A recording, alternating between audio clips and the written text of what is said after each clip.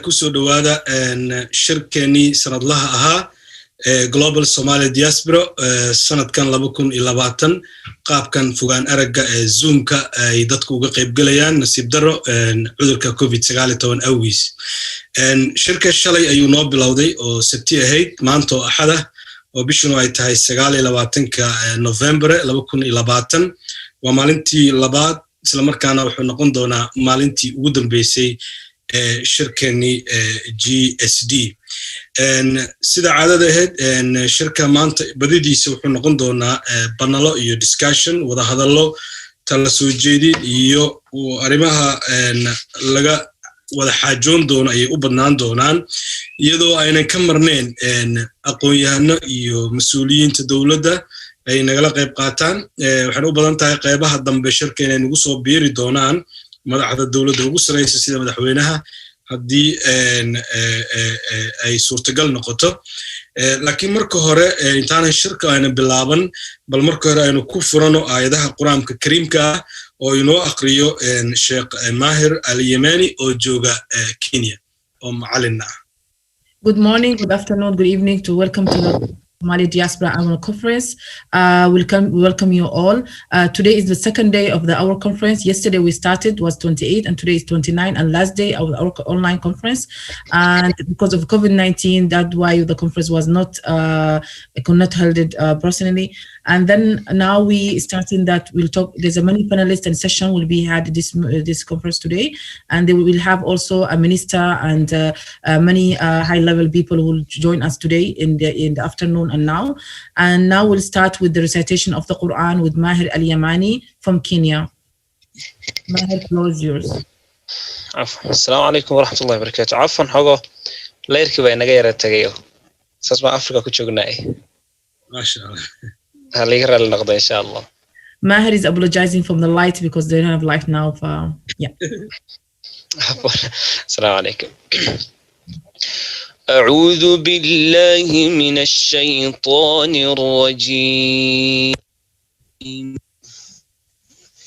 بسم الله الرحمن الرحيم.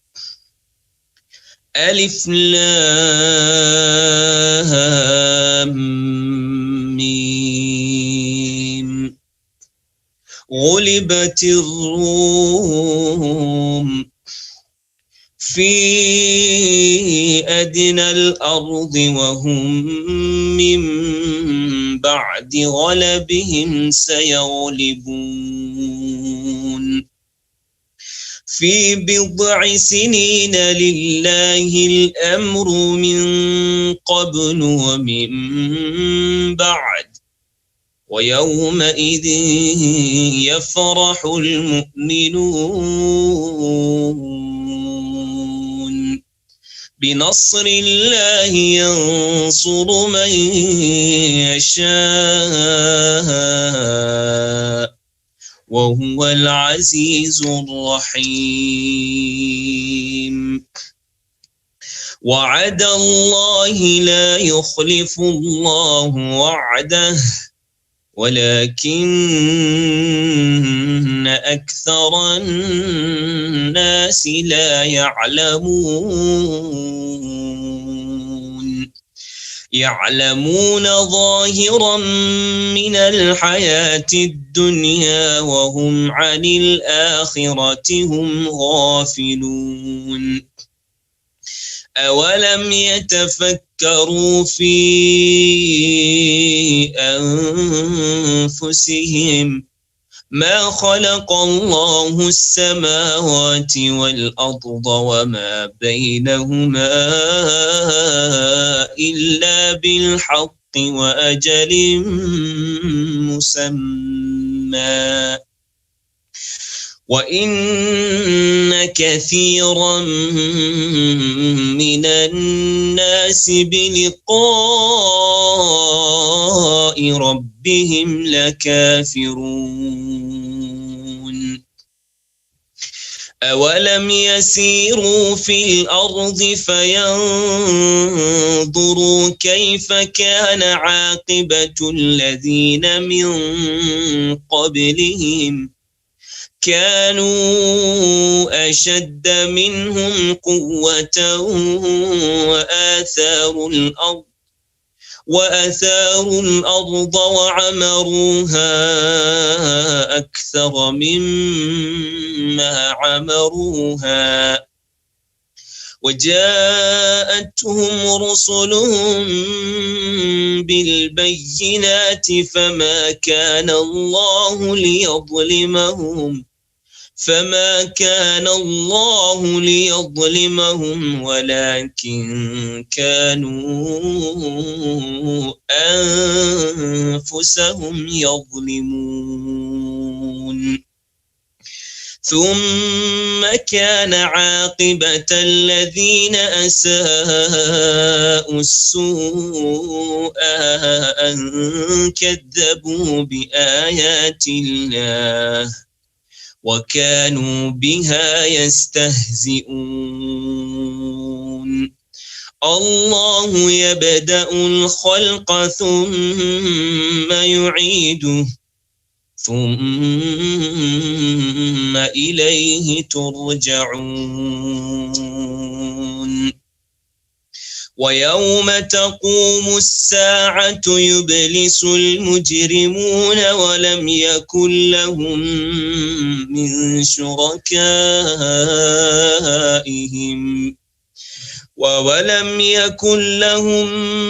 من شركائهم شفعاء وكانوا بشركائهم كافرين ويوم تقوم الساعة يومئذ يتفرقون فأما الذين آمنوا وعملوا الصالحات فهم في روضة يحبرون وأما الذين كفروا وكذبوا بآياتنا ولقاء الآخرة فأولئك في العذاب محضرون فسبحان الله حين تمسون وحين تصبحون وله الحمد في السماوات والأرض وعشيا وحين تظهرون يخرج الحي من الميت ويخرج الميت من الحي ويحيي الأرض بعد موتها وكذلك تخرجون ومن آياته أن خلقكم من تراب ثم إذا أنتم بشر تنتشرون ومن آياته أن خلق لكم من أنفسكم أزواجا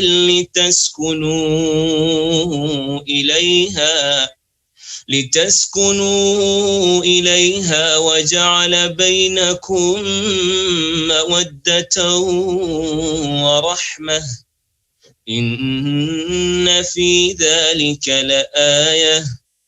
إن في ذلك لآيات لقوم يتفكرون ومن آياته خلق السماوات والأرض واختلاف ألسنتكم وألوانكم إن في ذلك لآيات للعالمين ومن آياته منامكم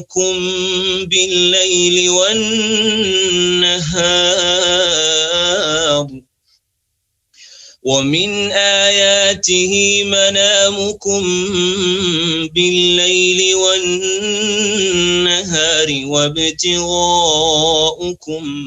من فضله إن في ذلك لآيات لقوم يسمعون ومن آياته يريكم البرق خوفا وطمعا وينزل من السماء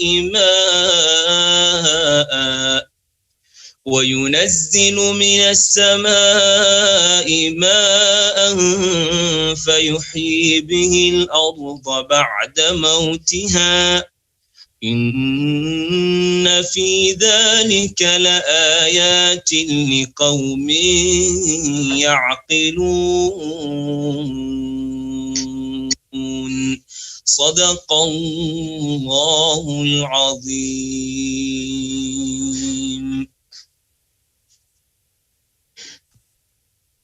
صدق الله العظيم. الله ينوّر منفعه آيات كاس قرآن الكريم كاه وينو أخريه ولكن ماهر اليماني أو معلن جوجا دلك كينيا محمد كنا أن جعلنا إن بدو قلنا وحندي حسوسين يا برنامج كان مشركا أنه كجرنا ستوصا يا لوجو دعوانا يا براه بولشدة سيدا فيسبوك يوتيوب كإنستغرام كا وحنرجيني يا قفل إن تصح إنه كهسنا شركة للضوء مثلا لباهيو قفل بوهال كان كجرو وكما سنتين سيدا دوغت سو قيب غشين waxaan sidoo kale u mahadcelinaynaa dadka aan shirkan wala jirin laakiin banaanka naga daawanaya sida Facebook-ga iyo YouTube-ga Instagram-ka waxaan leenahay idinkana halkaas wixii talo iyo tusaale ah fariimihiina commentiyada noogu soo qora shirka sidaan horeba u sheegay maanta wuxuu u badnaan doonaa banalo iyo discussion ama wada hadallo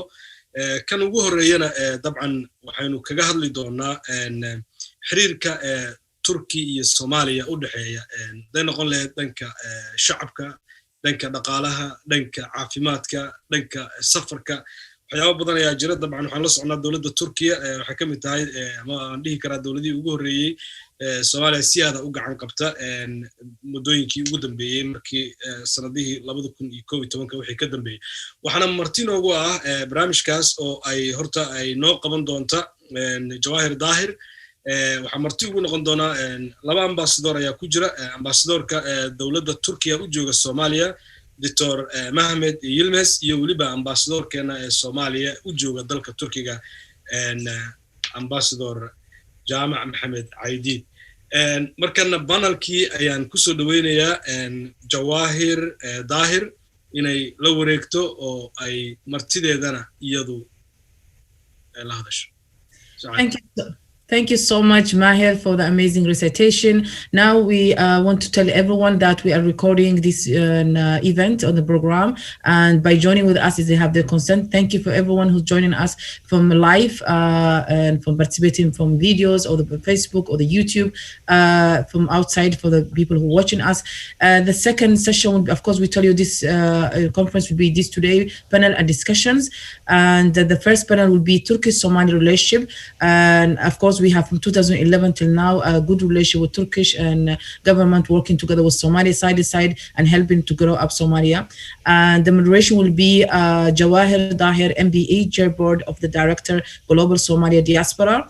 And two will be keynoters, His Excellency Ambassador Dr. Mehmet Yilmaz, Turkish Ambassador to Somalia, and His Excellency Ambassador Jaamac Maxamed Aydid, Somali Ambassador to Turkey, and moderation Jawahir, the floor is yours.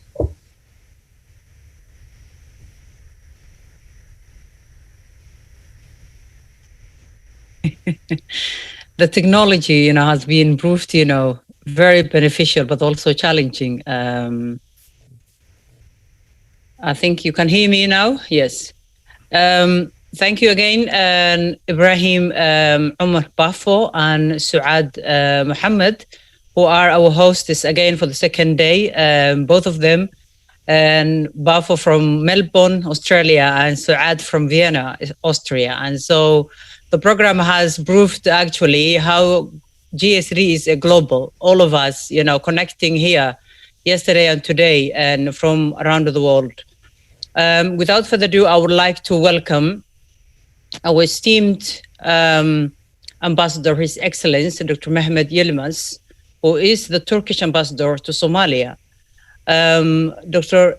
Yilmaz, he, has been tremendous, an instrument for actually enhancing further the relationship between Somalia and Turkey. Not only that, in terms of, we know how, Turkish government and leading by His Excellency President Erdogan has taken, serious responsibility to support the Somalia and Somali nation to become, a better place to live. And also in terms of whether it is building bridges, training, armed forces, whether it is, actually helping our young people with their educational needs. And so we are, very grateful and in-depth, gratitude to Turkish government. And we know, Ambassador Dr. Mehmet Yilmaz has played a great role in, developing and these ties more stronger and stronger. So he is our keynote speaker. I have, as has been announced, a fantastic panelist today for our panel. But the keynote speaker is His Excellency Dr. Mehmet Yilmaz. I will welcome you to say your speech in relation to the Turkish and Somalia relationship. Welcome. Thank you. First of all, your nice words about my country and me. Thank you, my sister Jawahir. Thank you. Excellencies, distinguished friends, ladies and gentlemen, Assalamu alaikum. Good morning. It's a great honor for me to be invited as a keynote speaker for Global Somali Diaspora Annual Summit. First of all, I would like to thank Global Somali Diaspora, particularly Ms. Jawahir Dahir, the founder and the chair of the diaspora, for organizing the summit and including a special session in the agenda on Turkish-Somali relationship. As it is well known, relations between Turkish and Somali people have a long history dating back to the 16th century. During that time, the Ottomans helped Somalis in their fight against colonizers. In modern times, after the independence, Turkey opened its embassy in Mogadishu in 1981, which closed down in 1992, just after the Civil War broke out. As you already know, the most momentous event in our relations is the historic visit of President, His Excellency Recep Tayyip Erdogan, to Mogadishu in 2011, when Somalia faced the most severe drought disaster of the century. The purpose of his visit, together with his family members and a big delegation, was to demonstrate the solidarity of Turkey with the people of Somalia and to raise awareness among the international community for the dire conditions in which Somali people have been living. This game-changing visit opened a new page in the centuries-old relations between Turkey and Somalia and also changed the course of Somalia. After that visit, Turkey commenced a huge program of humanitarian and development assistance. I do not want to go into the details of what we have done so far in infrastructure, humanitarian assistance, and so on, as it is well recognized and acknowledged by all Somalis. But I would like to give you a summary of some outcomes and brief about where we are now and changing nature of our relationship. Since 2011, Turkey is committed to a vision of peaceful, stable, and secure Somalia. We are actively engaged in almost all sectors to this end. Turkey has become one of the leading donors for Somalia, with over $1 billion worth of humanitarian and development assistance so far. Also, Somalia is ranked first in Turkey's humanitarian and development aid for a couple of years in the last decade. The current nature of our relationship with Somalia focuses more on capacity building initiatives, especially for the state's institutions. In this respect, the main pillars of our cooperation with Somalia are economy, direct budgetary support, education, health, and security. The field of education has become one of most active areas which strengthen the people-to-people relations between two countries. Since 1992, 1,000 and almost 100 students received education in Turkey with full scholarship. 177 students in 2018 and 2019, and 100 Somali students in 2019 and 20 academic year went to Turkey with full scholarship. This year, I'm in 2020 and 21, due to the COVID-19 restrictions, 56 students, Somali students, have been granted Turkish scholarship. Moreover, thousands of Somali students are choosing Turkish universities each year for higher education purposes. Turkey Graduate Association is very active in Mogadishu and other parts of Somalia. Currently, they have more than 200 members. They have recently organized an orientation event in Mogadishu for new 56 students who will go to Turkey with full scholarship.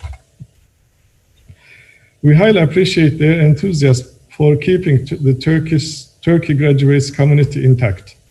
As a matter of fact, Turkey graduates already started to take significant positions in Somali government and state institutions. We hope this trend will continue to further enhance the cooperation between our two countries. In Somalia, Turkish Marif Foundation schools in Mogadishu has the capacity to teach over 1,000 students each year. Many of those graduates are going to Turkey to continue their higher education. Turkish Diyanet Foundation School is teaching over 200 students each year with full scholarship. With the contribution of Turkish NGO and TİKA, Turkish NGO's name is İHA, Anadolu Agricultural Faculty has been established at Zemzem University. Now, up to now, 153 students have graduated from that faculty, and they currently have almost 300 students now. In the field of health, our efforts on medical practice and education go hand in hand. Turkey has built the Recep Tayyip Erdoğan Research and Training Hospital and the Vocational School of Health Services, where almost 100 Turkish doctors and health specialists provide health services together with the Somali doctors, and offers also specialization training in various branches of the medical faculty. There is also the Yardımeli Women and Children Hospital, which is run by a Turkish NGO in Mogadishu. Every 2 years, 220 medical students receive health education at Recep Tayyip Erdoğan School of Health Services.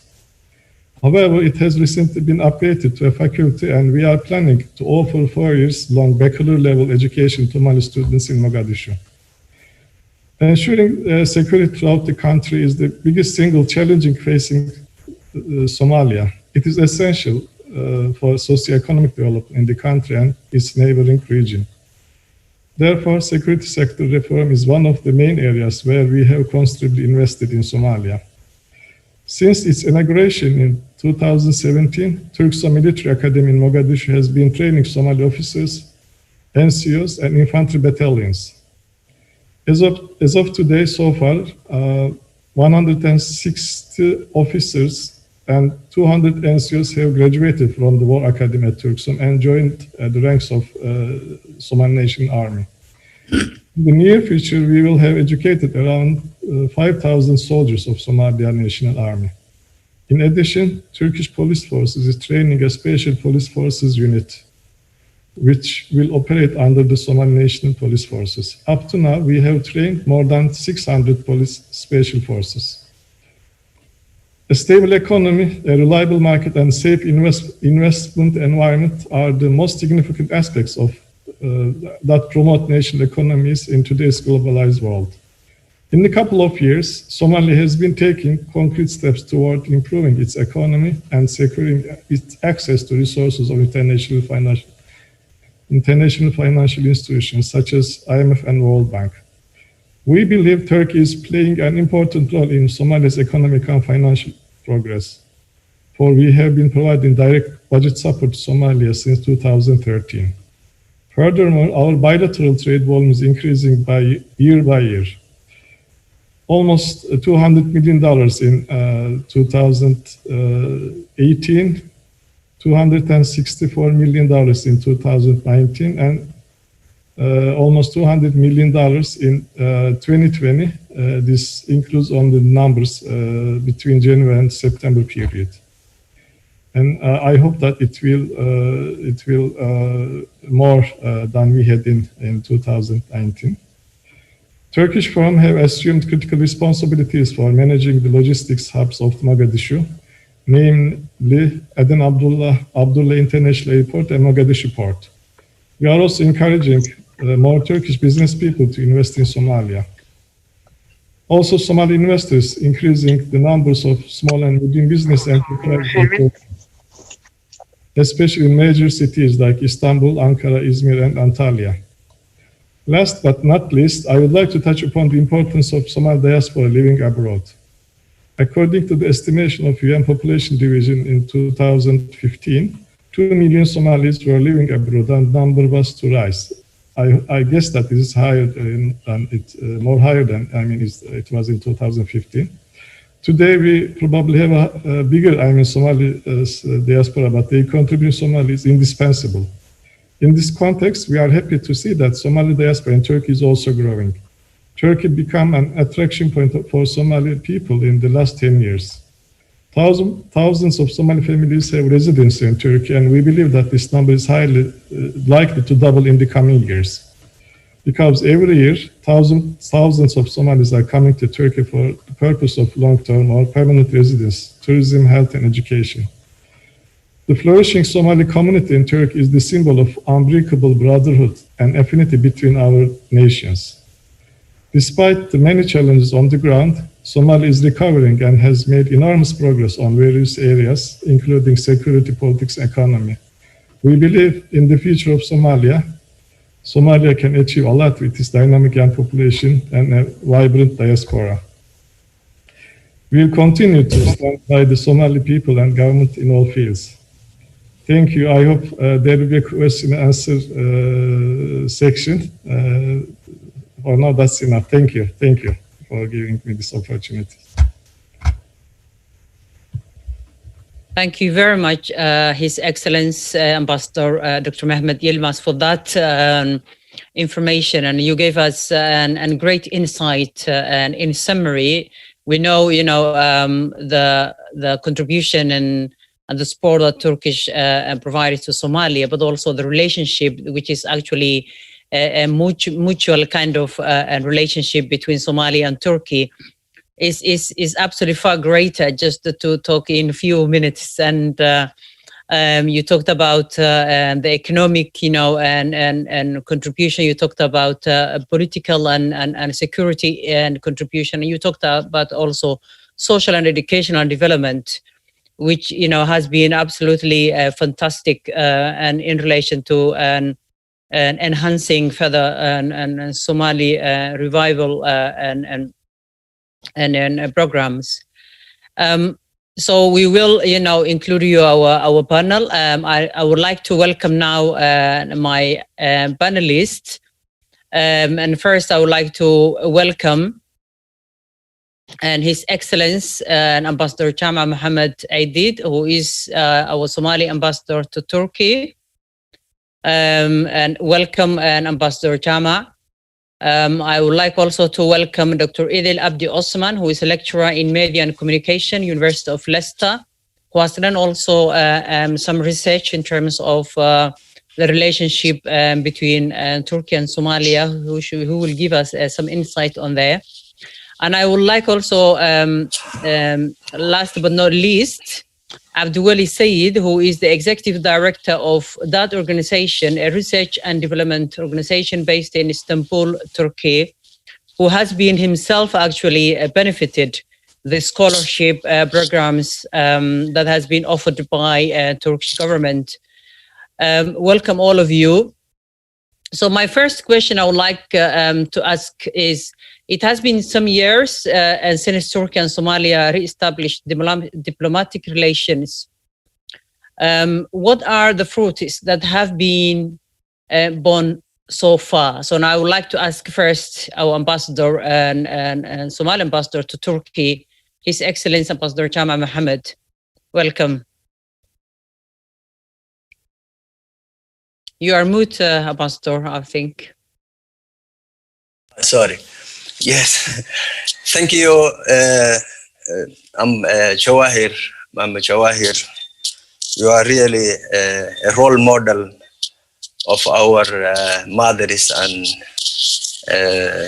in diaspora. I think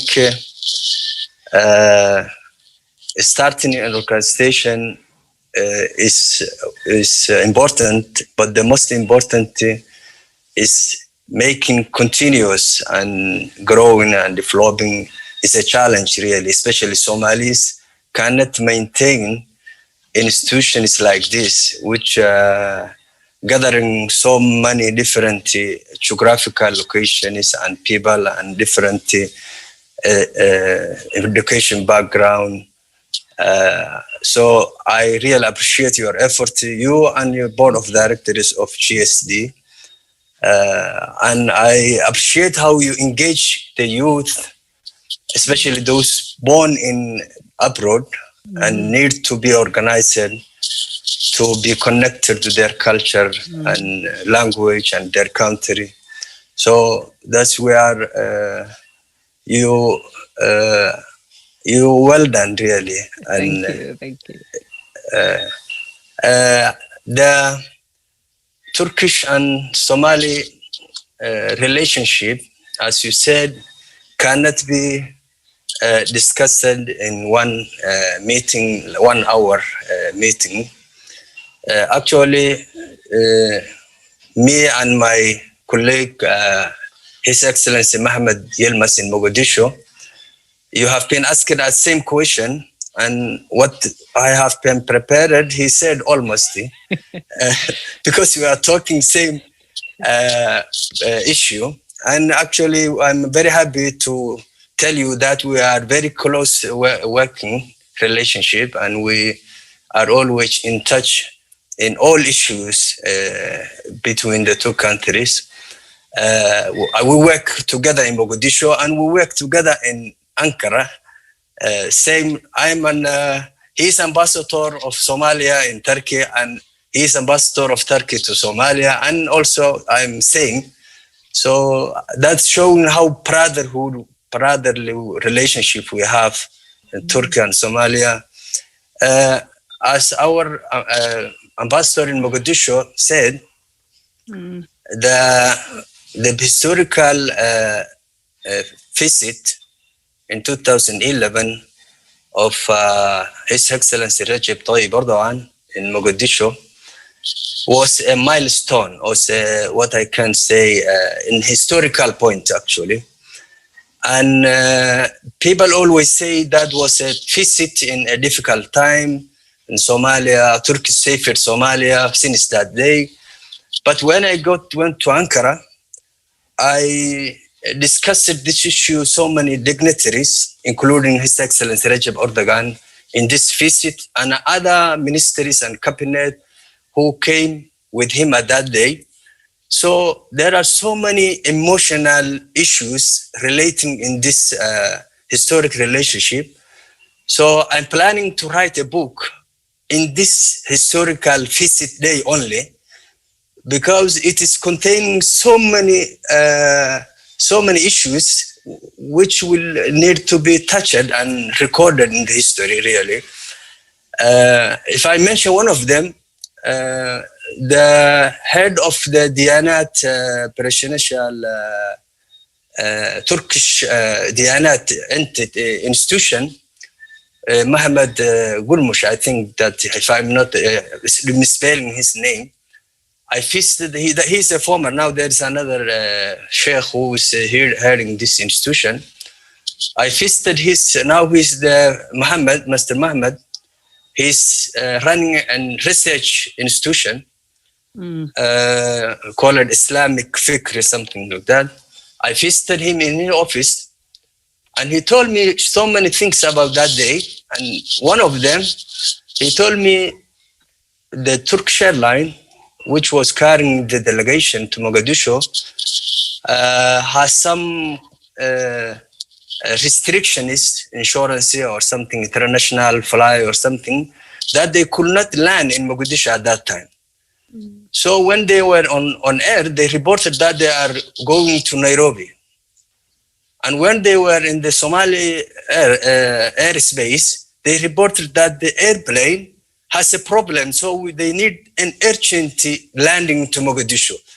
So that's why they allowed to land in Mogadishu. So many other things to be recorded in that day actually is needed.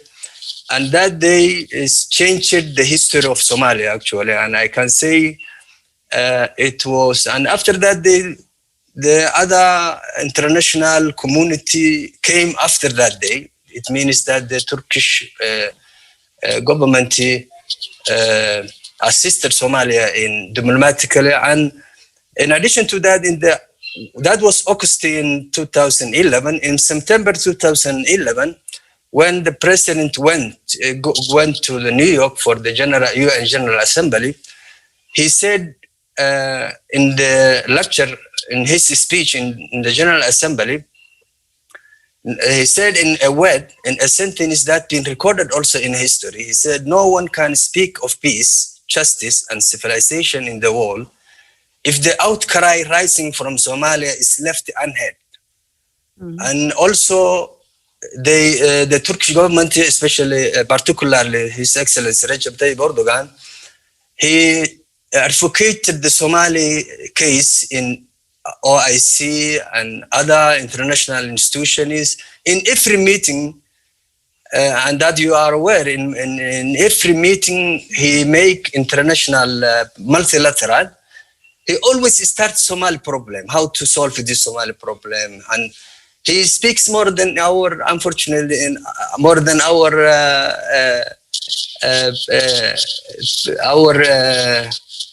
people. So thank you, and I appreciate Turkish government on behalf of Somalia and on behalf of Somali people. We are very grateful to Turkish. If I come to your question, after that visit, so many goals has been achieved between regarding the Turkish-Somali relationship. I think His Excellency Mohammed Millir summarized it in numbers, but I will add to his points.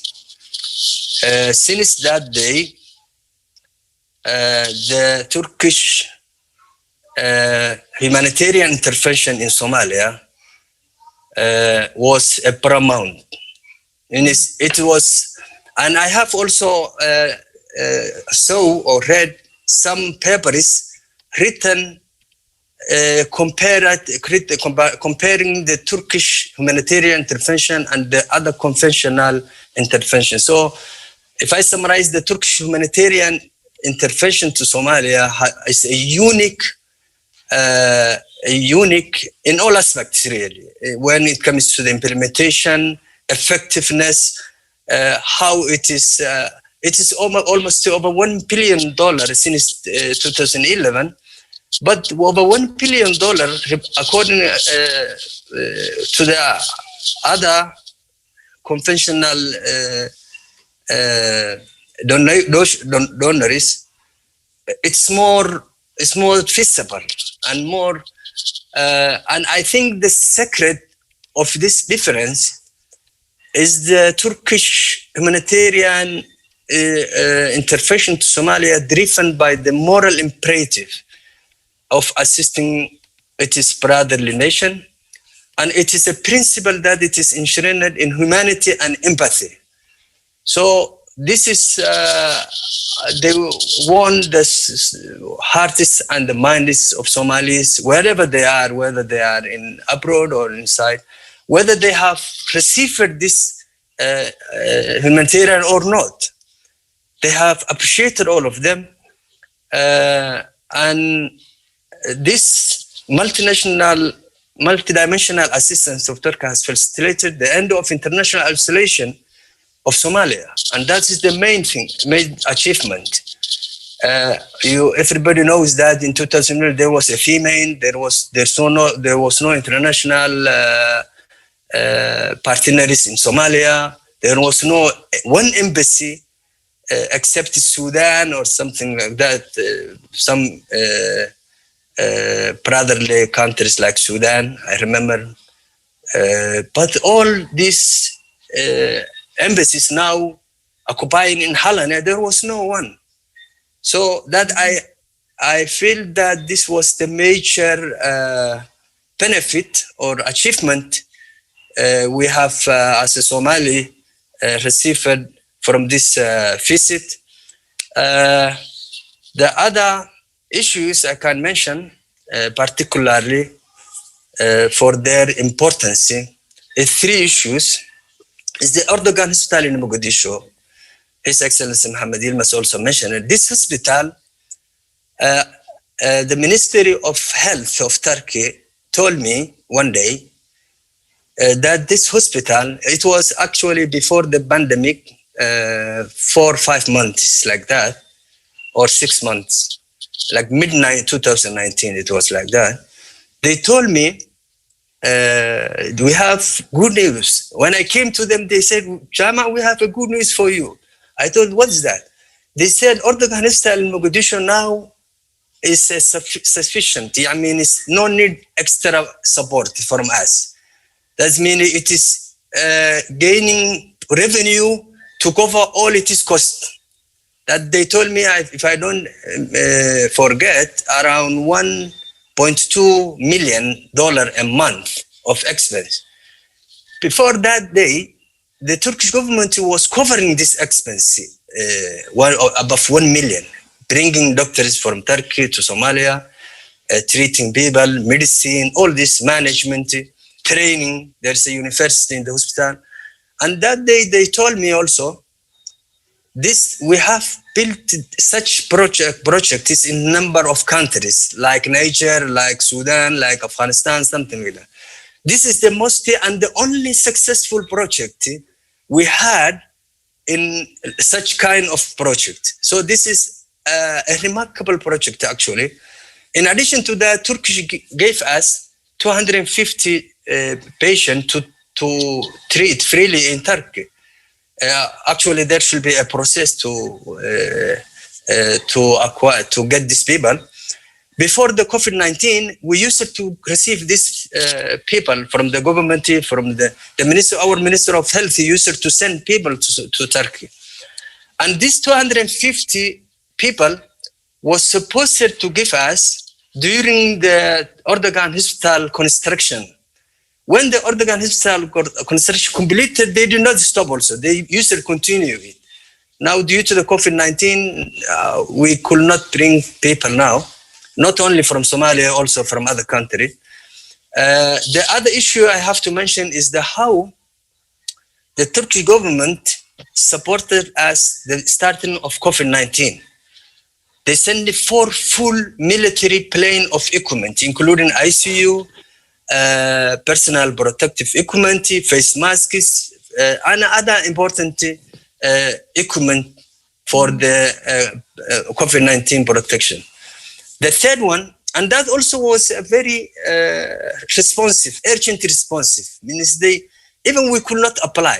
The president, His Excellency Erdogan, when the COVID-19 came, he remembered his country, his people, and he said, we have to send Somalia to 4 military. He ordered his Minister of Foreign Affairs, Minister of Defense, and Minister of Health. These 3 ministries were working together to send this support to Somalia. And you were aware about from the media. The third and the last one I have to mention is the emergency and quick response of Turkish government made to 14 October 17 and other attacks. They make an urgent to also respond before any other body. Maybe the next day or the second day, they brought lectures, medical equipment, and also they took, these planes took back those critical wounded people to Turkey, to Ankara, to treat them there. And they have been welcomed by the ministerial level. These our people who are wounded and burned, and you cannot recognize even the people who they brought from there.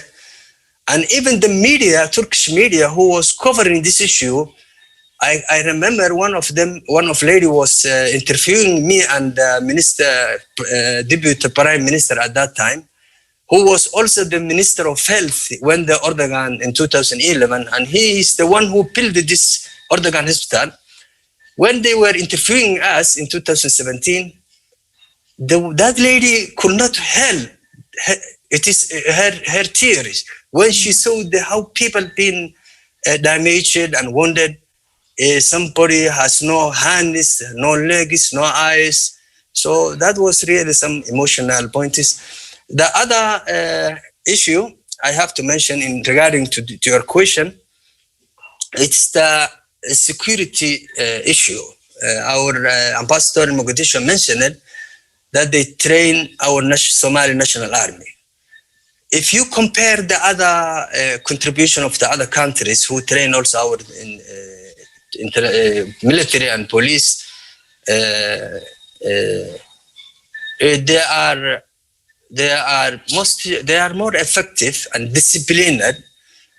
Before the COVID-19, I used to go to the closing ceremony of each course in Sparta and other specialist universities in our military and police, like sea forces, air forces, land forces. We have so many militaries in Turkey, like almost more than 20 military educational institutions having our military. But the biggest one is in Sparta, who train our commandos troops. Each 3 months they train one battalion, which is 333 members. So you can see the difference when the military is closing. And the other issue I have to mention, I have to give the others to speak, is the economical relationship. I hope we have so many opportunity to enhance our economical and trade relationship.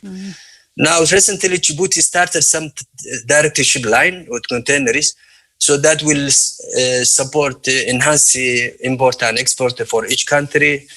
And this is from directly to Turkey to Horn of Africa, no other destination.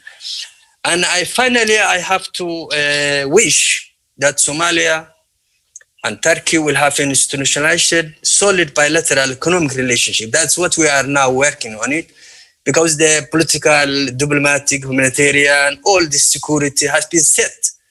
But now we have to, me and Mohammed Yilmaz, our duty is to enhance and institutionalize the economic relationship. Now we're working together, the two embassies were working together since 2018 to sign a joint economic commission in ministerial level, and including a TEB agreement. A TEB agreement is trade economic partnership agreement, which facilitate the free trade relationship of both countries.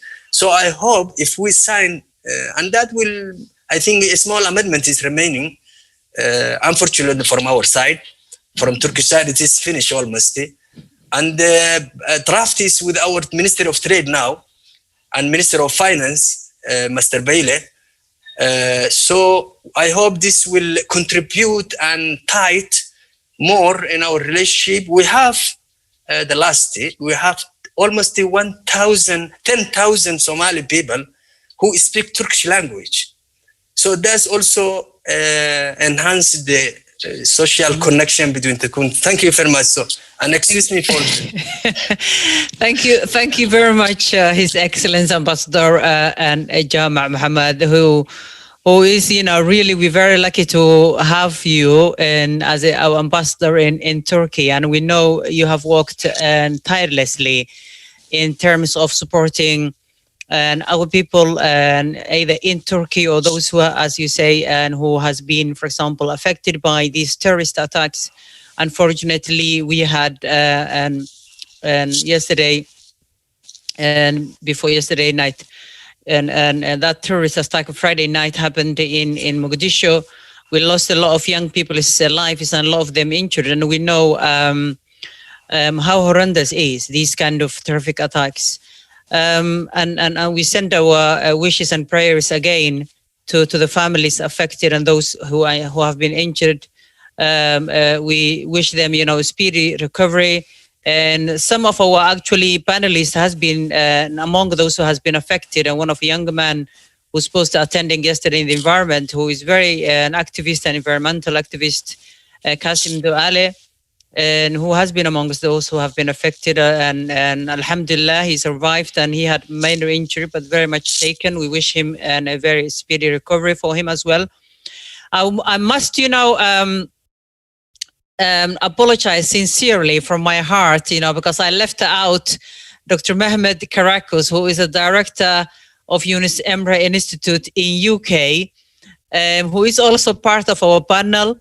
And Dr. Mehmed, and he's not only director of actually Institute of Yunus Emre, but we adopted him, and Dr. Mehmed, he has been working tirelessly with us. Last year, the conference we held in Istanbul, and Yunus Emre Institute and Global Somali Diaspora is kind of sisters now. We work hand in hand in relation to Somali diaspora issues and Turkish relations. And this relationship started actually a small presentation that we have done in London in relation to Somali and Turkish diaspora relationships in UK. And that actually grow from strength to strength that, Yunus Emre Institute, it become like part of, Somali global diaspora and so, sincere apology to you, Dr. Mehmed. Welcome to the program. And as I said many times last year, you have been adapted. You're Somali, adaptation now. Thank you very much, Jawahir. That's fine. Yeah, you already explained the situation. Thank you. Sorry about that. So I would like to ask you, and from different perspective, obviously, you have been involved since last year, the relationship between Somalia and Turkey from, diaspora perspective. And obviously you have been, tremendous, instrumental in making successful our conference last year. And so I would like to ask you, for example, your insight and how do you see the relationship between Somali diaspora and the Turkish diaspora? How is the current relationship, for example, in your insight, and how can we make more stronger to work in partnership in the future for the benefit of two and diaspora and societies? Yep, thank you very much, Jawahir, and the excellencies and all the guests. I'm very pleased to be here this morning. Thank you, Jawahir, involving me in this discussion. Yes, you already explained how we started out. I don't want to go into any details to keep it short because we don't have much time left for the others. Probably it's better to share a few of my observations to explain how we see the relations and what can be done more to go into deeper and to strengthen our relations in terms of diasporic aspect. Yes, the Somali Global Diaspora is an organization representing the Somalis around the world. That's one of the good things that not you are working for the Somalis in the UK, but you're trying to represent all of them around the world. We don't have such kind of civic initiative in our aspect. We have a governmental organization in Turkey to bring all diaspora together. But yours is truly a civic initiative. That's one of the good things. We have lots of societies, civil societies in different countries, bringing all the Turkish diaspora together. But there is none, to my knowledge, there may be one, but representing all the Turkish people living in different countries. So I congratulate you on that. Thank you. So I think one of the things need to be done is, as Jama mentioned, in terms of economic relations, it needs to be institutionalized. Yes, there may be an issue between us. We can institutionalize these relations between Yunus Emre Institute and Global Somali Diaspora. We are working voluntarily and we are supporting discretionary, but we can do in a way that we can sign an agreement, such as between the government, but between us and EU. So that could be one of the options that we can go further. Secondly, we can organize some sessions to share the Somalis and Turkish experiences because we have many successful organizations in the UK and in different parts of the world. So when we get together, we can share our experiences rather than trying out. So that could be one of the good things. And the other things, we could bring the business people together. We have business organizations in the UK representing Turkish businesses. So it would be very good if we can bring them together in one umbrella organization, or just get them together to know each other better and to actually find out what businesses can be done together in terms of producing or in terms of exporting and importing. So that could actually raise the volume of the interaction between the Somali and Turkey, or Somalis and Turkish people. So that could be another issue. Some of our organizations loosely organized. It's not, it's very structured, probably because of our culture. I know similar issues with yours as well, but it doesn't actually affect the working together. So we have a good governmental support from our own government. And also we are charity in the UK. So we can do a lot if we would like to actually do this. So I'm pleased that you are actually happy to go ahead with that, because we have a mutual relations. We have a good, actually a progressive approach to the issues, and we build up trust among us. So, and also we are mutually benefiting from this relation. So I think it would be better to further this on. And also this could spill over onto different countries as well, because we have a big Turkish diaspora in different countries, in Germany, in Netherlands, for example, in Sweden, and America and Canada. So you are also strong in these countries. So it could be better if this Global Somali Diaspora get in touch with our other institute in a different part of the world. And if you can increase the relations between Somali diaspora and the Turkish diasporas in different countries, I think it could be better to increase these relations. I think I keep it short. If there is any question, then I can answer. Thank you. Thank you so much, Dr. Mehmet, for that and perspective. And I think and Global Somali Diaspora would like to actually develop further in terms of relationship with Yunus Emre Institute, and we know that we already started Yunus Emre Institute in Melbourne, and our members in Melbourne has already established a relationship. When I was also in Mogadishu, I had opportunity actually to visit Yunus Emre Institute in Mogadishu. He gave us, great, warm welcome, and also show us in terms of the programs they're doing in Mogadishu. And I'm sure that inshallah we will, make this, more stronger and stronger. I would like now to welcome, and I want again to thank, His Excellency Ambassador Chama, his kindness and, and nice, comments about about me and GSD. And I think GSD, you know, is born in 2014 in Istanbul.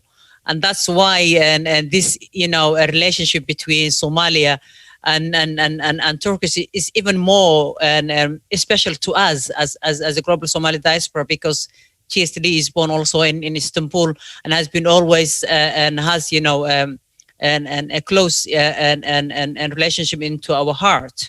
And I think, you know, what helps GSD to work globally and without even, you know, and financial resources is that, you know, is commitment from our board of directors and our volunteers and members in around the globe who actually understood the importance of nationhood, who understood actually the importance to come together and work in our common interests and developing our people in the diaspora and in the homeland.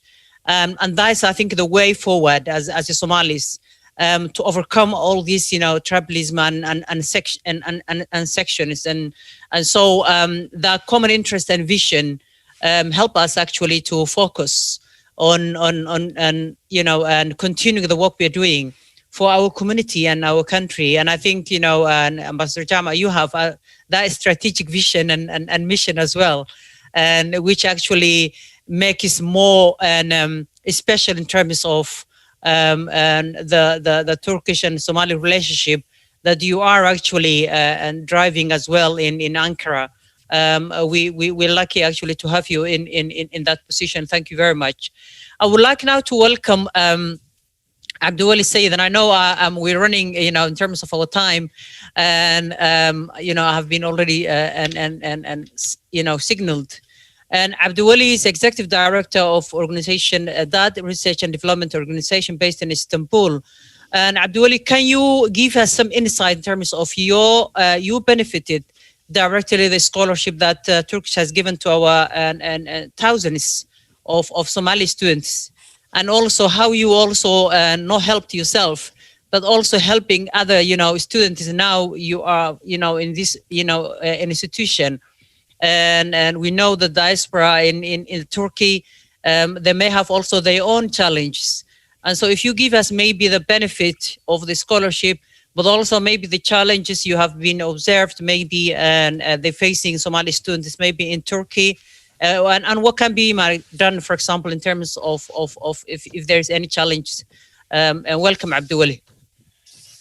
Assalamu alaikum. Thank you, Mama Jawahir. And I'm very delighted to be in this panel with the distinguished guests or ambassadors and His Excellency Mohammed Yilmaz and His Excellency Jama Aidi. And if I talk about the question, if I try to answer the question you asked me, I consider myself as the fruit of the historic visit that President Erdogan, then Prime Minister, paid to Somalia in 2011. So, when I graduated from the bachelor degree from Mogadishu University, I was trying to find a master study. But unfortunately, I found this opportunity through applying to the YTB. So it was a great opportunity and progressive for myself. And when we are talking about the youth or the students who study in Turkey, there are three parties. In the first stage, they were beneficiaries. They were the target segment of the population. So we are talking about thousands of students have been given scholarship opportunities from state or non-state organizations. They studied, they worked hard, but now they are barteners. What I mean barteners is those students now are contributing to strengthening the relationships between Turkey and Somalia. So we have three parts of students. Some of them graduated and went back to Somalia, and they are working in public institutions, in private sector. They are entrepreneurs. So those are in Somalia play a crucial role, inevitable role in strengthening the ties between the two countries. And without them, it will be difficult for those in Somalia to connect to Somalia. Those in Somalia have they learned in Turkish language, they know the culture, they can deal with the Turkish businesses or Turkish firms in Turkey very easily. So, and they have an aluminium, they have an organization. I think they worked closely with the Turkish embassy in Mogadishu, and Ambassador Ahmed Yilmaz, I think he knows them. And the second part, those graduated, but they remained in Turkey. So they have small export offices in Istanbul, and they try to contribute also to this relationship. They work as brokers, and so they have close relations with those in Somalia and other Somalis all over the world. And so I believe that the youth or the students who came here after 2011 now are partners, and they should be considered when we are talking about the future relationships between the two countries. So our partnership in the future should be youth sensitive. What I mean that when the two states, Turkish and Somalia, thinks about bolstering or strengthening the relationship between the two countries, I think these youth, these thousands of Somali young boys and girls should be considered how they are being can be a part in this process, because they have very potential to be a very useful instrument in this relationship between the two countries. We as ADAP, we try to empower the youth through initiatives and programs prepared to enable young people to discover their abilities to fill the skill gap that exists. So we have a DAD Youth Department, which offers a programs which intends to enhance life skills, leadership, entrepreneurship. And also DAD Youth focuses on conveying the research skills and capabilities to the students and counseling them about their research dissertations or thesis projects. And also that youth department follows a holistic approach of empowering the youth through initiatives and programs prepared to enable young people to discover their abilities and fill the skill gap, with partnering non-governmental and governmental organizations. So we try to do our best, and the main aim that was established was to be a bridge between Turkey and the East Africa region, which thousands, nearly 30,000 Somalis are inhabited. So, what I am asserting is that we have thousands of Somalis who speaks Turkish language, who knows the culture of Turkey. So they are very potential. So the two countries should try to engage with them, give them consideration when we are talking about strengthening the relations. And I think the civil society could play a very crucial role when we are talking about this topic. So, and I'm expecting that the civil societies, whether in Somalia or in Turkey, can play a very significant role in strengthening this very important segment of the population.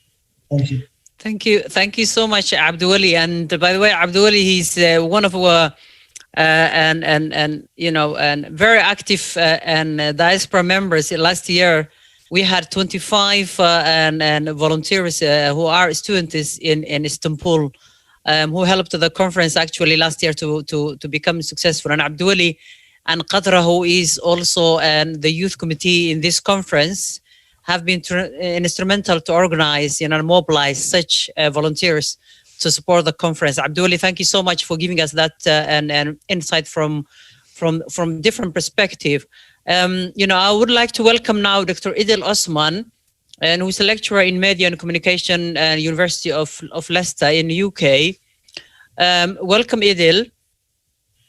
And I would like to ask you, how do you see and how do you foresee the future of Turkey and Somali relationship, and what are the milestones ahead, you know, in terms of, from your perspective? I know you have done some research into this aspect, especially the students, you know, the Somali diaspora students who, you know, in Turkey. How do you foresee that relationship in the future? Welcome, Idil.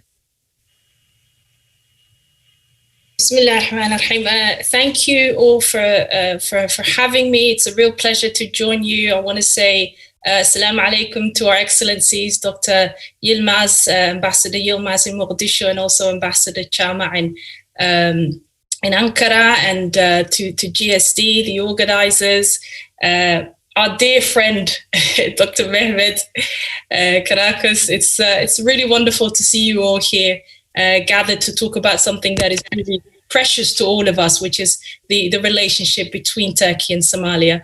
And I mean, before I come to your question, I wanted to give a bit of context to give an example of some of these fruits that have been born in, particularly in the education section.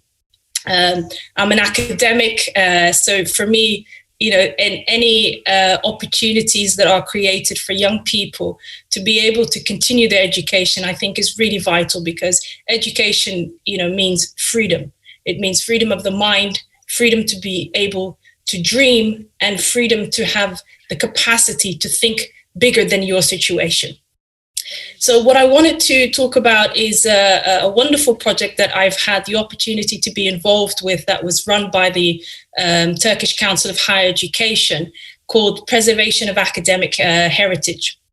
And this was a project that was aimed at helping refugee students and refugee scientists to continue their education and to continue their academic work. The project was, you know, was going on for several years, and it culminated into a book project that summarized the activities and the achievements of the project. But the organizers also invited academics who were working on subjects related to refugeehood and conflict. And I was one of those academics that had the opportunity to contribute a book chapter. And I did a small study to inform the book chapter, where I wanted to explore the experiences of Somali students that were studying in Turkey. We've already referenced a lot of that experience from the ambassador, but also from our own Abdiweli, who is an example of one of those students. So I want to give a bit of context to that experience. That is the interviewees, who are both students and graduates, have been able to share with me. And it's already been referenced that, you know, before this, the historic visit of President Erdogan to Mogadishu in 2011, the relationship was existent, albeit limited, and therefore the scholarships that were afforded to students was also small. It was about 10 scholarships per year. But since then, it has grown to several thousand. And so we're seeing a dramatic increase in the number of students that are being supported by Turkey in the form of providing them educational opportunities. And the support that the Somali students have received is comprehensive, and it's human-centered. So it's that approach that I think makes it unique, because there are other opportunities for them to study elsewhere in other countries. But what the insight that I gained from the students and the graduates that I spoke to is, you know, they explain it as a scholarship that gives them a comprehensive, human-centered approach. And that means not only are they receiving the provision of financial support, but also educational support that is tailored to their level of need and progress requirements. And one of those students, I've got an excerpt from her, and she explained it in a way that I think encapsulates what this means. She says, "The Turkish government provides me with full scholarship that covers my tuition fees, monthly stipend, health insurance, accommodation, an annual return ticket, in addition to the additional departure ticket. I really like studying at Doğuş University in Istanbul. I hope I'm not butchering the name of the university. I apologize if I am. And so she says, I really like studying at Dogus University in Istanbul. The academics are patient and explain things properly, and they give us extra support when we need it. They allowed us to take exams in English for the first year, as that's the year when we're still developing our Turkish language proficiency. And this is what I think is, a really good example of how they're receiving tailored educational support, you see, because students, as an academic, I can tell you from my own personal experience, students don't all, progress at the same level. They have different needs at different stages, and you really do have to take an individualized approach where you support them where their progress is at. And so allowing them these kind of affordances where there's leniency towards their approach, and you don't, expect them to be able to hit the ground running, and do things like, allowing them to take the exams in a language that they are more comfortable with, like English, whilst they're still developing their Turkish language proficiency is a good example of that kind of good practice, I think. Several students that were spoken to have also reported that they made close friendships with fellow Turkish students, and their families welcomed them when they visited them during holidays. And for me, that then, shows that this support is not just limited to the educational institutions. It's a community-wide support where everyone within the Turkish society is aware of the policy and the kind of support that is afforded, and the mutual benefit that comes from having this kind of brotherly relationship with the refugees and the support that they give to people from refugee backgrounds.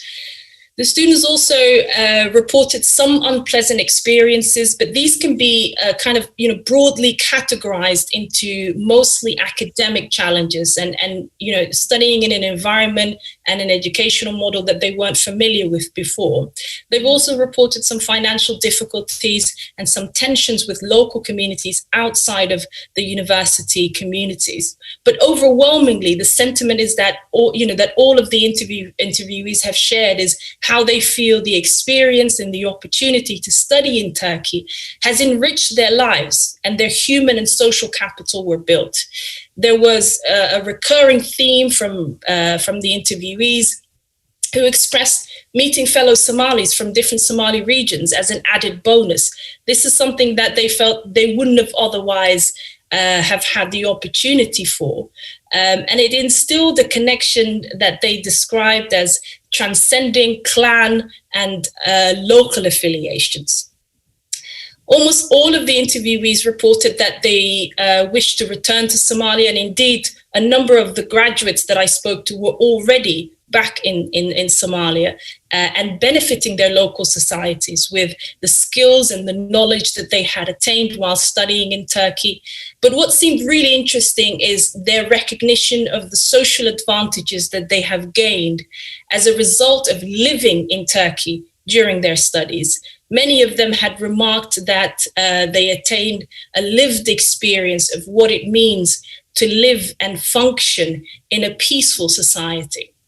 And I should, note that all of the students and graduates that I spoke to were born after 1991. And so that's the year that the civil war broke out in Somalia, which means that, all of the interviewees that I spoke to didn't have a lived experience of what it means to live in a law-abiding, peaceful environment. And many of them had remarked that that observation and the benefit that they reaped from that.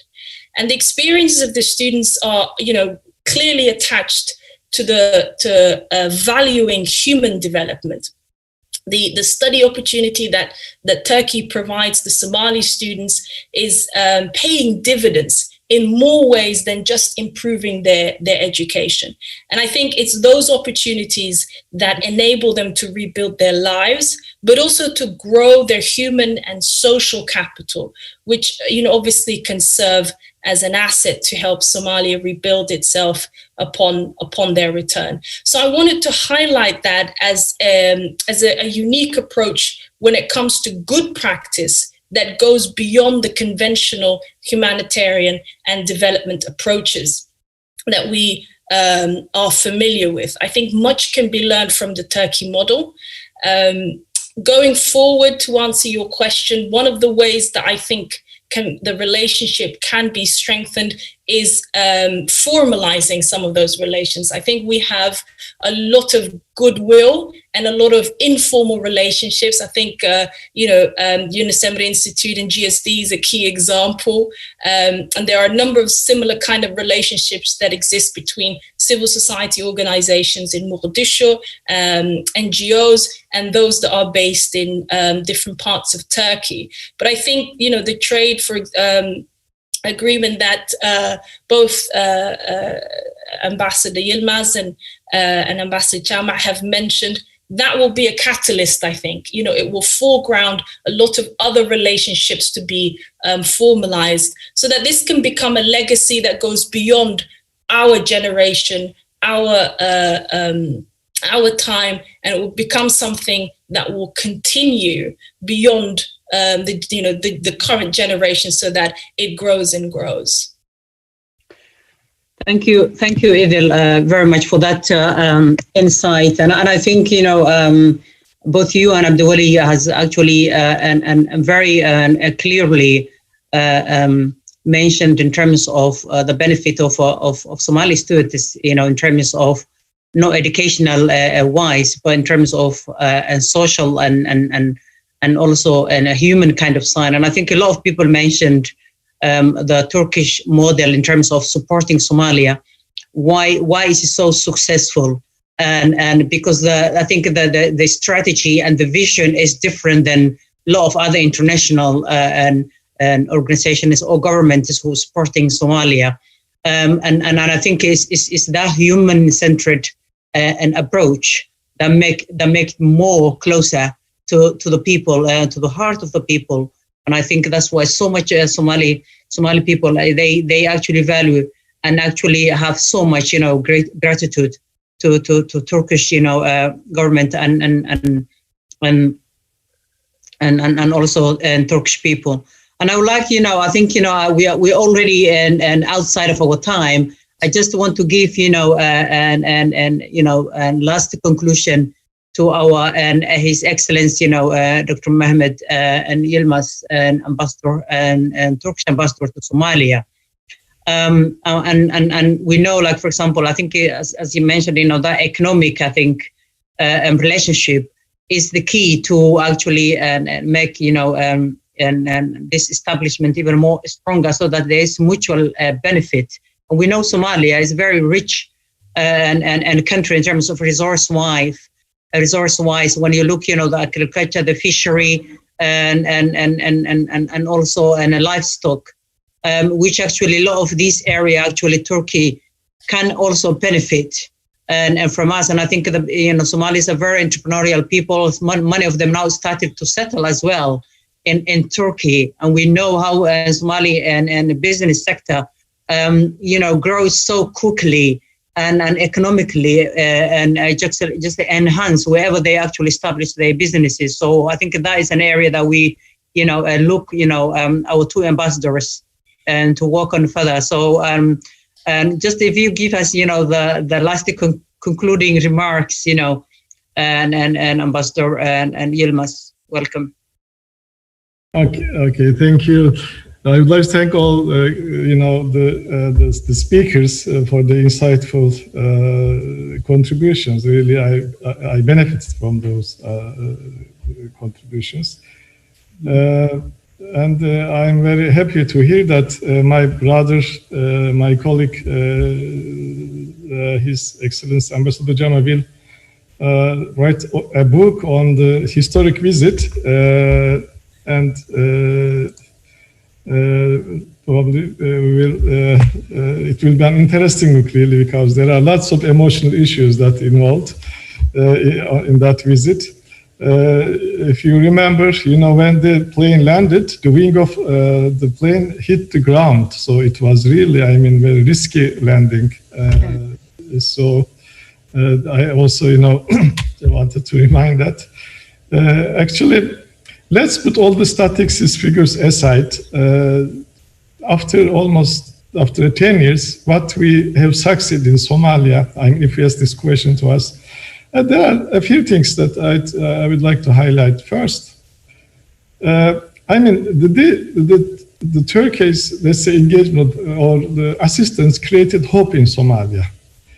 I assume my position in in December of 2018, but it was not my first visit to Mogadishu. I visited for the first time in 2012. And I saw the people, how disparate they were on the streets and, in the camps. But now there is a hope. I met with many Somali people from diaspora, and they told me that they were coming back because of, we did something in Mogadishu and in other parts of Somalia that's make them able to come back to Somalia. Another issue that my brother Jama pointed out, really, our embassy is not a normal embassy. So I remember, some cases that I was called from some dignitaries, ministers, or some of our friends. They have some urgent patients, and they have to go to Turkey very urgently. And we open our consular in the midnight or, during the holiday times, issue with us. To let them to go to the plane because our flights to Turkey is in the early morning hours. So in that sense, we are not a normal embassy, and we are here not just a Turkish embassy, but also ambassador of the Somalis. And on our side, the main asset is that we won the heart of Somali people. This is the asset that we are very careful to keep. I am very lucky, Ambassador, because whenever I met with my Somali brothers and sisters, they all appreciate, what we have done in Mogadishu or in Somalia. And this also, shows the let's say, so-called the quality of the moral aspects of Somali people. And in that sense, we are very grateful for the appreciation, because I am coming from development cooperation sector. So we sometimes assume that there is a direct connection between assistance and appreciation, but it's not the case. But in Somalia, really, it's directly reflected, with emotions, with mimics. Somalis will open their hearts wherever you go in the distant part, other cities. That's really, the shows really quality of their morality, moral aspect, and also makes me very lucky ambassador here. On the economic side, I think we need to work very hard on that issue, because Somalia needs investment, employment, and progress. Actually, the private sector in that is very instrumental. So we need to bring Turkish business people to Somalia, and to create some channels. Actually, we are talking about raising economic relations, cooperation, but unfortunately, this is one-sided. So we benefit as Turkey from this economic on the trade. But actually, it's good for us. But when it comes to Somalia, when Somalia is concerned, we are not very happy for that. So we are trying to balance, to increase the exports from Somalia to Turkey. As you mentioned, there are some critical sectors that we can start very quickly. Those are the fisheries, agriculture, and maybe livestock, because there are some strict regulation on the third side. Recently, through the efforts of my brother Jama, we have new business delegations from Turkey. Those who wants to invest in fishery sector. We I hosted them at our embassy, both sides from Somalis, and I saw that there are very serious. There are many Turkish big business people, companies who are exploring opportunities, for investment in Somalia. Actually, we have many in Somalia, but we need to bring them more.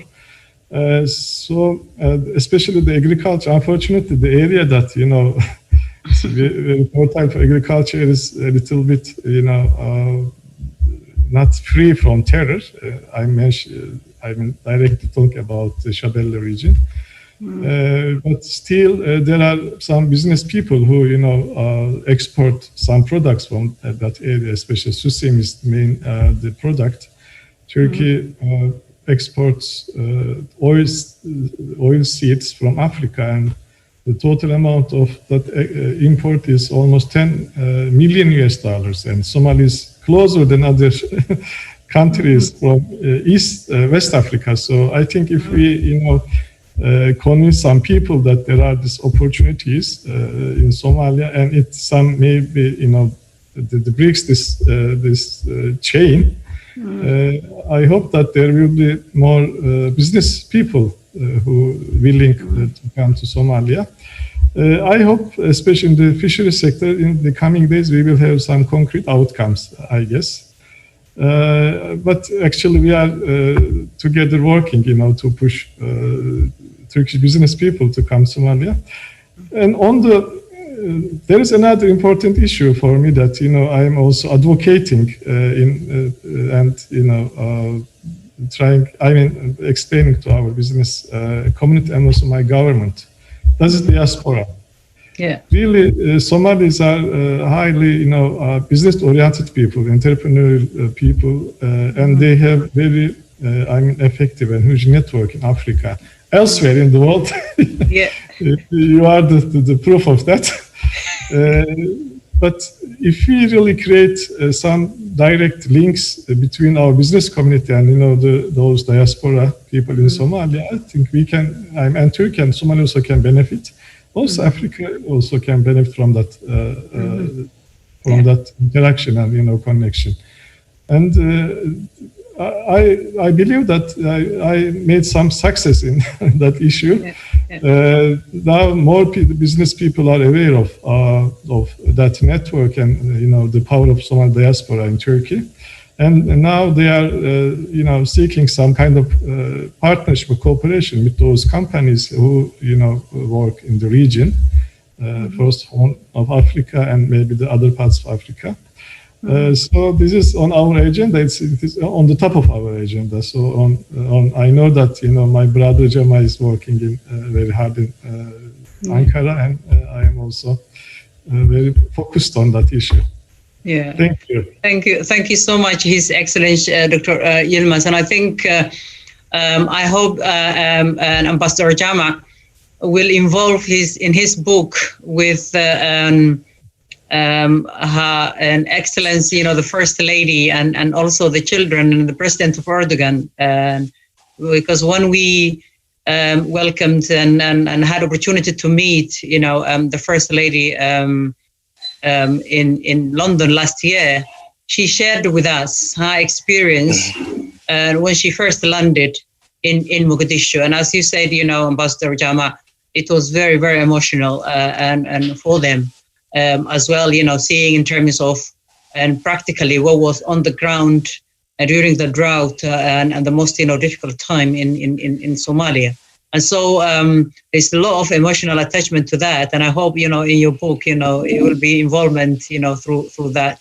I want to conclude and thank you all my guests and His Excellency Ambassador Dr. Mehmet Yilmaz, Ambassador His Excellency Jama Mohammed, and Abdiwali Said, and Dr. Mehmet Karakus, and Dr. Idil Abdi Osman, all of you for the excellent contribution to the session. And I wish you have a pleasant day and afternoon, wherever you are. Thank you so much and for giving us your valuable time. Thank you very much. Thank you. Yeah, I'm giving the floor to Suad to and coordinate the rest of the program. Thank you. aad bay u mahadsan yihiin Jawaahir iyo weliba ambassadorada iyo aqoon-yahanadii ka qayb galay discussionkii ama wadahadalkii ku saabsanaa xiriirka Soomaaliya iyo Turkiga baaxadda uu leeyahay. waan u mahad celinaynaa sida ay Jawaahir ba ay sheegtay ka qaybgalayaasha. markana waxaan u gudbaynaa qaybta kale panelkeena oo uu noo daadihin doono Axmed Tuuxow oo ah ku-xigeenka Board of Directors Global Somali Diaspora oo halkan ila jooga Melbourne. waa isla soo jeednaanaya isaga caawa. Tuuxow discussionkiisa dabcan panelkiisa iyana waxaa looga hadli doonaa deegaanka iyo weliba civil conflict saamaynta uu ku leeyahay mujtamaca ama bulshada. Axmed ayaan ku soo dhaweynaynaa si uu martidiisa isna u soo dhaweeyo isla markaana u gudagalo mawduuciisa. Thank you so much for the excellent and amazing discussion for the panel Turkish and Somali relationship. Thank you, Jawahir Tahir, MBA, and the Excellency Ambassador Dr. Mohammed Yilmaz, and His Excellent Ambassador Jama' Muhammad, Dr. Adil, and Abdulli, and Dr. Mohammed. And now we go to the next sessions in environment, civil conflict, and impacts on society. The moderator will be Ahmed Toho. Like he said, Ibrahim Bafo, together they live in Australia and they're awake. Thank you, Ahmed and Ibrahim. Ahmed Toho is Deputy Chair of the Board of Director Global Somali Diaspora, Australia. And the keynote speakers will be Engineer Dr. Abdullahi and other two panelists. Ahmed Toho, the floor is yours. Assalamu alaikum wa rahmatullahi wa barakatuh. Bismillah ar-Rahman ar-Rahim. Good evening, good morning, good afternoon. I'm joining you from Melbourne, as Brother Ibrahim Bafo mentioned, so-called Down Under. My name is Ahmed Abdullah Toho.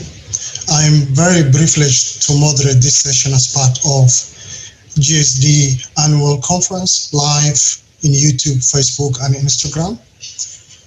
This topic is about environment, civil conflict, and its impact on society, particularly Somali society.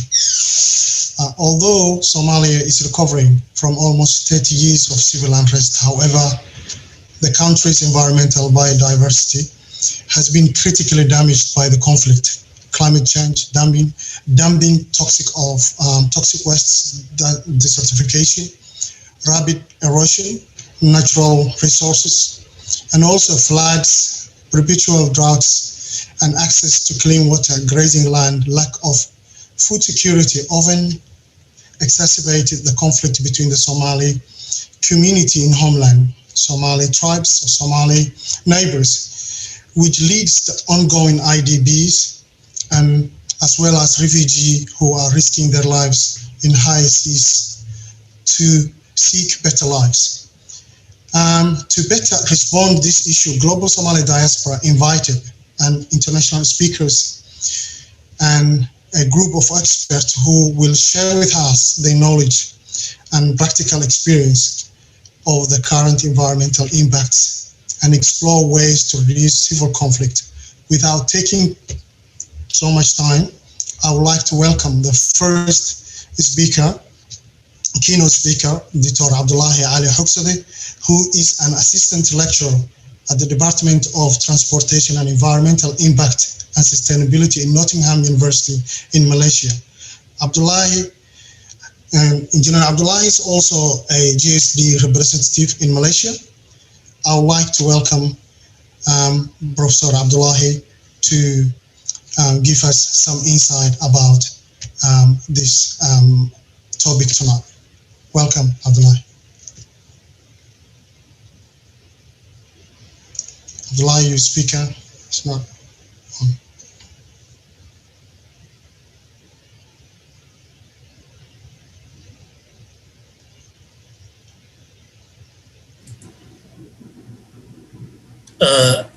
Assalamu alaikum wa rahmatullahi wa barakatuh. Bismillah ar-Rahman ar-Rahim. Can you see my slides? I'm sharing my slides here. Not yet, but it looks it's coming. You can start talking. Thank you very hello everyone. Good morning I think UK and Somalia, Europe and Somalia. Good afternoon here in Malaysia, and good evening, I think, my moderator and Melbourne and Australia. Thank you for having me here. Thank you for having me. Today I am going to be speaking about transport, environment, and health. So this is why I choose this one, since the key focus of this conference is environment. I think people are not aware about the problems of transportation.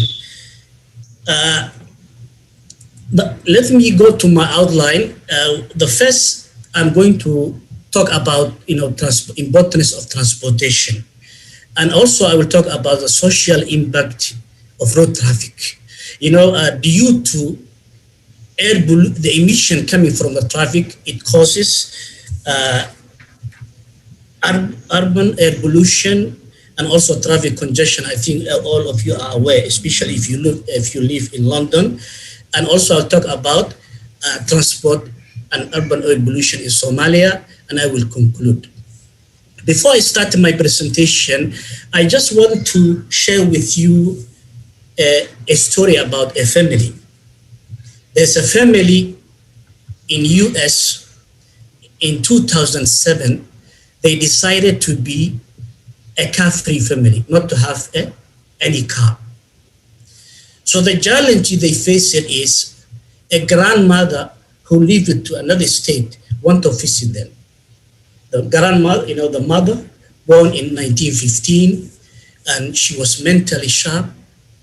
But the challenge they faced, the father and the rest of the family, was how are they going to transport without using a vehicle? Since the grandmother is arriving at the airport in a wheelchair. And how will they make it safe and comfortable enough for grandmother to ride other than car, and how they will do it? And then they sit together and they come out with an idea. They had a bike, so they modified the bike, and at the end they managed to drive from the airport to the house without using a vehicle. And this is the picture of the grandmother. You can see it here. Why I take this story is, I'm just sharing, is that why the family decided not to have a car, because they know that the problems of having a car to the environment. They want to be a sustainable family. As an introduction to my presentation today, I'll talk about what the importance of transportation. Every one of us knows that transportation is the backbone of a strong economy. It contributes to the creation and promotion of quality of life of all sections of community, and is one of the key contributor, the quality of life. You can see these two figures I put it here. I always like to make into my presentation into visual. You can see here is New York and Shanghai. That's why I just choose these two countries. When it comes to transportation, the countries who have a better transportation network and services are the leaders in the industry and commerce. That is for sure. In Africa, that is where we are lacking. While transportation also, contribute to the life and the quality of life, but also transportation should be safe and environmentally friendly. That is the main focus of my presentation. It is to be an environmental friendly transportation. That means if it is not safe, nobody is going to use the transport. Everyone will just, I think, doesn't want to take the risk of that. So this section, I already spoke about the importance of transportation in human life. I would also like to highlight how emotionally we are connected to cars. I think mostly for everyone, when you start your job and you graduate, I think especially youth, the first thing you're thinking, you need to have your own personal car, private car. We like cars, and it is often fasting mode, depending on the level of congestion. Cars also, we like it because it's privacy. You can go to your shopping, you can go to anywhere you want to go. It's a privacy, your family, yourself. The other one is why we are emotionally connect to cars is automatically suggest that you are a higher level of society, depends on the type of car you are driving. For example, if I'm driving a Ferrari or Bosch or Honda, but the perception of people are different. When you are driving Ferrari, a very expensive car, people, they will think that, oh, this is automatically they will just, the perception is you are rich and you have someone who enjoys his life. The last one is how emotionally we connect to our cars is we enjoy sensation of driving. We like driving, especially the youth. Even though, sometimes, the road sign is saying that 80 kilometers per hour, but usually you see the drivers are using 110 and 120 because they enjoy sensation of driving. In this slide is a very interesting. I want to show you that how emotionally connection to the cars. There was a study, very interesting, in 2013, DME Automotive, they did a study approximately. They questioned 2,000 car owners throughout 2000. So this is the finding. They found that 49% of drivers, car owners, identify their cars are either male or female, while the owners aged between 18 and 24 were roughly 4 times more likely to name their car than owners of aged over 55. That means over 50, they don't care, they don't bother as long as whether it is second-hand, old car, a new car, as long as they just drive. But a young age, they have sensation and they want even to name their cars. The study concluded, you see here, 1 in 5, roughly 50 million American drivers, they name their vehicles, and those who want, even they give a name, my baby or my Betsy. So you can see here how emotionally we connect to the cars. And the most common names is baby and Betsy. For this one, I've been teaching for this subject almost 5-6 years. One of my colleagues in the university, I think Monday when you come back, you usually ask, how was your weekend? I asked one of my, staff working with us, I said, how was your weekend? She told me that it was wonderful. I spent time with John. I thought John is her husband. But I said, good. And she said, who's John? I said, no, John is in my car. So this is the how emotionally we connect to the cars. But, now we have spoken about the importance of transportation and how we emotionally connect. But now I will talk about the other side of transportation. What are the health impact of air pollution generated from traffic? Traffic, it generates, whether you are aware or not, air pollution and noise pollution. So these two problems linked to several health concerns.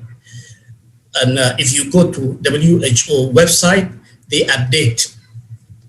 What they found is, according to the World Health Organization, air pollution, it kills an estimated 7 million population, 7 million people worldwide every year. That is the emission coming from the car, from the ships, trucks, and other type of transportation, railways. The estimated number of deaths in European region where you live, most of the Somali diaspora live, attributed to the total air pollution is between 100,000 to 400,000 died because of air pollution. That is something that we are not aware. But that is why I make for my presentation today to be like an awareness to our society. Air pollution, if you are not aware, it contributes to lung disease, asthma, and other related, diseases to heart and stroke. So I hope that after this presentation, you will change, your perception of having a private car. So the other issue of transportation, and I'm talking about environmentally, is a traffic congestion. I think this is mainly for every part of the world, every part of every city, whether you are in London, Mogadishu, Melbourne, Vienna, Minnesota or New York, anywhere you are, traffic congestion and its issue. And usually when I explain to students, I said, never-ending problem. Traffic congestion, because everyone wants to have a car. That is emotionally we are connected to car. Even though you are going to meet your friends, you need to drive. Mostly we prefer people go into car bowling or car sharing. So what are the causes of traffic congestion is the number of increasing ownership. I went back to 2015 to Mogadishu, 2016, 17, and this year, 2019. You can see that the number of new cars are increasing. That is due to our Somali diaspora coming back and starting, a business or work in different sections. So if you are traveling, 1 o'clock, it will be difficult to travel even in Mogadishu. Traffic congestion, the health problem is it causes, rise in global temperature. And that's why traffic congestion also, it contributes to the climate change and bad health. The other thing, I think is one of the school psychology, I think even our university, they look into what are the health issue. They found that, the more you are inside the traffic, waiting inside the car, you become, your blood pressure will increase and your tolerance and their frustration. You are just looking at the cars, why don't they move? At the end of the day, this will lead into the aggressive behavior. If you become aggressive behavior, there will be increased likelihood of involvement of some kind of crash or road accident. This section, I've just taken two American drivers. Both of them, they stuck in the traffic congestion. And one of them, they said, he gave us an advice. He said, my advice to American drivers is stuck in the peak hour traffic. He said, do not become politically involved, but also learn to enjoy congestion. He said, during their congestion is unavoidable, enjoy it, get accustomed to. He just go the advice, he said, feel comfortable, make your air condition, make sure that it's working, and a tape player, CD player, I think now is MP3, and hands-free telephone, so you can start WhatsApp chatting and Facebook checking. Perhaps, this is the funny thing. He said, perhaps if you can get a microwave oven, because you were rushing to your work, and so that put your microwave so that when you are stuck, you can heat your food and eat there. And then the last advice is, he said that you go with someone you really like and simply enjoy your traffic. That was one person who have taken positively on the traffic congestion. What about the other one? The other one is stuck, frustrated. So he came out, he said, damn, this traffic jam, how I hate to be late. Heart is my motor, go too slow. Damn, this is what he said. Time I get home, my super become. So you can see that if you are frustrated in traffic congestion, not only you, even myself, I will show and share with you my personal experience, how I go from my work to my home to the work, to my work. Let us go into, that is globally. What about Somalia? Somalia, unfortunately, there was no study conducted on this area. And I attended one conference, I remember, I think myself and Jawahir, we attended on February. And, most of the research is just new. No previous study were conducted. And already the previous study about Somalia was outdated and even doesn't exist. The only available information that even today I'm presenting and everyone is showing is the data conducted international NGOs and development agencies. Even when I look into this data, even, you cannot validate because those who are doing the data, their main offices is in Nairobi. Even I mentioned it during the conference that someone is stay in Nairobi, he will just like prediction, but it's not a real data. But I hope, alhamdulillah, this year I'm working about some research related to transportation and urban planning. And I hope at the end of the year I'm going to publish it. So what happened is the rapid growth, vehicle activity, the activity, the number of cars, you can see the very, very new cars. And this is a study conducted, the estimated number of cars in Somalia. The total is 100,000, almost 150,000 cars. This is a roughly estimate. It's not a real, even this is those who were registered, but they unregistered still. I don't think it's more than that, but this is the number conducted by African Development Bank. So this is the typical figure in Mogadishu. I've taken this picture. Major cities like Mogadishu, Hargeisa, Garowe, Bosaso, Kismayo, all of them are facing critical challenges in support of rapid population increase. The number of population are increasing. I will show you later on how is going to be urban society in Somalia. My second slide. Here in the total population, I'm talking about not a rural, urban population in Somalia, 2020 this year, they said it's going to be 5 million. Another 10 years, it is estimated to reach around 8 million, while 2050 expected to be 15 million. So you can see that, most people are moving out from the rural in terms of, famine, in terms of flooding, whatever reason, they are moving into the cities. So whenever the problems will increase, especially transportation. So according to the WHO, in the quality air condition in Somalia, air quality in Somalia is considered moderately unsafe due to inefficient fuel use.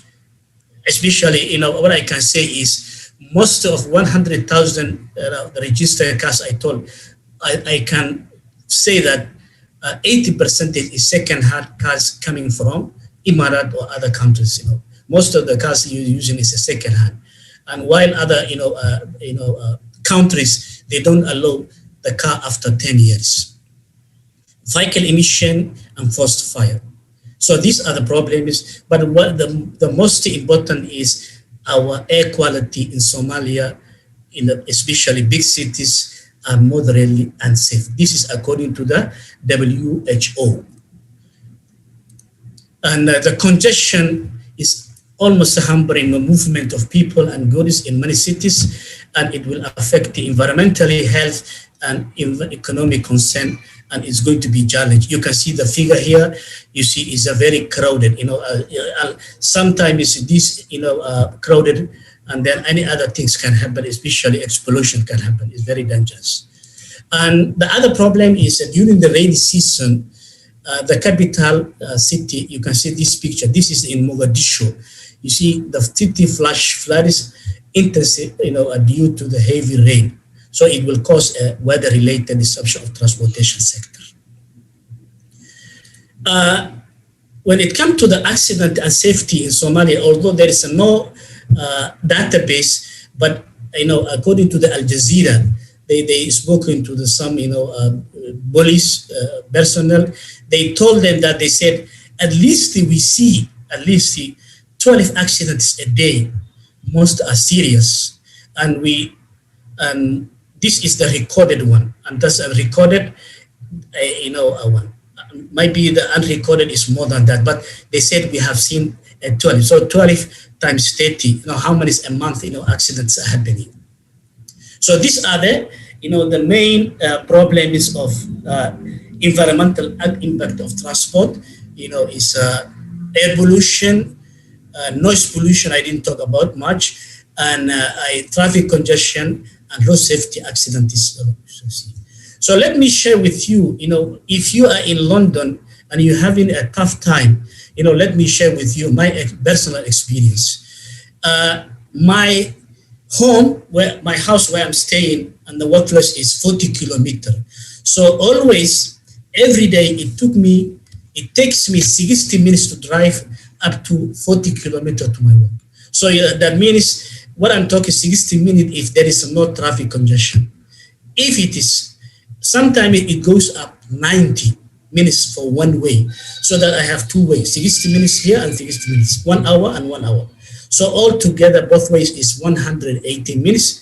An average 5-day working day is 15 hours just to commute. I spend my time 15 hours just to go to my workplace and come back. So an average each year, I spend 720 hours, which is about 34 days of stuck in traffic. So it's a never-ending problem. Either if you see, I went to Shanghai in China. I went to Indonesia, Jakarta. I went to Sri Lanka. Mostly people are complaining about traffic congestion and traffic-related problems. Even I think I was told that in London it's difficult even to drive. So what I'm concluding here is you have to think seriously before you start using your private car. I'm not talking about other cars. Using car, you cycle it, walk, or use public transport. If using your car is necessary, think about it. Share, car sharing. If you still want to use, turn off your engine while stationary, while you're stopped the car. Sometimes they are inside the car, but it will cause emission to the environment. And you have to maintain your car properly for every 3 months. And here in Malaysia, every 3 months, and reduce the air conditioning speed. So my conclusion is reduce your energy consumption at home and become sustainable. If we become sustainable, we are going to save our future generation. They will come and live very comfortable. With that, I am going to conclude my presentation, and I will be happy to answer all your questions. Thank you very much.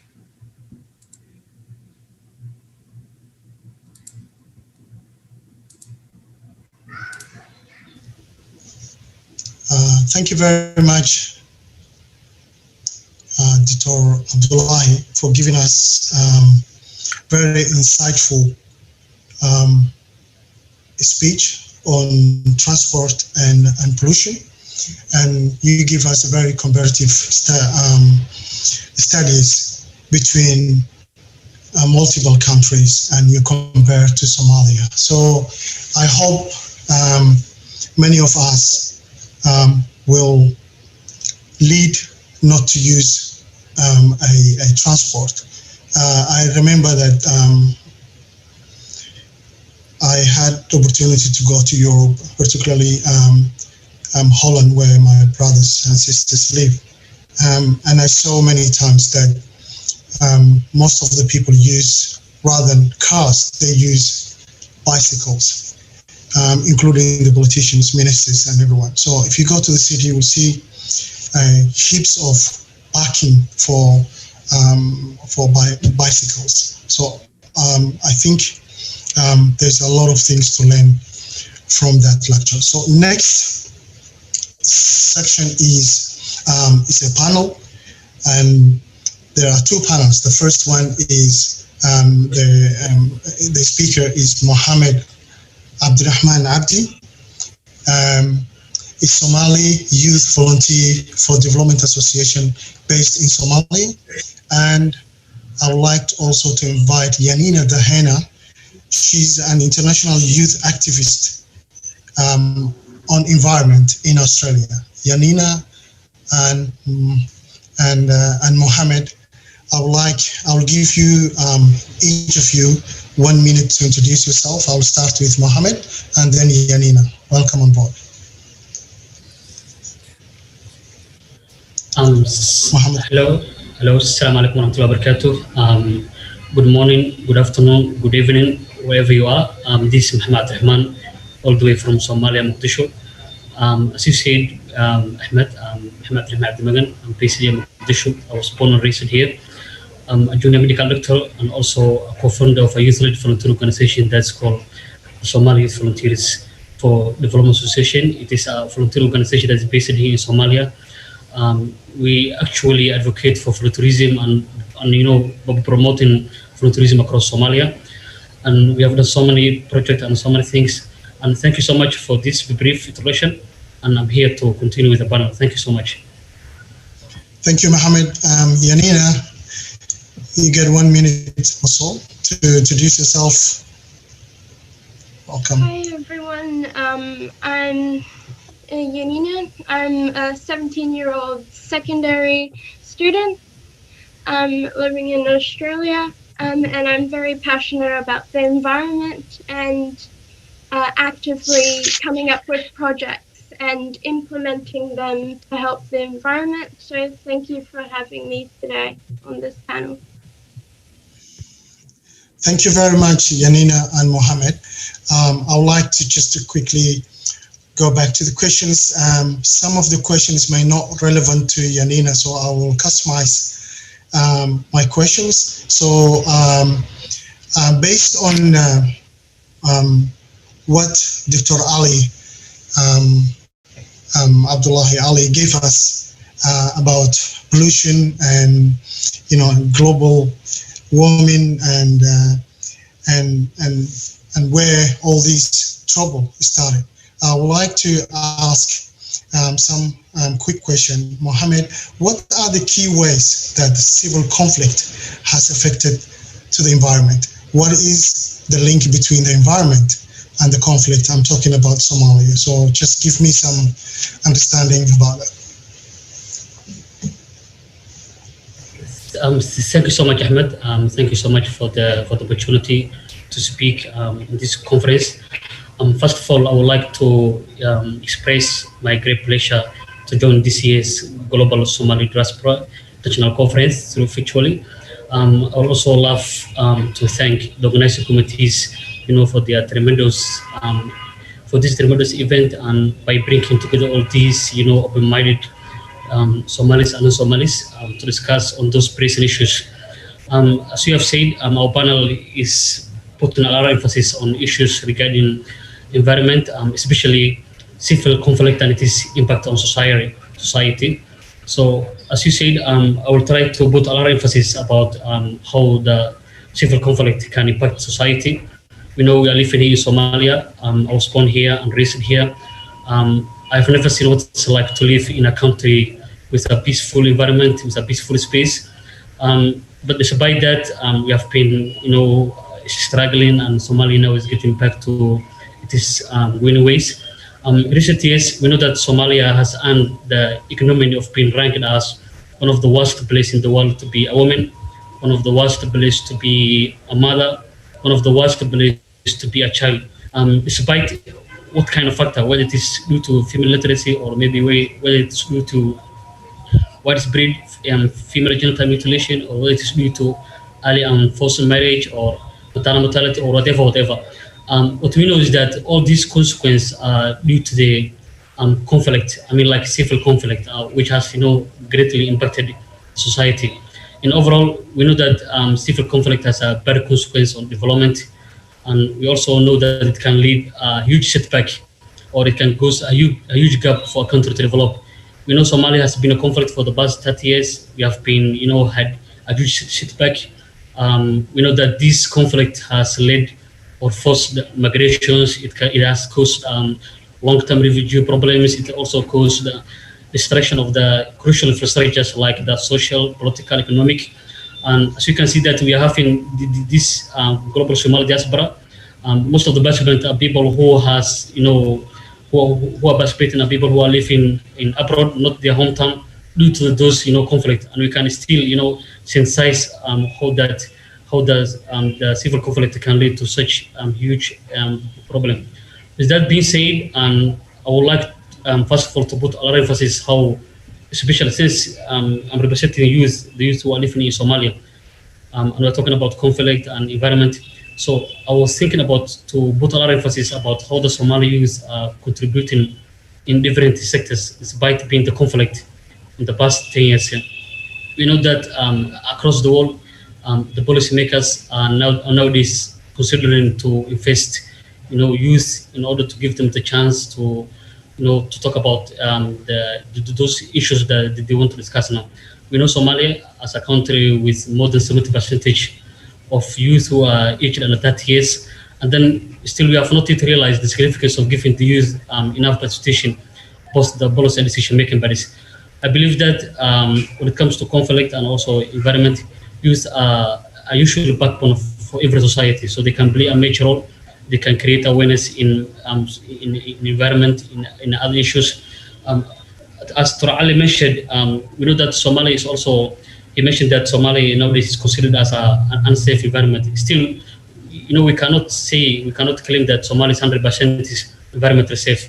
We know that nowadays we had the global warming or global climate change. Even here in Somalia, due to the high increase in urbanization or maybe high increase of cars across the traffic, has led also so many pollutions now.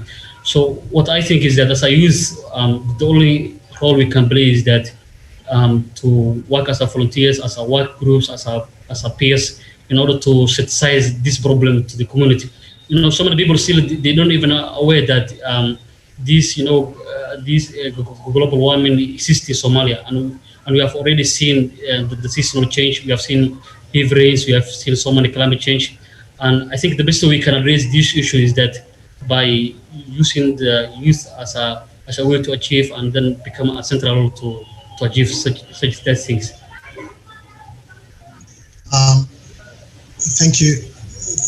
Thank you, Mohammed Abdurrahman, for giving us your answer beyond what we're expecting, and some of the you also answered some of the questions that we're going to ask. So I will go back to Yanina and ask a question, a relevant question. How can young people help improve the environment? Global youth and young people, how they can improve the environment from your point of view. Yeah, there are many ways that young people can help the environment. I've got some examples that I've done in the past. The first example is raise money if possible for endangered animals, and like I did for the Tasmanian devil, which are suffering from a type of cancer that's passed on through a bite when fighting. And so that's the first way you can help animals in the environment. And then the second way is build compost, educate others on recycling to reduce emissions from the atmosphere, like carbon dioxide and methane. I built a compost when I was 14 with 2 of my friends. And we took the food waste from our classroom and turned it into fertile soil that we used in our gardens to help plant plants to reduce the emissions in the atmosphere again. And now I'm working on a biogas installation, which will take the next step to take food waste from our school and turn it into gas that we can hopefully use to heat up our stoves to save energy and also reduce energy costs, reduce the amount of energy we use in school, and hopefully get closer to also 100% renewable energy in the future. You can also present ideas like to others about like the dangers of pesticides, because pesticides are chemicals that are really designed to kill an organism, and that goes into the soil as well, and only about 2 to 5% actually reach the specific target, and the rest ends up in the environment, polluting our waterways and the food we eat. And then this year, I'm helping to plant plants and trees for a vertical roof garden on tram stops in Melbourne. And this will also help reduce emissions to for lessening global impact, global warming. And so I'm organizing an event for B-Day to also, because this bee highway will also promote beneficial insects and bees, which bees are needed to pollinate the plants so that the plants can reproduce and grow more healthy and grow in numbers so that their populations grow. And the more trees and plants we can get, the hopefully the cooler our atmosphere will become. And that's probably most important, I think, to reduce the amount of pollution we put into the air and into the environment by reducing the amount of waste we produce, the amount of energy, and the amount of pesticides, harmful chemicals, to help others. And I hope that these ideas inspire all of you and the youth of Somalia as well to take action. And you can start small or think big, like zero waste, and hopefully help the environment as well. Thank you. Thank you, Janina. That's great. I liked, which is where I'm very conscious with the time as well. I just want to go back to Mohammed and give the last question. So, what can be done by using all the knowledge and the skill that you already mentioned? That the young people in Somalia, who represent 79%, that's a big number. So by using how can we empower and how can we increase the knowledge and awareness so that they can be environmentally conscious. Thank you so much, Ahmed, again. It is really a very good and important question. Honestly speaking, my profession is from medical, but I'm always passionate about volunteerism and also contributing to the communities. I'm always so much passionate about helping communities who are absolutely underserved. When it comes to this question, how as a youth, since Somalia has the largest number when it comes to youth, it is usually estimated like 70% of this population are youth. So how we can, take out advantage from that resource. So I think is that nowadays the youth has been absolutely playing an important role for the rebuilding of the Somali. They usually had played so many roles in different sectors, whether it is health, whether it is economic reform or in humanitarian. But when it comes to environment, so this is an area that I think little thing has been done and it still needs to put a lot of emphasis. But although there are some organizations who are working voluntarily, they are addressing these issues regarding the environment.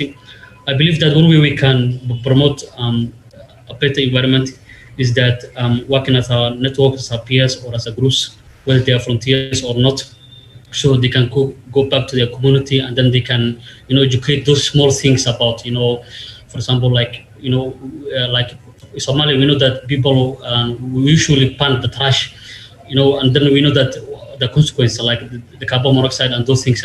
So, given some small awareness regarding about how to properly dispose those trash and how to make the environment clean. So that's one way we can do. Even we can also go to the education system. We can go to the schools. We can also educate and instill, those upcoming young generations about the environment, about the importance of environment, and how they can also be a part of promoting a better Somalia with a better environment. In other way, we can also do some panel discussion groups, or maybe we can organize some events whereby we bring together to those people who are involved with the environment and also the community. Then they can come together and then they can discuss, those an issue, so they can come up with common conclusion. So I think these ways are some opportunities that the youth can learn in order to promote a better environment across Somalia. Thank you so much. Thank you, Dr. Mohammed Abdi. I'll just go back to Yanina just 1 minute. If you can summarize and give Yanina some ideas on the young people from Somalia, youth your age. If you give a hint or some ideas, what can you offer and tell the young people your age to do to be environmentally conscious? Well, firstly, stand up for what you believe in and what you want done, and educate others about the issues you learn about, because ideas are the start of big implementation, and also never give up and try to buy as little packaging as possible and bring reusable lunch boxes to school, drink bottles if possible, or lunch boxes can also be containers and different things. And I think that's the most important thing, to never give up on your dreams and hopes. Thank you. I just want to ask the audience if anyone has a question to ask, but I have before that, I just want to ask one more question to Dr. Mohammed Abdirahman Abdi, because environmental issues is very huge, and it is even in Australia where we live, we can the society, the ordinary people can do a limited, things to themselves. Although they plant trees or whatever, they clean the streets, whatever they do, but also the government do a lot of work in terms of budgeting, putting some resources and all that stuff.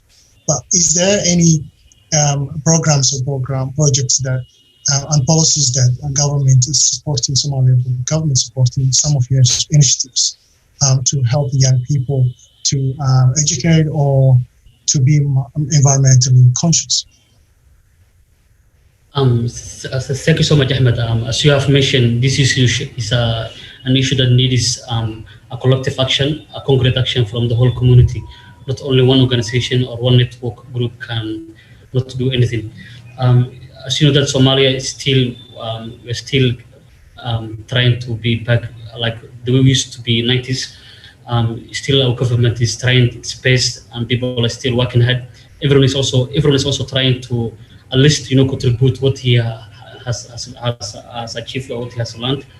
I think still I have not seen any similar project or any similar budgeting that the government have allocated for youth organizations or organizations that are trying to at least achieve issues regarding environment. In my free time, I volunteer with some organizations, youth organizations that are working environment.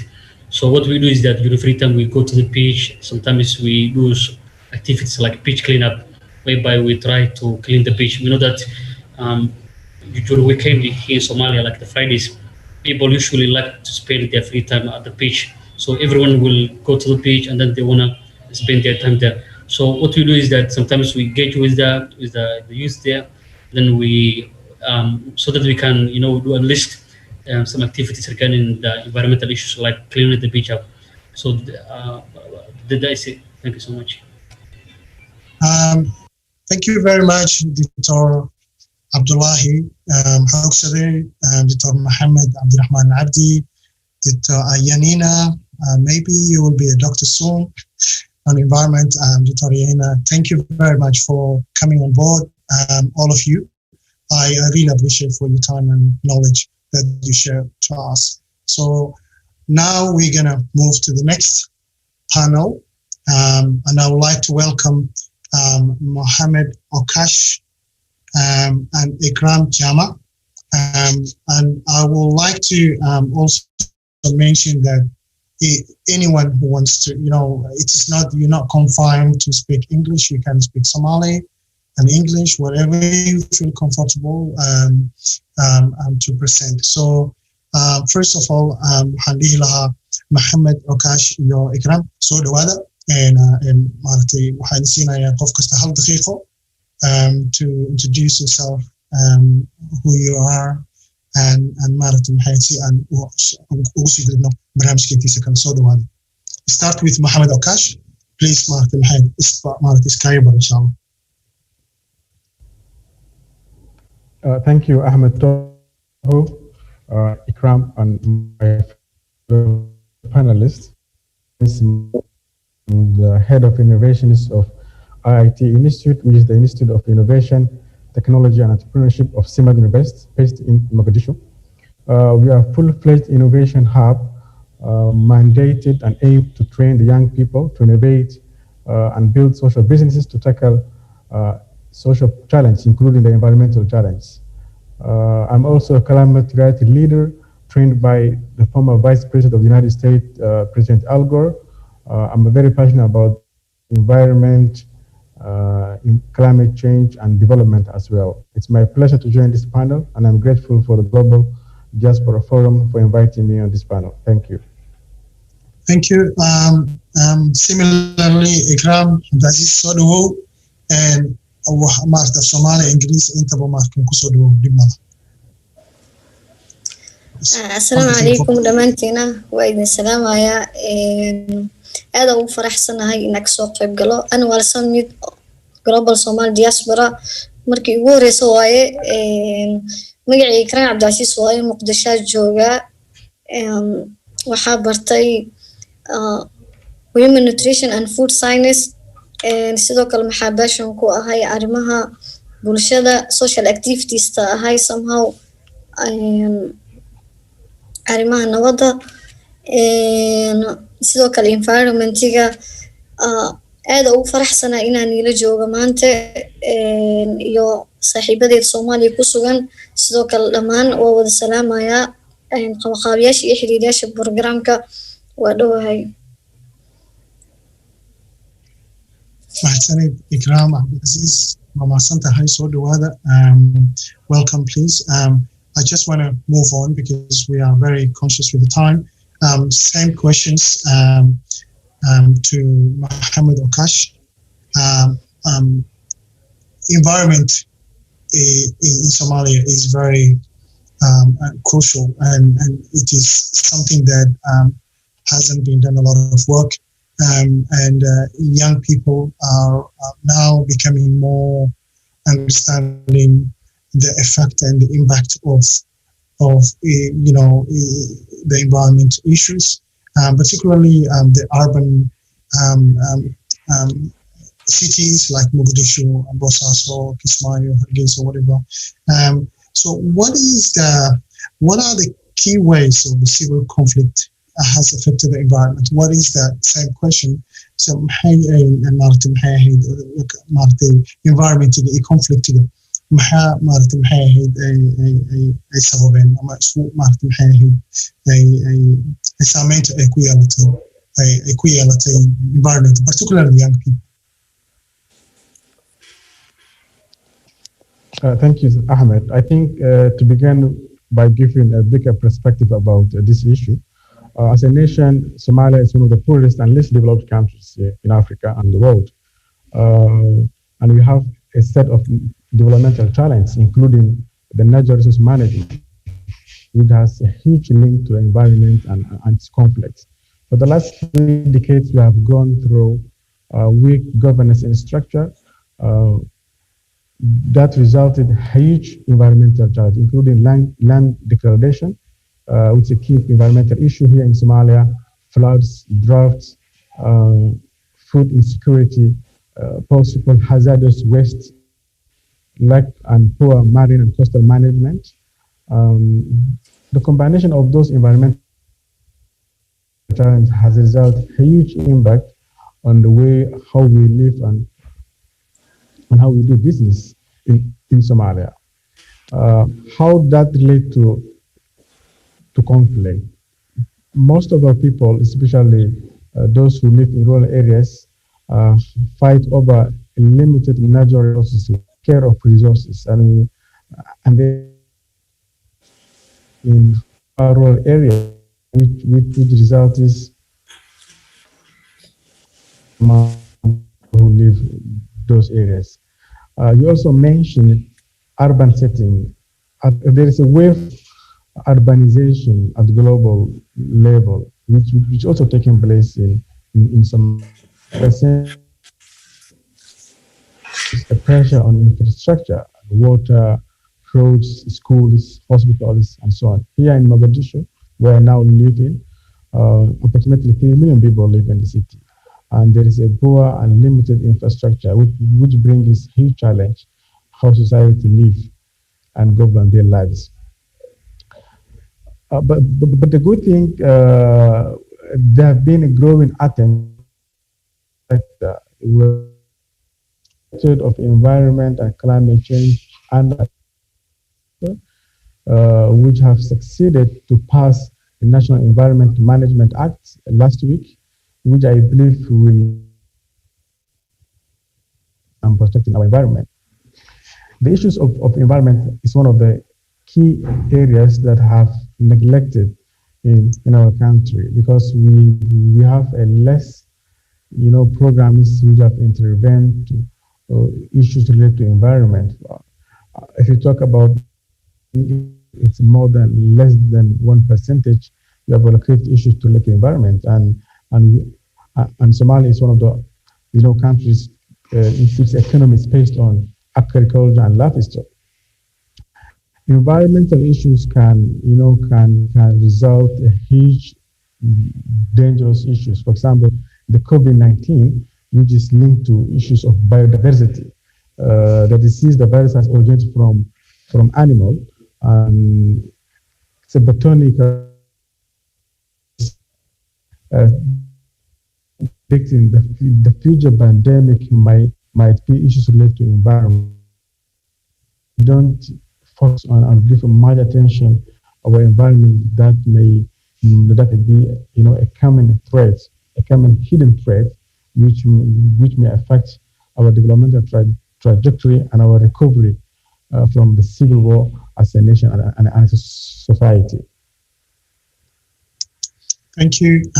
Thank you very much, Mohammed Okash, for giving us a detailed, on the issues of environment in terms of social development and how it's related to conflict, and giving us the statistic: 3 million people living in one of the biggest cities of Somalia, Mogadishu, and how it's affecting, and also the challenge of COVID-19.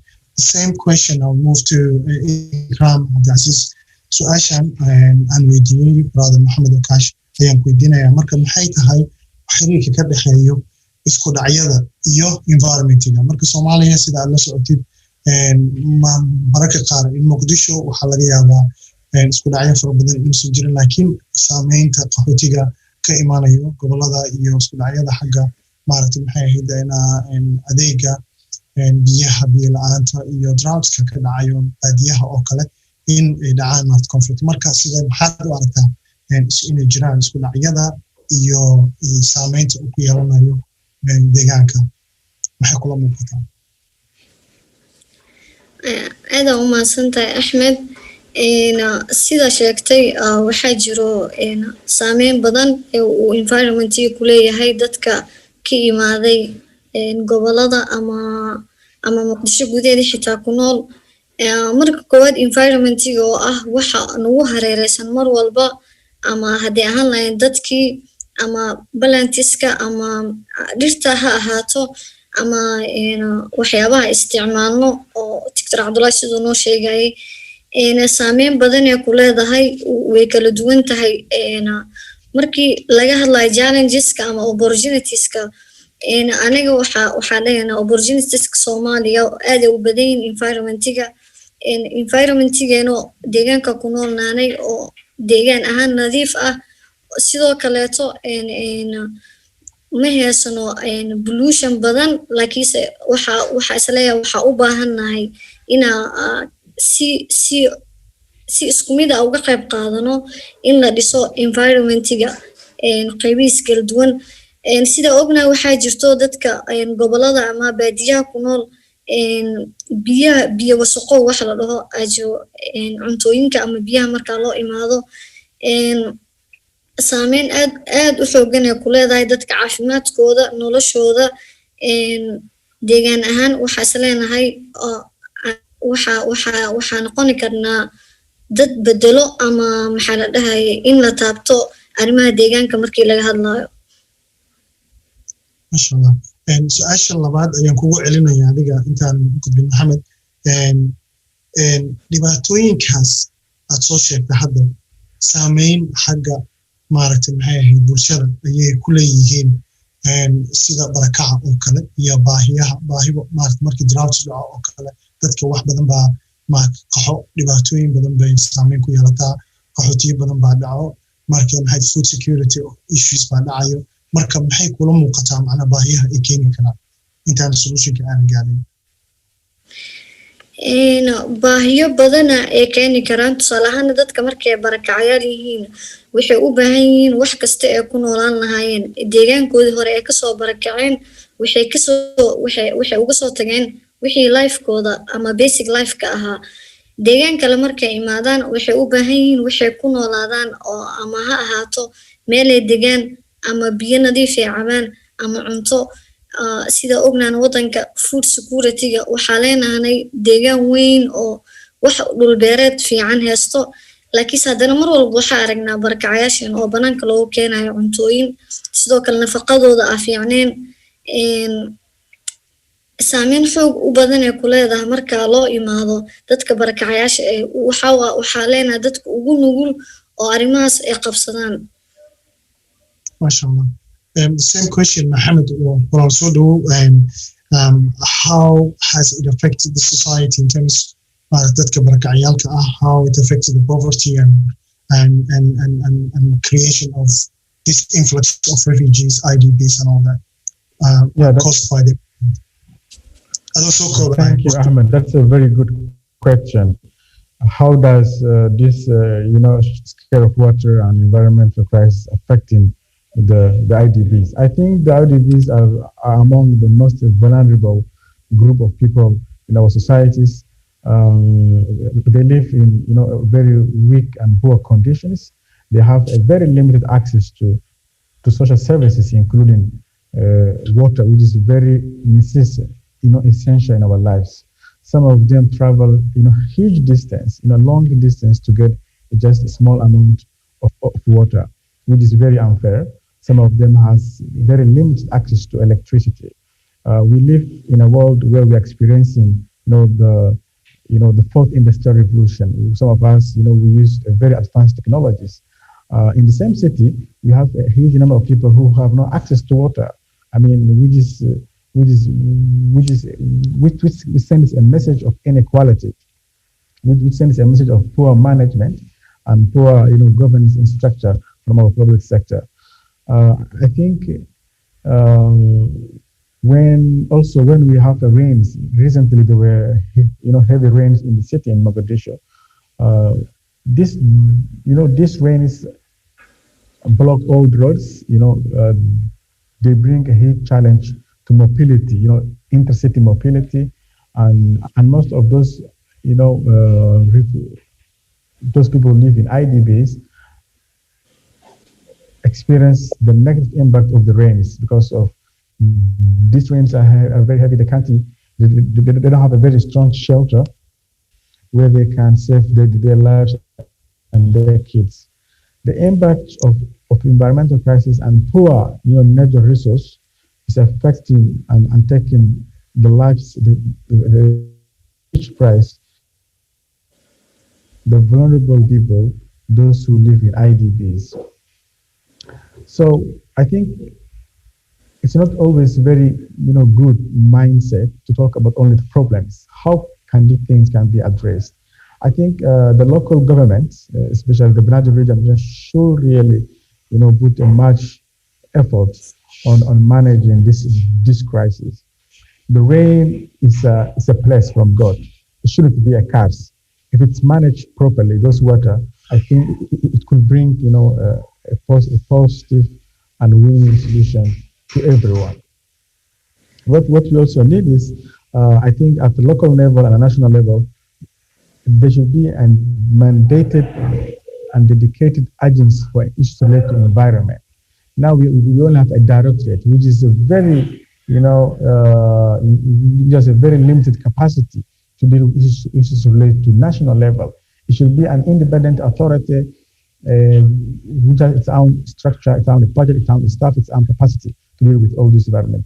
We have to focus much on our parliamentarians should focus on enacting and adopting policies and laws those govern the environment. Now it's good we have the national environmental policy, but we need a policy those ban the use of plastics, those ban the depletion of the environment. For example, foreign companies usually dump hazard.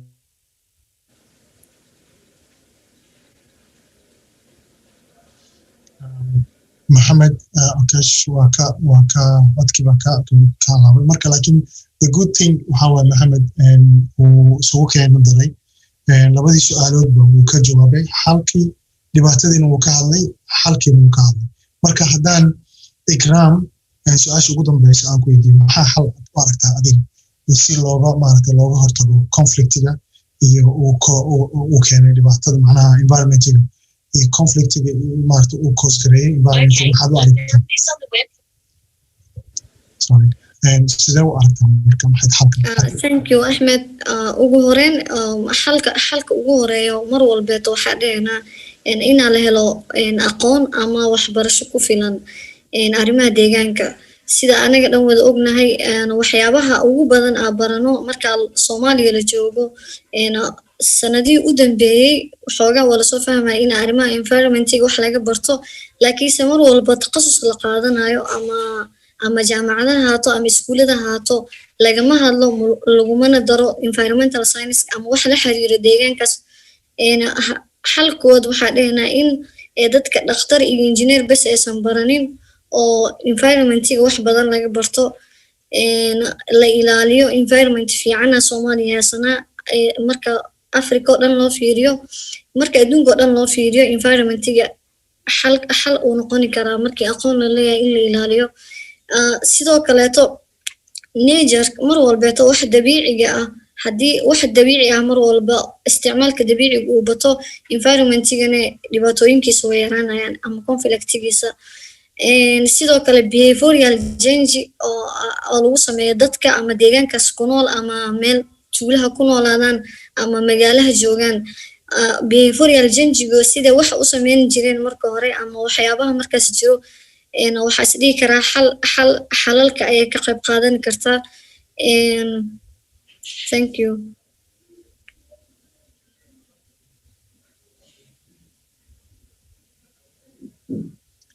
qaybtaas waxay gabagabo u ahayd sectionkeenii ku saabsanaa environmentiga iyo conflictiga iyo impactiga society-ga u leeyahay I will hand over to Ibrahim Bafo to lead the next section. Thank you, Kash, Ikram, Abdulaziz, Yanina, iyo Dr. Abdullahi Halba. aad baad mahadsantihiin dhammaantiin. Asalaamu calaykum waraxmatullahi wabarakatuh.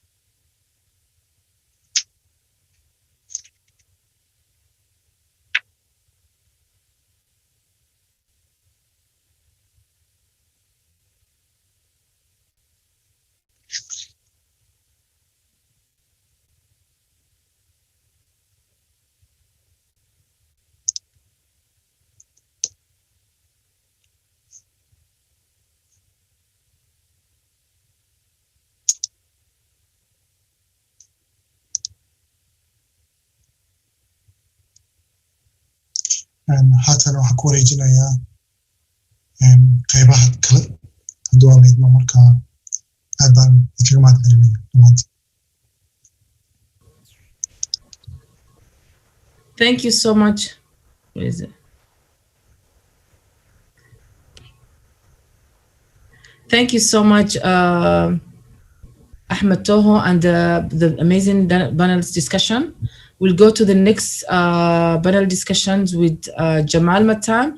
The next panel discussion will talk about youth, diaspora youth and violence. The moderator will be Jamal Matan and refugee migrant social advisor in Austria. No, sorry. Next session will be a break. We'll have a break. 1 minute. Let me confirm.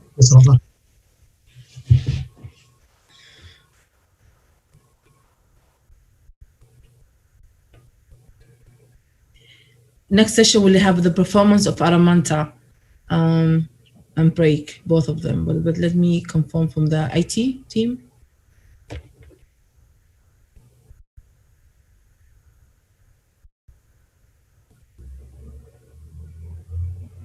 Yeah, it'll be Aramanta.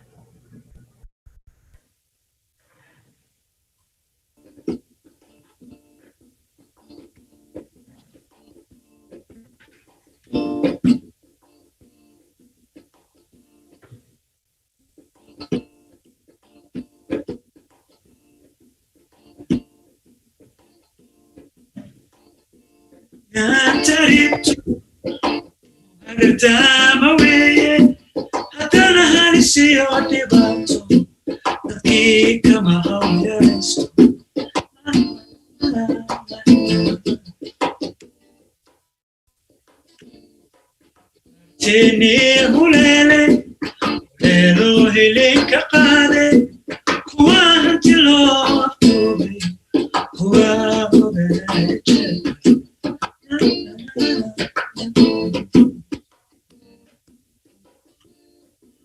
miyaydan wararka haynin miyaan isagoo hubara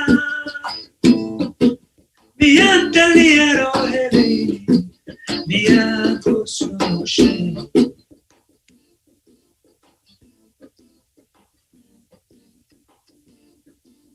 miyaydan wararka haynin miyaan isagoo hubara miyaan dhalinyaro helaynin miyaan ku soo sheegay miyaan ku soo sheegay miyaan ku soo sheegay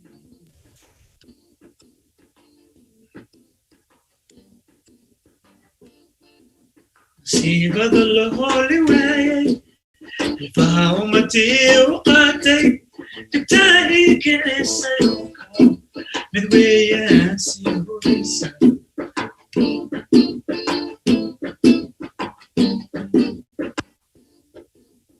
waa habbigiyo kulaylka saxaraha heegti waayay kuwa marinkii habaa harraadu meel ku laayay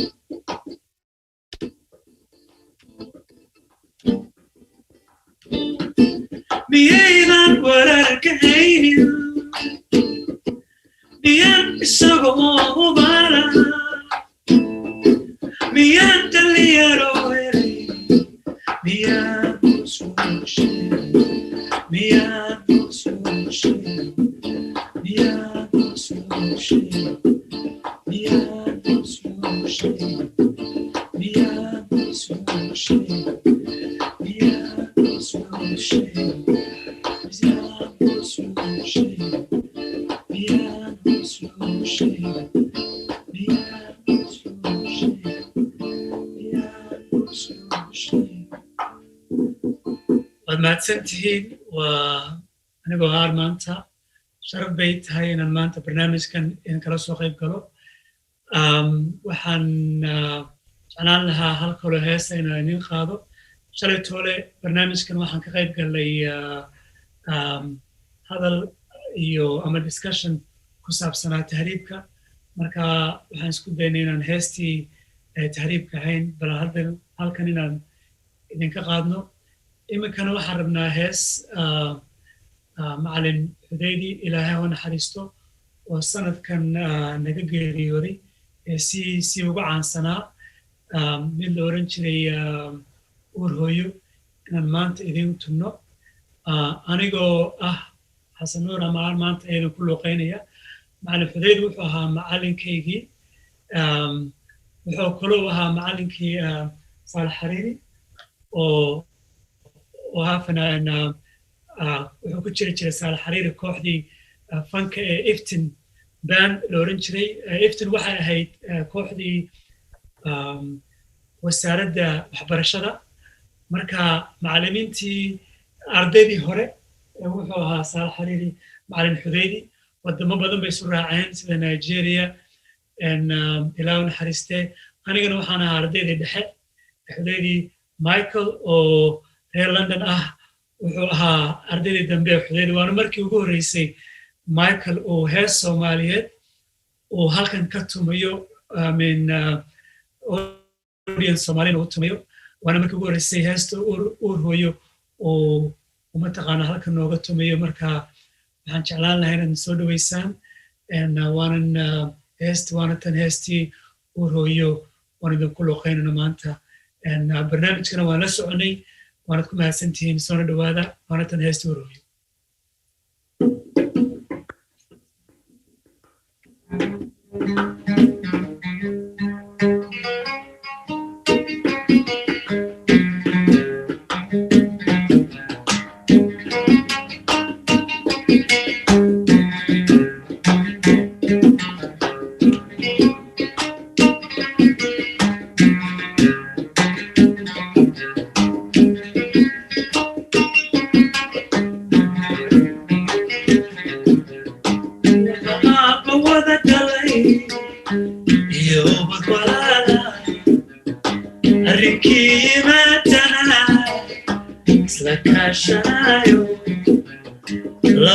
abawada dhalay iyo bad walaala arkiinatana isla kaashanayo isla kaashanayo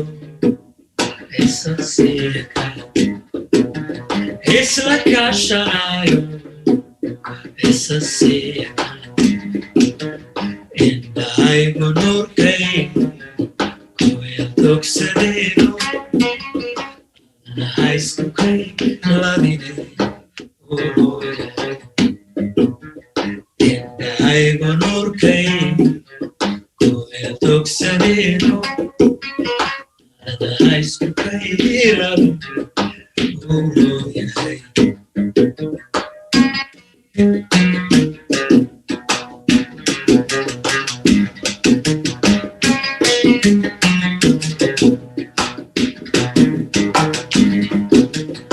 dabarkii adoogay kii laga abuuro nasiyo abaydimo kii la wadaago dabarkii adoogay kii laga abuuro nasiyo abaydimo kii laga abuuro sidaan ku ilooba ma aan karayso sidaan ku ilooba ma aan karayso indhahaygu nuurkay kuweel togsadeeno adan haystukay ladine uroyahay indhahaygu nuurkay kuweel togsadeeno adan haystukay ladine uroyahay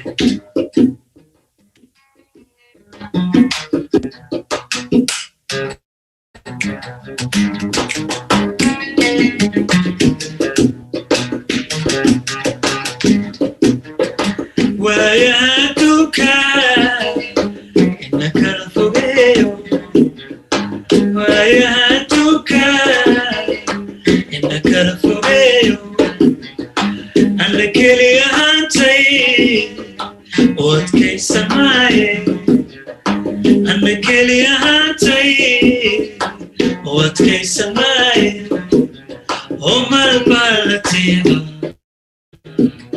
ismadaan oo malbaa la tiiba ismadaan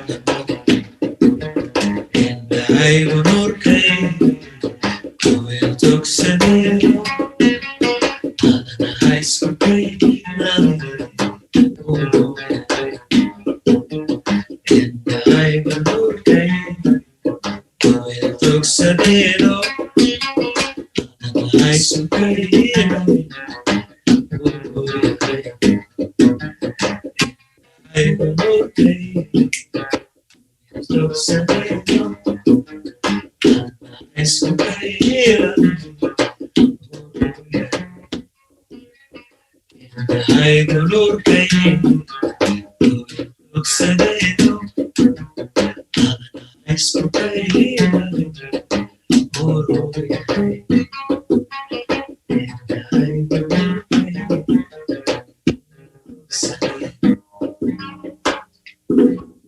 mahadsantihiin wixii su-aalaah wixii mataqaanaa ku saabsan su-aalo fanka ah waa soo dhaweynaynaa maadaama uu saalax xariiri ka mid ahaa kooxdii fanka ee iftin wasaaradda waxbarashada una ahaa ardaydii macalin xudeydii hore aniguna waxaan ahaa ardaydii macalin xudeydii ilaa u naxariistay dhexe markalna waa markiisii ugu horreysay oo hees soomaaliya tumayo marka aad baad u mahadsan tihiin waqti noo haysaan wixii su-aalaha waan ka jawaabi karnaa Thank you so much Aramante su-aasha qabla maxaa waye wax ma soo wadi labadiina saddexdiina hees cusub wallahi waan u fikirnay maadaama barnaamijkan oo koox iyo dad mataqaana badan aan la isu keeni karayn waxaan isniri bal hadda fursad aan u qaadno fursadan aan maanta yeelanay maadaama aan ka hadlayno global Somali Diaspora macalin xudeydina ilaa u naxariisto ahaa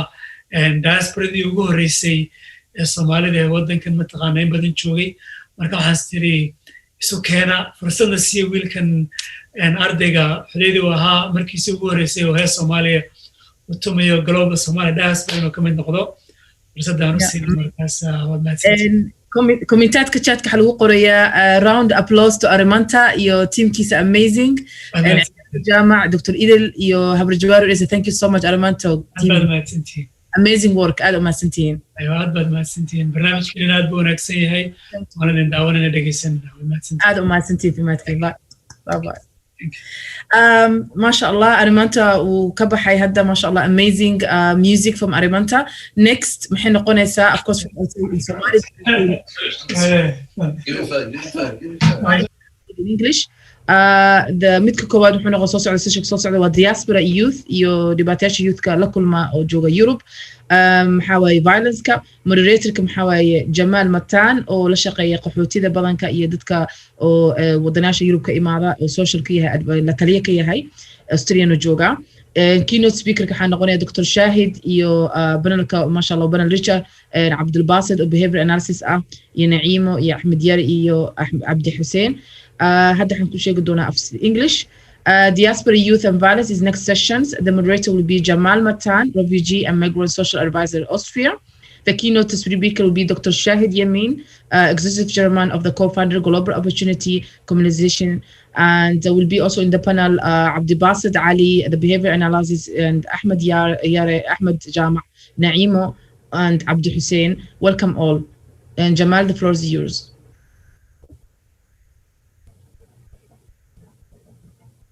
We cannot hear you, Jamal. Can you open your voice, please?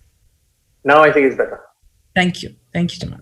Yes, thank you very much, Dr. Suad and the whole team of GSD for inviting me today to be the moderator of this session now, the Diaspora Youth and Violence. As we know that there are many Somali diaspora who are living across the world. As we know that there are almost 16% of the overall population of Somalia that lives outside Somalia.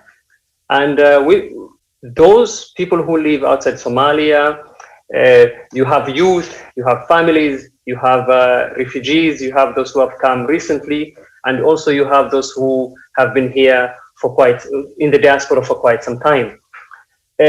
Our session today will speak about specifically on youth and violence, because we hear there's a lot of stereotypical tropes that are mostly within the framework of crime, terrorism, violence, and especially to do with young black males, especially Somalis. So we will speak about these issues of immigration and belonging. We will speak about issues of gang violence, and inshallah we'll try and also have positive stories about those who are members of gangs and how they went out of that violence. Before we go to our panel, I would like to introduce our keynote speaker, Dr. Shahid Yamin. He's the executive chairman and co-founder of Global Opportunity Commercialization Pty Limited. Dr. Shahid Yamin's career spans over 40 years in multiple countries and industry. He has diverse experience in academia and industry and consulting in Australia and Southeast Asia, Europe, South Asia and the Middle East, and also the MENA region. I'll give the floor to Dr. Shahid Yamin to give his input today, and then we will go into our panel discussion. Dr. Shahid, welcome.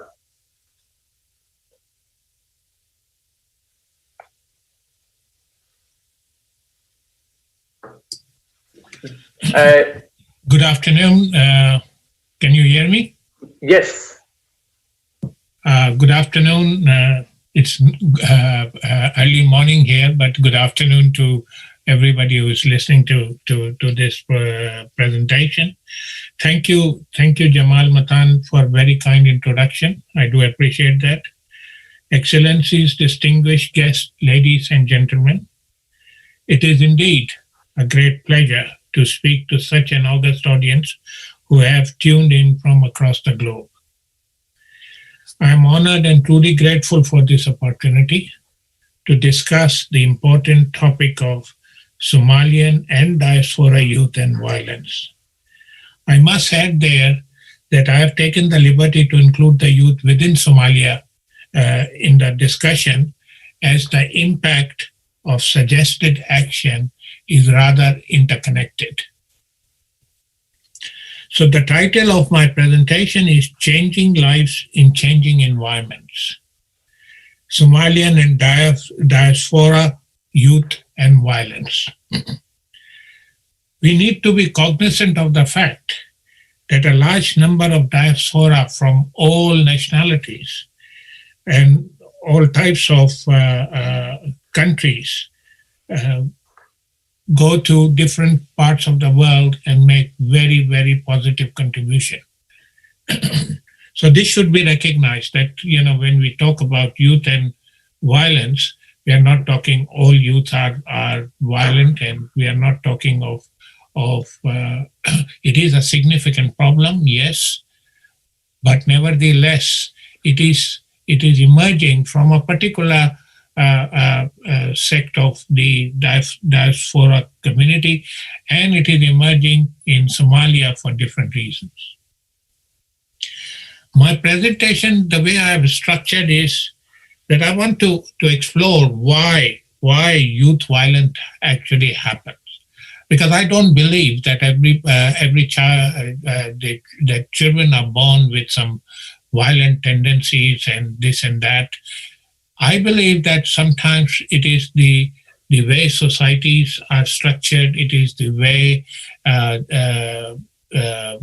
they get to a different land and they find it very difficult to come to terms of their new abode. That's where confusion occurs, and that's where most possibly violence occurs.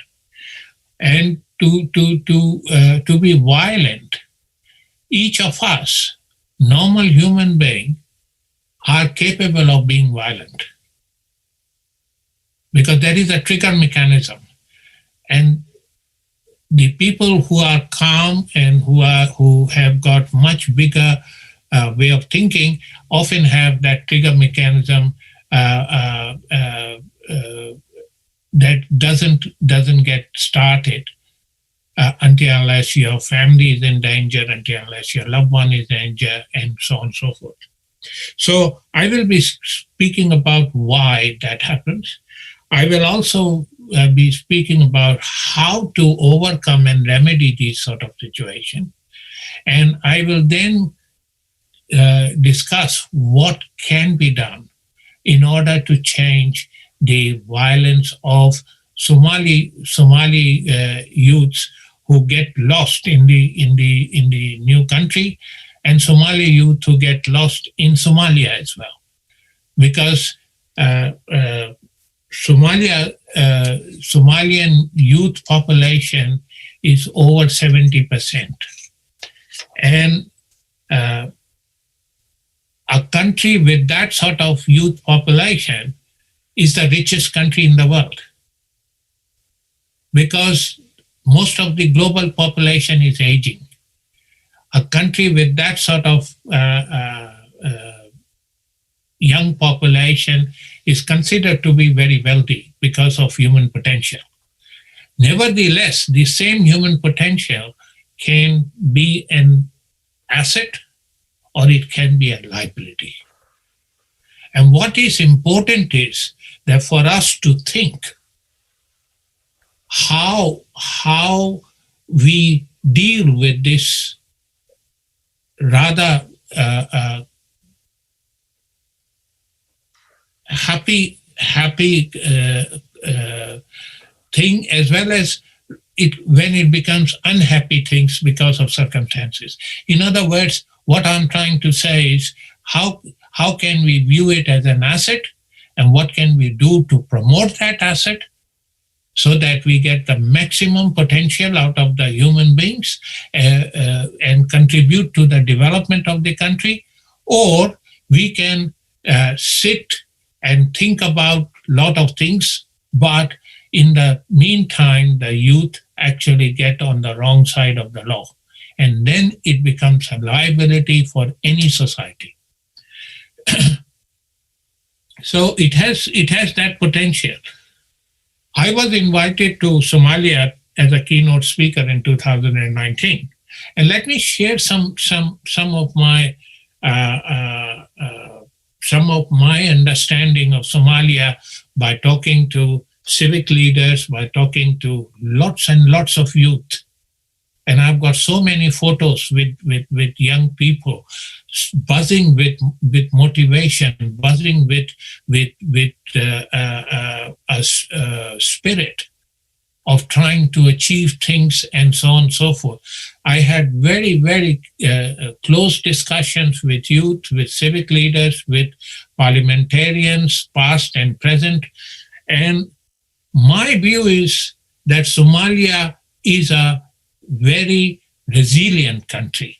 My view is it is a vibrant and country, but unfortunately, because of circumstances, some beyond the control of the past, Somalians, etc., it has underutilized human potential. Because these 70% of the people, when I talk to them, and they still communicate with me, believe you me, they still communicate with me through Instagram and so on, from time to time, sending message of goodwill, etc. Now, my point is this, that yes, Somalian diaspora has got problems because of very different reasons, but Somalian youth has got a problem for a very different reason. Somali youth has got a problem because they don't find a path to grow themselves. They don't find a path to get a purpose of life, to pursue a purpose of life. I have talked to many of them, and they mentioned the same thing. It's so difficult to get a job, and I don't know how I'm going to be somebody, to be useful to Somalia. The other thing that struck me in my 12-day stay and talking to various people is that Somalians may become diaspora, but they remain Somalians in the sense that they still have the love for the country, which is quite unique, by the way, which is quite unique because generally when people settle in a different country for a long period of time, they tend to lose that contact with their home country, and they are not as close to their home country. I have seen so many Somalians who are working in Somalia, but they are Canadian nationals, they are New Zealand nationals, they are Australian nationals, and so on and so forth. And they want to work, their families are in Canada or America, and they are working in Somalia because they want to contribute to Somalia. So these are the good things that I have noticed about Somalia. The bad thing, of course, is that there is a level of terrorism, there is a level of fear that exists in the society which has restrained this development. And there is when I was there were 2 blasts. So, for the first time in my life, I was being driven around in an armored car and things like that. So those sort of things is what is pulling down Somalia. So my speech is my talk is going to show some ways of actually creating a Somalia which is also moving forward, and creating a similar sort of thing in various locations where there is a large population of diasporas to actually change the mindset from violence to peace, to change the mindset towards development. And I am going to suggest some ideas in that regard. I am also going to suggest where funding can come for that. I am going to suggest what should be taught about it. This is not, in 5-10 minutes, it is impossible to give a perfect example of what these things mean. But you will have some sense at the end of the speech that these ideas can actually create youth who can contribute their full potential towards the development of the society they are living in, towards the development of the country they are living in. So, in case of diaspora, this is what is happening in Somalia. There is hopelessness in youth because they can't find jobs. In case of diaspora, the situation is slightly different. Diaspora come in two significant groups. Number one is those who have made a conscious decision to move out of Somalia for a better opportunity in America, for a better opportunity in Australia, or wherever they decided to go. They made a conscious choice to move the country for the betterment of their families, for the betterment of their own economic status, for the betterment of their professional development. Youth violence is far less significant. It's more incidental, that by chance somebody got into the wrong track. By chance something happened which created a problem with a particular group of youth. The second group is the refugees who have been dislocated from their home because of safety reason, because of persecution, because of destitution, and so on. These people, when they move to a new country, they are very, very, very lost. In some ways, they are very happy that they have moved to a country which seems to be a better country than their own. We have got refugees from Afghanistan in Australia. We have got refugees from Africa. And I have been meeting lots of people here from African background. And lots of people here from African background have made a very significant life for themselves, right? But at the same time, there are some African refugees who have created problem in terms of crime, who are involved in crime, who are involved in drugs and things like that. So this group of people are really the center of attention, if you like, for this purpose of discussion, because this group requires a whole host of interventions when they come to a new country. They require Somalians to guide them step by step, give them confidence to stay in the new country, give them confidence to learn the new language, and to adjust the way that is co-aligned with that country's value system and things like that. For example, a very simple example is in Eastern cultures, father is the patriarchal head of the family and has power even when children are grown up and they listen to their father, right?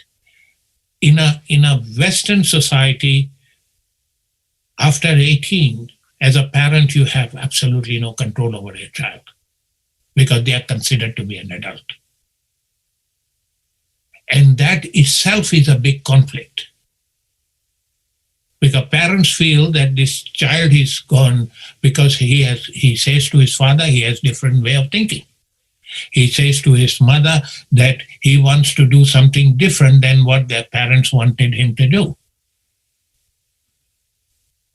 There is, in discussion, he can disagree with what his father's view of the world is. In a Western society, this is absolutely normal. We debate, we converse, we discuss, and then understand it. I have been in this country for 40 years. My two children, when we came into this country, my wife and I sat down and thought about it as to how we want to bring up our children.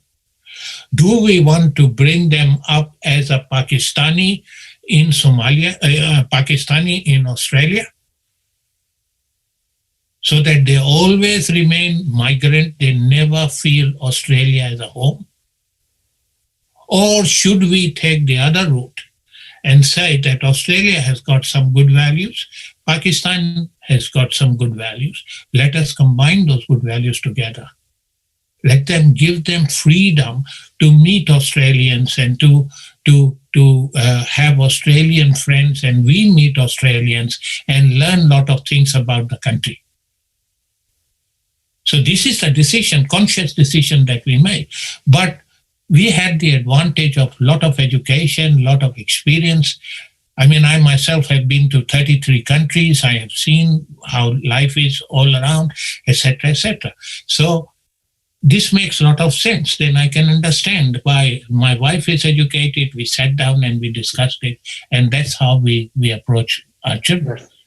And mashallah, my children are doing well. They have got Australian values as well as good Pakistani values. So for us, it is not difficult. For educated people, professional people, it is not difficult to do that.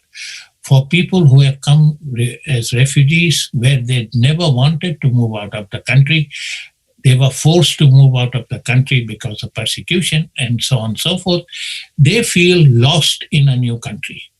And there is a lot of intervention that is needed. If Somalis want to, the diaspora want to help those diaspora who are refugees, they have to create a lot of interconnections with them. Because they need holding hands. Their children need holding hands to understand how they can choose a career and so on and so forth. In countries like Pakistan, you have got 2-3 choices. You become an engineer, you become a doctor, or you become a business person and so on and so forth. You can become a nurse and so on and so forth. In a country like Australia, there are myriad of choices. And even Australians born here get confused. So consider a Somalian refugee coming to Australia, they are totally lost. And what is needed is a center where they can get somebody to hold their hands and develop them. So this is where these are the birth of the problems, if you like. These are the things that increase the possibilities of youth particularly going into the wrong direction because they are totally lost. So how can it be remedied?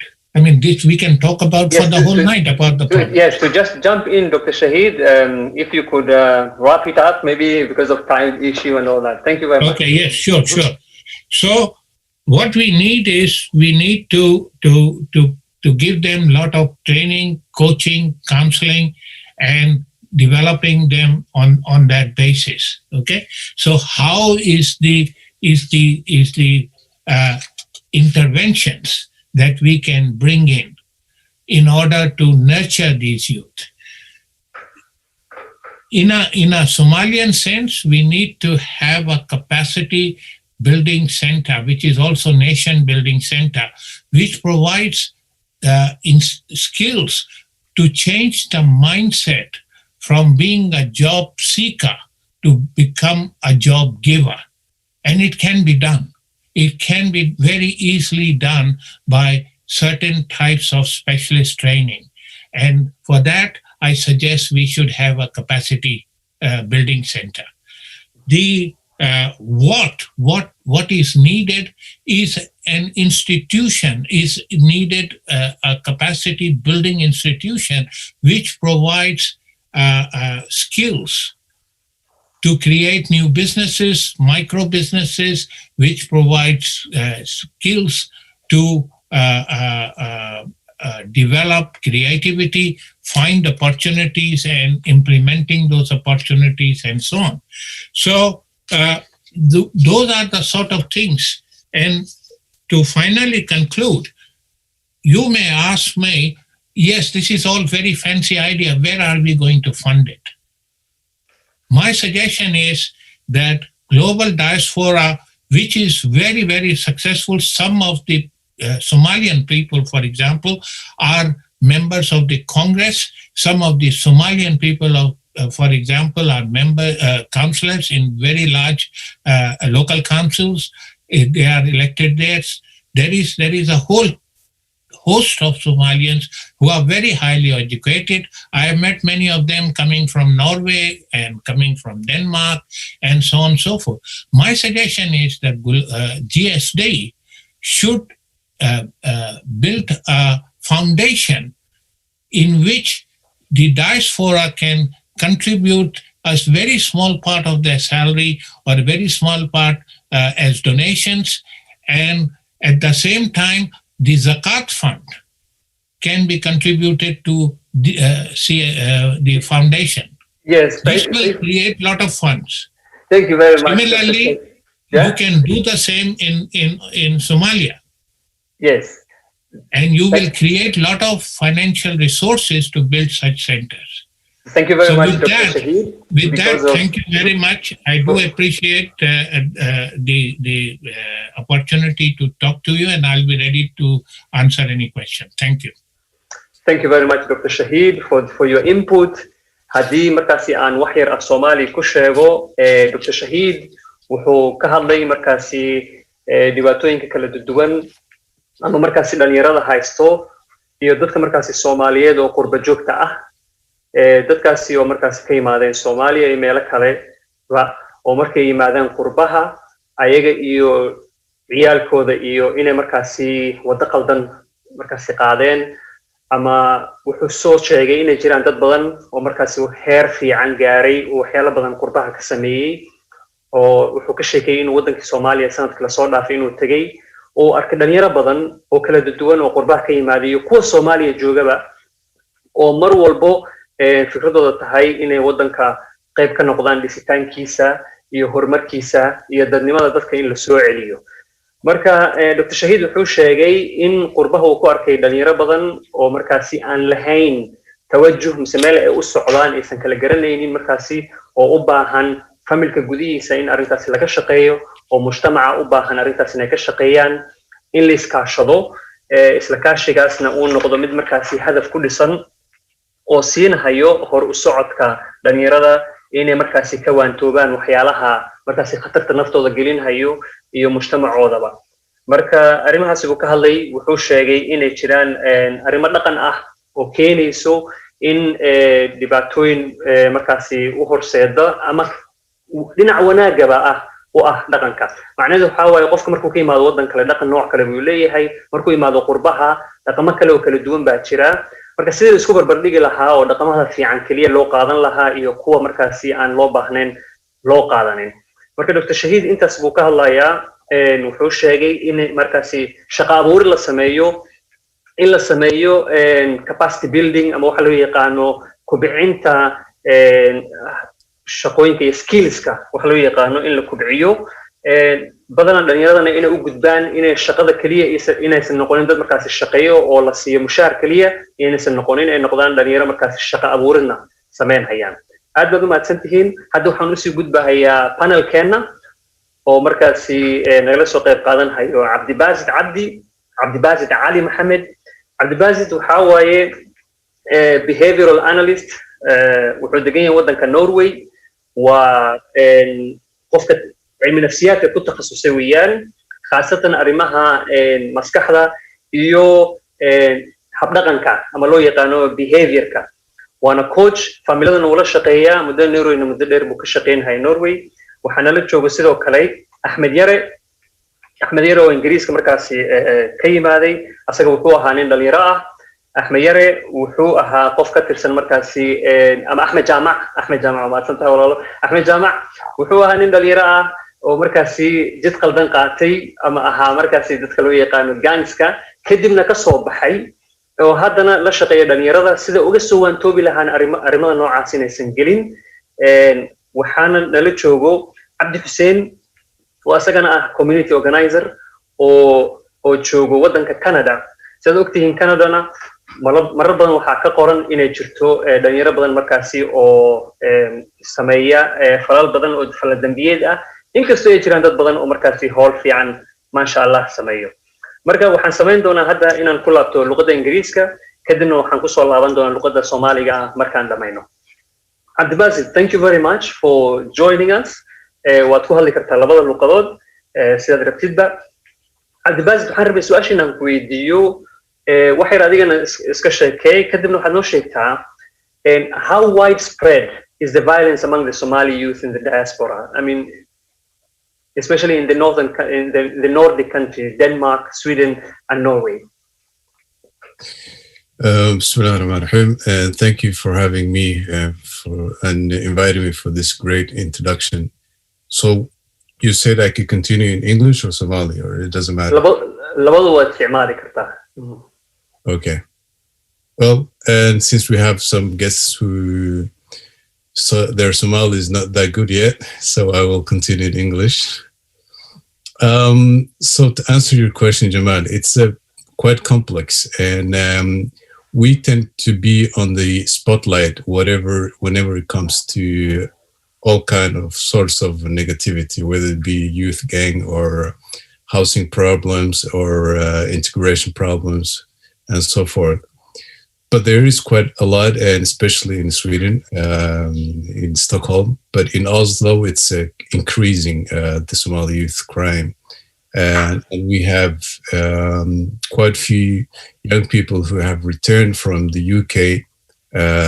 They moved from Norway to UK and grew up in UK. Now they came back. They don't even speak Norwegian, but they are Norwegian citizens. And so we have that kind of issue here.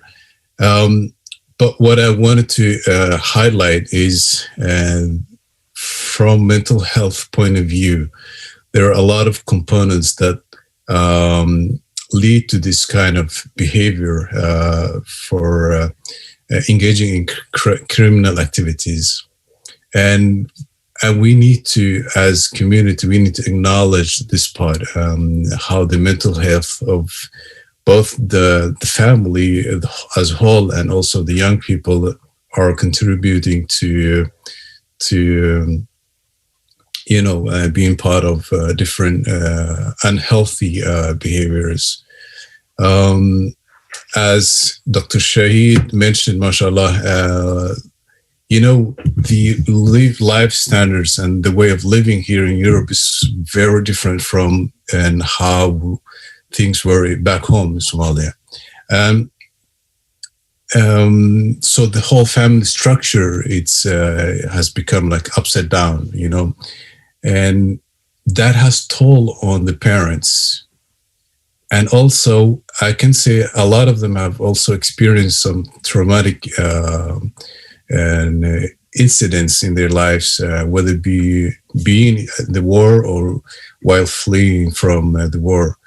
So, and if you look at some of the symptoms of post-traumatic stress disorders, it includes the need of control. Mm-hmm.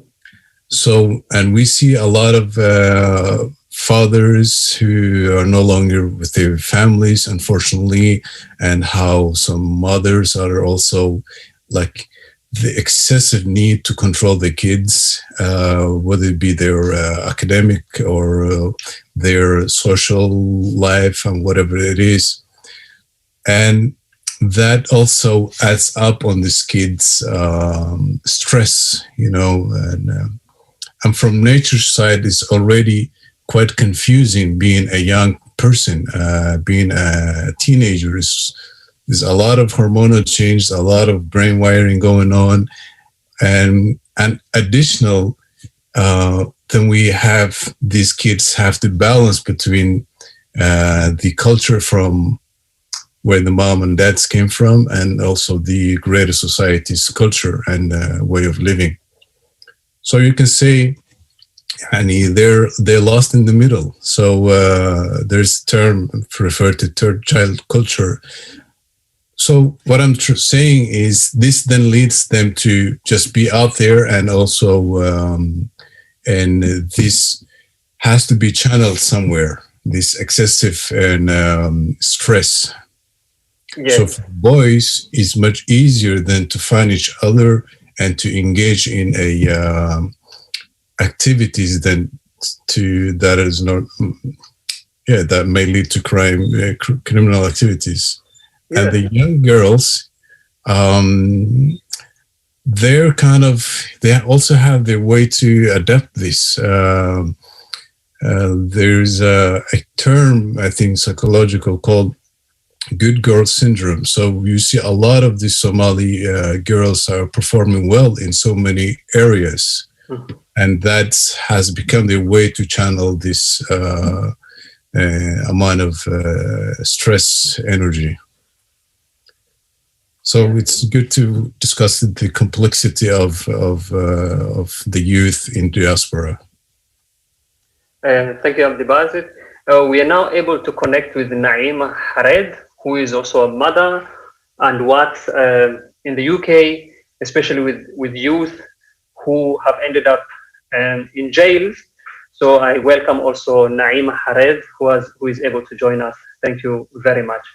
I will just move on now to our next panelist, Ahmed Jama.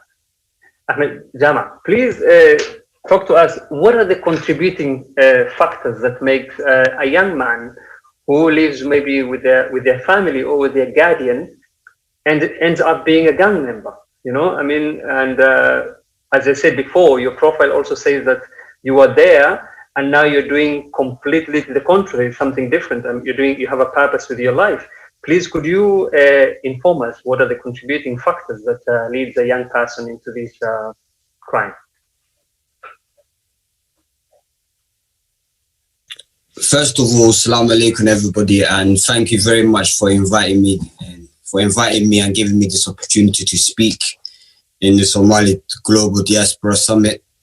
I really appreciate it, and it's a good opportunity and a good chance for a lot of young kids and a lot of parents to benefit from the panels and experience, panel stories and everything. So I really appreciate it. Going into your question now, personally, me, I believe that everything starts from the house. You can never ever build a house without putting the first bit of the house first. So you can never start nothing without laying the flooring first and then doing everything from the beginning.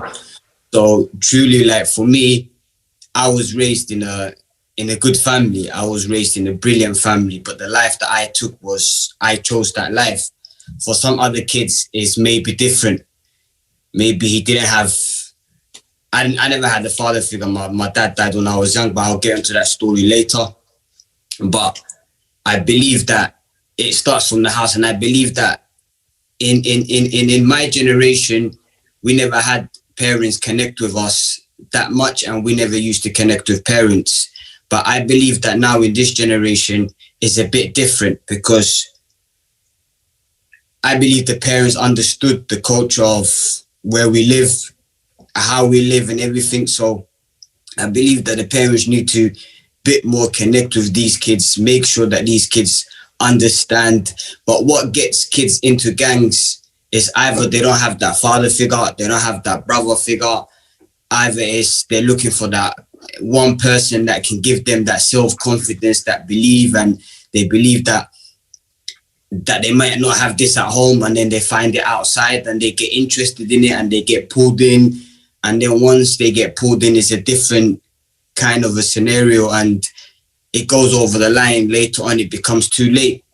And I believe that when it's the first 2 steps or three steps towards it, I think the parents must clock onto it, because there's always a difference. And the difference is your son is coming home 2 weeks ago he was all right, his behavior was good, and then 2 weeks later he's talking back to you, he's throwing things up and down the house, he's not behaving the way he was behaving. I believe that parents need to catch on to these kind of behaviors, and I believe that a lot of Somali parents, we don't catch on to these behaviors. We just he's just in that time of his teenager, but we don't really catch on into it until it's later on, too late. And these are the kind of things where I believe that parents will need to, inshallah, catch up on, because that's the kind of thing that will path them into either gang life or other kind of lives that maybe end up in prison, maybe end up dead, maybe end up mental hospital. So there's 100 different ways, but the only way is everything starts from the house. And I believe that every parent needs to at least communicate with their kids and talk to their kids and understand if they're going through something, how can they help?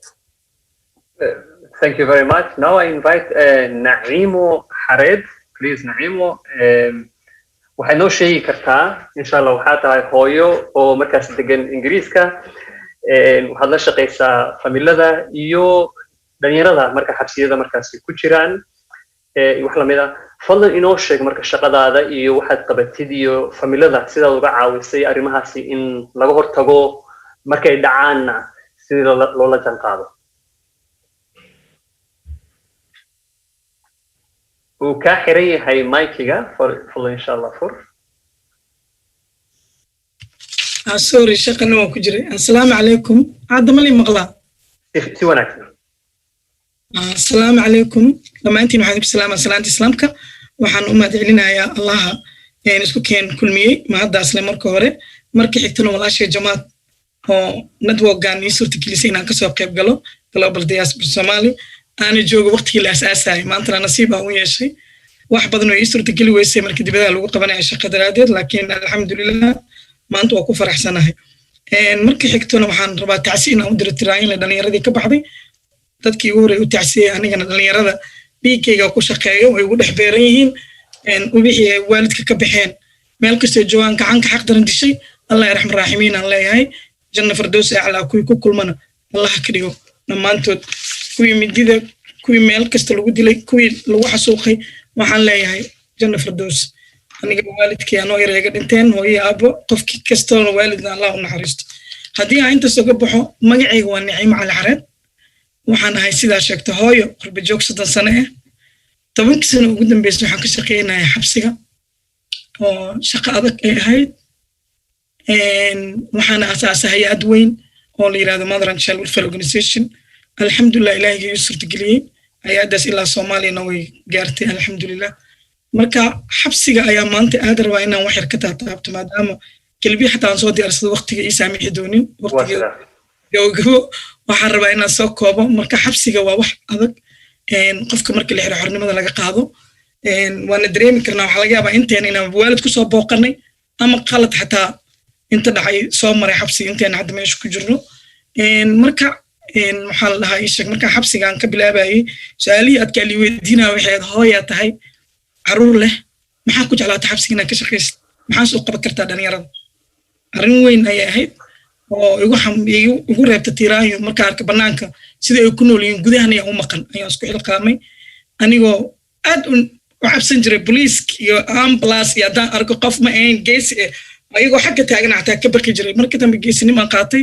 furiyaan qaatay tababar ayaan qaatay xabsiga gudihiisa ayaa lagu aaminay inaan waxna geli karin waxna ka soo bixin karin shaqaan iyo diin ahaan information xataa hadda xataa idinla wadaagi karin waxyaabo badan laakiin idin kormaraay marka xabsiga markaan shaqada ka bilaabay dhalinyarada ayaan soo saari jiray waxay nagala dardaarmi jireen maxkamadda markay leeyihiin oo kale meelaha kale markii loo bedelo sidaan iskula sii xiriirayno at least xataa inaan warqad ka daba diri doono waxay ugu reebi jireen dareen aad u weyn markii sentence life qof lagu xukumo waad dareemi kartaa 25 sano darbigana uu fiirinayo haddana kuusii dheertaa markuu ku dhaho waalidka wayga dhintay allah raxmaan raxiimiin qof isoo booqata ma haysto visita ma helo habaryar runtii waxay siin jirtay hooyo ahaan inaan matalo waqtigaas aan dareemo in aniga hooyo u noqon karo inkastoo aan matali karin hooyadiis saas ay tahay waxaan samayn jiray workshop inaan ka dhex sameeyo soo saaro qaladkoodii weydiiyo inay dib ugu noqon inay shaqo ku noqon doonaan inaan siino hay'ad tababaro iyo CV-gooda waxooda inaan diyaarino in aan u sii diyaarino meeshuu tegi doono hadduu dhaho habar hebel saaxiibkay waa la dilay nakasta aniga waay ma rabo meesha inaan ku noqdo gobol kale inaan usii diyaarino dejintiisii iyo gudihiisii ayaan isku xilqaanay hay-adda dad badan ay igala shaqeeya ajir allah siiyo iyo dadka idinkoo kale shaqada isla wada wadaagno saas ay tahay marka dhalinyarada marka waxay u kala baxaan groupyo hadda aaday u fiicnaadeen way isweeshadaan ehel iyo wehel isku noqdeen oo dhexdooda waxaa ka jiray boostakoodii ay isku dhex dilaan saas ay tahay wacyigelinteennii iyo workshoopyadeennii groupka marka uu badan yahay A B C D waa xabsiga marba group markaa soo saarto oo wiigan aan la kulanto kan kale waxaa laga yaabaa wareega kala bishi inaa aragto runtii markaa gudaha galaayo oon wax yar u qaado ay cunaan snackkaas iyo buskudki iyo cabitaanadii iyo liyo ogol yahay inaan gudaha geliyo miiska u saaro soo bixiyo markaa u tagaayo farxad aad u weynaan dareemaa laakiin markaan ka soo baxayo darashadii ay taagiin ay iga wacaan run ahaantii ma qiyaasi kara dareenkay inta macnaha aan dareemi karo hooye bisaa dareemi kartaa aan malaynaa ama aabir naxariis leh taas markii aan ugu gudbo runtii dhalinyarada marka waxay aad iyo aad iisii taabatay kuwa decision ku jiro oo u noqonaya Soomaaliya elaboorka Gatwick iyo Heathrow ka buuxaan ilmahaas waxaan sameynay inaan dowladda Soomaaliya la xiriirnay mas'uuliyiin aan ku soo casuunay invitation madax badan xabsiga tusay wasiiraan keenay sanatarayaalan imaadeen oo keenay arkay ballan qaadinay wax u qabtaan ciyaalku way rajo beeleen dowladda ku dhacdo albaabkii fadhiyaan qowmiyadaha kale waa laga bixiyaa BBC-dan ka hadalnay mas'uuliyiin waxaa jira dowladda soo shaqeeya carruurtooda xiran oo ila fariista xataa TV-ga oo xeralaalaha qaranka soo gelinay wax walbana aan u sheegnay baasaboorkooda lacag ku celiyey dareen weyn igu sii reebay laakiin waxaan aad iyo aad ugala sii walwali jiray dib markay u noqonayaan Soomaaliyan cidna ugu horeen dhegtana ay u duran tahay cunugaro dhegta u darnaa dareemaysid maxay kala kulmi doonaan Soomaaliya ama taatu ku sawir ama gobolladii uu u sii socdo inaan u sii gudbiyo lacag u diyaariyo bokan manigi dowladda inaan la hadalno inaan dhalinyarada ka hortaga qashinkaa la tuuraa lama tuuro qof bini'aadane naxariista sameeya u sameeya inay bulshada soo dhex galaan waxyaabahaasoo dhan ayaan dan isku xirnay alxamdulilah shukr bilcaalamiin meel fiicanay gaartay waxaan iigu sii naxdin badneed haddii aan kisar oga taabto COVID-19-ka COVID-19-ka waxaa ku dhintay xabsiga carruur waalidiintooda ku waayey oo aad u walwaleen inay arkaan xataa haddii waalidka duugti ka qayb geli waayeen at least inay waalid kala midoobaan labadaba waana laga diiday kuma guuldareysan waqtiga ayaa wuxuu diidaya inaan la bixi karin saas ay tahana cunuga markaad u sheegaysid oo tiraahdo aabba wuu dhintay annaga xaq uma lahayn waalidka isku xirayno waalidka markuu dhaho idinka u sheega dhalinyaro isagoo wuxuu dareemaya ciil isagoo maanta awoodo inuu wax ka bixi karin meesha laakiin iga codsanayo qabriga haddii la ii diida abo please habar macaan aan u tago hooyo aan familki soo booqdo u sheeg ka dhaadhacsi ma fahmi karo waa wiil yar tiraayin ku dhacday tacsi ku dhacday runtii waxaan aad iyo aad iyo aad maanta uga mahadcelinayaa barnaamijkiina inaad badisaanna waan jeclahay si dadka xataa isku bartaan isku dhex galaan nadwoga xabsigana maxaa la dhahay sheeg waxaan kala kulmayey waxa ay maanta kusoo koobi kara maahan kilibyo video waan soo diyaariyey dhalinyaro waxaa jirta 15 sano hadda kasoo baxday oo ila joogta maanta raashinkii ila qaybinaysa furan ayagana insha allah waqti hadduu u saamixi doono kilibyo ayaan u diri doonaa jamaad waxaana aad iyo aad rabaa maanta inaan uga tago ama markaan ka baxayo dardaaran iyo rajada 3 qayb inaan kala dhigi doono speechkayga waan idinkaga mahadcelinaya waana kusoo noqonaya waan idinla joogaa maadaama waqtigiinu cariiri yahay in ka badan informationna waa hayaa جزاكم الله. هذا نوعاً. And so we'll continue and then I'll make the wrapping up. Naimo has spoken that she works within the prison context in the UK. She works with youth, those youth who ended up in prison, and later she has to make sure that they are rehabilitated, and after the rehabilitation they are then reintegrated back to society and to their families. She has also spoken to the Somali government on a high level on how to reintegrate back those young people who are in prisons in the diaspora, especially in the UK, and who have an opportunity to go back to Somalia and restart their lives there. So Naimo has spoken that it's very heartbreaking to see a lot of youth who happen to end up in jail because of different issues. So, and she works wholly on how to solve this to help in solving this problem. Now I'll go to Abdel Fattah Hussein. Abdel Fattah Hussein lives in Canada, and so Abdel Fattah, he's an artist who lives in Canada. Abdel Fattah, you know, the stories we mostly hear from Canada is of young men who are mostly young men, because not girls, who are walking around with guns, shooting each other. We also hear about youth who have left Canada to go to Somalia and join different groups or to other countries. So please, could you just touch on that briefly, and then go further to what are the opportunities that can be fostered to deter young people from violence and engaging in these things? Sure. Assalamu alaikum wa rahmatullahi wa barakatuh. Thank you all for having me here today as well. This is a very, very life or death situation right now that I'm very happy we're talking about, because until we're having the habiters like Naimo speaking on it and the brothers like Ahmed and Abdul Basid speaking on it as well, we can't come to any form of a solution. So first off, Jazakallah khair to the global Somali Diaspora for having us. Before I speak on just the situation in Toronto, I just want to speak on a couple of things. And I really appreciated specifically Abdul Basid and Ahmed when they spoke on the disconnect, right? There's a huge disconnect that's going on between our parents' generation and the youth's generation. And until there's like people like Habu Naimo coming out with us and having those conversations and really and truly just asking the kids, instead of just saying, you messed up, you're worthless, you're beyond hope, you know, like we have to look at them as something that's still a potential, because truly and honestly, I'm noticing a pattern internationally, right? This is bigger than just my city in Toronto, where internationally we're growing up in the poorest of areas, right? Our parents have come to take refuge from a place of war, and unknowingly landed into a place where they had to not only survive, but they couldn't afford themselves the time to accustom themselves to what's going on within that country, right? How would they have known that when we enter into school, and they had the best of intentions to put us into school, that 90% of the people that we would grow up with would introduce us to alcohol, weed, so on and so forth, and a number of other things, right? And subhanallah, like the best of their intentions are always going to be to guide us to the best of places and to return to Allah. But when you're in an environment where your identity is not the same one as it is from home, and there's a disconnect, you start to try to make a bond with the people that you're growing around with, right? I'll tell you, for example, I'm not too sure if it's like this everywhere else, but a lot of Somali youth in Toronto, when the first time that they drink, right, it's from somebody who's often not Somali, right? And then they get into a situation where they cannot go home like the rest of their friends until they sober up and they're not drunk anymore, right? And what happens when you have a bunch of youth that are on the streets collectively hiding from their parents? They end up becoming a sort of family, right? They protect each other. They find sources of income to continue this lifestyle, so on and so forth. And not a single one of them, I believe, ever had the intention again of creating a gang to hurt people, right? The intention was to create a sort of community, find that love and that respect for each other, like Ahmed mentioned before, and then fulfill those things for each other, right? So subhanAllah, that's exactly what's been going on in Toronto. Just this year alone, I've been to about like 10 ta'sis and janazas where people that I've known personally have died due to gun violence.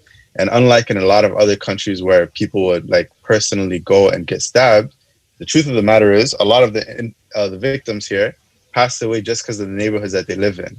A lot of them didn't even get to see the face of the person who killed them because they were shot from afar, just walking home, getting honor for their hoya, so on and so forth, because the people who are actually causing these damages don't live in those neighborhoods anymore. A lot of the people who involve themselves in gun violence often move out, right? And then they start to tell each other, there's this culture that has appeared, right? Where you start to say, if my brother has died, right?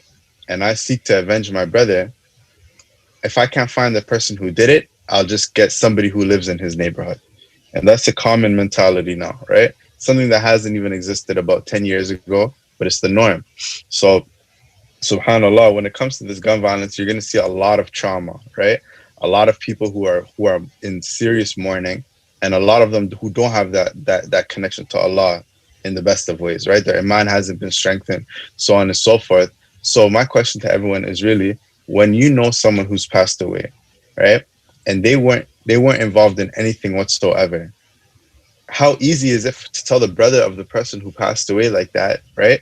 And that's the real issue. How easy is it to tell that brother, you know what, your brother died, okay? We know that he's bragging, we know his killer's bragging about it on social media, but we don't want you to do anything about it, right? We want you to sit at home, we want you to make your dua, and inshallah, whoever did that, the courts will deal with them, right? A lot of people, first off, do not believe in the court systems in these countries, right? A lot of people feel like it's just a repeating cycle. And secondly, the pressure is now on them to make somebody else suffer so that they'll feel some sort of elevation from like the pain that they're going through. But subhanAllah, my personal belief is that's the moment where we catch them, right? That's the moment that we see a youth whose family member has passed away and there's a community of them that are hurting together.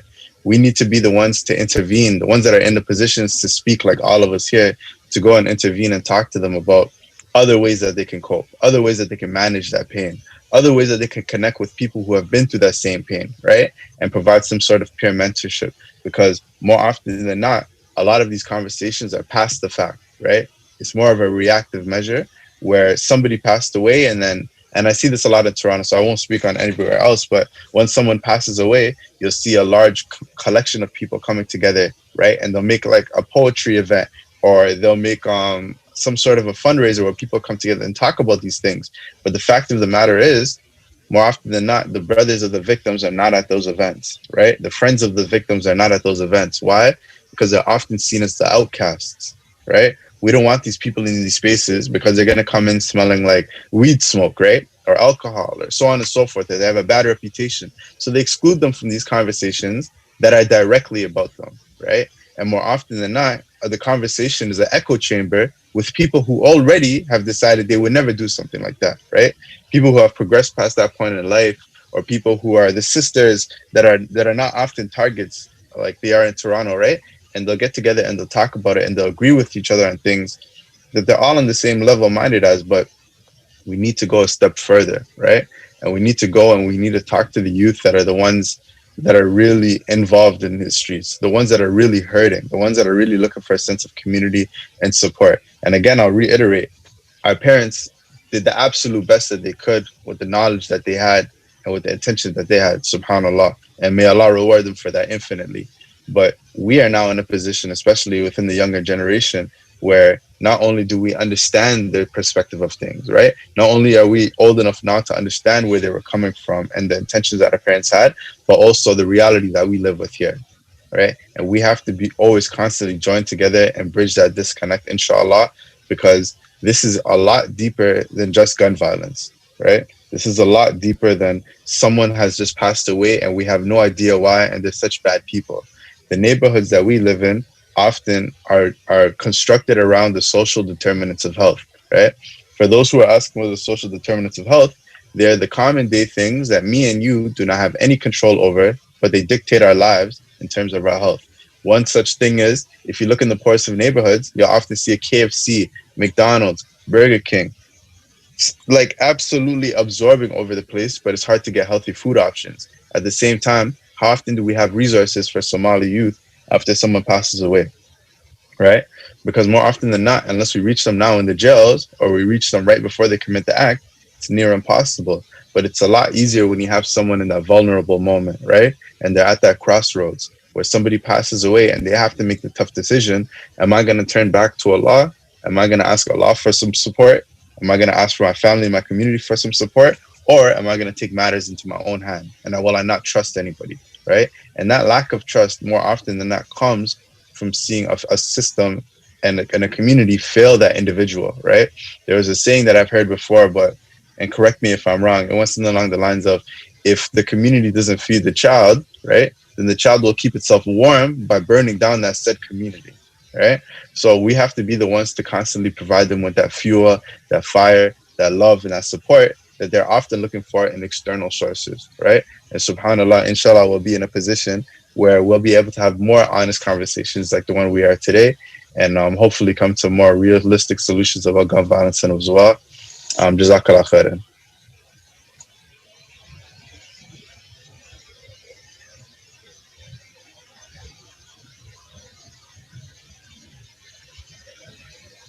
Sorry, Jamal, we can't hear you. Mm-hmm.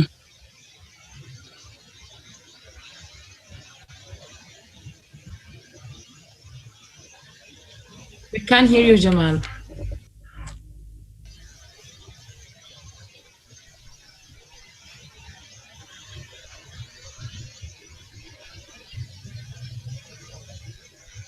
We cannot hear you.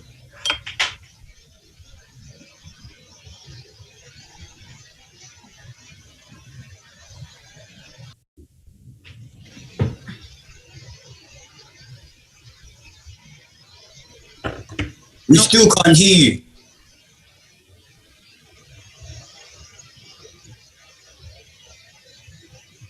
We're all still getting used to Zoom. Well, I know those ones. I think Jamal still have technician problem. Let's continue with the session. And I ask the questions. The last question was the closing comment you want to do, Abdul Basit, and the closing question for the comment for this sessions to close it. Then let's start with Abdul Basit, then Shahid, then one by one. Oh, thanks so much, Dr. Saad. Again, this is a very complex issue that needs to be addressed in so many different angles. And so from my field point of view, mental health point of view, we need to acknowledge this and the severity it has. We have parents who are semi-traumatized or maybe very traumatized, but not acknowledging it. And also this trauma is also passed on to the next generation. We need to acknowledge that too. And another thing that we need to acknowledge is, and the youth have to balance between two cultures, which is can be very challenging. You know, there's a concept called cognitive dissonance, which is having two contradiction or conflicting ideas in your mind at the same time. Not alone, you have also from nature's side, as I mentioned earlier, just being a teenager is so confusing. And now you have all the Somali teenagers who have all these additional challenges. So I just wanted to share with you guys, we need to talk more about this, and there's no one single, how do I say this, a solution for it. The solution is, there's so many different ways to tackle it. There's social economical issues, that's number one, because alhamdulillah, we come from larger families, but the housing is not big enough. So during teenage years, we need that privacy. So if we cannot get it at home, we just get out of the house, and do whatever we can. And also the pressure, and we know our parents, they want us to perform well, they want the kids to get a good education and so on, but it could be that your child is going through some sort of phase. So if you, on top of that, just push that kid to perform well at school, it will have a great toll on their mental health. So I'd rather have a kid or child who has who is healthy than having a child with PhD that is not healthy. That's just adding on the communal problems. So let's just step back and just have an overview of this, the complexity of the issue. And as Dr. Shahid said so well, we need to create more trainings of the parents. We need to create more training of the youth, and keep on talking about it, inshallah. And yes. Thank you so much, Abdul. You said, like Dr. Shahid said, more training, more places for the children to talk about these issues they have with the family, especially with parents also. Yes, and stop putting pressure on the child. So rather deal with his or her emotions, then later on they can study whatever they want. But the first health comes first. Wow, amazing. Thank you so much. And then we'll go to Dr. Shahid. Where's Dr. Shahid? And I wish Dr. Shahid also to tell us the closing comment, what he wants to say at the end.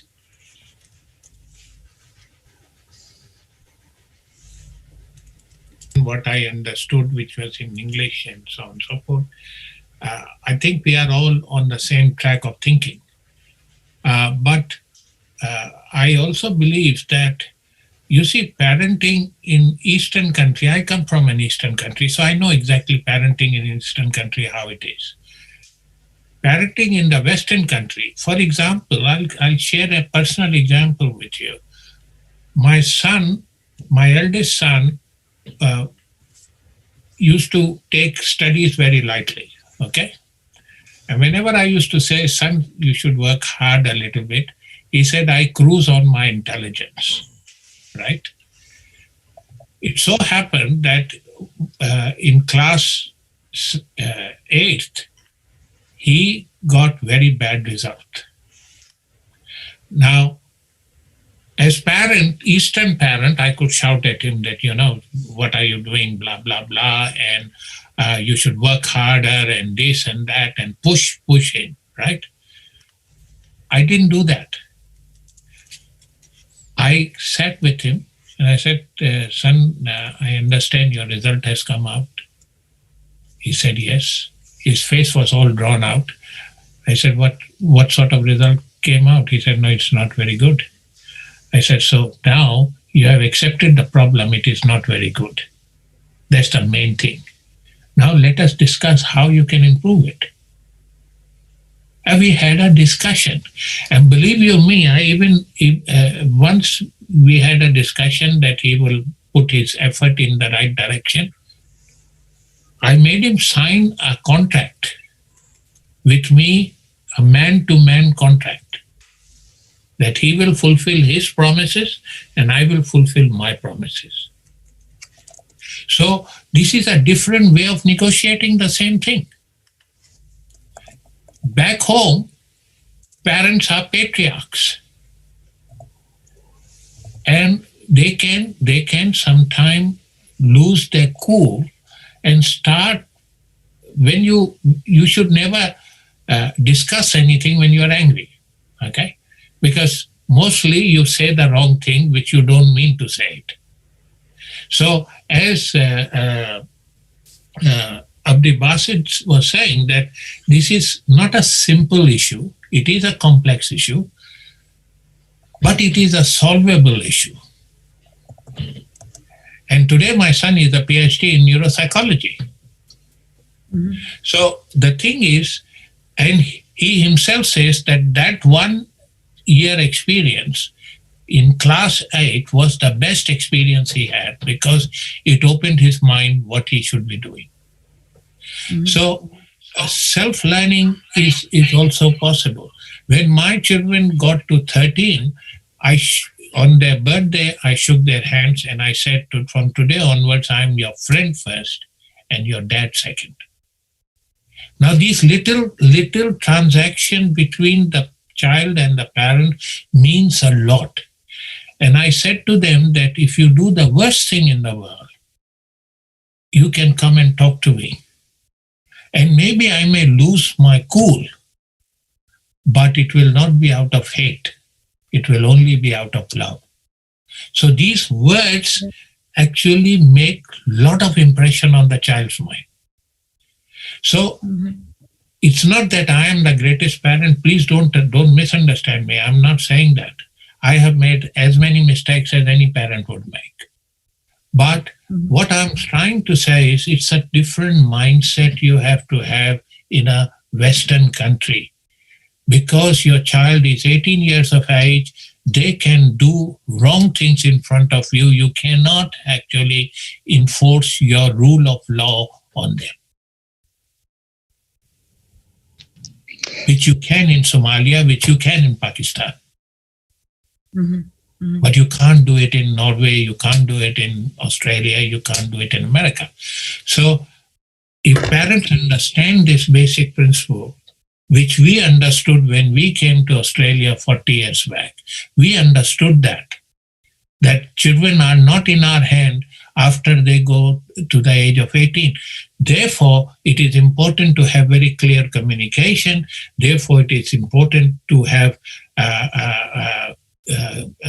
honest discussions, and so on and so forth. Every time there was a bit of tension between the children and us, we would have family meetings. Mm-hmm. In that family meetings, children were allowed to say anything they like about us, and that way we can talk to them. So this is my closing statement, that parental thinking is very important, and that thinking has to change. Mm-hmm. Thank you so much. Yes. Amazing feedback. Next we'll go to the Ahmed. Ahmed, what do you think about the closing for I think I'm back now. Can you hear me? Yeah.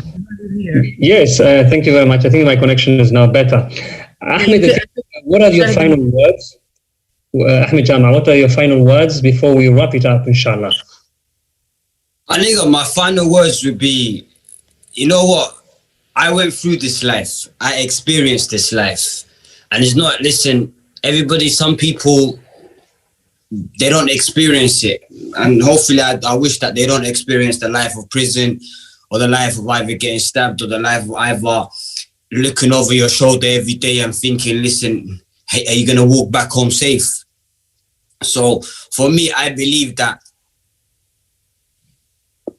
every single parent and every single Somali person should never give up on a person. If they see someone negative and they see that person is not doing great, never give up on him. People used to look at me and people used to say to me, you're never going to change. You're never going to be the guy that you're never going to change. You're never going to be this person. People look up to me and they used to say to me, you're never going to reach 21. People used to look at me. They used to say to me, you're going to end up in prison your whole life. You're never going to be the person that you are. You're never going to change. And they look at me now and they say, wow, like, is that really you? Is that you that's who does all this football coaching, who does all this mentoring, who does all these talks? And they can't believe it. But because what I believe is everybody deserves a chance. Everybody deserves an opportunity. And once that person, you give them the opportunity, someone opened the door for me. I'm not going to lie to you. Someone really opened that door for me. Someone showed me the angle. Someone showed me the right path. I didn't just change overnight. I didn't say, okay, I'm going to change overnight and I'm going to be perfect. So I believe that we all need to put something into these young kids. We personally need to put whatever we can to help our Somali kids. We're losing a lot of kids on the streets. We're losing a lot of brothers on the streets. We have sisters that are now involved in these kind of games, and it's getting more sad and sad every time. In my generation, it was a bit different, but now it's not different. It's absolutely, it's going just crazy. And wallah, I just wish that we don't give up. We do the work that we can do. We can go around, talk to people, educate them, make them understand. I do this day in, day out. I go to this, I talk to like most of the kids. I see them, I speak to them. And I don't want to see kids go through what I went through. And that's how I want to close. Please don't give up. Thank you. Naimo, madam waqtigu nagu yaryahay, fadlan marka dhamaystirka bal inshallah inoo sheeg hadalladaada ugu dambeeya inshallah. Adigu soo koobi sidii muddo hal daqiiqo camal. Okay, jazakumullah.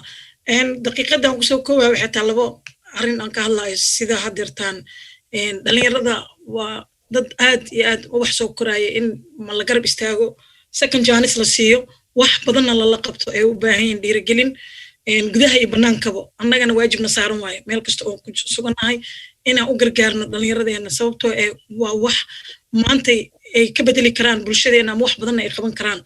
qofka qaldamin waa ilaahay, qof kasta qalad uu ka dhacaa, laakiin in second chance la siiyo. Aad iyo aadna waxaan ka codsanayaa inaan isla wada shaqayn doono meel kastoo joogno. Tan labaad aan ku darsanayo, maadaama madaxda ay maanta hadlayso, waxaan rabaa on goobjoog aan tagay Soomaaliya ee madaxda sharafta lagu soo casuumeen meel kasta ay joogaan, maadaama COVID-19 uu jiro, xabsiyada ay dad badan ku xireen nala soo xiriiraan. dad deen lagu leeyahay jira odayaal waaweyn jira xabsiyada ingiriiska markii covid-19 dhacay dadka da'da weyn dambi kasta ay galeen waa la fasaxay dambi kasta ay galeen dadka da'dooda ka bilaabanayay 60+ iyo kulli laakiin anaga waqtigeena ma aqaan xilliga jahliga waa lagu gudbay in la sii daayo deentana laga cafiyo odayaal waaweyn ay la soo xiriir xabsiga dhexe oo jira 89 sano imagine waa wax laga naxo taasna waxaan leeyahay age-ka kala saara 15 jir iyo biri 60 jir oo madil toogasho ku xukuman ayaa qol isugu jiro madaxda waxaan ka codsanayaa inay taas sameeyaan xabsiga cusub waan tagay mar walbana waan sameynay kitaabo quraan aan siinay daawooyin aan geynay TV-yada ku xiran annagaa sameynay hay-adeena iyo dadka igala garab istaagay laakiin waxaan ka codsanaa maadaama message-kaas aan diraayo in dadka la tababaro xataa oo dadka usoo bixinaya waalidiinta ee tahay meel cariiri oo silac inay xabsiga wax ka qabtaan iyo sameynin waa laga gudbay waqtigii anaga hadda aan tegay xabsiga aan ku soo wareegay waxaan arkay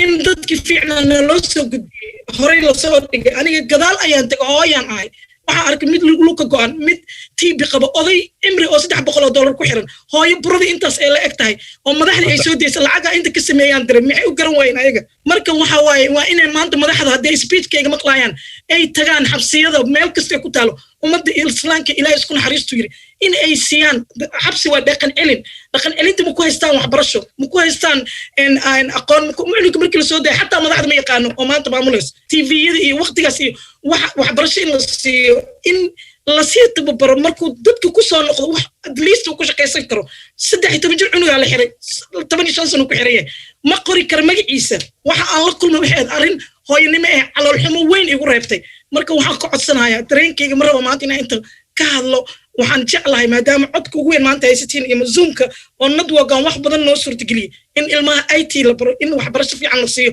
in ay la tartamaan xabsiyada wadanka ka dhisan waxa ku dhex yaala dukaamankii wax walba jiimkii noloshii xornimadii laga qaaday laakiin ma haysana anaga wadankeena haddii ay noo ogolaadaan tababarkii iyo shaqooyinkii waa noo diyaar laakiin ha sameeyaan inay horumariyaan ciyaalku way niid sameen qalbigoodii waa yaa soo socdo ma dagaala dhacayo yaan idin xukumi doono inay walwalka generation ka baabiyaan moraalku dhisaan maadaama dhalinyarada aan garabkoodii iyo dhinacoodii iyo meel kasta ay ugu dhex abuuran yihiin fadlan taas arbatan ingiriiska ku saarta caruur waxaa jirto laboorka hor fadhiyo flight-ka sugaayo madaxda intayna waqtigoodii hadday ku soo noqdaanna waxaan ugu hambaleynayaa mudane madaxweyne farmaajo iyo ra'iisul wasaaraha Roble waxaan ka codsanaa dadka ciyaalka albaabka idin fadhiyo oo rajada beelay oo xataa haddaad tiraahdo yaa u codeyn lahayd kulahay codkay ugu dhamo habo wax qof aan codeyn kara ma jirto abriir inay u yimaadaan ay ka wadaan maxaabiista fadlan guddi degdeg u soo dirsada maxaabiista xabsiyada way ku dhiban yihiin qaaraa mental haysto qaaraa iska waashay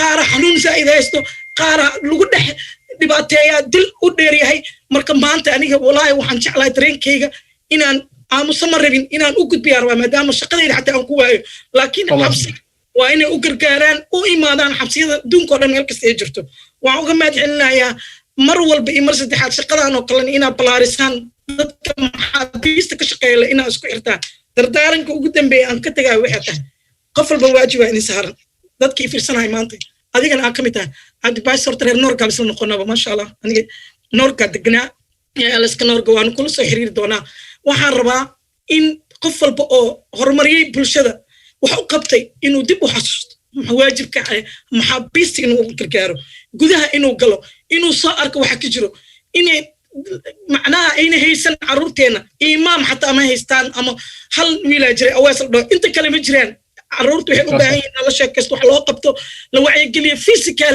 iyo maxaa la dhahaa isheg iyo maxaa la dhahaa wax walba way ka dhinteen marka fadlan waalid waa u nool yahay wax wuu siiyaa waalidiinta maraba xataa aqal inay iga fahmaan laakiin ilmaha aan waalidka lahayn ama qurbaha waddanka laga soo xiray ayaa ku dhibaataysan hooy ahaan waxaan kaleeto aad aboo kaaga mahad celinayaa waqtigiina maaliga waad mahadsantahay naciimo waa inaan sii dhamayno dareenkayga maanta waa igu yareysay kilibyo badan inaan la sheergaray hooyo hadlayso wiil xabsi ka soo baxay gabar kaga dhibaataysan sida ay uga badbaadin lahayn dhalinyarada mid kale aboo axmed sakumala waxaan geeyay youth badanaan geeyay filan uu ku jiro asaga xataa uu ku jiray dhalinyarada marka ingiriiska geynaa waa laga cabsanayay ilaa aan ka baabiyo youthka waxaa samaysiin aqoon inaan kala bedelano inaan la sheekaysano inaan samayno exchange midda aan kusii darsanayna waxay tahay oo mar walbana aan rabaa inaan ka tegin oon rabaa inaan xasuusiyo waqtigaagana aan kusoo koobayo jasaakumullah khayr waxaan rabaa in youthka on ka dhaadhacsiin waayo idinkana aabayaal aatiin caawo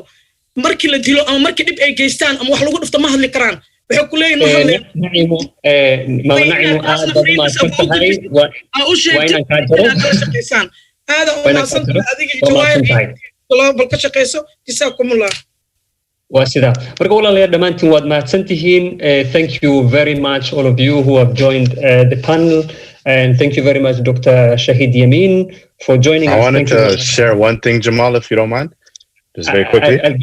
I'll come to you, and thanks to Ahmed. I'll just give Abdi Fattah the last concluding remark, and as you do that, please be brief. Thank you. No problem. Jazakallah khair. I'll be mindful of time. So, alhamdulillah, I can see a lot of us understand the severity of this, right? A lot of us are understanding that there is a real war going on outside. And subhanAllah, a lot of the people who are suffering and are passing away are our own individuals and our own family and our own friends. And until we can collectively come together and look in the eyes of those same youth who are potentially about to go and commit these same crimes, until we look in the eyes of the same youth that have passing away and are grieving and have absolutely nobody to console them, we'll never be able to have these kind of conversations, right? And subhanAllah, my thing is this: let's continue to do the outreach and talk to them and meet them where they are at, right? If they're uncomfortable coming to these sort of events, then the question shouldn't be why are they uncomfortable. The question is, what can we do to make them more comfortable to come? Are we going onto the blocks and are we actually talking with them? Are the people that are in those rooms right now that we're conversating about something that represents them, right? Are they comfortable to come into a room and see people who look and act and live like they have lived, right? And a lot of times, unfortunately, that isn't the case, right? You'll see people who might understand something theoretically, but unless it's applied in a real life situation, it's hard for them to communicate with. So I'll leave us at that. Alhamdulillah. I want us to, inshallah, be able to connect on a much even larger network. I want us to continue to be able to connect with each other. And I have my own organization called Hidayah House that started in Toronto as well, directly just because of the number of close people of mine who have passed away due to gun violence. We're working hard in the streets to connect with these youth as well. So inshallah, whoever is interested, please hit me up as well. Jazakallah khairan. Assalamu alaikum wa rahmatullahi wa barakatuh. Thank you very much. Jazakallah khairan. And so just to wrap it up, I would like to say that all the panels, including the keynotes, the speaker, have informed us of the complexity of different diaspora groups of Somali who live in Europe, Australia, and many in Norway and in Canada. And we see that this issue with young people ending up in criminal activity is global, is widespread. But also we shouldn't forget that there are also young people who are rebuilding Somalia, who are rebuilding their communities in Europe and all over, in Europe, in Somalia, and other places like North America. Abdibasit Abdi, one of our panelists, informed us that we should look at the aspect of the mental aspect of families, the mental aspect of youth, and how to channel their energy into good opportunity and perspective. Jama has also touched on that. There was a lot of also, we should love the young people, we should give them support, we should give them outreach and mentorship. That one came from Jama, Ahmed Jama, and also Abdi Fattah. Naima has also spoken on the level of we should involve governments, we should involve communities, the Somali government, and also the government in the diasporas. Just to conclude, my last remark would be we should also involve the host countries in the diasporas on how to deal with these issues, and because it's also distinct for the Somalis, but we live also among the communities in the diaspora, we should be able to involve, inshallah, organizations and the government offices. Lastly, we should also involve the religious leaders and religious perspective of outreach and how to be able to help out with these issues. Thank you very much. I conclude, and I give now back to the host. Suad, please go on.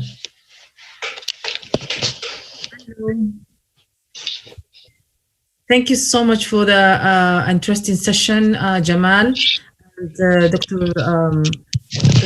and Abdelbasit and everyone. Now we'll go to Success Story Diaspora Youth Violence. Ahmed Yare, are you there? Ahmed Yare? I think. Hello, can you hear me? Yeah, we can hear you, Ahmed. Yeah, I'm here. You talk in the session about your story a little bit. Can you give us your conclusion and feedback of your story and what about the youth Somalia? Because you talk about now only about the violence and what's going with youth. Now we want you to talk about yourself and your story. Okay, you know what? And once again, first of all, thank you very much for all inviting me. And thank you very much for giving me this opportunity to speak to a lot of Somali parents and a lot of Somali kids. I really appreciate it. And I really appreciate the good work that you lot do and everything that you do for the Somali diaspora all around the world. And I would like to personally go into my story and my life and everything about me, and then people can mostly understand of how I came out of this and what motivated me to be the man that I am today. Alhamdulillah. So me personally, I came to the country when I was about 2 years old.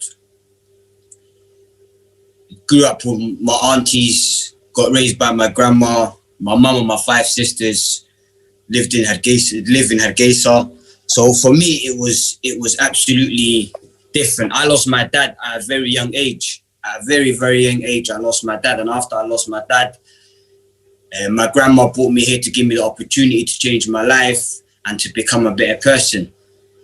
After growing up in London and understanding the roots and going to school and all of these things there, by the time I got to like 10 years old, I wasn't living with my mum, I wasn't living with my sisters. I was raised by my grandma and my aunties.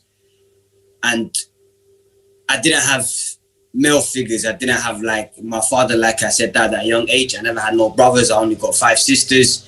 And for me, it was difficult. So I had to go out and find male friends. And then at the age of 11 and 12, I started just going out with some of my friends, found friends that were close to me, that I was connected to. By the time I was 15, 16, I started getting into like little trouble after school. Like when I was in year 10, year 11, started getting into little trouble, like going to the shop, take a little snack, do this, do that. And then in the time after time, I got caught. And then I got into bigger things. When I got to like 17, 18, I got into like bigger things, started selling drugs at a young age when I was about 17, started getting into fights when I was about 17 as well, started getting into problems about when I was 18, and then this caused my parents, caused my mom headache that I was back home, caused my grandma that raised me, that made me the man that I am today, alhamdulillah, and everything just causing them trouble after trouble after trouble after trouble after trouble after trouble, and then my first time when I went to prison, I think I was about 19 years old or 18 years old. I think it was about 18. But before all of this, before I went to prison and before all of this, my grandma gave me everything. Like she wanted me to get out of this life at a young age. She wanted me to get out of the life.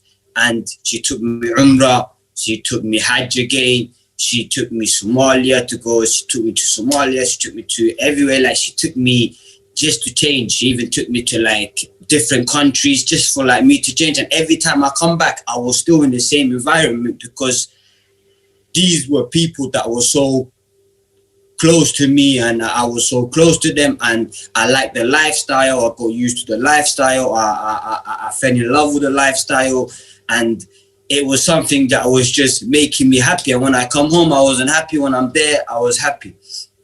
In time, I didn't change as much as my grandma tried to change, but she never gave up on me. She never gave up on me one time. And then in 2000, and when I was about 18, I ended up going to prison for the first time. And it was like the most scary thing when I went to prison for the first time. It was so scary that I thought that I wasn't going to come out of their life. Because you're leaving your outside, you're going into a place where you're going to be locked up for 24 hours. You got big people there, like big, massive people there, that you're little, small little Somali guy. And I was very small, you understand? And I'm thinking, how am I going to survive in it? But I survived in there. I handled myself. I got into a couple fights, didn't change, got into the same thing. But then I went into a bigger thing. I went into a very, very bigger thing. And then the bigger thing that I went into, I started selling bigger drugs. I started doing bigger things by myself. And I started just being my own person and just doing my own thing and just doing whatever I wanted to do to survive and make money. Have the latest clothes, have the latest watch, have the latest car, have the latest this, have the latest that. And I was doing all of this and I wasn't happy. And then I go back to prison and then I get a sentence. And then this sentence was a longer sentence than my previous sentences. And then once I done this sentence in 2013, when I finished my sentence, I came out. And I was 22 when I came out in 2013. And then my life just clicked on me. And then I went back, didn't change overnight. I'm not going to say I came out of prison and automatically I changed and I was a perfect man and I did everything. No, I didn't. I didn't change until like a couple of months down the line. And I was on license. And when you come out of prison, you have to be on license and you have to go to your probation officer and you have to report to these people week in, week out. So I was doing that for like two years consistent, just doing that. And while I was doing that, I was changing slowly. And then in 2015, I had the chance for my grandma still pushing me, still helping me, took me back to Somalia and took me back to Hargeisa. And then I understood the ways, I understood the life. When I first went there when I was young, I didn't really understand it. I understood everything. And then I came back. And then everything was I came back and then my life just slowly just changed. I went back to uni and went back to studying and studied. And then I did my coaching certificates. Then I did a couple other courses. I did some mentor courses. And then it's still changing. I disconnected everything or everyone. And then I moved from the area that I was in before. I moved into a new area. And then that new area that I moved into just absolutely changed me and made me the different man that I am. I went into doing my courses, went into doing all the things that I was doing, all the development things I was doing, and just developed my life and made my life a better.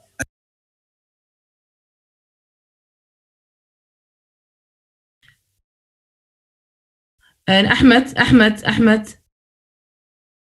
Your voice, we cannot hear you. Hello? Yeah, now we hear you. When did it cut off? It wasn't too long. It was just like 5 seconds. Keep going, brother.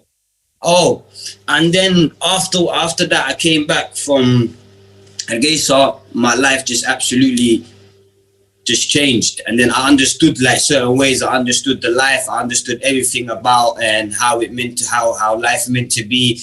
I understood how things work.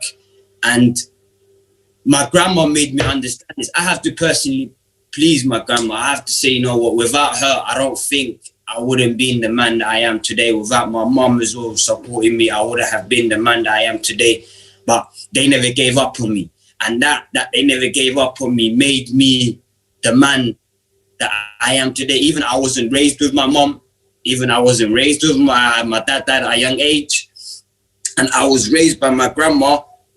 For me, it was different because I wasn't raised by my parents. I was raised by my grandma. And that's what drove me to go into these lives, drove me to be these kind of, and get into these kind of environments. And after I changed, after I went back to studying, after I went back to making myself a better man, a better person, I got involved with a couple organizations. I got involved with a couple like Mothers and Child and ATM, Rise Projects. I got involved with a couple organizations in London. And then I started doing motivational speaking.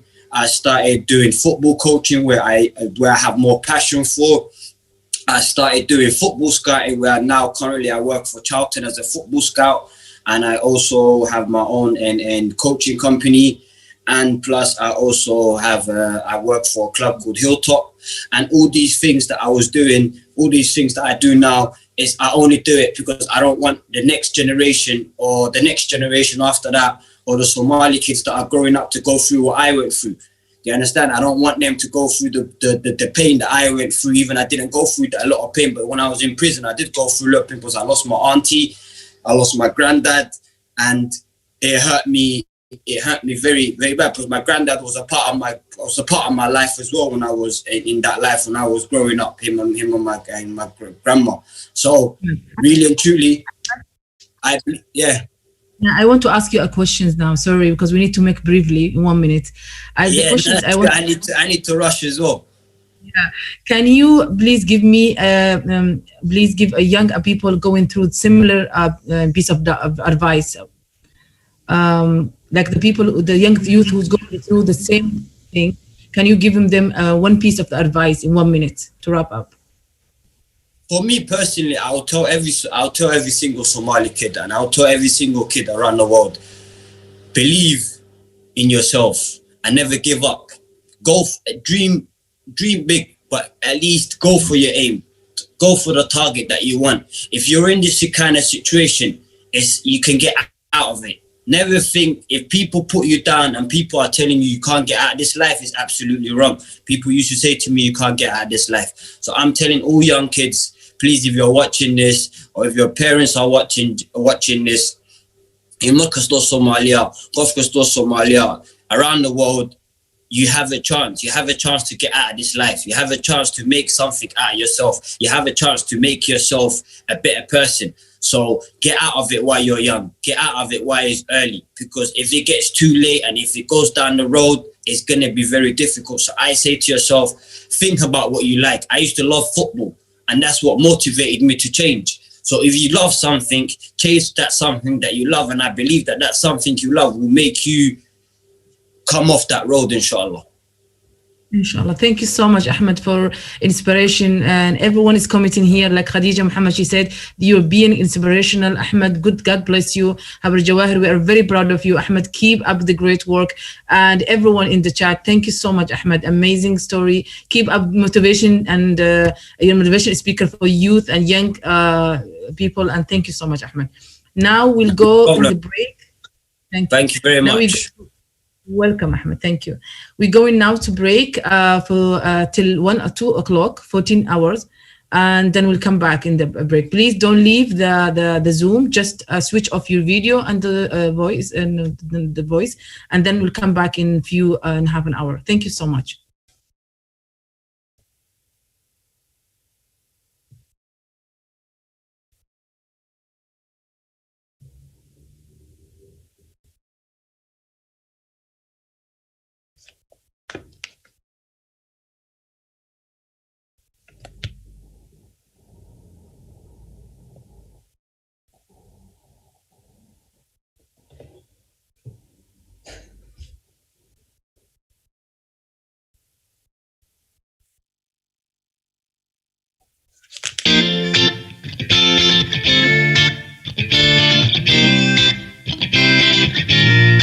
Welcome again to this special conference, Somali Global Diaspora International Conference.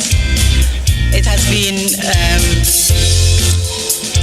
really a great opportunity for all of us to come together and share our experience, expertise, resources to discuss what is most important thing. It is about the issues concerning to us as a Somali diaspora in our host countries, but as well as in Somalia. Today I am with you. I am Somalia and I'm Africa.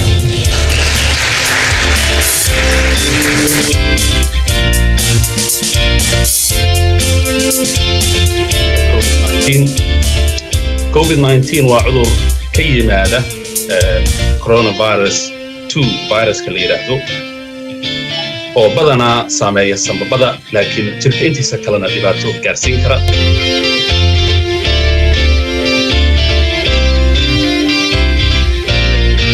waxaan cerebral balance haddaad samayn karaysid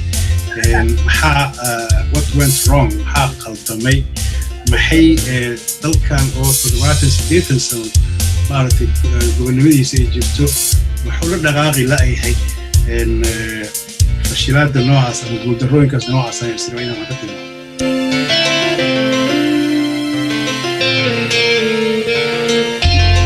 waxaan jeclahay marka inaan maaragtay u soo mahadceliyo guddigii qabanqaabada runtii nagala qayb qaatay ururka muxuu ahaa maslaxa qaran iyo maaragtay dhallinyaradii kale ee la shaqaynaysay oo runtii annagoo joogna maaragtay adduunkana maaragtay dacladiisa kala duwan aan la soo xiriiray oo runtii aad iyo aad nooga shaqeeyey. golaha qurba joogta Soomaaliyeed ayaa la aasaasay 2014kii barnaamijkii gaarka ahaan daawadayaal waana intaas aan kaga hadlaynay shirka golaha qurba joogta ee musharaxa qabsamay 16 ilaa 17 December 2019 cas ayay ka siiyeen isku xir wadaniyada iyo doorashada inkastoo qofku doorashadiisa xor u yahay oo asagu u madax bannaan yahay laakiin maadaama wax laga hadlayo wadaniyada ku jirto mas'uuliyad kala imaanayso inuu qofku ka fikiro oo qof maaragtay dadka qaarkood oo ayagu yiraahdeen xataa waxa jiri karay daheen qaa'idul wadaniyiin oo sida ay macnaha marka dadka wadankiisa qiyaanayo kale in macnaha dadka noocaas oo qofka taalafteedu laakiin kasta u baahan tahay yani qofka hadduu rabo inuu wax sameeyo wax celin kara ma lahan aan ka ahayn asaga waxa laga yaabaa caqabado badan inay ka hor timaado ay ka hor yimaadaan ay ka adduunka dhan waa saas caqabaduhu marba meel bay yaalaan.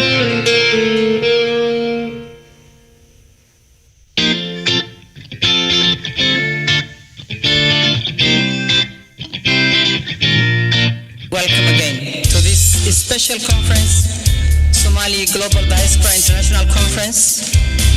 It has been really a great opportunity for all of us to come together and share our experience, expertise, resources to discuss what is most important thing. It is about the issues concerning to us as a Somali diaspora in our host countries, but as well as in Somalia. Today, I am with you. I am Somalia and I'm Africa.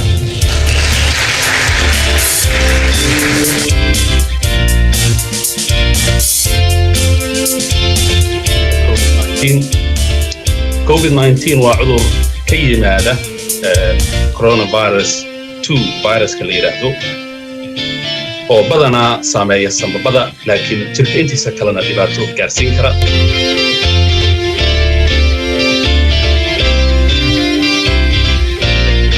waxaan cerebral balance haddaad samayn karaysid maxaa what went wrong maxaa qaldamay maxay dalkan oo 70 sano maaragtay gobonimadiisa ay jirto wuxuu la dhaqaaqi la'yahay fashilaada noocaas ama guuldarrooyinkaas noocaas ay Israa'iil ka timaado.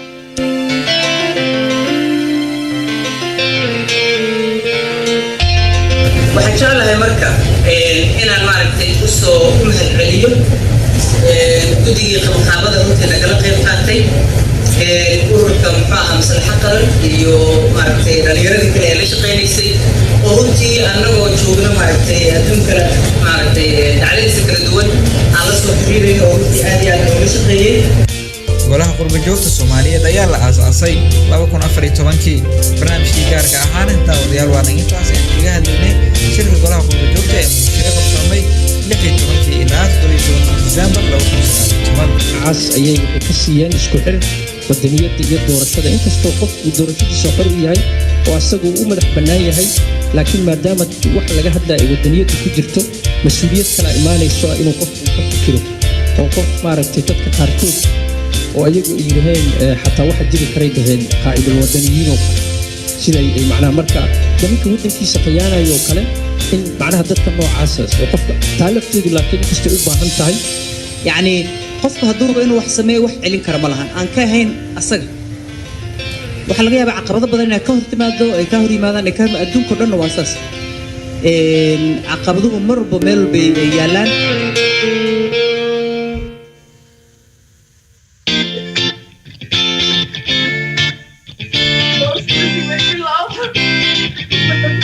Welcome again to this special conference, Somali Global Diaspora International Conference. It has been really a great opportunity for all of us to come together and share our experience, expertise, resources to discuss what is most important thing. It is about the issues concerning to us as a Somali diaspora in our host countries, but as well as in Somalia. Today, I am with you. I am Somalia and I'm Africa.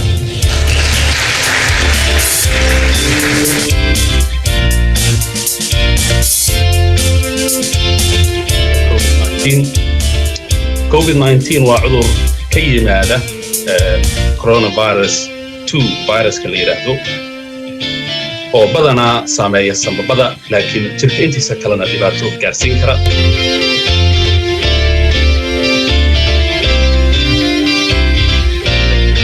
waxaan cerebral balance haddaad samayn karaysid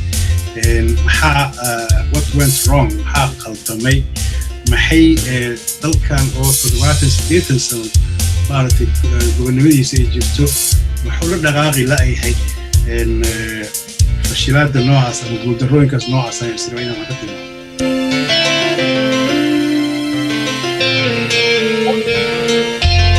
waxaan jeclahay marka inaan maaragtay u mahadceliyo guddigii qabanqaabada runtii nagala qayb qaatay ururka muxuu ahaa maslaxa qaran iyo maaragtay dhallinyaradii kale ee la shaqaynaysay oo runtii annagoo joogno maaragtay adduunka maaragtay dhacdadiisa kala duwan aan la soo xiriiray oo runtii aad iyo aad loola shaqeeyey. golaha qurba-joogta Soomaaliyeed ayaa la aasaasay 2014kii. barnaamijkii gaarka ahaan daawadayaal waa intaas kaga hadlaynay shirka golaha qurba-joogta ee Ministerial qabsoomay 16 ilaa 17 December 2019. cas ayay ka siiyeen isku xir wadaniyada iyo doorashada inkastoo qofku doorashadiisa xor u yahay oo asagu u madax bannaan yahay laakiin maadaama wax laga hadlayo wadaniyada ku jirto mas'uuliyad kala imaanayso inuu qofku ka fikiro oo qof maaragtay dadka qaarkood oo ayagu yiraahdeen xataa waxa jiri karay daheen qaa'idul wadaniyiin oo sida ay macnaha marka dadka wadankiisa qiyaanayo kale in macnaha dadka noocaas oo qofka taalafteedu laakiin inkastoo u baahan tahay يعني qofka hadduu rabo inuu wax sameeyo wax celin kara ma lahan aan ka ahayn asaga waxa laga yaabaa caqabado badan inay ka hor timaado ay ka hor yimaadaan ay ka adduunka dhan waa saas caqabaduhu marba meel bay yaalaan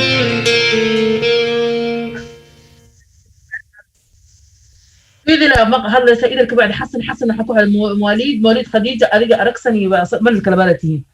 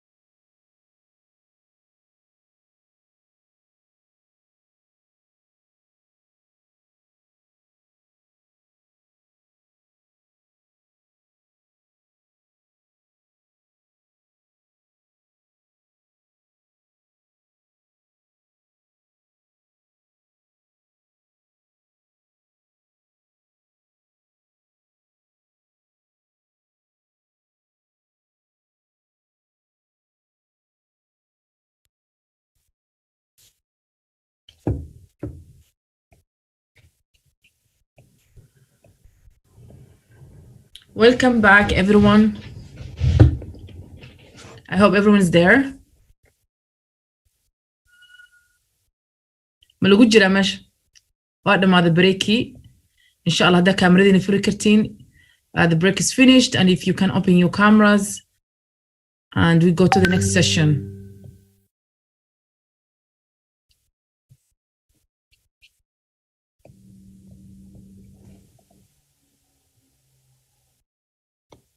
Is everyone there?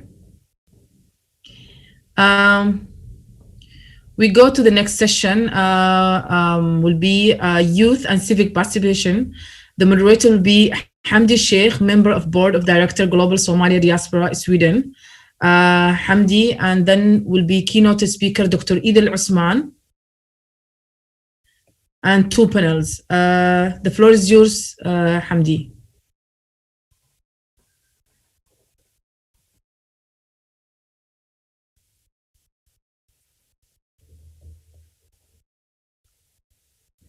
We cannot hear you. We cannot hear you, Hamdi. Still, we cannot hear you.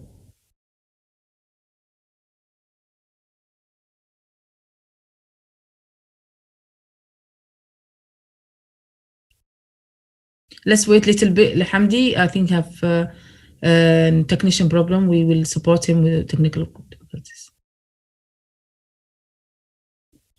I think Hamdi, he have a little bit technical problem.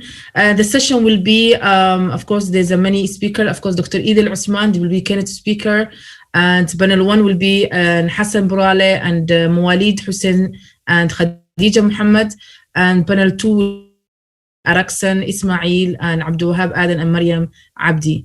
I will wait till Hamdi, he will have support in the technical difficulties. Idil Usman, she's the director of media and communication, Leicester University. She was with us in the first session of the Somali Turkish. And the panel, Hussein Burale is the head of Germany Somali community, Germany. Mawalid Abdi, he's a youth activist, former vice president of the Somali Student Society in Malaysia. And then we'll have the same session, panel Khadija Muhammad, legal officer and cooperator.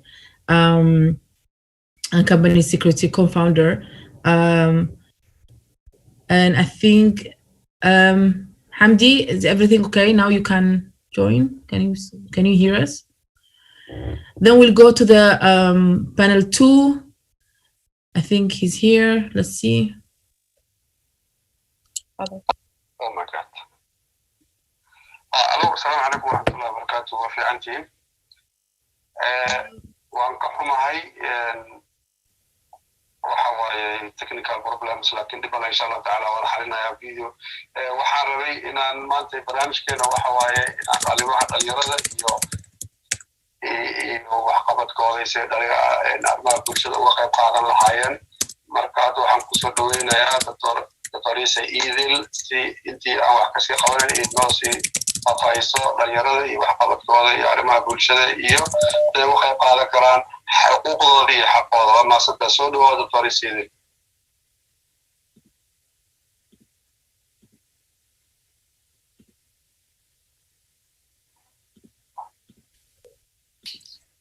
Assalamu alaikum. Good afternoon, everyone. Bismillah ar-Rahman ar-Rahim. It's really wonderful to be with you all. Once again, I want to say thank you to the organizers, the GSD team. It's a pleasure to be with you, and especially a shout out to the young people behind the scenes. I know they're doing a lot of hard work. I can see the amount of social media outputs that they are putting out. So I just want to say a big shout out and thank you to especially the young people behind the GSD team. They are the machine, the brains that are keeping things going. Mandek and everyone else. I want to say assalamu alaikum to you guys and assalamu alaikum to my panelists. I think we're going to have a very fruitful panel discussion this afternoon on a very important and timely topic, which is the young people, both at home and in the diaspora. And what I want to talk to you guys about is what I would like to call the character of our youth. both in the home and in the diaspora, because we have now been observing in the scholarly communities for several years that there are a lot of similarities between the young people at home and in the diaspora. And I want to share those characteristics with you guys so that we can get a very broad picture of what the young people's activities and mindsets are when it comes to civic activism. We've seen that the young people are very proud, they're very decisive, and they're very energetic. The young people of our nation want to make a difference to their country, whether they are in the diaspora or at home, but they are frustrated by structural, political, economic, cultural, and conflict-related barriers. The young people define themselves in very positive terms, in a very positive light, but they seem to be discouraged by a society that doesn't see them in that same way. And that's the picture that we are hopefully going to try and change gradually by having meaningful conferences and discussions like these. Young people have a very clear understanding of the common issues that concern them collectively and transnationally. And they may differ contextually in their own localities, but they have a good understanding of the big picture. And that is better education, better employment and economic opportunities, and better healthcare, something that COVID-19 has sharply brought to the forefront of our minds. And for the younger diaspora generations, specifically, if I can single them out, the key commonality that they seem to have in common, which is very distinct and informs their way of thinking, is that they are often void of their elders' conflict baggage. Their interest in participating in the development of their homeland therefore takes a very different and a very broad approach to development, one that is linked to culture and heritage, and it's challenging the established definitions of development as restrictively linked only to the aid regime, economic growth, and poverty alleviation. They favor alternative methods of intervention using new media and online platforms. Digital technologies have shown to have potential for the young people, again, both at home and in the diaspora, to serve as both a source of congregation for like-minded young people, as well as a tool to plan and coordinate development initiatives for which there is a collective interest. So it is this transnational and transcendent approach enabled by digital communication that unites young people, for which more support should be given and more encouragement should be provided. They need practical support, one that addresses issues of concern to them in the spirit of what can be done and not what should be done. And more recognition should also be given to the generative power of digital media. And I know I say this as a media scholar, but I really think that we need to underscore the opportunities that digital media has given us, especially now in the light of COVID-19. Our own conference right now is a testament to that. But this is a platform and an opportunity that young people have long been reaping rewards of. And so we really should recognize that power that empowers the young Somali people and enables them to establish social networks and platforms that go beyond family ties and bounds of geographies, and through which the young people at home and abroad come together and exchange views and ideas and collaborate to make a difference. So we should encourage these kind of ties and networks of collaboration and support them to raise their own voice. I personally have a little bit of an issue with the phrase voice for the voiceless. Nobody's voiceless unless you have a medical issue that makes you mute. Everybody has a voice. What happens is that people are silenced.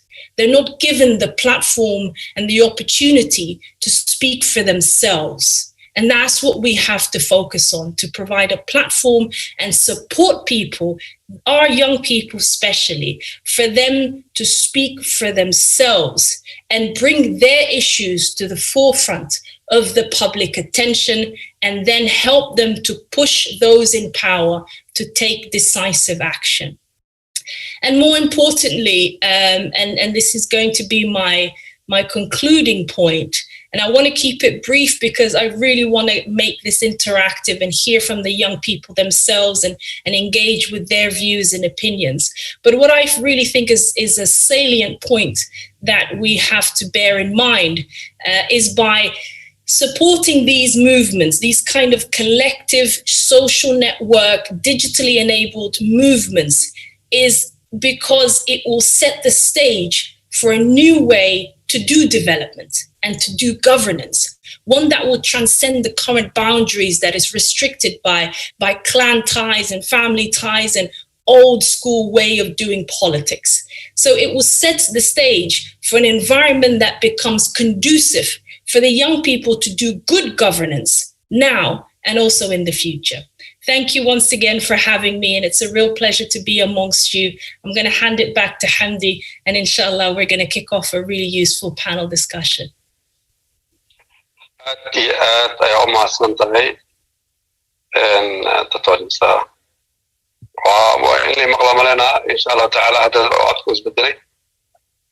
دكتوريسا هذا ما سنتهي وبحنت هذه فعلا مركا حتى وحان وجود بينا لنحان بانل كان وحمانتي نوقع قيب قادم دون إن شاء الله تعالى حسن برالة موليد Activism خديجة محمد مركا وحان ورجينا إن شاء الله تعالى الوقت ربطان أنا قوال الكرتان أم صومالي أنا هاي أما إنجليش حر أيوتيهن مركب إن شاء الله تعالى مركب وحواي وحنكوك سودوبينا إن شاء الله حسن برالة وعن لها هاي بالسؤالها سؤال شو ورئيس إنه كو أصدق presentation كي سماه أصدق إسكور بحيو أفكو هاي وحوقته يو كبعدين سؤال شيء يوم بينا دكتور حسن وحرمنا وأنا مركز سؤال شكرا دعاء. How are young people engaging with civic activities? Dr. Hassan. marka hore assalaamu calaykum waraxmatullahi wabarakaatuh marka labaad waxaan u mahadcelinayaa Global Somali Diaspora oo noo soo agaasimay fursadan aad u qaaliga ah sidoo kalena waxaan ugu hambalyeeynaa sanad guuradii lixaad iyo hawsha adag bulshada Soomaaliyeed ay u hayaan dhinaca dadka dibad jooga iyo dalka jooga intaba dhalinyaradii sidoo kalena waxaan mataqaana maanta tacsiyad aad u weyn oo tacsiyad aad u tiiraanya badan aan la qaadanay ummadda Soomaaliyeed gaar ahaan ummadda ku nool Muqdisho sidoo kale ehladii qaraabadii ka bixeen dhalinyaradii ku waxyeeloobay qaraxii ugu dambeeyay hadda Soomaaliya ka dhacay sidaan u jeedno dhalinyaradeenii waa iska dayacan tahay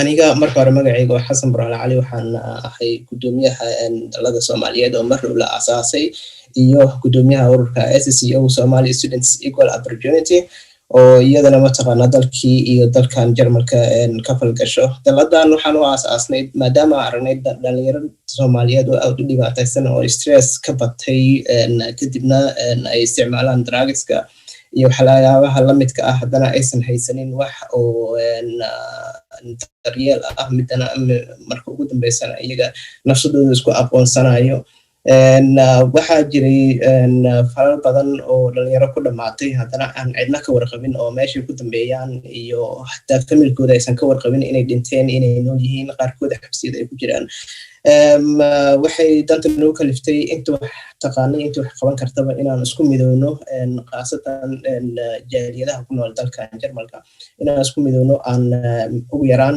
aan dhihi karno qofkaan anaga askale mataqaana duugtiisa iyo dadnimadiisaba haddii ay noqoto in waalidkii hadday rabaan dalkii ay ku dugtaan iyo haddii ay mataqaana dalkan lagu duuda si waalidkoodana ay ula socdaan qofka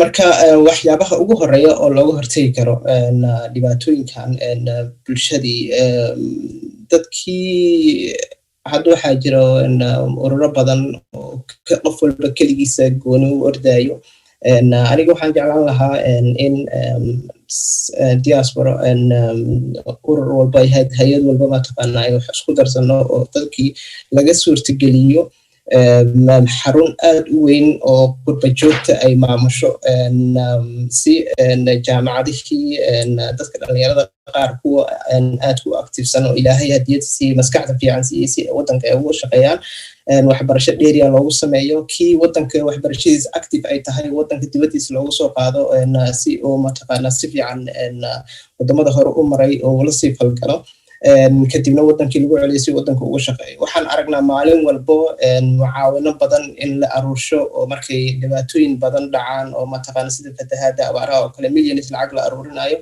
dadkii intii loo geeyo raashin yar la siinayo haddana mataqaana beri ay ka baahan yihiin taa waxyaabaha mataqaana lagu hortegi karo waaye dhalinyarada kobacooda dhalinyaradii waxay u baahan yihiin hadda hay-adeena SSO waxaan u suurtagelinaynaa ilaa 15 qof xarun ay macmacaan iyo mataqaana bakery oo rooti iyo dolsho iyo macmacaan wax walba ay ku suurtageliyaan si iyagana shaqaale kale u sii sameeyaan noloshoodana ay ugu dabaraan waalidiintoodana ay ugu dabaraan iyaga markaa gacantooda sii qaban kara waxayna sii shaqaalaysiinayaan ummad kale laakiin maalin walba haddii raashin la hordhigo ay cunaan beri haddana ay ka baahan yihiin ay waxbarashadoodiina mataqaana ay hayl isan ahayn maskaxdoodiina aysan shaqaynaynin sababtoo ah dadka wadankii ku nool dhalinyarada laba meel ay u kala baxaan mid wadanka shaqo la'aan iyo rajo la'aan labadaba ka ah oo hamigiisa uu yahay keliya inuu wadankii kasoo baxo si wax noloshiisa u maareeyo iyo mid wadanka jooga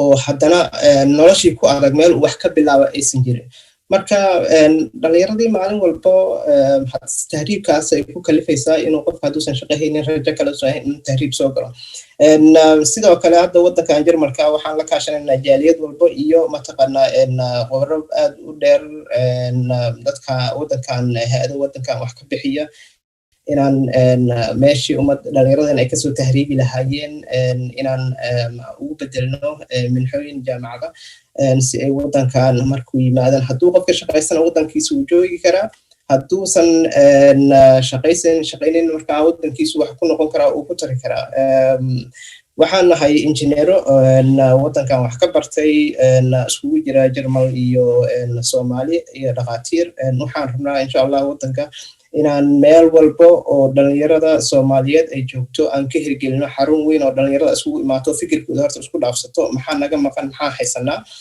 maalin walba dadka politicalka aysan usii sheekayn oo dhibaatadoodii iyo dagaalaa idinkugu celinaa keliya aan loogu sheekaynin iyaga dhexdooda ay sheekaystaan waxa ka maqan waxay haystaan inay ogaadaan maalin dhaweyd waxaan halkan aan kula kulmay isbitaal meeshaan aan kula kulmay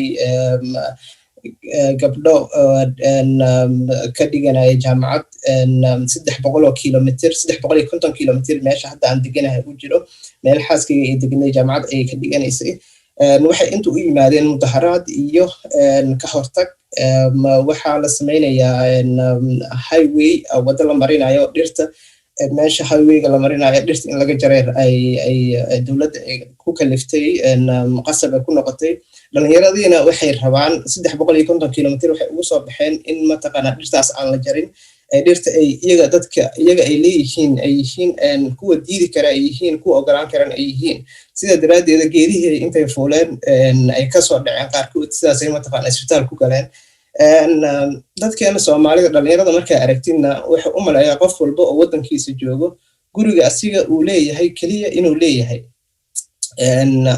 ummadii kalena aysan waxba ka gelin marka dhalinyaradii waxaa ka maqan dhinaca damiirkii waxaan inuu asiga leeyahay waxaan inuu asiga mataqaana kontroli karo qofkii beri madaxweynaha noqon lahaa qofkii beri ra'iisul wasaaraha noqon lahaa qofkii beri macalinka noqon lahaa qofkii beri businessmanka noqon lahaa inuu asiga yahay intaas oo dhan iyaga mataqaana waxba marka oga wuxuu mataqaana beedka guriga 5 mitir oo ku jira kaliya uu haystaa wixii kale banaankaana waa ku adag tahay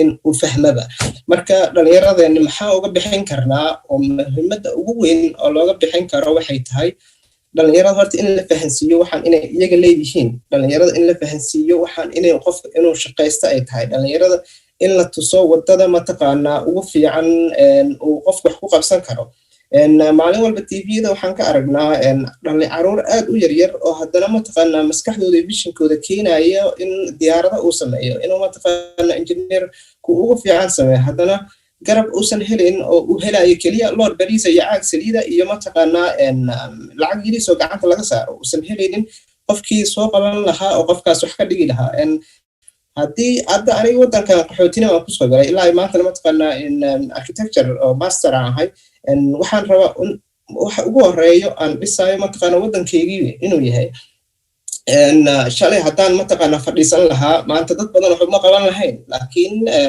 haddii keliya raashin la isiin lahaa caloosheeda la buuxin lahaa berin wax ma qaban lahayn marka waxaa jiro caruur ilaahay mataqaanaa maskax fiican siiye ilaahay u hadiyeeyey oo waddankii wax soo saar la ilaa iyo 15 wax ka yar ilaa iyo 16 17 18 20 sano jiro oo aad active u ah dadkaas in kor loo soo qaado waxbarashadooda lagu dadaalo si ay waddankii beri u dhisaan hal qof haddii maanta la badbaadiyo waxay badbaadinayaan 100 qofood kale marka haddaan 100 qofood oo dhalinyaro badbaadino waxaan badbaadinaynaa waxay badbaadinayaan 1000 qofood oo dhalinyaro kale badbaadinayaan iyo waalidiina marka waxaan hay-adaha iyo jaaliyadaha iyo ummadda Soomaaliyeed oo dhan ugu digayaa in mataqaanaa aan is aruursano wax qabad aan sameeyno shaqo abuur aan sameeyno waxbarasho lacag la'aan aan sameeyno oo isku tagno laakiin hay-ad kaliya waliba hadday 1,000 euro iyo 5,000 euro hadday mataqaanaa intay aruursan ay mid walba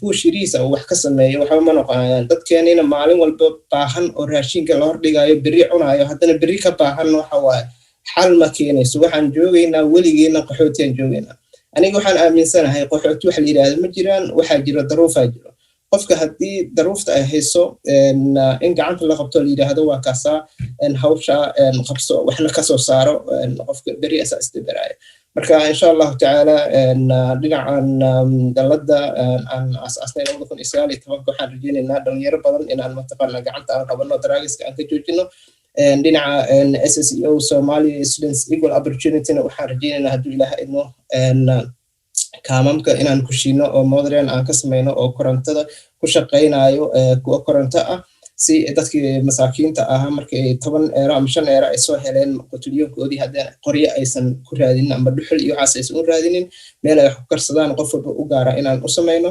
suuliyaal oo mataqaan noloshoodii nadaafadda meesha waxay ka bilaabanaysaa dhinaca suuliyaal high class inaan mataqaana meesha ka hirgelino hadduu Ilaahay idmo marka taa projectkii kuwa taa dhamaynana waxaan rabnaa hadduu Ilaahay idmo inaan ku sii darno xarun caafimaad oo MCH oo lacag la'aan ah waxaa jira dhaqaatiir badan oo waddankii dibadaha wax ku soo bartay ama waddan gudihiisa wax ku soo bartay haddana waddanka shaqo la'aan ku joogo annagana meeshaan caafimaad iyo wax walbaan ku haysanaa marka insha Allah ta'ala waxaan rajaynaynaa in wax la isku daro hal meel la geliyo meeshaas kadibna haddana meel kale la geliyo annagana dadka dibad jooga ah tafaraaruq aan nagu dhex jiro inuu Ilaahay naga saaro oo hal meelaas ugu imaano insha Allah ta'ala taasna meel kale u waqti doona hadduu Ilaahay idmo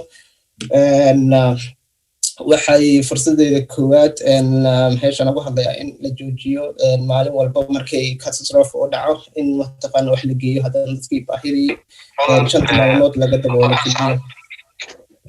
Dr. Hassan sorry waa ka xumahay waqtiga oo nahayo iyo su'aashii jawaabteedu aad noogu dheeraatay marka waxaan jeclaan lahaa inaan waqtiga beeqaamino aan ka faa'iideysano aad iyo aad u maasantahay howlaha badan aad ka qabataan dalka Jarmalka iyo dhalinyarada saad u dhiirigelisaan iyo wax qabadkooda insha Allah ta'ala haddana waxaan jeclaan lahaa inaan ku soo dhaweeyo walaalkeen Mawlid Cabdi Xuseen youth activities oo panelka nagula jiro maanta alxamdulillah jaanisna u helnay inaan maanta nagala soo qayb galo from Malaysia marka Dr. Mawlid waxaan jeclaan lahaa isla su'aashii how are young people engaging with civic activities please soo koob adigan insha Allah ta'ala adoon isku sheegayo magacaaga iyo meesha iyo waxqabadkaaga iyo title-kaaga kadibna aad hawshii dhinaca ka sii gasho maasanta soo dhawo بسم الله الرحمن الرحيم والله مقلع عن مليانيا بسم الله الرحمن الرحيم وهرين والسلام يا السلام يا دمان كسر qaybgalayaasha gudoomiyaha maartay Global Somali Diaspora Jawahir sidoo kale iyo kasoo qaybgalayaasha dhammaantiin waa salaamantihiin magacaygu waa Mawlid Cabdi Xuseen waxaan ahay activist oo maartay dadka u ololeeya dhalinyarada iyo hawlahooda marka waa markii labaad dabcan aan ka qayb galayo program ay JSD qabanayso oo hadda ka hor waxaan ka soo qayb galay Rwanda waxaan aad ugu faraxsanahay inaan mar labaad haddana aan chance u helay inaan ka qayb galo haddaan usoo laabto su-aashan ah dhalinyarada iyo dabcan Soomaali baan ku hadlayaa oo maadaama aan dadka wax u sheegayna doonayna inaan approach garayna ay yihiin dad Soomaaliya waxaan jeclaystayna Soomaaliga ku hadlo marka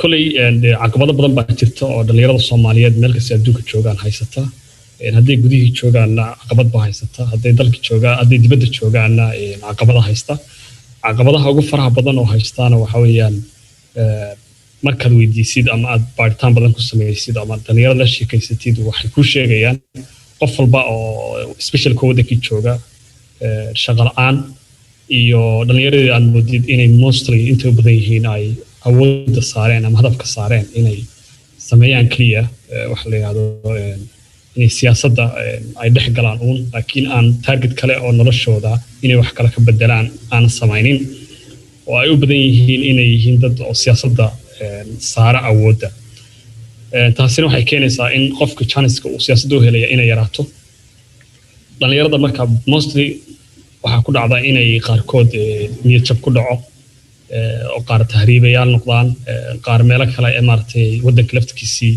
ay ku maartay ku dayacan yihiin dibadda markay soo baxaan oo soo tahriibaanna ay noqdaan qaarkood dad maartay noloshii ay meeshaas hadday kasoo badbaadaanba noloshii ay filanayeen oo marka ay rabeen inay islahaayeen waad gelaysaan nolol ka duwan oo qurbaha taalla ay la kulmaan oo aad u kala duwan runtii ta ay markooda hore sawiranayaan iyo ta ay la kulmayaan ay tahay mid kala duwan marka waxaa keenaysa niyad jab ku dhacaysa fara badan oo kaga imaanaysa wixii ay filanayeen waxaan ahayn markay la kulmaan iyagoo dhib badan soo maraya marka waxyaabahaas caqabadahaas oo dhan baa jira kuwa laga goyon karaya runtii ma aha haddii la yidhahdo maanta dhalinyarada Soomaaliyeed caqabadahooda iyo dhibaatada ay bulshada iyo waxay ku kordhi karayaan laga hadlo laakiin waxaan qabaa aniga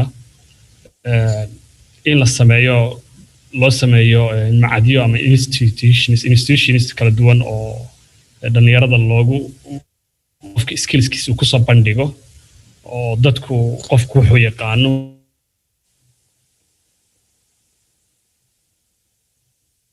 siyaasadda kaliya dhinaca hadday noqoto dhaqaalaha hadday noqoto maartay peace and environment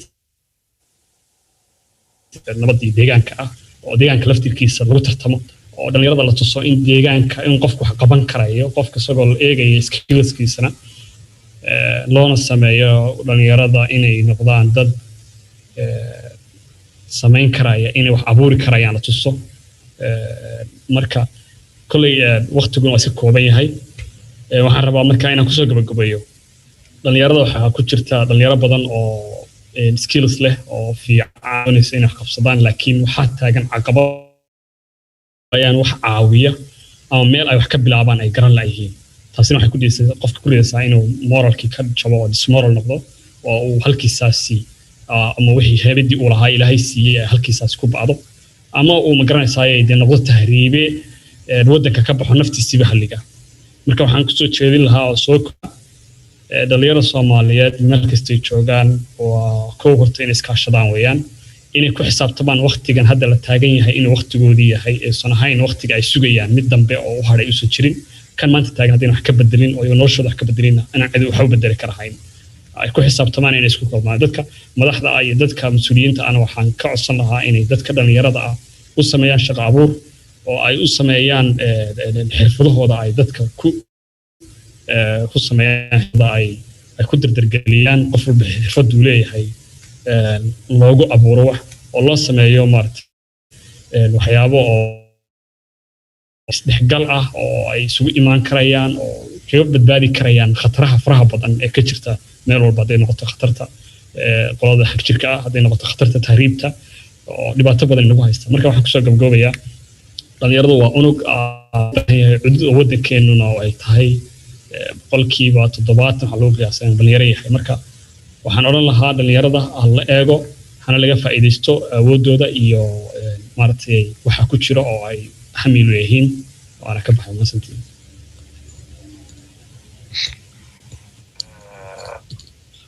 aad iyo aad ayaa u mahadsan tahay Dr. Mawlid sida kooban oo fiican aad noogu soo koobtay haddana waxaan u wareegaynaa su-aasha labaad oo aan rabo inaan weydiiyo walaasheen Khadiija Maxamed oo iyadana panelka nagala qayb qaadanaysa maanta insha Allah Khadiija soo dhaweynaynaa waxaan rabnaa inaan su-aasha labaadna waxay tahay what are the issues that might prevent them from doing more civic participation aso dhalinyarada waxa ka hortaagan maxay yihiin inay ka qayb qaataan arrimaha bulshada iyo waxyaabaha qabadkooda insha Allah marka waxaan rabi lahaa marka inay dad fariisa Khadiija soo dhawaad adigoona magacaaga iyo wax qabadkaaga ka bilaabi doono waa maasantahay Assalamu alaikum wa rahmatullahi wa barakatuh and hello everyone. First of all, I would like to thank Allah subhanahu wa ta'ala for bringing us all together for the common good of our community. Alhamdulillah, there is an opportunity given to all of us. Secondly, I would like to thank GSD for organizing such a wonderful and successful conference and bring us all together. And, you know, I hope that they continue with this series and inshallah, you know, they never give up on bringing us all together. And I wish them all the best in that.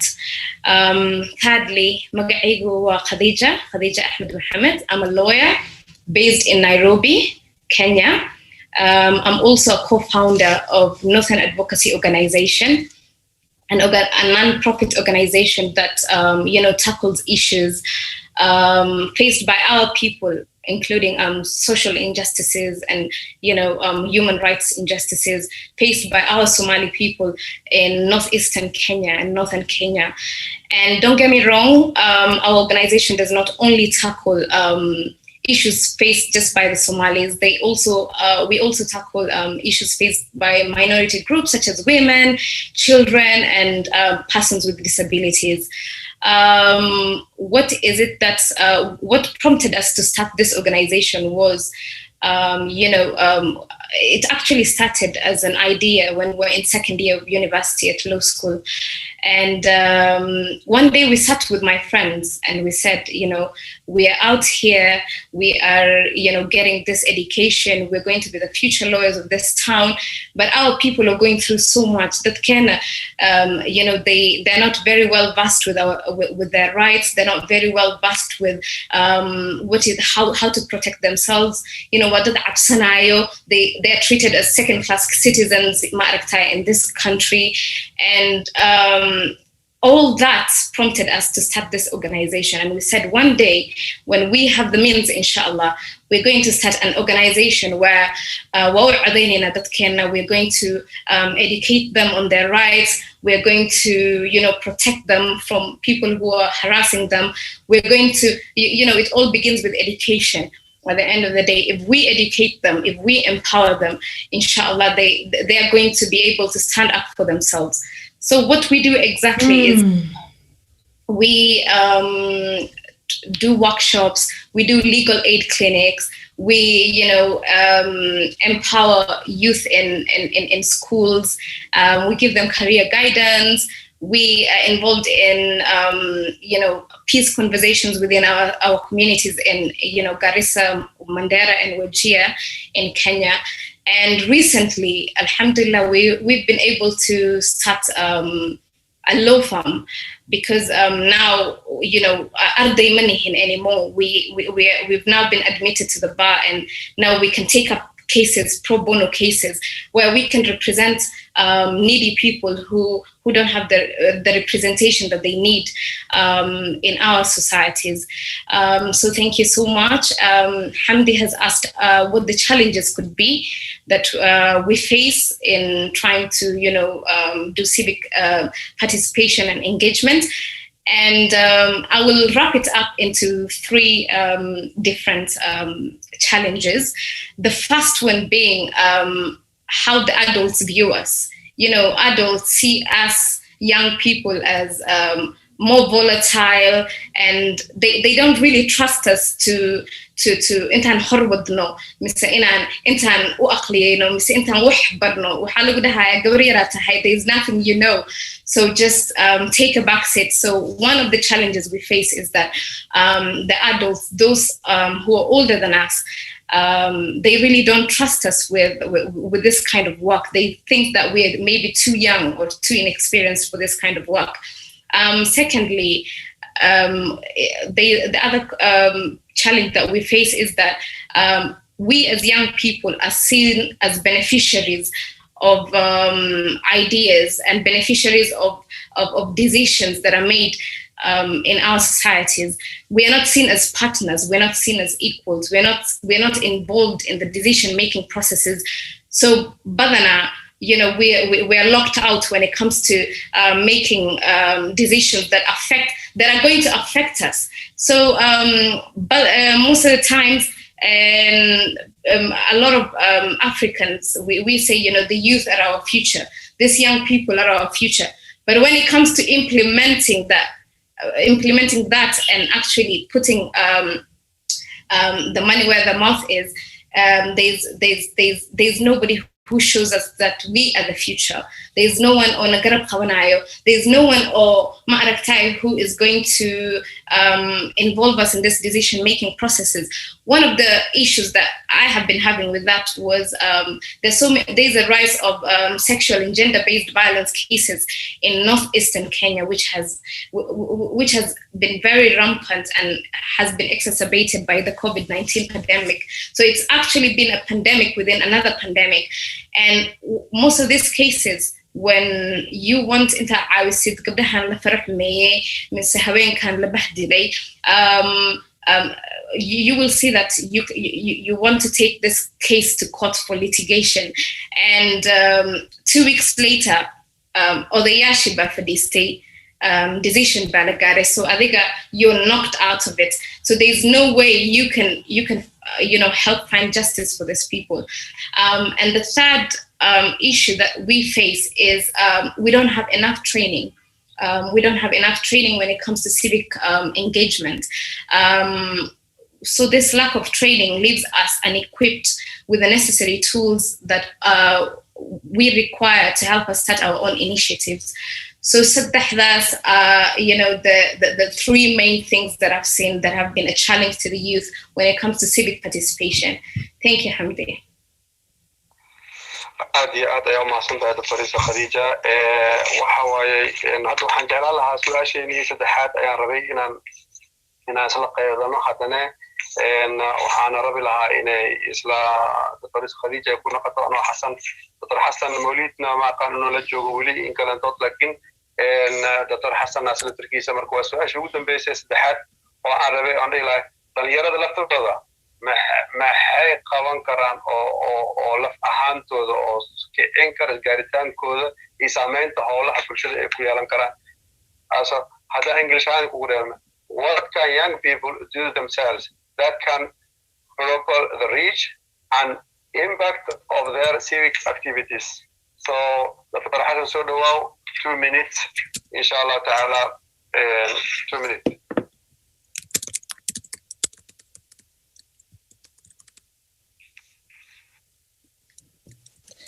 waa mahadsantahay walaalkay Xamdi. dhalinyarada marka koowaad horta nafsadooda inay iyaga is aaminaan inay wax qaban karaan, inay kalsooni ay jirto qofkii inuu wax qaban karo. haddaysan kalsooni jirin horta waxba lama qaban karo. qofka dhalinyarada ah inuu mataqaanaa kiisa kala caawin karo, wuxuu ugu dheeri, wuxuu uga fiican yahay. waxaa jirto dadkeena qaar Soomaaliya hadartan hadaad qofku wax yar uu helo wuxuu rabaa mataqaanaa wax ugu qaalisan inuu gato, asoo laba shay isla mid ah wuxuu rabaa oo isku mid ah, mid $100 haduu joogo, midna $5 uu joogo, midka $100 inuu gato.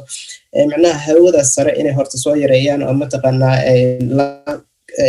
base-ka hoose iska soo aasaan intuusan mataqaanaa hawo beena uusan gelin. hawada beena mataqaanaa inay iska soo jaraan. dadka qurbaha ku noolna inay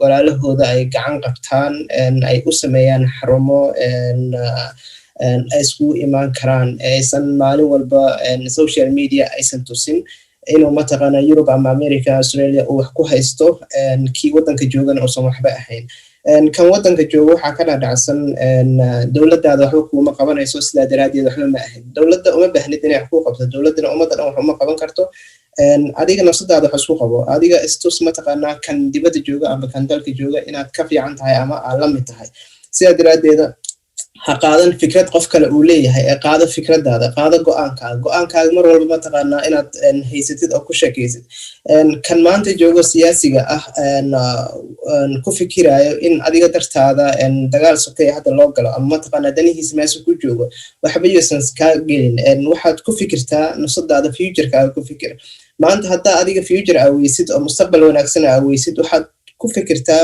wiilkaaga cunigaaga inaad mataqaana mustaqbal weyn u samayn kartid haddii cunigaaga mustaqbal wanaagsan uu helo adiga mustaqbal wanaagsan hadhow helayo sababtoo ah cunigaaga waa qofkii markuu hadhow markaad waayeel noqotid ama ka daba imaado ku caawin lahaa laakiin cunigaaga hadduu sida adiga oo kala noqdo labadaba mataqaana waa baaba'aysa marka waxa ugu weyn hadda aan dhihi lahaa go'aan adag qofka iyo mataqaana ra'yi vision fiican qofka inuu yeesho asigiis aaminaad la'aanna wax la keeni kara ma lahan aniga waxaan aqaanaa wadankan Jarmalka maalintan soo galay dad waxaan isla soconay oo master ah maantana waxay weli joogaan qaxootiga joogaan anigana mataqaanaa darajo kale aan jooga marka kii shalay masterka watay oo aniga iga fiicnaa aniga marka dugsi sare xitaa ma haysan markaan wadankaas soo galay asigana master oo haddana maanta lasku markayna barbar dhigi karo sidaa daraadeed wuxuu waayay kalsooni nafsadiisu waayay inuu wuxuu waayay aaminaad oo asigiis aamino waayay marka hadduu heli lahaa maanta darajo kale la joogi lahaa marka koowaad halis aamino marka labaadna waxyaabaha qofka inuu garto waxa u fiican iyo waxa xun iyo fikradiisa inuu qaato fikrad qof kale uu leeyahay bad marnaba uusan ku shaqeynin waa mahadsantahay هذا مدن ولكن حسن دكتور حسن هذا ما سنتهي ولا شيء خديجة same question هذه اللي تركاها إن كسر خديجة هذه أصلا كوبا هذه إن شاء الله 2 minutes وما سنتهي. Okay. Horta, I agree with everything that walaalkii Xasan uu sheegay ما شاء الله. وانا في عنو نسيي وإن ما أركتاي أن دقيسنا you know everything that he said is very وهذا الأد قيمة بدن. And I would also like to encourage the youth, self-belief is key. You have to believe in yourself. You have to know that, change doesn't come overnight. That is the kind of mentality I try to have, and I also advise my friends to have, because all these injustices, all these things that our people are facing, it's not something that we can change overnight. But don't let us not feel like there's anything like small changes. Little effects. Those little things you do, they have a ripple effect. Manta, if you educate, let's say, a group of girls on case management when it comes to gender-based violence, tomorrow they're going to maybe come through for another lady who's also going to go through the same. So don't ever see anything that you do as little, because it's going to impact one person one way or the other.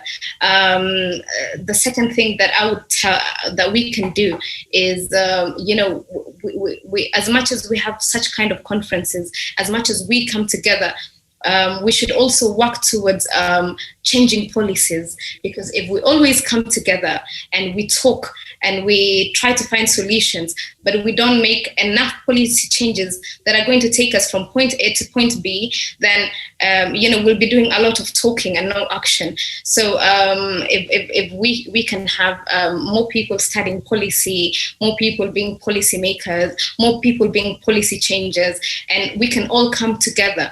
If we feel like, I can't do this alone, at least now I know there's Hassan working on the same issue wherever he is, and I can reach out to my brother Hassan, and jointly we can change whatever policies that need changing, so that we can bring about positive change. Thirdly, when doing this kind of work, civic participation and engagement, you know, ma joogtid meel oo magac iyo maal lagu raadsado, you know. It's not the first thing that you should focus on. What you should focus on how xanuunka dadkaaga haysto and where you're going through, and it's always eyes on the prize. What is it that you want to change? What is it that what is that one goal that you have that you want to achieve? And your eyes should be on that goal. If maga and mal come in the process, then good for you. But if your idea is you know, maga akurat sanaya, mismalan kurat sanaya, then that is the wrong way. And I would advise fellow young people, you know, to get into this with a correct mindset. What is it that you want to do, you know, with your education? Because you know, it's not just your mother and father when it comes to being a Somali. It takes a whole village to raise you, and that village is waiting for you. Wherever you may be. I may be in Nairobi, but whatever is going on in Somalia, and I would definitely look for ways where in which I can help my people in Somalia. So it's always eyes on the prize, inshallah. May Allah make it easy for all of us. And those, you know, our elders, you know, Mama Jawahir, you know, phenomenal women like yourselves, Dr. Idil Abdi. We hope that, you know, you won't also say this are young people, and you know, we can hopefully do something together, inshallah. Thank you so much. dhammaantiin jazakallahu khayran. howsha dhalinyarada talada fiican aad siiseen dhalinyarada Soomaaliyeed oo dhan meel kasta ay joogaan, iyo Dr. Idil tarkeeda casharka fiicnaa naga siisay arrimaha dhalinyarada iyo bulshada. marka panelkeeni saddexdiini panelka oo Dr. Xasan, Dr. Mawlid iyo Dr. Khadija, aad iyo aad ay u mahadsantihiin. jazakallahu khayran. waxqabadkiina ummaddoona qabataana in ilaahay idinka jazaake. marka haddana waxaan u gudbaynaa ilaa hadduu yidhaahdo panelka labaad oo aan soo dhaweynaya insha allahu tacaala.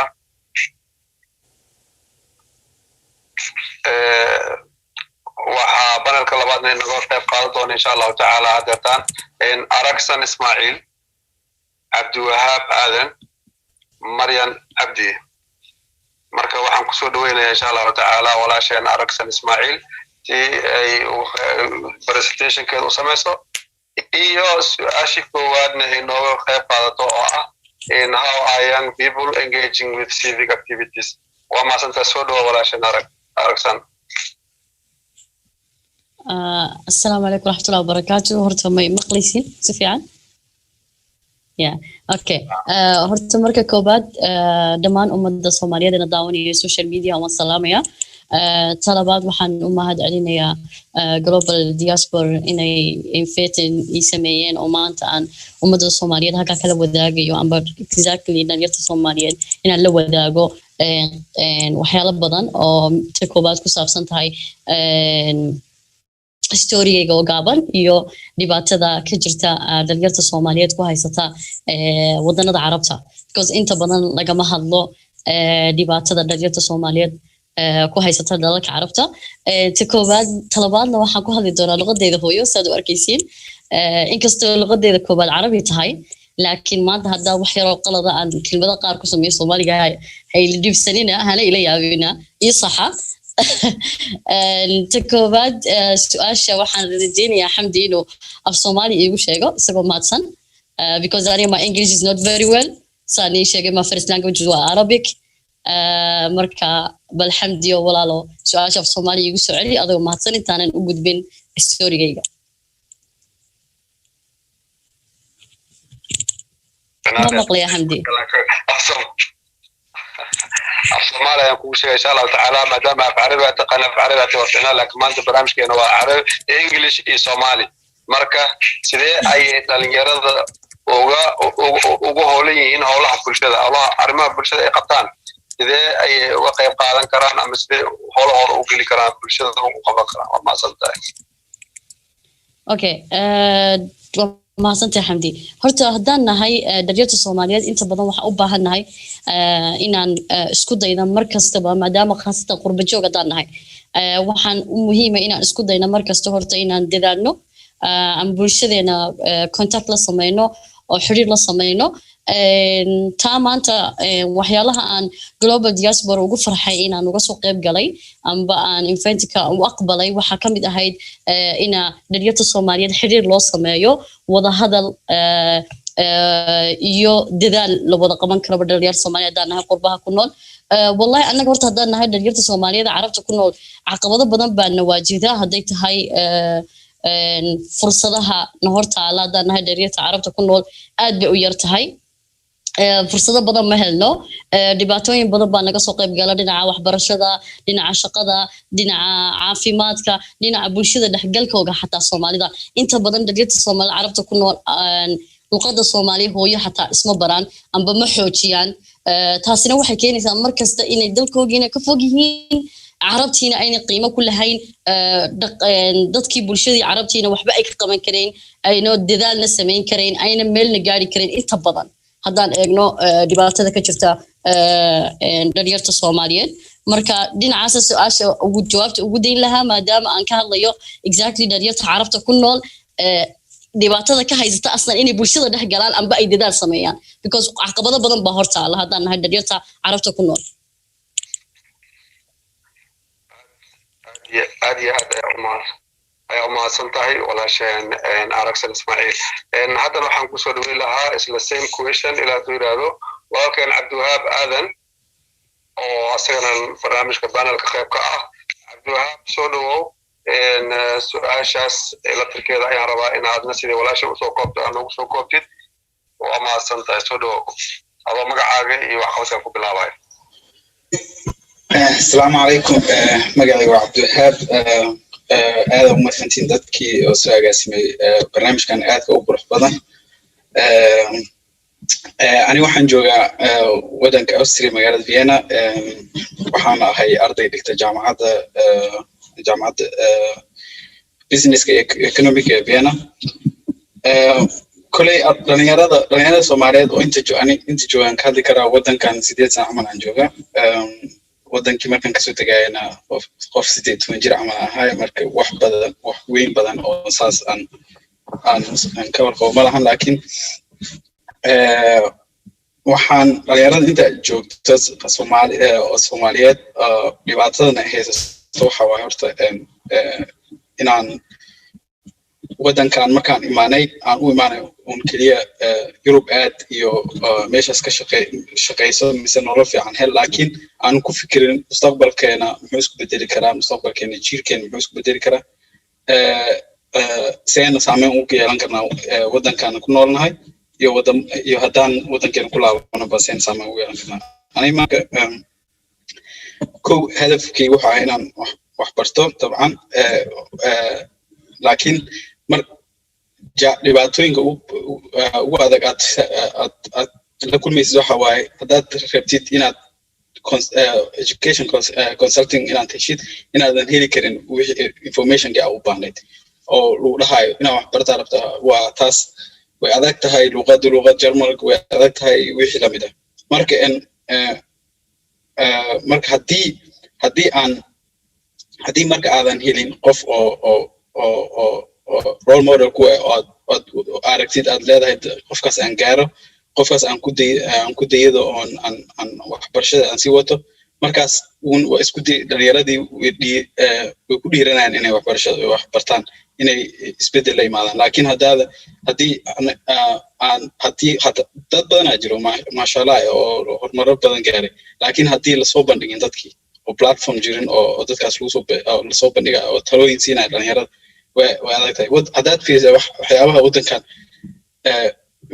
siiba wadamada Jarmalka haddaad fiirsid waxyaabaha ay aad u horumareen waxa waaye iskuulaadka farsamada dadka iskuulaad farsamo ka qalan jabisay oo shaqeynaya haddaad aragtid tirada jaamacadaha ka dhamaysay way ka badan tahay qasab maahan qof waliba inuu secondary dhameeyo jaamacad dhigto qasab maahan laakiin waxaa muhiim ah inuu qofka fursad uu ku shaqaysan karo farsamo uu ku shaqaysan karo haysto oo saas wadanka dhaqaalihiisa uu ku horumaro qofkiina saas uu sii horumaro aniga hadda waxaan ka shaqeeyaa school oo waxaan dhigaa xisaabta mathematics aan dhigaa waxaan marka iskuulkan ka shaqeynaa waxa waa iskuul oo levelka koowaad arday ciyaalka siinaa oo dugsi dhexe ay dhahaan koonfurta Soomaali shahaadada koowaad dugsi dhexe qofku marka shahaadada dugsi dhexe hadduu haysto wuxuu awood u leeyahay inuu secondary aado mise inuu iskuul farsamo aado waxyaabaha marka ana wadankan aan u baahanahay inay dhalinyaradeenii ay ku baraarugaan iyo wadankiiba xataa waxa waa wadanka hadaad aragtiin dhalinyaradii ma wada haystaan waxbarasho ku filan oo boqolkiiba boqol qof walba iskuul ma aado inta awoodo un ay iskuul dhigato intaasna wax arkaysa qof 15 jir oo hadduu Soomaaliga xataa si fiican u qori karin laakiin ma dhihi kartid qofkaas 15 jir iskuul koowaad ka soo bilow 12 sano kala dugsi sare dhigo ka bacdi jaamacad aad gasho ma dhihi kartid wuxuu u baahan yahay qofkii marka inaad dhahdid xilli yar oo cilmiga basic la siinayo ka bacdi iskuulaad farsamo u baahnaay oo si aan dadkii farsamo ay ku shaqeystaan u helaan si dhaqaalihiisaas ugu hormaro marka waxaan aaminsanahay ani keliya waxaan horumar ku gaari karnaa keliya inaan wax aan barano meeshaan joognaba meel kasta ahaataba waxyaabaha ugu yar hataa aan barano taasaan horumar ku gaari karnaa marka kolay su'aal kale haddii jirto oo soo laabana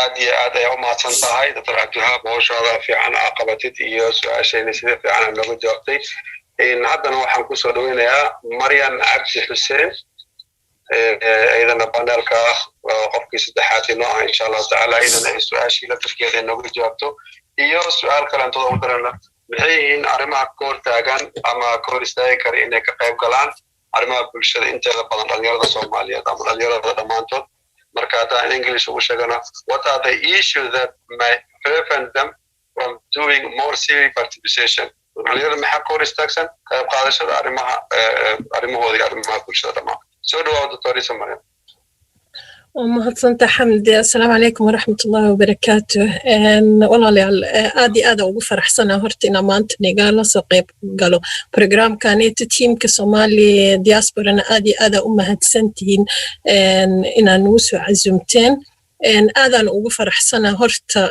in maanta laga hadlayo dhalinyarada galabtoo dhan waan la socday programyada kala duwan oo dhalinyarada looga hadlayay run ahaantii haddii aan bal fiirino qofka dhalinyarada yaa waaye waa qof oo caruur yani xilkii caruurtan uu soo dhaafay qofka dhalinyarada heerkii dad qof weyn muuna gaarin laakiin qofka dhalinyarada waxaa lagu yaqaanaa badanaa waxaa waaye qof hami dheer leh qof oo yani futureka ka fekerayo qof oo mustaqbalkii iyo wax uu qabsan lahaa ka fekerayo qof oo isla markiina cabsi iyo ku jirin oo rabo inuu si dhaqso wax uu qabto 10 sano perspective ma haysto qofka dhalinyarada wuxuu rabaa maanta inuu wax bedelo taasna waa wax oo dadku waaweyn badanaa laga waayo waxay arkayaan kaliya yani qofka weyn waxa laga yaabaa 20 sano kadib wax isbedelka uu rabo inuu gaaro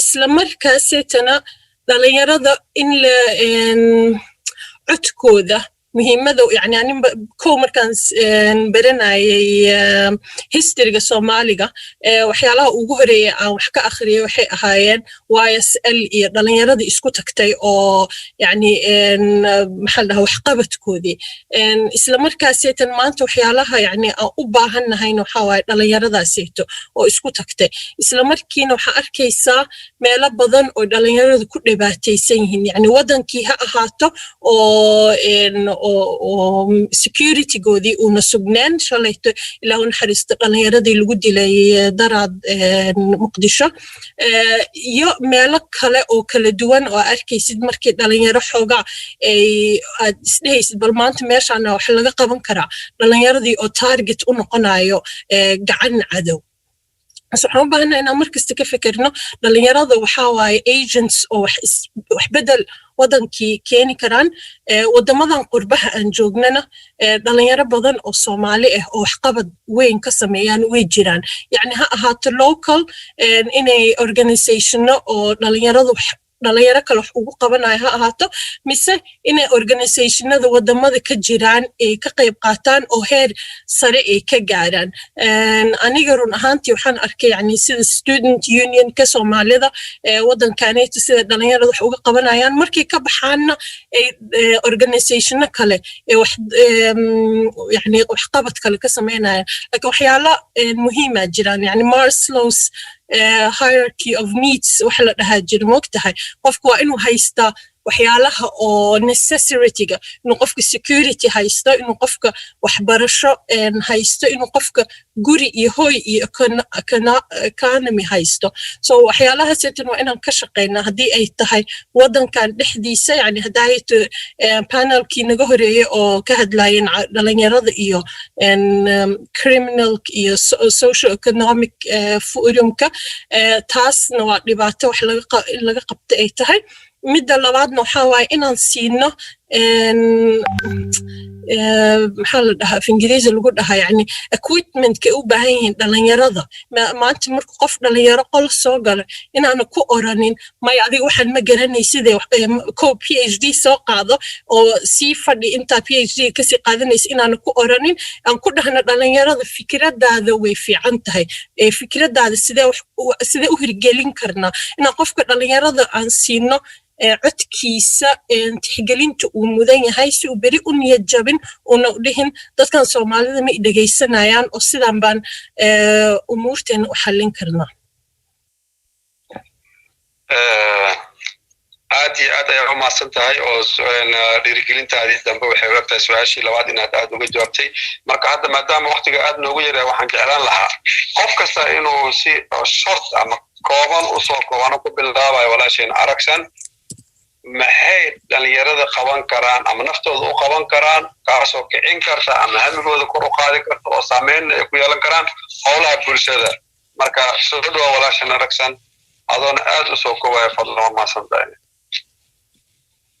okay horta huno anigu haddaan ka hadlo dhalinyarta carabta ku nool maanta anu inta badan waxaan xooga saarayaa dhalinyarta Soomaaliyeed ee qurbaha carabta ku nool maadaama anu dal carabeed ku koray kuna barbaaray annaga horta haddaan nahay dhalinyarta carabta ku nool dhibaato badan baa jirta waxaba qofkiiba dhalinyartii muxuu yani wadankiisii amba bulshadiisii ku biirin karaa hadduu dhinacii luqadiisii hooyo horta uu daciif ka yahay number 2 talabaad waxaa jirta waxbarashadii jaamacadeed amba waxbarashadii secondary-ga amba marka hoos laga soo bilaabo qaar waxaa jira aan haysanba dhalinyarta carabta marka la joogo inta ugu badanna lamaba siiyo waxbarasho jaamacadeed noomana ogolo inay dalkii ku dhigtaan carabta ay ku koreen taa waxa ka sii daran dowladii Soomaaliya waxba kama qabato dhalinyarta carabta joogta inay safaaradaha amba soo loo aqaan ABC-ga wadanada jooga inay scholarship ay ku caawiyaan dhalinyartaasi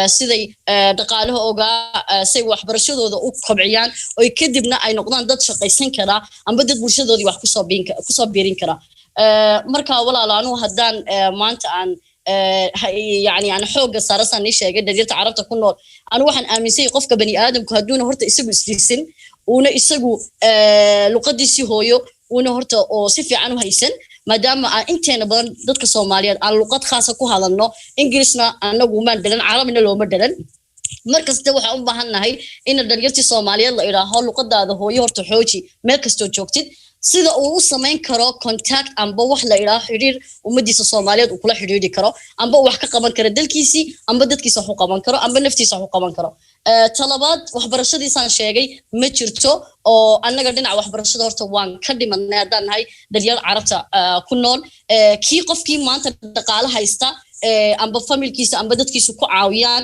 ilaahay subxaanahu wa ta'aala de garab ku siiyo umba waxbarashadiisa jaamacadeed si dhamaystirta kii aana de maanta duruuftu asmixin dawladiisii Soomaaliya ayna ku caawin saan ni sheegay dhinaca Soomaaliya dawladda aad bay uga gaabsatay amba uga yareysatay dhalinyarta carabta ku nool sidii waxbarashadooda loo kabcin lahaa amba dadkooga maxaa ahayd loogu sameyn lahaa inay xiriir la lahaadaan وأدنى وفرح سيها وكسرني مركل لواد يمر صدحات با إن ما أنت عن كهذا لبعضها هاي ستر دليرت عربت كلون هذا الكي قالوا سوق بجبينية جوابت سؤال أتيكت هذا xarunteeda taabto walaalo ummadda ay maqlaysi inigaba hadduuna qofkii maanta isagiiba nothing yahay oo maanta wadankiisii amba dadkiisii wuxuu kula hadlaba garanay isagii maanta cid duruuftiisii amba xaaladiisii wax ka og cilmigiisii dhaqaalihiisii uu ever ka taagay maanta I think wallahi maanta wuxuu ku soo biirin karaa dadkiisa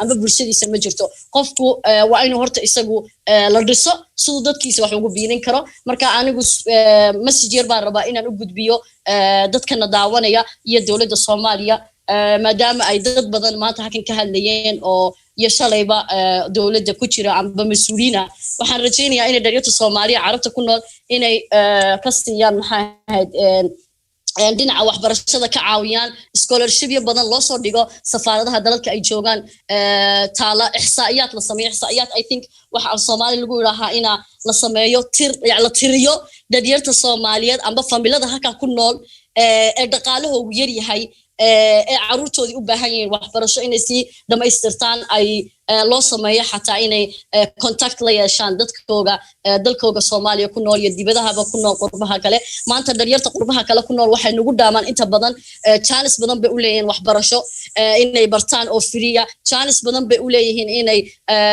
ay maxay ahayd wax noqdaan amba wax iska soo saaraan laakiin anagu nagu yaray chance kaasi marka intaas hadalkay ku soo gabagabeynaya aadna waa mahadsantiin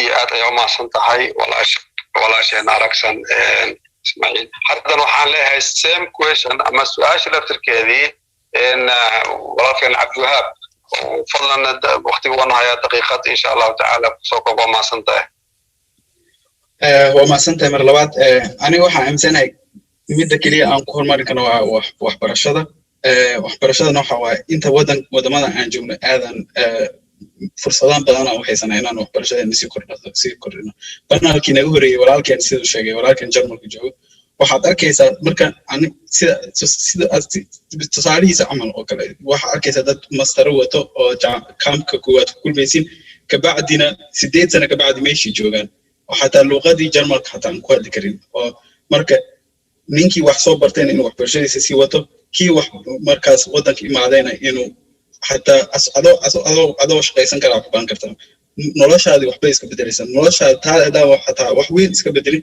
تي عيال كاجي وحسك بدري كر أنا جو أرضي أو كامن كجنا عن حسوستاني أنا يصير لو جيل كلاته أنا حاسس نقول جرس إير هاي وانتون إيريس كاريني أو ما أنت هذا دوات أرضي كبدن عن أو كفر جوال كل جوال سكولات العك بحنينا عيال كامن كجرا أو در عيد وسمينا فاميلada inta awoodna aan wax ugu qabana intana iskuulaadka oo aan ka shaqeynaa laba kamid ah waxaan macallimiin oo iskuulaad wax ka baro jaamacadeena waan dhigana nolosheen kale tan waan dabarana marka kaliya waxaan ku hormari karnaa inaan wax barano inaan aan iska waqtigeeni oo free time ka oo aan sheeko iyo fudkudir aan ku luminayno inaan wax barano meel waxaan joognaa oo nolosheena aan hore ugu soo aan karno haddaan ana wax barano haddaa hooyo maanta wax barato waa ummad wax baratay haddii wiil wax barto waa aabo wax barto waa familkiisa oo meel sare gaarsiinaya waxbarashada dadkii wax bartayna oo sida Dr. Idil iyo dadkii gudoomiyaha oo banalkan intii la mid ah inay waxyaabahan iyo wax ka sii weyn dhalinyarada u sameeyaan oo ay tusaan oo ay dhahaan adinka dhalinyarada adinka mustaqbalka wadanka adinka idin sugay marka ay dhalinyarada meesha ku wada shaqeysta aadaan u mahadsantihiin inaad nagu casuuntaan aad iyo aad ayaa u mahadsan tahay walaalkeen Cabdiwahaab haddana waxaan rajaynaa insha Allah banaalkeeni inaan meeshaas kusoo dhamaan doono walaasheen Maryan Cabdi Xuseen ay jawaabta ugu dambeysana sii doonto insha Allah taala oo isla taladii dhalinyarada ku socotay adoona aad u soo koobay waa mahadsan tahay walaal هذا ما صنت حمدي رنهانتي هل فكرة كلام كدر صن لها لأن يرضى ولا له عبد الوهاب يو أركسن آديس فعنا وجهد لنا وحبرش هذا لكن إسلامركين عبد الوهاب ده وحكهد لا يعني فرسمة جعنت بيحبرش هذا نقفك فرسمة سيت برشته رنهانتي فكرة كلام ويجرتا أو قفك مركو organized يعني لأن يرضى إن إياك أبابولان إياك إن organization سميستان ولكن isku organize gayaan fikradaho ay doonayaan waxyaalaha ay doonayaan hadda yani wadamadaanito galbeedka ani Norway aan joogaa siyaasiyan ka ahay Norway yani siyaasadda ma lagu kal helo mansabka inaad tahay qof PhD haysta mise inaad qof master soo dhigtay waxa lagu haystaa waxa lagu kal qaataa wadamadaanito siyaasadda haddii aad tahay qof fikrado cusub kusoo yani keenayo iyo qof oo aad tahay dimuqraadinimada yani waxa waaye inay dad kala duwan mansabo kala duwan meelo kala duwan ka kala imaadeen so markasta waa inaan ka fikirnaa Soomaali haddaan nahay buugga markasta daba orodnaa oo dhalinyarada ku higadnaa laakiin inaan dhalinyarada u sheegnaa waxaa noqon kartaa artist waxaad noqon kartaa qof farsamada ka shaqeeya waxaa noqon kartaa qof siyaasi oo fikrado cusub keeno qof activist oo organize sameeya laakiin markastaba ka fikir maxaan doonayaa hamigayga maxaa waaye mustaqbalka wadankan aan joogo mise wadankaygii maxaan rabaa inaan kusoo kordhiyo aan ka bedelo oo ha ka cabsanin yani inaad PhD mise wax kale mise maal aad haysanin ee ka fikir fikradda iyo isbedelka aad doonaysid yani aimkaaseet inaad hiigsatid umahadsantihiin aad ayaa umahadsantihiin جزاكم الله خيرا كلكين ضمان فكرتيني فينا iyo talooyinkiini aad ku fiicna waana record gareynay waana insha Allah ta'ala dhalinyaradan waa la qaybsan doonaa iyadoo video ah iyadoo Facebook iyo Instagram kulli iyadoo wax meel kasta oo Instagram meel kasta oo Twitter marka waa maasantihiin walaalaheena walaasheen idil walaalkeen Xasan iyo Mawlid Khadija Araksan Abdulwahab iyo Maryam haddana waxaan ku soo dhaweynaa insha Allah ta'ala walaasheen Sucad si ay barnaamijka meeshiisa nooga sii wado ilaa doorado waana maasantihiin fikradihiin dhamaan Thank you so much. The session was a very interesting session. Hamdi iyo Banal Koran. Mahad adina next Mhawai Araksan or video clip kedana tuso dono. Araksan was civic activist participation kasub say first visual electronic Arab parliament presented by Arab youth, which is parliament of the people in Saudi Arabia. And Araksan had video that darana kabadina Araksan haramna in a 10 ila 5 minute no see so feedback mo in Yirisa. فيديو حتى دارنا إن شاء الله.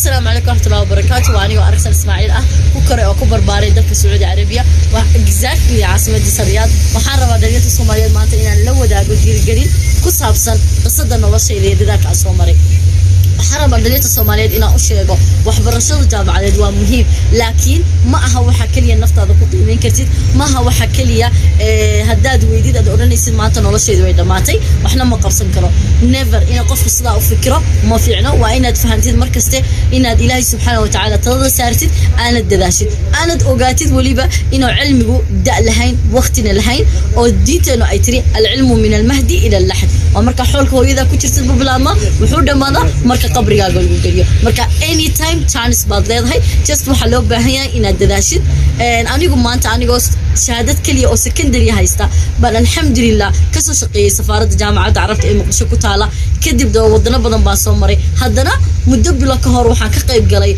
برلمان دنيرت عرفت له أبابلي أو برلمان إلكتروني أها أو دنيرت عرفت لو قلت له قلي إني كسر قيب قلان سوماليا مثلي وان دلالي وقلال بكسر قيب قلي شكرا لكم لحسن استماعكم وأنتظر سماع أسئلتكم وملاحظاتكم بصدر رحب وكم ليست الحمد لله كدبنا وحنا صوبا نجي مشروع كهذا يا دنيرت الصومالية أما دنيرت أجانب تأكلنا ودنا عرفتها دباتة بدن أي لكل مان أو كم إذا دباتوي كاس كم تهاي وحبرشة دباتة كلا كل مان نلاش المجتمع سيقول حكي لها هي شقة everything مركب محن إن شاء الله عن روتينيا أنت هاي إنك بدن بينا دنيرت الصومالية دسي وداقو وندير جريك السيو محن آدو مهد علينا يا صوماليا global Somalia Diaspora International إن تايو ما أنت chance بسيان وحنا نلاقي هاي السلام عليكم ورحمة الله وبركاته. ما شاء الله interesting video أركسن هل feedback من السين كرتا يريسا أو فيديو جاي حاجة story جاي شمر هدان نقدر كرتين عد كفرق أركسن. ما مقليسين. أكو مقلنا حبيبتي الحمد لله أول شيء هرت وانكو سلامة يا هنا سعاد أدبا ما تنتهي ذلك هذا يو ماما جواهر شرف بيتاي مانتا إنان حقن كابرتا أم بانكو سلام كوسو جديو نهرت تكوباد فيديو نصادو أركتين أنا وحياة قبل الصوماليات مقعي عرق سنبالي راسات مقشين ودن عرب أنكو كوري سعودي عربي أنكو برباري نقد إذا هو يوا إسبري وأنكو ذلك الحمد لله because waa luqada kaliya aan maanta ummadayda Soomaaliyeed nooc kasta yihiin tacliin kasta ay qabaan heer kasta ay taagan waa luqada kaliya kula tafaahumi kara amba aan isku fahmi karno talabaad aad baan ugu dadaalay dhinaca waxbarashadayda waxaan markasta isku dayay inaan waxbarashadayda aan jaamacadeed si dhameystiro duruufo badan bay iga hor joogsatay haddaan eegno dhinaca dhaqaalaha oo mar hore ka hadlay dhalinyarta Soomaaliyeed Carabta ku nool inayna loo ogoleen inay jaamacadaha dawladahaas ka dhigtaan hadday gelayaan oo qaar yar ay jiraan lacagtoodu aad u badan tahay amba dhaqaalaha lagu dhiganayo aad u culus tahay oo inta badan reeraha Soomaalida ee Carabta ku nool ay dad badan iska yihiin mesela reerkii waxa dhici karta waalidkii iyo hooyadii 7 caruur amba 6 caruur amba ما شاء الله إنه قرطة دا Soomaaliya aad bay carruurtu u badan tahay 10 baa dhici karta inuu caaladii bareerkii haysto marka waalidkii haduu mid iyo labo wax u taro waxa dhici karta inuu kuwi kala uu gabo amba wax u qaban kari waayo dalkiina ku caawinayn markasta markaan leeyahay dhalinyarta ku nool wadanada qurbaha kale waxay nagu dhaamaan chance bay u leeyihiin inay wax bartaan marka iyagana hadaan in yar u gudbiyo waxaan oran lahaa walaalayaal oo maanta chance way bad haysatiin dhalinyarta qurbaha Yurubta amba Canada amba Mareykanka ku nool oo anagu hadaan nahay dhalinyarta Carabta ku nool aanan haysan oo ina waxbarashadii ku heli kartiin free amba aad noqon karto inaad yaani systemka ka jiro inaad wixii aad baratid kadibna aad lacagtii aad ku baratay aad dib u soo celisid oo shaqaysatid taasina waa wax loo aqaano anagu af Carabida orana cadaalad ijtimaaciya I think waxa af Soomaali loo aqaana inay dadku ay ku noolaadaan cadaalad oo de qofkii waxbarashadii inay tahay wax muhiim ah oo qofkii chance u heliyo inuu barto oo si cadaaladana ku dhiganayo oo uu noloshiisa ku sii dhameystiran karo ay tahay qayb ka muhiim ah nolosha inuu qofku waxbarashadiisa u dhameysto maadaama aan joogno zaman loo baahan yahay shahaadada inkasta oo haddana aan dhalinyarta ku oranayo oo markasta aan u sheego ku yiraahdo waxbarashada jaamacadeed ma waxa kaliya aad isku qiimeyn kartid ma waxa kaliya qiimo iyo ka soo saari kara bani aadam hadaf leh amba dadaal leh amba muuqaal noloshiisa leh amba heer gaari kara ما waxa kaliya ku tiirin kara inaad shahaado jaamacad haysatid laakiin waxay ku xiran tahay waxyaalo badan oo kale oo personality-kaaga ku saabsan dadaalkaaga oo talada Ilaahay saaratid oo hadafkaaguna iyo vision-kaaguna uu waadix ku yahay sida video-ga aragteen barlamaan shacab wax la ilaaho oo dhalinyarta Carabta loo abaabuliyay oo laga hadlayay qadiyado badan oo dhibaato ka jirta wadanada Carabta oo anigu waxaan ka hadlay oo soo gudbiyay mashruuc ka hadlayay dhalinyarta Carabta ku nool oo jinsiyad kaste sidii noloshooda wax looga bedeli lahaa amba xuquuqdooda u qaadan lahaayeen maadaama ana wax xuquuqaba loo ogoleen haday noqoto inay wadankii wax ka bartaan jaamacadeed haday qaar waxa jira xataa waxbarashada hoosta aan heli karin maadaama waalidkiisa iqaamad dalka ku haysan lacagtii iqaamada lagu jidiidinayay dhibaato badan kala kulmayso wallahi waxa u maleynayaa 5 daqiiqo iguma filno laakiin dhibaatooyin badan baa haysata dhalinyarta Carabta ku nool waqtiga lagu ordayaa marka saddex ugu dambaysa ku dhameey maxaa rabtaa inaad marka waxaan aad rabaa horta aan dhalinyarta Carabta ku nool aan iraaho walaalayaal iniga waxaan igula talinayaa horta luqadiina hooyood aad u adkaysta oo aad u barta talabaad ka faa'iideysta sida maanta shirkan oo kale Global Diaspora inaad ka soo qayb gashiin aad u dadaashiin inaad ummadiina aad kala sameeyeen contacts aad isbaratiin because xiriirka iyo barashadu waxyaalo badan bay nii furi kartaa waxyaalo badan bay noloshiina ka caawin kartaa horumar badan bay ni gaarsiin kartaa marka dadkiina contact la sameeya hays aburina oo dhinaca u fariisanina because anu waxaan aqaana dhalinyar badan oo Carabta ku nool oo maanta aniga dhibaatada isoo martay tayaga soo martay ay aad isku dhawdahay laakiin iyagii ay qaraar qaateen inay wixii isku dhiibaan oo fariistaan oo dhaqaaq sameey waayaan oo aaminayna ilaahan waxas waa qadar aniguna markasta waxaan aaminsan yahay qadarkaagu wuxuu isku bedelaa waa ducada iyo dadaalkaagu isku bedelaa marka walaalayaal dadaala wax kastana waad gaari kartiin qadarkana ha odhanina uu nagu dhaco waan la tiisanayna intaas ku soo gabagabeynaya mahadsanid maasha allah aragsan dad badan oo ku jira chatka waxay ku dhahay maasha allah very inspiration session maasha allah aragsan inspire video maasha allah walaal aragsan dad badan aan soo qoray dr idil mande bashi محمد نور خير روبلس عايشة dad badan ما شاء الله amazing كومنتات ku soo baxaysa aad uma santa wala shay hadda waxaan usii gudbaynaa qaybta oo break baan qaadanaa shamirir please ha ka tagina screenka waa only shamirir ku jira waa soo noqona ka bacdi 5 minute waxaan ugu xigi doona performance oo heesi doona Abdi Badil oo well known Somali artist ah marka shamirir ka bacdi waa soo noqonayna iska xira videoga darabtiin laakiin ka soo noqon ku jira khata ka bixina aad uma santiin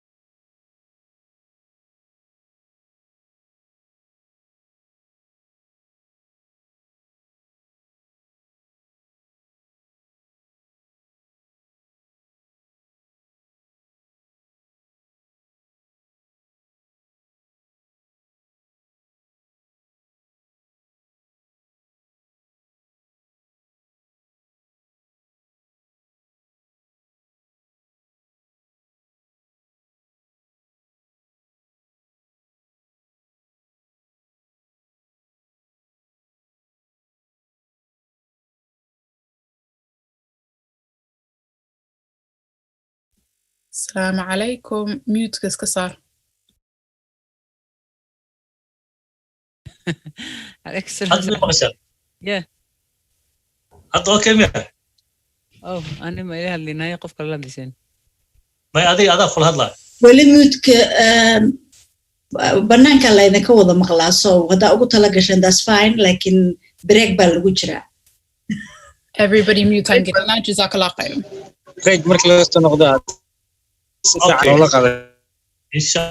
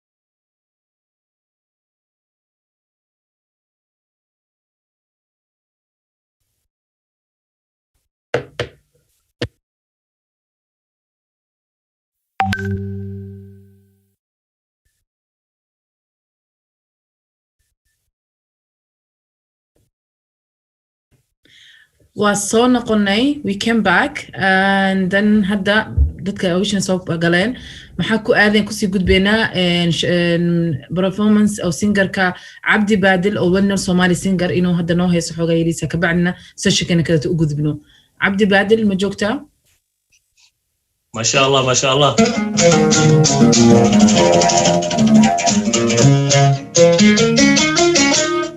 السلام عليكم دمان السلام يا سعود انتهين dhalinyaro waayeel dhalinyaro cuslaatay sida aniga iyo waare iyo dad badan ay jiro mataqaan dhalinyarada cuslaatay ah marka waa idin wada salaamayaa waxaan leeyahay soo dhawaada ku soo dhawaada fanaankii weyna Cabdi Baadil Ibrahim halkan jawaar baan ka salaamayaa isku xiraha weyn iyo asxaabteeda dhamaan waxaan leeyahay igu gudoomo salaan qaali ah oo ka timid hoblada waa beri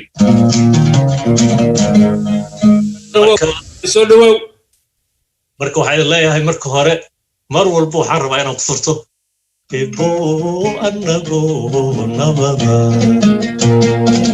ebo mato nabada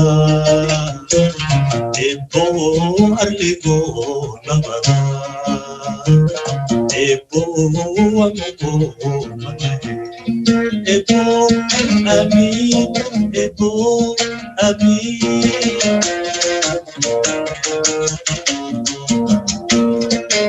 inay nabadu macantahay adduunyaduna ay jeceshahay inay nabadu macantahay adduunyaduna ay jeceshahay umiyuhuna ku nool yahay ilo dhowrana ay waajib tahay umiyuhuna ku nool yahay ilo dhowrana ay waajib tahay sidaa waan wada ogsoonahay maxaan u ilaali weynaye sidaa waan wada ogsoonahay maxaan u ilaali weynaye ebo nago nabada abi ebo mato nabada ebo arligo nabada ebo wamugo mana ami ebo ami ebo amin ila dalka nabad nooga dhig maxaa ku xiga Soomaalidu ma kala maaranto weliba waxaan soo jeedin lahaa in mudaharaad la sameeyo oo la leeyahay in qabiil wax lagu qaybsado qolada jecel bariyaas ku soo baxeen kuwa kalena guriyooda ha joogeen aan qabiilka jeclayn maalinta ku xigta in la yiraahdo inta aan qabyaalad jeclayn in siyaasad lagu qaybsado dibadda u soo baxdo saasaa la isku baran lahaa fikirkaygaas yaa ila qaba anigu taasan soo jeedin lahaa dad wax lagu qaybsaday jecel berri ha soo baxeen inta soo baxda arki lahayn marka maalinta ku xigtana waxaan dhihi lahayn dadka jecel in aan qabyaalad waxba lagu qaybsan ha soo baxeen marka taasaan wada fiirin lahayn hadday suuragal tahay hadday suuragal ahayna dee marka waxaan leenahay lama kala maarmo aqal tiir la'aantii keligii mataagne haddaynaan istaaqulin tabar yeelanay aqal tiir la'aantii keligii mataagne haddaynaan istaaqulin tabar yeelanay katashada cadawo isku tiirsana katashada cadawo isku tiirsanada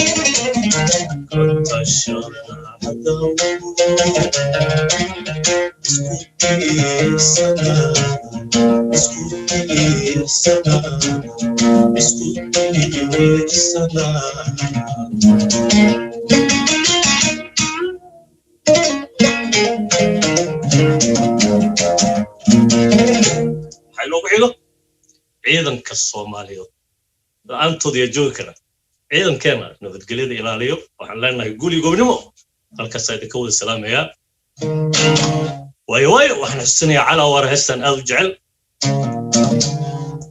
dadkii iyo dalkii iyo maasanid fanaan qaran maasanid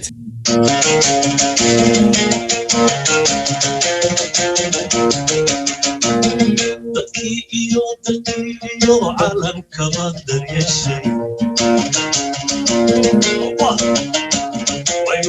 way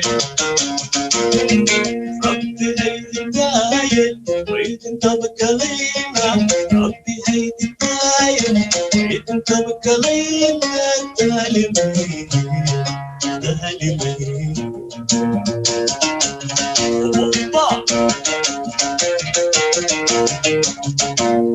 كبيح ما هدي لي ولا كدوني حقيقي لتوسي كنت لاعي كبيح ما هدي لي ولا كدوني حقيقي لتوسي كنت لاعي وقدركو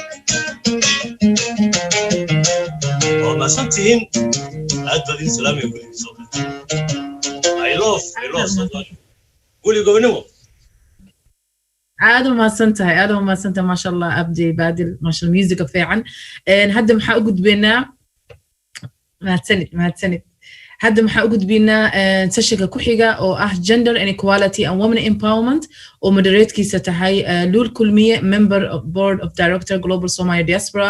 Keynote speakers tahayna Zainab Hassan, chair founder Somali Gender Equality. Iyo panelka waxaa ku jiri doona Faadimo Musam Afrax oo award winning activist freelancer, keynote speaker for concert and founder of United Action. Muhammad iyo Mahmoud, author or founder of international platform of Sideways, Somali Sideways. Iyo Dr. Aisha Ariel, or advocate for women and rights Sweden. Haber Lul Kulmiye, moderated adek. ما شاء الله عاد بعض ما هتصنتها ساعات سفي عن ملاي مغلا سفي عن لغو مغلا ما شاء الله عاد بعض ما هتصنتها ساعات مركوه الرئيسة وحن ربعنا إرادة ولي وحن كقدو جبنا شروينيه Global Somali Diaspora أما معركة قولها قرب جوكت الصوماليات ما أنتوا ما ننتسي لبات قبل دي سنة كله يهولا عتبة موضوع مركا سيدا أي سعاد بإذن شاكتي أن هل كان كجهد دونوا gender equality and women empowerment أما مركا سنانتا جنسية أو تسينتها وينكا وحا مركتي هردع قبل حار نوغو سمين دونتا قيبتن انت aanan banaalka aanan u gudbin marwo Zainab Hassan ama Zainab Maxamed Hassan oo ayadu ah aasaasaha iyo hogaanka ama gudoomiyaha maaragtay SGEM Somali Gender Equality Movement ama maaragtay sinaanta jinsiga Soomaaliyeed Zainab soo dhawow.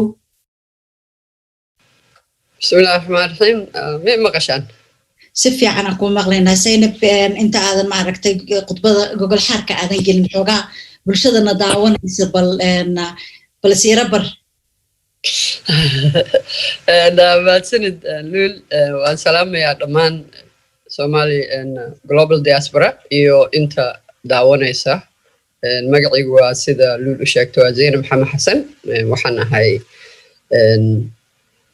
founder كما أساسها Somali Gender Equality Movement احنا بدونك ما chair person كا runtii haddii aan wax yar iska sheego inkastoo aanan jeclayn inaa maaragtay anigu iska hadlo oo aan jeclaa in dadka kale ay iga hadlaan waxaan runtii aniga ahay Soomaalida qurba joogta ah laakiin Soomaaliya ayaan joogay hadda ilaa iyo sanadkii 2013 oo aan ka shaqeynayay intii aan Soomaaliya joogayna runtii waxaan howlo badan ka qabtay dhanka marka hore waxa uu imi soo nooleynta mashruuca maktabadda ummadda kadibna waxaan ka qayb qaatay howlo badan oo sida wasaaradda hidaaya iyo tacliinta sare oo aan ku jiray dadka higher education assessment-ka ama qiimeynta waxbarashada sare oo jaamacadda ka sareyso kadibna waxaan mar ahaa la taliyaha madaxweynaha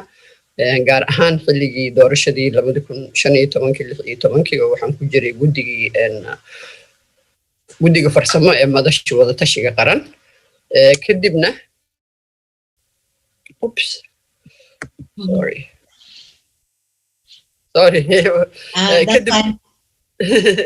kadibna runtii waxaan ku shaqeynayay consultant ahaan ama la taliya oo waxaan ku jira khubradii qortay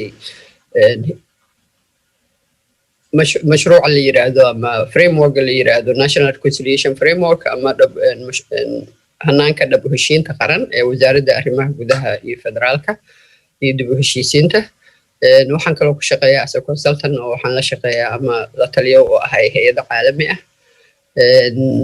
هذا وحن كلو قري موضوع أما توبر بوقة وكساب سن نبضينتا قار هان لو قلت لك haweenka oo ku saabsan waxa la yiraahdo PCR-ka ama meertada nabadda marka runtii waxaan jeclahay inaan halkaas ku joojiyo sababta oo dheeriya waxyaabaha soo qabtay halkaas ku joojinaya marka haddii aan wax yar u wada galo maanta mawduuca ah sinaanta jinsiga iyo awoodsiinta haweenka haddii aan wax yar oo gogol xaar u sameeyo runtii horta مشروع هو مشروع بلارن توبيكان أما موضوعا لكن هدي أنفيرينه dhammaan horta dunida ma jirto maanta waddan la dhihi karo dhan walba ayuu wuxuu ka gaaray sinaan dhanka jinsiga ah laakiin waa la kala horeeyaa annaga marka haddii aan nahay Soomaaliya ama dadka Soomaaliyeed oo Soomaaliya oo ah waddan runtii soo maray muddo dheer oo colaad iyo dagaal sokeeye annaga hadda maba dhihi karno runtii meel heer aad u sareysa ayaan ka joognaa laakiin marka loo fiiriyo wadamada annaga oo kala ah runtii meelaha qaar aad aan u fiicannahay meelaha qaarna waan ka liidanaa xagga waxbarashada iyo sideedaba horta waxa ugu qiimeeyo badankooda waa saddex waxyaabood mid ah arrimaha bulshada waxyaabo la xiriiro oo sida waxbarashada iyo caafimaadka iyo waxyaabaha noocaasa iyo dhanka dhaqaalaha iyo dhanka matalaadda siyaasadda runtii maanta hadalkayga wuxuu u badan doonaa matalaadda siyaasadda laakiin waxaan rabaa inaan horta wax yar ka taabto tobagyada kale dhanka waxbarashada runtii gabdhaha Soomaaliyeed waxbarashadoodu kor ay u kacday horta qurbahana waaba ognahayba oo waxa aadka wax u barto oo ilaa heer jaamacadeed ilaa heer PhD maanta ku badan horta waa gabdhaha Soomaaliya laftigeeda marka la fiiriyo marka dugsiga hoose dhexe wax isbedel nacam number badan uma dhexeeyo oo ilaa iyo maaragtay 93 iyo waxay kala yihiin markii boqolka la fiiriyo ragga way isku dhow yihiin laakiin nasiib darro marka dugsiga sare la gaaro ayaa gabdhuhu aad u yaraadaan taasoo ay keento dabcan in ama gabadhii guur iyadoo yar maaragtay ama erkii uu dhaqaale u waayo oo ay wiilasha ku reebaan iskuulka ama ay noqoto in reerkii ay u baahdaan in gabadhii ay la shaqayso marka dhanka waxbarashada horta intaas ayaan uga baxayaa marka la gaaro dhanka dhaqaalaha runtii horta waxaa jiro daraasaad badan lagama samaynin oo runtii lama dhihi karo ilaa iyo percentagekaas ayaa maaragtay ay joogaan haweenku laakiin waxaan ognahay dhaqaalaha hoose gaar ahaan ganacsiga yaryar in haweenku ay aad ugu badan yihiin laakiin marka ganacsigu uu kor u kaco oo la gaaro maaragtay waxa la yiraahdo medium enterprise ama kambaniyada dhexdhexe iyo kuwa waaweynba ay haweenku aad ay ugu yar yihiin oo numberka maxaa la yiraahdaa gabdhaha ama xataa ku jiro boardka oo private sectorka aad u yar yihiin marka runtii taas iskuma dhowo waxaan marka rabaa inaan runtii xooga saaro maadaama Soomaaliya ay maanta marayso meel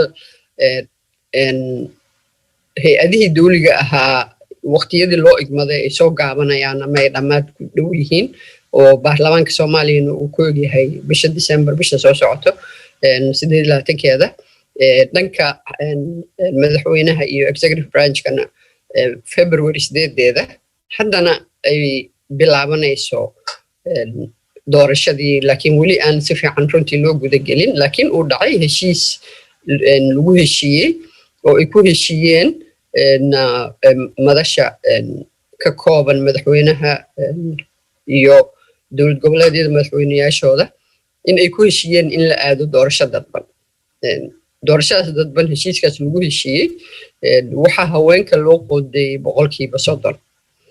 haddii marka aan isbarbar dhigno maanta meesha ay joogaan iyo waxa aan filanayno iyo waqtiyada hore runtii horta kootada haweenka markii ugu horeysay oo la dhaqan geliyay waxay ahayd 2012 oday dhaqameedyada ayaa qorayay oo soo xulayay beelahooda u soo xulayay haweenku markaas waxay heleen 12% baarlamaanka in ay ku matalaan 2016 runtii waxaa la sameeyey ololo badan oo sida anaga daanahay Somali Gender Equality Movement iyo hay'ado kale dhammaan maaragtay waa loo guntaday isla markaana madashuna runtii waxay ku dartay iyagana heshiiskooda in 30% haweenku ay helaan marka maxaa kala duwan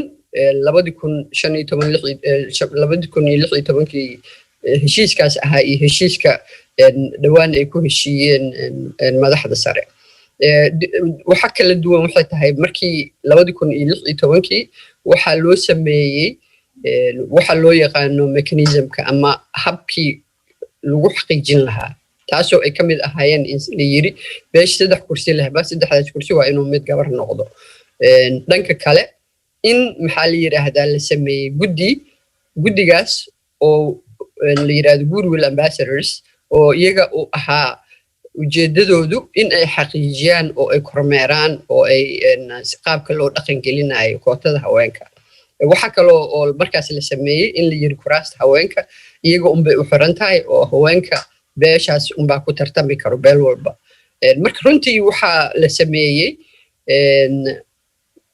in haweenkii matalaadoodu ay kor u kacday oo ay noqdeen 24%. 24kaas weliba waxaa haddana zaa'id ku ah oo baarlamaanka golaha shacabka waxaa iyadana dheeraad ku ah iyada oo la sameeyey 2016 aqalka sare oo aqalka sarena ay soo galeen iyagana 24%. marnaba horta ilaa hadda weli lama gaarin kootadii laakiin runtii doorashadan waxaa loo baahan yahay in xil gooni ah la iska saaro sidii loogu ololeyn lahaa sababtoo ah ilaa ay hadda ma cadda sida lagu xaqiijinayo kootada haweenka oo 30% ah way isku raaceen oo way yiraahdeen waa in haweenku ay helaan 30% laakiin sidee lagu heli karaa ama qaabkee loo dhaqan gelinaya ma cadda marka waxaan rabaa inaan idin iraahdo dhammaan bulshada rayidka ah iyo madaxda Soomaaliyeed inaan ugu baaqo in la xaqiijiyo kootada haweenka oo loo yeelo qaabkii maaragtay lagu heli lahaa sababtoo ah hadda waxa socdo oo wadanka ka socdo waxay tahay in beelo badan oo hadda ay haween kuraastooda maalan ay leeyihiin markaan anagu gabar ma keenayno waa inay beelaha kale oo anaga walaalaheena ay keenaan ma garto oo isku turtur in ay gali rabto kootadii haweenka haddii marka kuwii horena ay diidaan oo laga ogolaado kuwa kalena ay diidaan waxa imaanaya dib u dhac in 24kii dib hoos looga dhaco oo lagu noqdo meel ka hooseysa taasina runtii waxa waaye Soomaaliya faa'iido uma aha gabdhaha Soomaaliyeed iyo haweenka Soomaaliyeedna faa'iido uma aha marka runtii waxa loo baahan yahay waxay tahay in la sameeyo laga hadlo ololana la sameeyo baaqiyo la sameeyo waxaan rajaynayaa in Somali Global Diaspora baaqiyadooda ka soo baxay ay ku dari doonaan kootada haweenka in la xaqiijiyo marka runtii waxaan rabaa inaan intaas ku soo gunaanado oo wixii su'aal ah oo panelka laftigooda ay weydiinayaan ama adiga luul ay weydiinaysid oo faahfaahin u baahan in aan idinkaga jawaabo idinkoo mahadsan assalaamu calaykum ما شاء الله آد بدو مهتسنتها سينب وماركت حقيق جوجل حال ونكسد بدو سميسا أديقو تابتدنكي وحبرشدا دقالها دولشدا أما حلد ماركتها وينك كقيب قادة شدود السياسة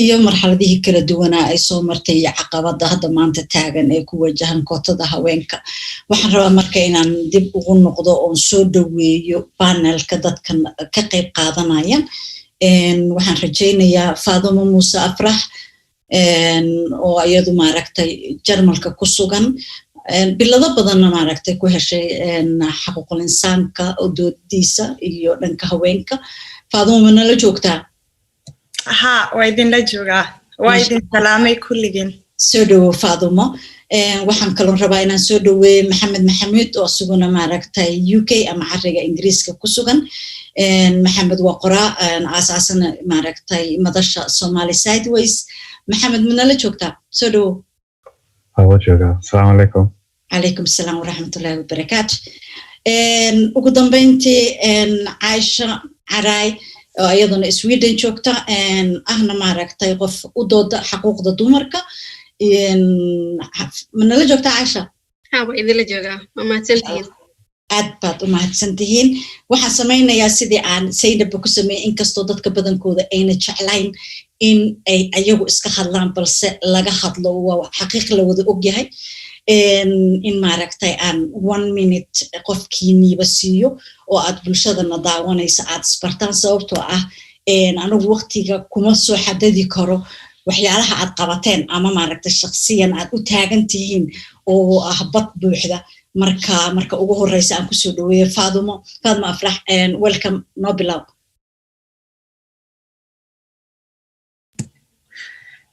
run ahaantii aad iyo aadaan ugu maadsanahay in aan idinka soo qayb galo inkastoo numaleena af Soomaaliga inaan ku sameyn karin conference noocan on maaragtay sujuud dadka la iska dhahaanahay oo Swahiliga iyo Ingiriiska iyo balaayada isku qarriba marka runtii markaan Europe imaaday waxay ii dhiirigelisay afkayga Soomaali inaan barto marka waxaan isku day hal eray aan af kala aan inaanan ku darin afkayga hooyo Soomaaliyeed maadaama daawayaasha ay fahmayaan badidood af Soomaali aniga waxaan ahay Faadumo Muuse Afrax waxaan qoray buugan oo iga sheekeynaya waxaa ku qoran macnaha kala duwanka dhaqamadaan ku soo koray Soomaaliya aan ku dhashay anigoo cunug yaraan Kenya imaaday haddana halkan waxaan joogaa 6 sano iyo jajab aan ku noolahay dalkan Berlin Germany waxaan asaasay hay'ad la dhaho United Action Women and Girls IFAW marka waxaan aniyo walaashay Aisha iyo qof walba ayaan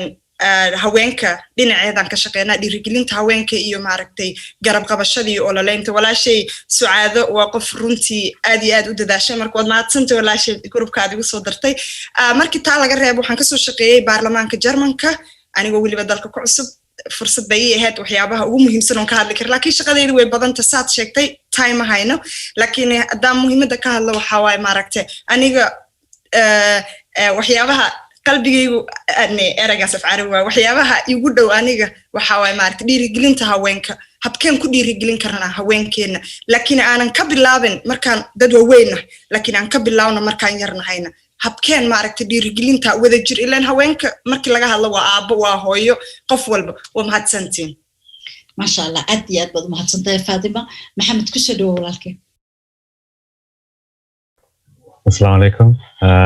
My name is Mohammed Mahmoud. I'm born and raised in London. And I created a platform called Somali Sideways. It's been going on for 6 years. I published 2 books. One was published in 2018, which is a photo book collection of Somalis from the diaspora, doing all kinds of work within the community, working in political arenas, and different types of profession. I published the second book called Somali Sideways, a Royal Edition, which is basically a book that focuses on Somali women that have been involved and contributed to Somali region or within themselves on a local, national and international framework. This is the second book. And yeah, that's my contribution. aad baad u mahadsantahay Aisha anay soo dhawla aad ayaa ugu mahadsantihiin in ay igu soo dhaweyseen meeshan platformka Soomaaliya oo dhan meel kasta aad joogtaan aniga waxaan ahay umulso ka shaqeysa wadankan Sweden oo ka shaqeynayay ilaa 6 sano toda waxaan la shaqeeyay hay'ado kala duwan oo wadamada kale ka shaqeeyo oo sidii loo dhiso umulsanimada education-kooda wadanka sida kale dad Bangladesh samarkii waxaan go'aan ku gaaray inaan Soomaaliya aado oo xamar ka soo shaqeeyo waxaan la soo shaqeeyay isbitaalada sida loo horumarin lahaa loo yareyn lahaa dhimashada hooyooyinka Soomaalida wadanka dhexdiisa jaamacadda oo Muqdisho iyo jaamacada kala duwan actually connection la haystay sida loo bedeli lahay fikrooyinka loo yareyn lahay dhimashooyinka hooyada marka wax kasta oo la sameeyay inta laguma soo koobi karo ma sha Allah waa mahadsantihiin ما شاء الله aad iyo aad baad mahadsantihiin marka hadii aan maaragtay panelkana aan guda galno waxaan rabaa marka ugu horeysay inaan ku soo dhaweeyo Faadumo adiga oo maaragtay kulay markii lagu sheegay inaad ka qayb qaadanayso topican maaragtay gender equality iyo women empowerment ama Soomaaliga sidaad ku jeclaysataba sinaanta jinsiga iyo maaragtay awoodsiinta haweenka waxaan baad ku fikirtay kulay waxaad ku fikirtay waxaad ku dartaa maaragtay su'aashan what is the progress that has so far been made in terms of gender equality equity Somali ahaan waa maxay horumarka ilaa iyo hadda laga sameeyay xagga sinaanta jinsiga adoo isugu kala jamcinaya 5 daqiiqo ayaad haysataa ku soo dhawow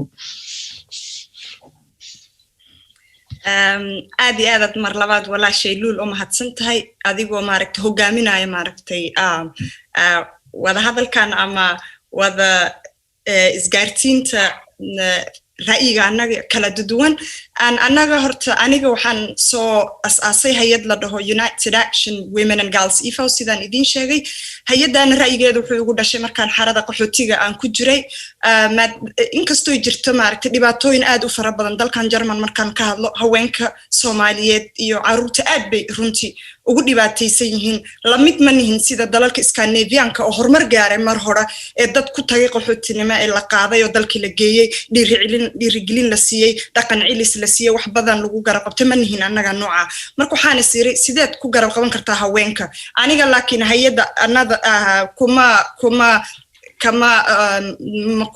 ku shaqaysa bas ma garab qabato bas maaragtay dhinaca haweenka ee Soomaaliyeed bas isdhexgal ilaa 12 dalood ayaan ka shaqeynaa laba qeyb oo Jarmanka ka shaqeeyana marka hay'adan muhiimadeeda waxay tahay habkeen ku dhiirigelin karnaa dadka markay halkaan yimaadaan siba hooyo aad tahay siba haween aad tahay ama gabar yar dhaqanka halkaan ay aad buu u duwan yahay dhaqamadii aan ka nimaanay marka halkeed wax ka bilaabi kartaa maxaad u baahan tahay furihii maxay tahay garashadii yarood u baahan tahay albaabka uga qol hadaa lagu geliyo mugdi ah hal sideed uga dhaxbaxdaa qolka halku yaala koobka halku yaala qaadada halkay korontada aad sidii lahayd ku taala ma garan kartid marka waxaad u baahan tahay qof horumar ku ah horiyaal ku ah ee ku tusa wada wanaagsan ee dhiirigelina marka annaga waxyaabo noocaas aan sameynaa mid kale oo aad iyo aad u wanaagsan ee hay'adda annada aan ku dhiirigelino oo isku dhiirigelino kulligeen haween markaan nahay waxay tahay habkaan siyaasadda dhinaceedana uga dagaalami karnaa ileen annagoo isku nimaanay bas wax kuma bedeli karno marka waxaan garab aan siina annagana nasiiha hay'ado kala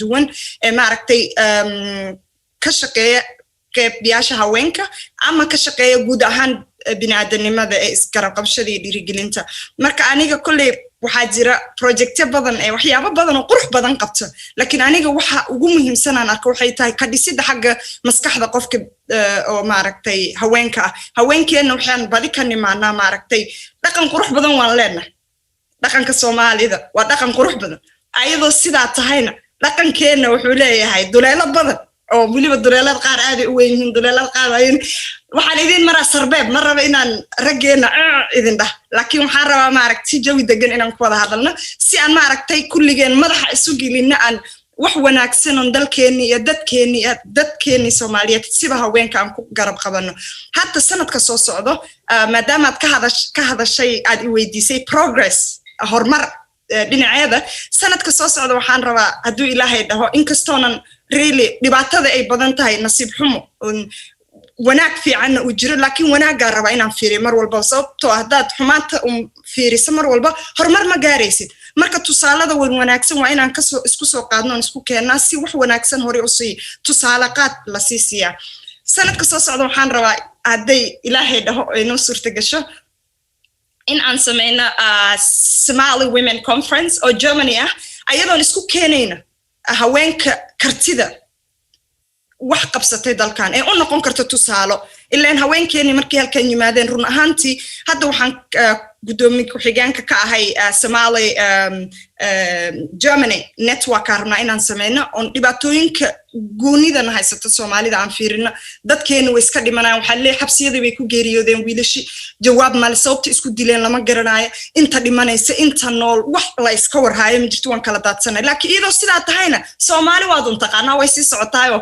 dhul ma istaagto laakiin iyadoo sidaa tahayna dad baa jira hay'ado qurux badan baa jiro shaqooyin wanaagsan qabto laakiin annaga iskama warhayno kor laakiin saaba u dagaalamayna hadda inaan isku nimaano waana isfahamsanahay waana isgarab istaagay laakiin conference-kan wuxuu taabanayaa qaybta haweenka iyo habka isku caawin karaan laakiin conference waxa raax Soomaali in lagu qabto dadka Jarmanka ay af Soomaaliga dhageystaan ilaa mar walba waxayna dhahan afka annaga barta integration anu xalaaminsana integration inuu labada dhinac yahay ee maaragtay nin walba dhaqankiisa kale iyo afkiisa kale in la isgarto la isgarab istaago waxaan rabaa inaan maaragtay Soomaaliya horta badi dhibaato badan oo baa laga sheegaa laakiin quruxda annada lama sheega iyo maaragtay haweenka annaga waxaana laga soo qaataa bas haween bahdilan ee diintooda maaragtay islaamka ay ku ciyaartay xumaan baad arkaysaa laakiin taa ma jirto dhaqanka annaga waxyaabo badan oo qurux badan buu leeyahay markaad fiiriso run ahaantii haweenka dalalka badi run ahaantii haweenka Soomaaliyeed garab weyn bay gaarsiiyeen xagga siyaasadda haday noqoto xagga cilmiga haduu noqdo xagga becsharada haday noqoto dhinac walba waxaan ka gaarnay horumar aad iyo aad u qurux badan laakiin su'aasha taalo waxay tahay siba aniga aan meeshaan rabo inaan Somali Global Somali International Summit aan wareysto habka aan isku nimaan karna siba tusaalo haweenka Europe haween sidaan iskugu nimaan karna aan wax ku kala isku qaybsan karna qof kasta cilmiga uu leeyahay wuxuu soo qabtay maxaa wanaagsan oo qabateen sideed wax u bedesheen maxaa kale oo ku dari kartaan sideed oo qabateen abaaya hadda waxay ka hadashay ma aragtay abaayadii horeeto waxay ka hadashay ama hooyaan dhaha ilaa inkastoo Europe baryahan la isdhahay maamooyinka maama markaa dhahdo inkastoo dhaqanka uu ku leeyahay maamo waxa waa ixtiraam iyo sharaf laakiin marmarka qaarna ma aragtay abaayaan wada dhaha waxay ka hadashay siyaasadda Soomaaliya habkay haweenka garab culus uga geysteen abaayo Aisha Melissa ah waxyaabaha wanaagsan ee maaragtay bulshadii Sweden haweenkii ay la shaqeeyaan garab qabtaan advocacy waa badan baan u baahanay runtii dhiirigelin badan oo aad iyo aad u weyn laakiin aniga waxaan rabaa haddana culeyska in la saaro xagga walaalaheen abayaasheen nimankeena on qabno in maaragtay isgarab istaagnoon is caawino ileen markaan ka hadalna haweenka dhiirigelinteeda ama wax qabashada haweenka kuma sinna haweenka bas kuma eko waxay ku egtahay bulshadiyo idin marka waa inaan ka fikirnaa habkaan annaga nafsada annada ah dadka hor taagan dadkii ileen hadal waa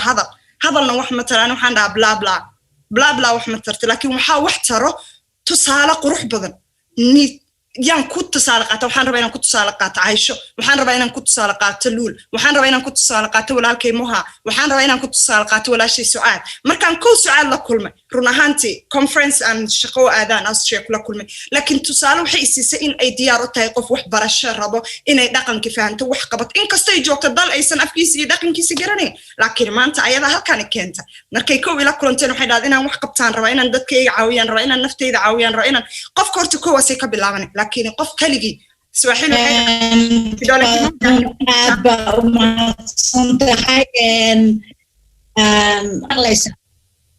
هذا ما مغشى حاول ما أوجين أنيجا ساعد لما سعونين هذا ساعد أنيجا الله صعدوا إن وقت يكونوا نحيا مركا هدي عاد استعمال شو صد سكر وجودا بيسو مركا محد كسر حسار رد ليه لهيد وهر مركا لجاري مركا النقطة سنان الجنسية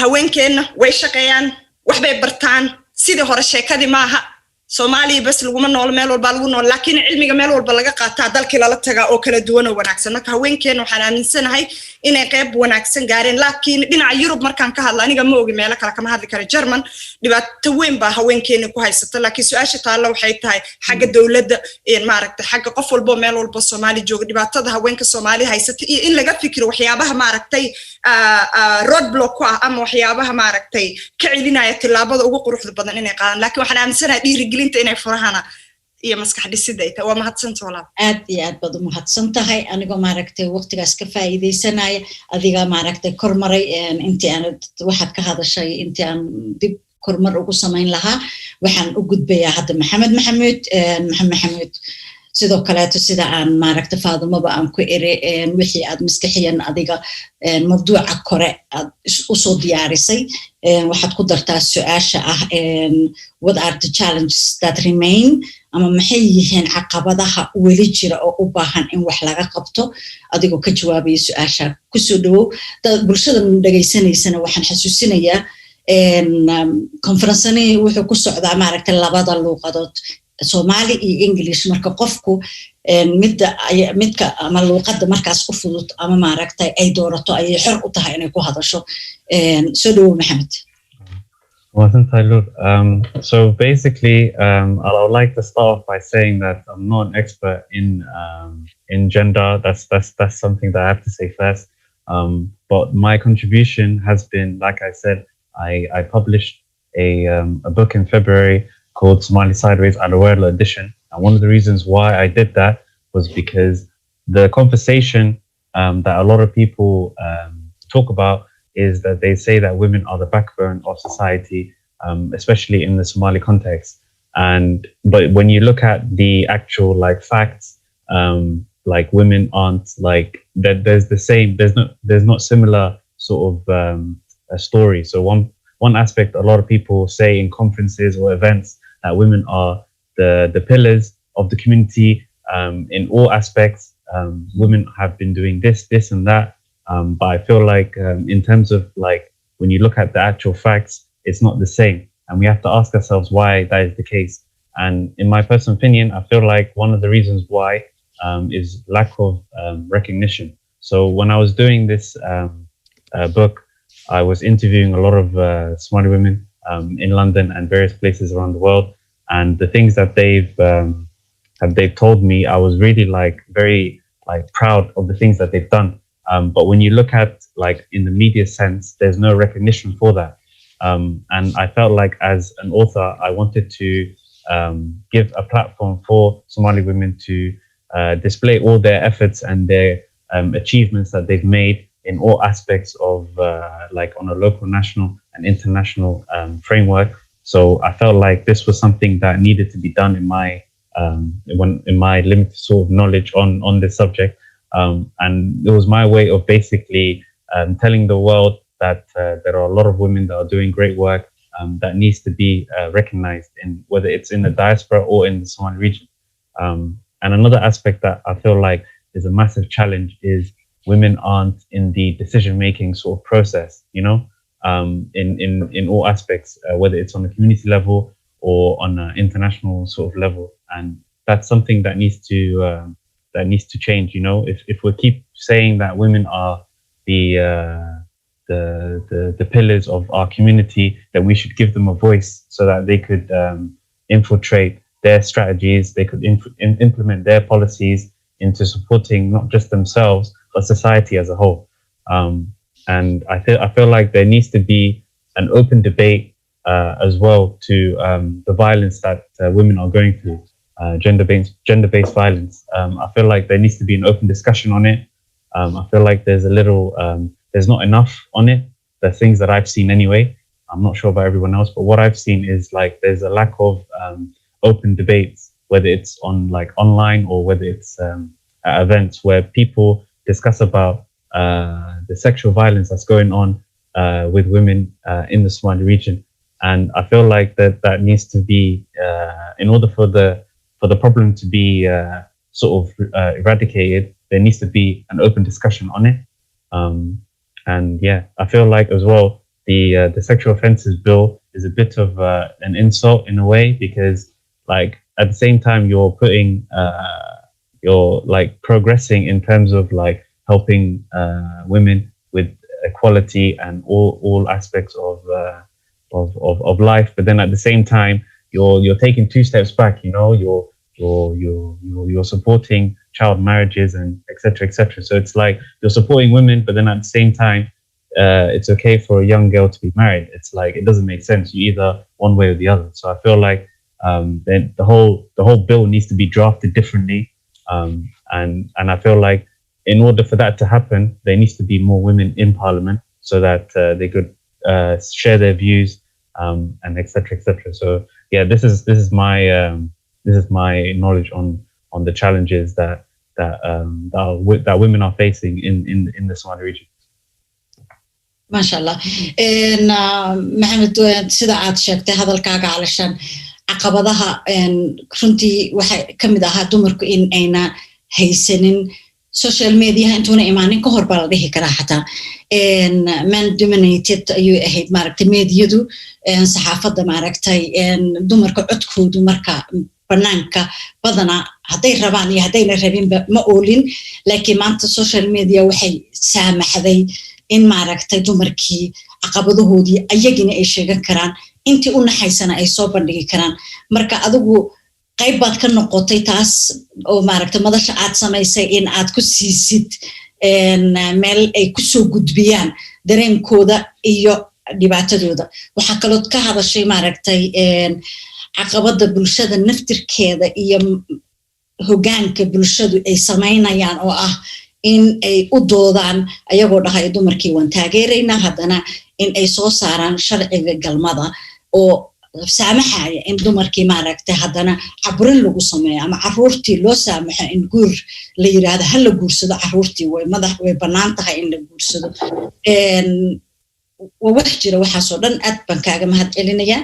haddana waxaan u gudbayaa maaragtay Aisha soo dhawow mar kale Aisha Sweden baad joogtaa saa sheegtay umulsaa tahay laakiin waxaad u ololeysaa maaragtay xuquuqda dumarka waxaan rabaa adiga oo maaragtay sidii labadii qofood ee ka horeysay samaynaya in aad su'aashan aan kuugu daraayo fikirkaagii aad soo jeedin rabto mawduuca kore ahaa aad ku darto oo ah maaragtay maxay yihiin meelaha ugu muhiimsan ee diiradda in la saaro u baahan mustaqbalka Englishna waxay noqonaysaa dadka su'aasha rabay inay ogaano what are the key areas to focus effort in the future.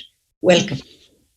aad iyo aad umahadsan tahay markii ay noqoto aniga ahaantay waxaan ka sawir okyaalaha waxaan gashtaa mar walba oo ku saabsan dhinaca caafimaadka markay noqoto wadankan hadda aniga aan ku noolahay oo Sweden especially Stockholm naagaha hooyooyinka Soomaalida caafimaadkooda ayagoo free u yahay wax kasta ee meel kasta ay ka heli karaan mar walba dadka kale toole caafimaadka doonashada iyo informationka aan doonanayna marka kale dadka kale waa uga xunnahay xitaa asagoo jiro ayaan badanka raadsanin haddaan raadsanin wixii la siiyo informationka la siiyana aanan qaadanin oon ku dhaqmin sidaasay tahay markasta hooyooyinka Soomaalida meel kasta ay joogaan waxaan isku daynaa inaan ka caawino wixii aan uga cilmi badan ahnay oon dhisno oon siino informationka sida caafimaadkooda kor ugu dhigi lahaayeen hadda Soomaaliya marka aan tagay hadda oon joogay 3 week waxaan ka soo shaqeynayay meelaha maaragtay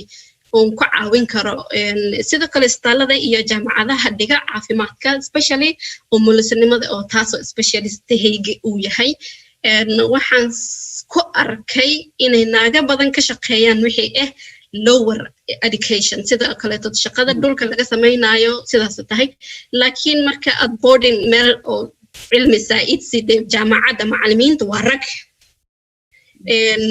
information ka dadka ku siinayo boarding ka hadlaayo dawladda markay noqoto wax kasta waa rag naaga kumaan arkin wadanka ayagoo joogan ay u leeyihiin cilmi ay ka soo shaqeynayaan waa mar walba waxa waaye kuwa dadka hooseeya gacmaha hooseeya waaye oo waxba badan kor xigin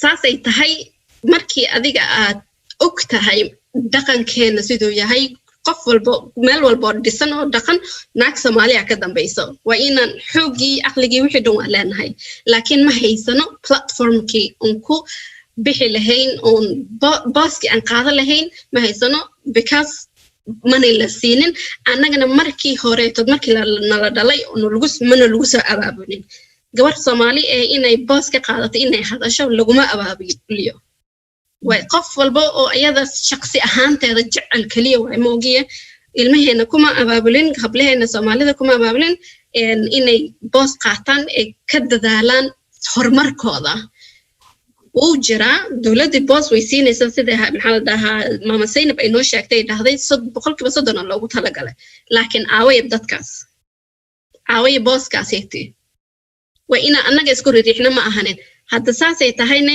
ma ka sugayna qof kale toole inayna siiyo booska waa annaga darteena inaan dadaalnaa qof walba hooyo kasta gabar kasta Soomaaliya waa ina iyada dadaasha ee isku dayda maxaan u bedeli karaa maxaan u sameyn karaa dadkaas ee Soomaalida maxaan ka caawin karaa hooyada Soomaalida gabadha Soomaalida ba walaashay Soomaalida xilkaas wuxuu saaran yahay ragana wuu saaran yahay annagana wuu saaran yahay qof walba oo Soomaaliya wuu saaran yahay haddii la isdiinsiyo booskii ma ahanin inaad ka fikirtid okay qoftan kale waa gacan kale waa inaad soo qabatid waa inay sii socotaa qofta kale waa inuu gacan qabtaa gacan qabasho ayaa meel ku wada iman karnaa oo horumar ku gaari karnaa insha Allah hadda wadankan Sweden aniga waxaan markaan go'aan ku gaaray inaan Soomaaliya aado waxay ahayd waxaan akhriyay evidence badan oo hadda la sameeyay 6% sanadkii 6 hooyo ayaa ku dhimato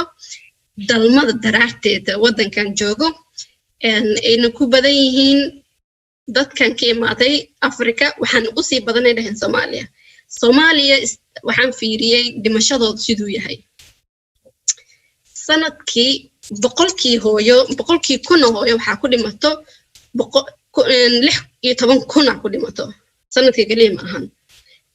So dimashadana marka ay noqoto caafimaadka marka ay noqoto hooyooyinka Soomaalida aad iyo aad ugu xun yihiin. Adiga marka qaarkood waxaad leedahay caafimaadkaaga ma ka fikiraysid miya qof kula korinaysa ilmo ma leh sida dhahday ilmahan ugu badan yihiin dalmada walaashay aragsan hadaaya toole way badan yihiin mas'uulkina waxa laga rabaa adiga laga saar labada waalida laga saaray laakiin maanta tan la joogo waxa arkaysa guri kasto Soomaali wuxuu ku dhisan yahay hooyo kaliya ku dhisan yahay kuma dhisna hooyo abo wuxuu ku dhisan yahay hooyo badankooda hooyo markaas waa inay iyada ka fikirtaa hay halkeen ka bixi karaa maxaan ka sameyn karaa maxaan ku dhisi karaa maxaan ka caawin karaa gurigayga ayadoo isku tashanayso waana inay la tashataa of course odageeda guri kasta wuxuu ku dhisan yahay 2 qofood badankooda laakiin adiga ma lagu weydiinayo maxaa ilmo u dhal weysay ma lagu weydiinayo maxaa uga soo bixi weysay discipline-kooda iyo aadaabtooda iyo cilmigooda caafimaadkooda iyo sida u dhaqmi lahaayeen iyo bulshada la noolaan lahaayeen marka bulshada la noolaashadan waa inaan baranaa bulshooyinka aan la noolaanahay waxaan u aragnaa markasto inaan anaga yihiin waana yasna cilmigooda ma qaadano caafimaadkana ma raadsano waa muhiim meel walba aad ku nooshahay wixii adiga xaq u leedahay qof walba ibnaadan xaq u leeyahay wax walba aad xaq u leedahay inaad raadsatid waa muhiim in marka hadii aad raadsatid oo heli weysid taas waa meelaha caafimaad meel walba u jira waad ka raadsan kartaa laakiin waa markii wax lagu sheegana su'aal weydii waxaan miga anfacayaan maxay yihiin maxay u rooyihiin because wax walba oo jirkaaga lagu sameeynayo ama jirkaaga wax loo dhimaayo qasab way inaan su'aal ka weydiisid oo dahdeed sababta uu sameeynaa waa maxay marka qaarkood dadka isbitaalada waxaan kulnaa waxaan sameey okay iska dhahayaan ma weydiinayso waxay xaq u leedahay waxay cilmi ahaanteeda ee og tahay maxaan u baahanahay wax ma aniga ii geysanaya mase ummadayda iyo ubadkayga u geysanayaan gadaali ka dhahaya ha may waxa waaye wixii la raba la iga sameey meesha waa joogta waa hadli kartaa af waa leedahay iska hadal yaa lagu hadlin markasto mar walba yaan ahaanin gacantii hoose iyo oo maaragtay qoftii wax loo sheegay kaliyaan ahaanin qof wax raadsanaya cilmi raadsigan waa inaan ku fiicanahay waa inaan cilmiyada raadsanaa waa inaan information qaadana hadda Soomaalida badanka waxay dhageysataa hooyada kaleetood waxay sida loola dhaqmay sidaas dhageysanaysaa ma ahanin kaliya ayadana isku information ma u baahna laga yaabaa marka qaarkood information kala duwan u baahan yihiin inaan u sheegnaa masha Allah aad baad u mahadsantahay Aisha waqtigeena wuu soo dhawaaday gabagabadiisu ku dhow yahay inta aan maaragtay Zainab oo barnaamijka noo furtay haday wali nala joogto aan noo gabagabaynin waxaan rabaa in aan idin siiyo daqiiqad aad ku soo gunaanadaysaan maaragtay fikirkiina maadaama Faadumo waxay noo soo bandhigtay maaragtay horumar badan inuu jiro dumarkii wax barteen maantay adduunka dacaladiisa meel kasta ay ka gaareen dhaqamadii ay soo arkeen dib wadanka ugu celiyeen maxamed wuxuu sheegay maaragtay inay caqabadaha jira ay yihiin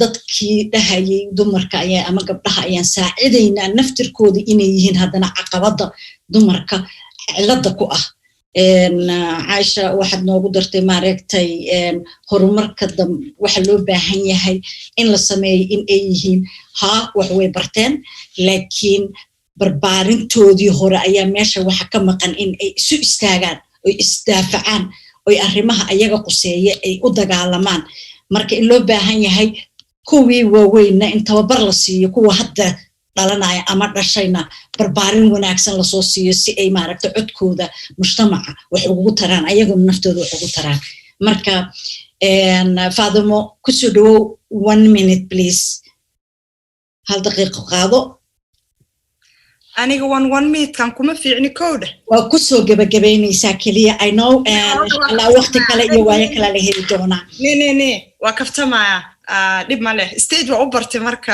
hadalka waxa waaye guri kirihiisan ku bixiyaa marka raalaha so haddaan aniga maaragtay aan soo gabagabeeyo waxaan leeyahay haween walbo Soomaaliyeed aabbo walbo Soomaaliyeed walaal walbo Soomaaliyeed qof walbo Soomaaliyeed oo dhaqaaqaya ee caalamka meel walbo ka jooga ha noqdo dalka Soomaaliya meel walba waan ognahay maanta dhibaatadii dalkeena haysato aniga hadda waxaan rabaa Kenya inaan dhinaca Soomaalida ay degto in aan ka dhiso dhul maaragtay haweenka iyo gabdhaha yaryar lagu dhiirigeliyo ay wax ku bartaan lagu dhiirigeliyo ay maaragtay waxyaabo wanaagsan oo naftooda iyo dadka ay ku nool yihiin ka faa'iideystaan markaan waxaan leeyahay horta dalkan maxaan u dhimaanay waa su'aasha ugu weyn oo inaan iswarsano loo baahan yahay markaan halkaan nimaan carruurtu waa wanaag waa farxad family dhiso waa qurux waa wanaagsanta laakiin inta maxaad u imaad bas inaad ilmo dhashood ceyr qaadato mise waxaad inta u timaada inaad naftaada horumar gaadsiisood wixii loo baahnaa aad fiiriso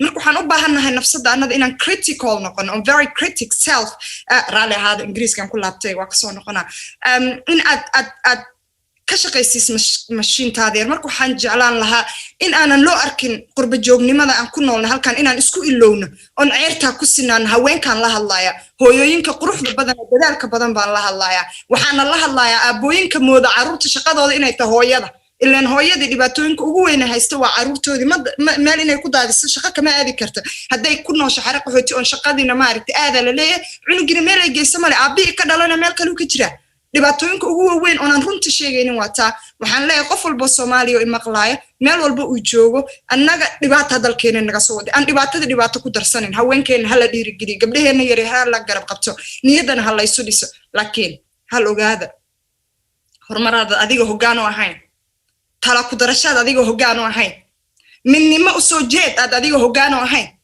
ma suurta gasho qofka Soomaaligana uu Soomaali noqonin markuu dhinto qofka Soomaaliga markuu dhinto qof walba isku yimaada laakiin markuu nool yahay ama isbitaal ku jira ama hooyada shaqo raadista ama garab qabasho ama dhiirigelin u baan la isma arka Soomaaliye waxaan ku soo gabagabeynaa oo idin leeyahay Soomaalinimadiina ha ku muujinina markaad qurbada ama banaanada ku nooshiin markaad geeriyootaan ee ku midooba intaad nooshiin oo isjeclaada qabiil qalinka qaata wad mahadsantahay aad baad u mahadsantahay Maxamed Sadow yeah, so I feel like there needs to be more successful stories of women in the limelight. I feel like now there is a lot of women who are being recognized for the works that they've done, more so than previous years. I think it's because of the social media boom. Somalis are very active online, very involved, and there's a lot of fantastic things that have been going on by young people, and it's because of social media that people are now being recognized for the work that they've done, and I feel like that if more and more more of those kind of things needs to happen, and those who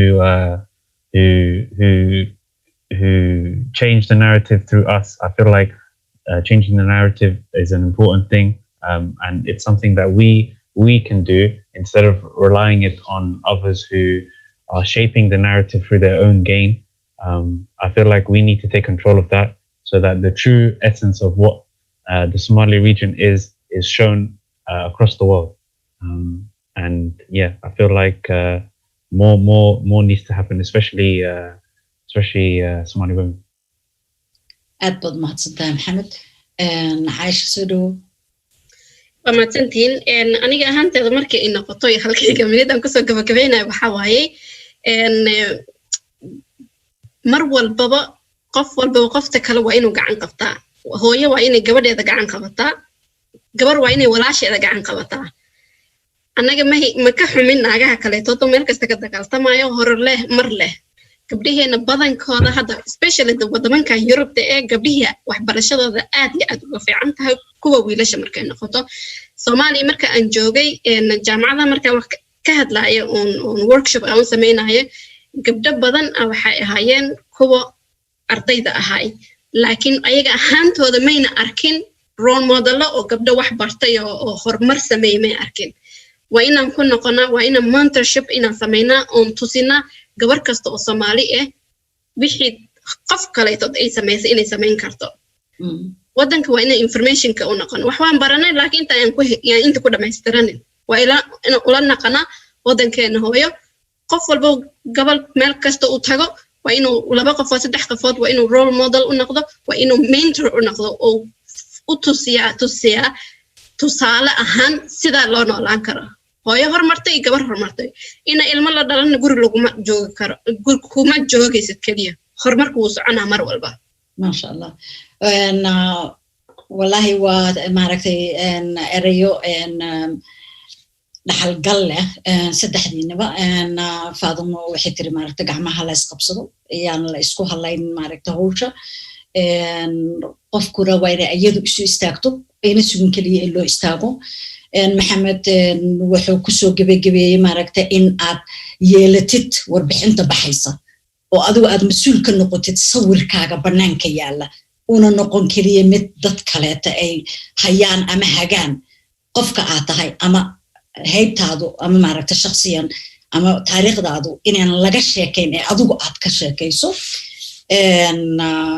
ugu dambeyntina Caaisha waxaad noogu gabagabaysay maaragtay in aan annaga naftirkeena isu noqono dad isku dayda oo maaragtay midkii wax awooda midii wax awooda ay kuwa kaleeto astaan u noqoto hormuud u noqoto hor istaagto gacan qabato tusto tusaale wanaagsan ay ku daysan karaan waa eray aad u wanaagsan aad baan idinkaga mahadcelinayaa inta aanan kala tegin waxaan rabaa Zainab oo gobol xaarka noo samaysay noo furtay barnaamijka in aan mar labaad ay ku soo laabato Zainab ma nala joogtaa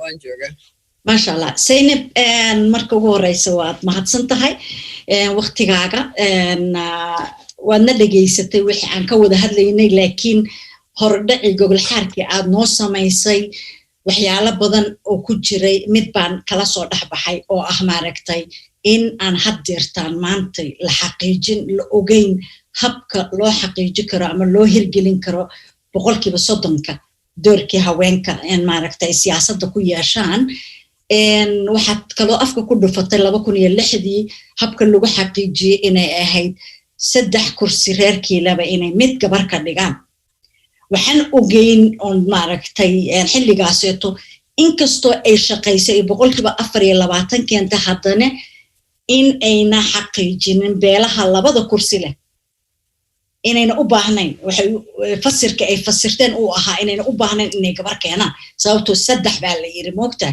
oo sidaa daraadeed ay meesha ka baxday ama kii reerkii maaragtay mid leh ma haysaa marka talooyin aad soo jeedinaysid oo maanta aad leedahay talooyinka ama wadooyinka ha loo maro si loo xaqiijiyo 30% haweenka dhanka siyaasadda iyo wala caataba wixii shalay shaqayn waayay maanta sidee lagu bedeli karaa oo maadsanta adaa mudan lul marlabaad waa mahadsantihiin lahaa annaga maadaama 2016 aan isticmaalnay 2012 labadaba in aan naqaano sida maaragtay loo xaqiijiyo dabcan waxa waaye waa run oo waxa jiro beelo 1 kursi leh ama 2 kursi leh oo aysan cidi leh gaabiska keenayna taasi waa mid ka mid ah laakiin waxa jiro beelo iyagana iyagoo 3 leh aan keenin waxa kaloo jiro beelo oo 50% ay haween yihiin marka horta waxa waaye ma aha kaliya inay nusqaan yihiin laakiin beelo waxa jiro 50% haween ay ugu jiraan baarlamaanka oo waliba hadda iyagu taagan maadaama 30% la yiri annaga nala kama rabo 50 marka kuraasta midood waa in rag laga dhigo marka horta waxay ku xiran tahay hadba qaabka mechanismka loo qaato hadda waxa ugu muhiimsan oo ay tahay in la sameeyo horta waa guddi kormeera dhaqangelinta kootada haweenka sidii maaragtay goodwill ambassadorskii oo 2016 oo joogay dhammaan dowlad goboleedyada iyo gobolka banaadir meelaha doorashada lagu qabanayo iyaga oo wargelinayay hay-adaha ololeeya sida annagoo kale oo lahaa bishaas oo 3 kursi leh 3 kursiba ragaa ku qoran oo markaas aan ka jawaabaynay oo la xiriiraynay guddiyada doorashooyinka heerarka kala duwan ee heer dowlad goboleed iyo heer federaal marka runtii horta taas waxa waaye in hadda la kormaad haddii la rabo in la gaaro 30% waa in la yiraahdo meeshii awl ay ahayd qoladii 3 kursi leh in la yiraahdo cid walba oo 2 iyo ka badan leh in ay ka dhigaan gabar haddii ay laba leeyihiin midna ha noqdo rag midna ha noqdo haween taas waxaa umaleynaa inay tahay wax fair ah teeda kale waxa waaye in loo baahan yahay in taas horta ay ku caddahay oo laga soo saaro bayaan cad qaabka loo dhaqangelin doono kootada haweenka 2020 doorashadan hadda bilaabanayso marka waxaan leeyahay horta koley aniga inta aan recommendationka aan bixinayo ama aan ku talinayo waxay tahay in wax cad oo lagu dhaqangelinayo si loo gaaro 30% in lala yimaado beelihii ay ku baaqdeenna in la yiraahdo markaan waxasabay idinku tahay inaa keentaan oo 3 kursi lahaa beelab waxaa jiro 2 kursi lahaa oo gabdho keenay ma garad marka in la isku kaamilo oo mar uun la gaaro horta 30% kan la gaari waayay because hadda waxa waaye kootadan oo 30% ugu yaraanta ah iyadiyaaba hadda waxa waaye naga hor imaan rabta badhow because waxay noqotay wax aan la gaari karin iyadoo waliba aanan badnayn haddii la yiraahdo 70% ka badan ay haystaan raggu maxay dhibaysaa marka at least 30 ama 40 in haweenku ay noqdaan 100%. laakiin waxa loo baahan yahay waxay tahay in madaxda sare ay qaadato go'aano runtii adag oo ay ku cad yihiin qaabka loo xuli doono ma aragtay kuraasta haweenka sababtoo hadda waliba xitaa waxaan la hubin kuraasta hadda haweenku ku fadhiyaan in ay haween kaliya ku tartami doonaan iyo inay rag iyo haweenba u dhaxeeyaan taas xitaa ma cadda haddii la yiraahdo marka hal la wada tartamo oo qof u helo nasiibkiis waa ognahay waxa ka soo baxay meesha oo in ay yaraanayaan kuraasta hadda 40% ah ee haweenku ay ku fadhiyaan marka waa in la xaqiijiyo kuraasta haweenka waa in loo xiro waa in beeshii leh labo ama ka badan la yiraahdo waa inay mid noqotaa gabar gudiyana la sameeyo kuraasta haweenkuna ay haweenka kaligood ay ku tartamaan oo haween iyo rag aysan isla tartamin marka intaas aan ku soo gunaanada taladeed inta soo agtaa ma sha Allah Saynab Maxamed Xasan aad iyo aad baad mahadsan tahay qaybtan waxa igula jiray Saynab Maxamed Xasan oo ayadu maaragtay Google xarka noo sameeynay waxa kale oo maaragtay panelka ka qayb qaatay Faadimo Musa Afrax Maxamuud Faadimo Jarmalka joogta Maxamed Ingiriiska iyo Aisha Aray oo ayadu Sweden joogto Saynabna waxay ku sugan tahay Soomaaliya magaalada Muqdisho iyo anigoo ah Lul Xasan Kulmi ama Lul Caraweelo hadba qofku sida ay taqaano ahaana maaragtay guddiga GST ama hoggaanka GST kamid ah waxaan rabaa inaan dib ugu celiyo microphone-ka Sucaad oo maaragtay noo daadihinaysa Sucaad aad baad u mahadsan tahay hawsha aad haysid intii ila joogtayna aad baad u mahadsantihiin assalaamu calaykum waraxmatullaahi wabarakaatu Sucaad la wareeg aad ayay mahadsan tahay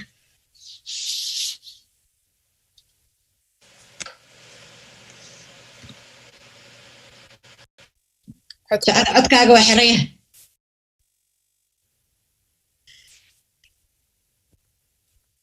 aad ba u mahadsantahay Abdul iyo kulmiye iyo panelkiina ma sha Allah was very good discussions panel aad u fiican buu ma sha Allah aan faa'iido badan ka qaadanay maxaa u gudbeynaa hadda to performance or artist Ifrah Mansour multimedia artist in USA.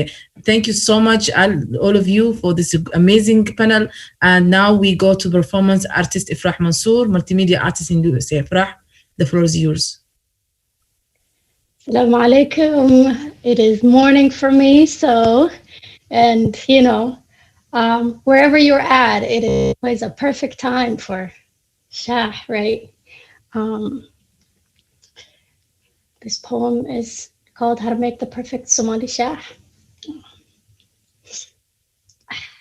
To make the perfect Somali Shah, start with a black hole, an intention to share it with a loved one. May they be thin or tall, round or husky, bonus if they can belly laugh themselves to sleep. Allow a time, a commitment of body and soul to be infused with spices. This is inevitable. Now you may begin. Pour part water, part milk in a tin pot that isn't shy to let aroma escape. You want to make sure your neighbors know your Shah, so crack a window open too. heated to a warm embrace meant for a prestigious black queen like Hoyo, like Hawatako, like even Arahuelo.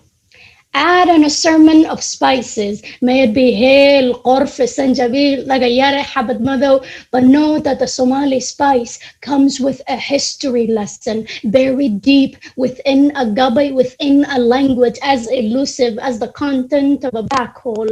But ground yourself with a wooden spoon and stir away all thoughts of illness, for all humans were meant to enjoy the present, receive the past, and spice the future.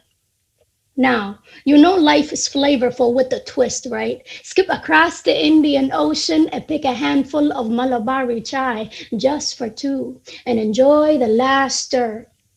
Lid it like your precious private moments and let it be for a bit while.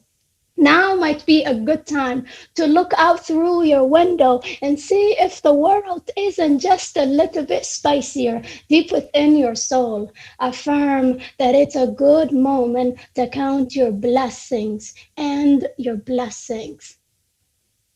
Now, your Shah is ready. Soon, you will know why a good Shah is served with a shekel from a being in flesh with their own stories. Thank you so much. This next poem. You're so beautiful. Sorry. I had to say, I'm sorry. Gratitude, sister. Thank you so much for the powerful conversation. Thank you so much. Absolutely. This next poem is called I'm a Refugee, and it's near and dear to my heart.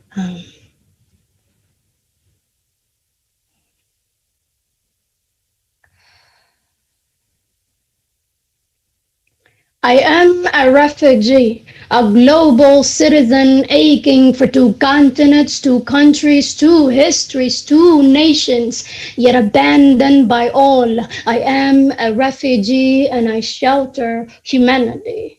I walked and ran and screamed miles on end to find peace before I could pronounce my own name. I come with too many invisible treasures, often misunderstood, feared by all, banned by politics, never belonging and always longing. I am a refugee and I anchor humanity. A childhood full of humanity's lowest moments I carry, tiny, soulless traumas. Time will only harden my flesh, yet my survival is a testimony to humanity's depth and compassion. My traumas can teach the greatest lessons on humanity. I am a refugee and I uplift humanity. I am a refugee, a globally homeless, yet my language is an international bridge. My culture is a blanket from the elements of bigotry. My religion is my pillow for my compassion. My history is a lullaby for tales not to be repeated. And my humanity is in the hands of a child sitting in a refugee camp, still waiting for a chance to find a safe home. I am a refugee and I challenge humanity. I am a refugee, a globally villainized, yet I bring you a slice of the world of my own home, right here in your backyard. I bring you food so intricately spiced it revolutionized your palate. I bring you my vibrant fabrics, hand woven with ancient, delicate wisdom that has diversified your closed-minded color wheels. I bring you my children, my precious only children, to share a history, a future with you. You and I are too stuck together to be this far apart. I am a refugee and I still challenge humanity. I am a refugee, A stubborn survivor. You see, cruelty tried to break me. Wars tried to erase me. Bigotry tried to silence me. Politics tried to ban me. But still like time, I stand. Still like dust, I rise. Still like hope, I move. Still like love, I flourish. I am a refugee and I heal humanity. I am a refugee, a 68.5 million souls globally homeless, yet wandering, colorful, restless, foreign, alien souls. Won't you just let us find our humanity right here next to you? Thank you so much. Amazing, amazing, Ifrah. If you see the comments here and the people saying, mashallah, wonderful vote, mashallah. Ifrah, keep up going. You moved us, wallah. And Fatma Ifrah, she said, with hope we move, Ifrah. Thank you so much. We'll take now 5-minute break. And someone also saying, Pony, she's saying, beautiful, beautiful, beautiful. Thank you for your poetry. And Jawahir, she's saying, thank you very much, Ifrah. Really amazing. You moved us a lot. Keep up going.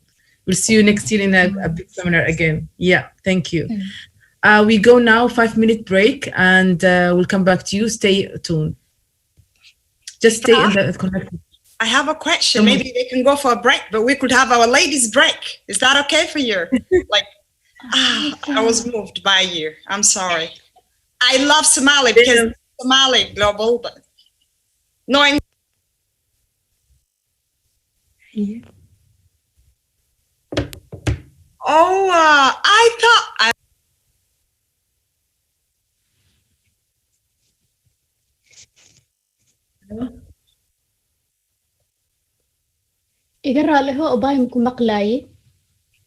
Ifrah offline isla hadla.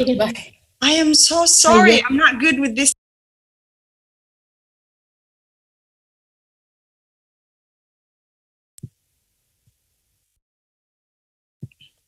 Can you hear me? We're on a break. Everybody can hear you on this one. Please go offline. Thanks.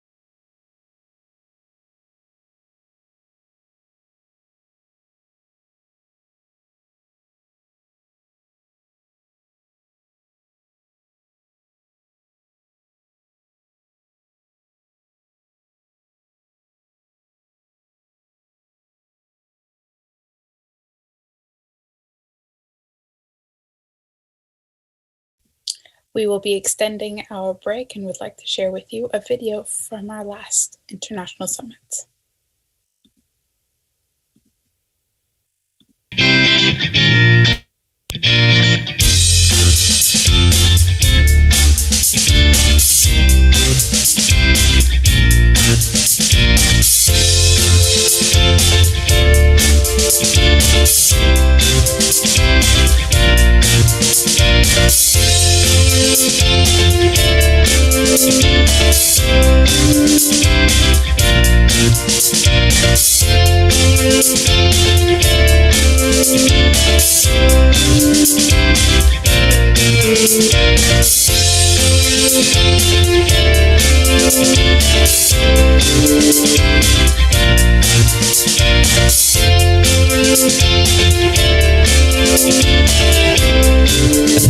Issues, but I think there are other issues that currently divide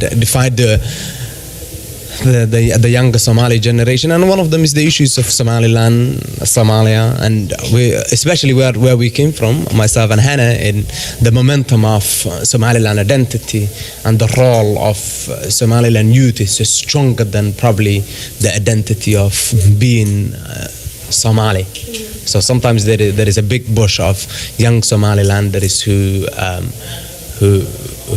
wants to chase their aspirations of self-determination, and I think sometimes it's difficult. Sometimes it's difficult because we wanted to foster that particular conversation, or we wanted to foster and harness that particular conversation and create a platform that these discussions can happen. But at the same time, then the other lot of the Somalis, maybe within the Somalilanders themselves, take that as an offense, or take that as an issues that we accommodate in a particular interest more than the other. So I think these are some of the issues that we need to go beyond over the next, years to come, in order for us to get a collective and a unified voice to some of those issues. And sometimes they don't have to be political. There is other issues that divide the younger Somali generations.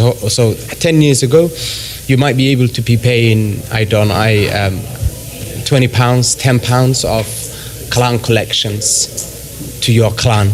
But within the younger Somali generations, the ones that I talk to sometimes, including myself, I don't subscribe to that particular ideology or that particular understandings unless I know where my £20 will be spent on.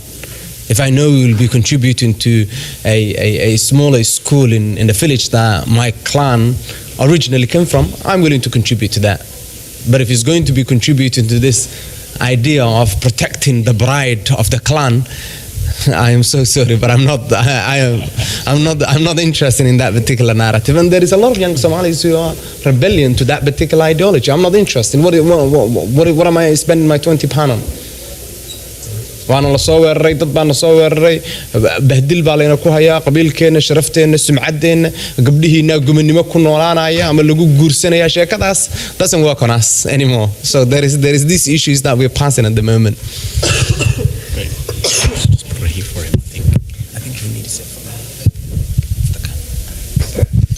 Thank you, Adam. I'm going to move on now to Ahmed just because of time. You touched on how youth leadership, what's uniting young people is that they're coming together on issues that matter to them, and that's where unification can happen.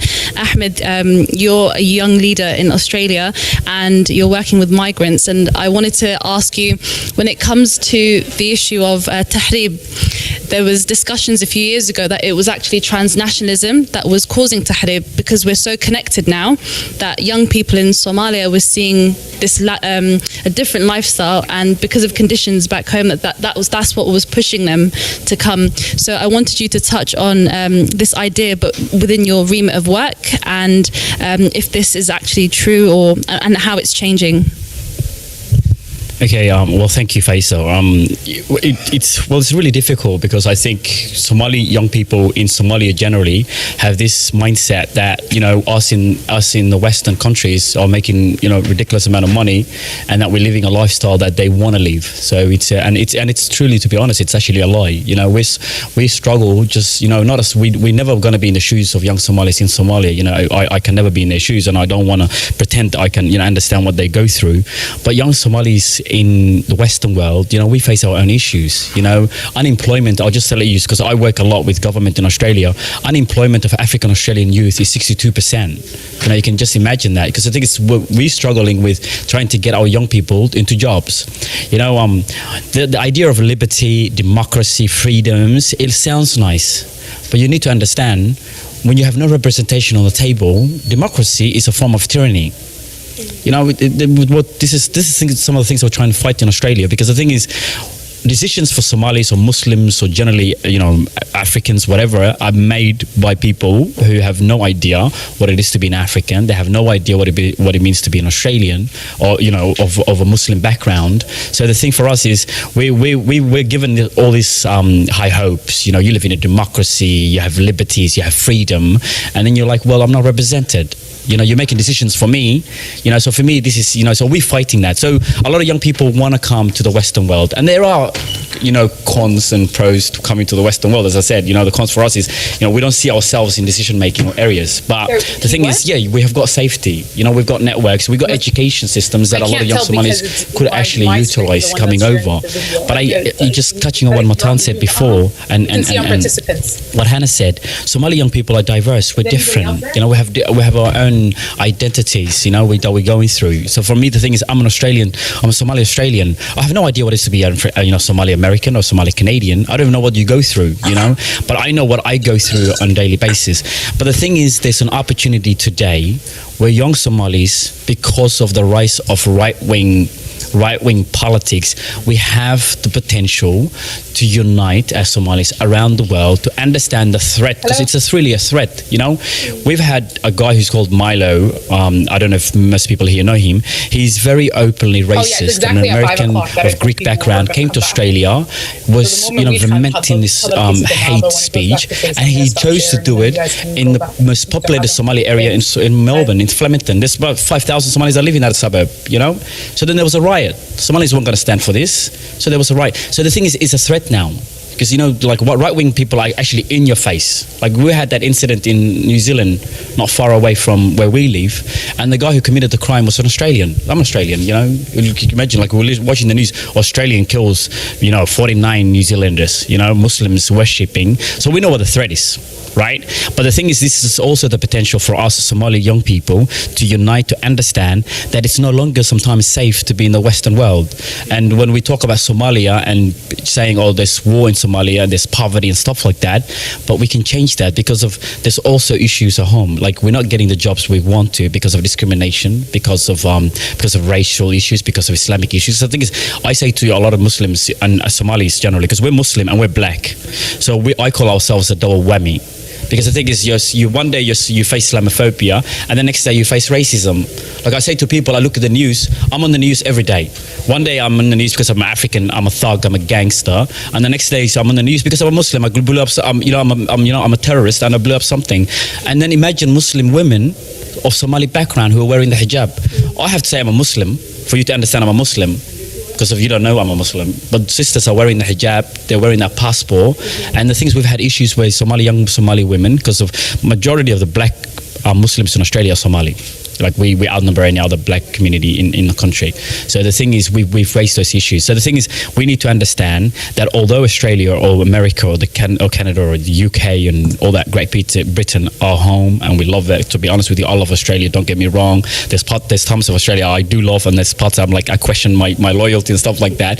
But the thing at the end of the day is home. I want to change what's happening on the ground, but at the same time, I want to encourage young Somalis to understand that are trying to get on a boat on the high seas. We're seeing deaths in huge numbers. Young people are throwing their lives for a fake life. You know, it's honestly, it's a fake life. It's not what you think it is. It's not glamorous.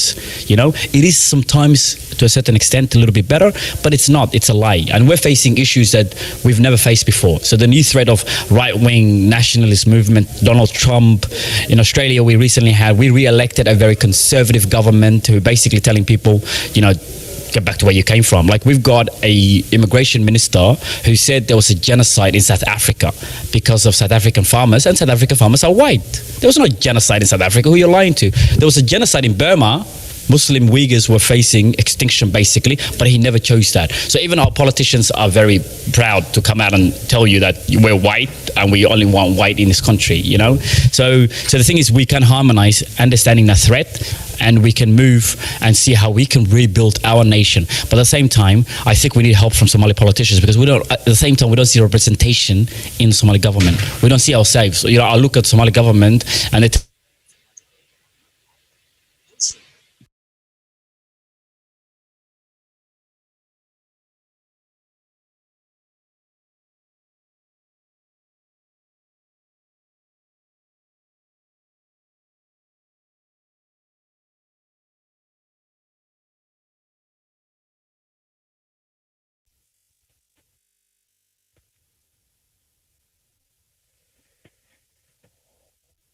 السلام عليكم ورحمة الله وبركاته.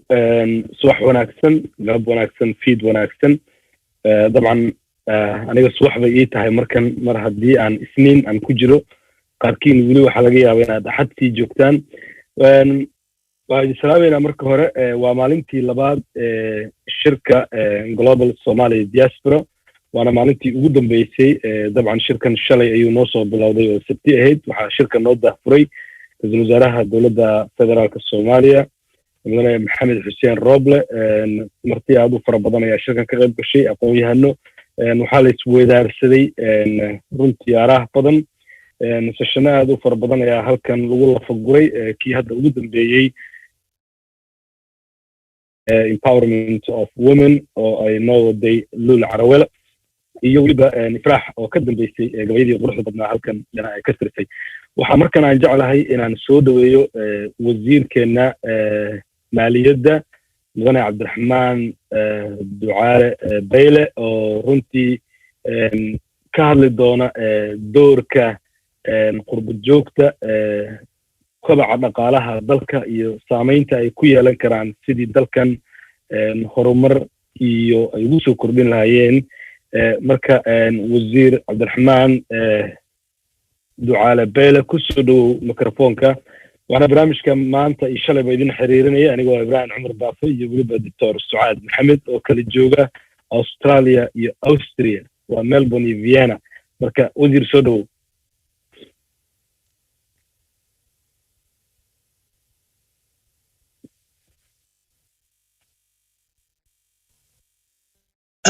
وهاجاك السلام عليكم ورحمة الله وبركاته. هذه أدبان وفرح سنة إنا نسوق على برنامج كان أتكو قرب وعاك حماية أنا أنت وردي اللي تشوفي إن شاء الله يضر راسي أنا وقاعده وحيلا فرح بدن ل أتكاد ليسن. It is indeed a great pleasure. My diaspora, my people, my power, the power outside Somalia, who made a tremendous difference in my country here, in our country. I heard the last session, one of the sessions discussing the Somali communities in different countries and how they are trying to fit in as Muslims, as blacks, Somali origin. I heard that conversation and it's very touching.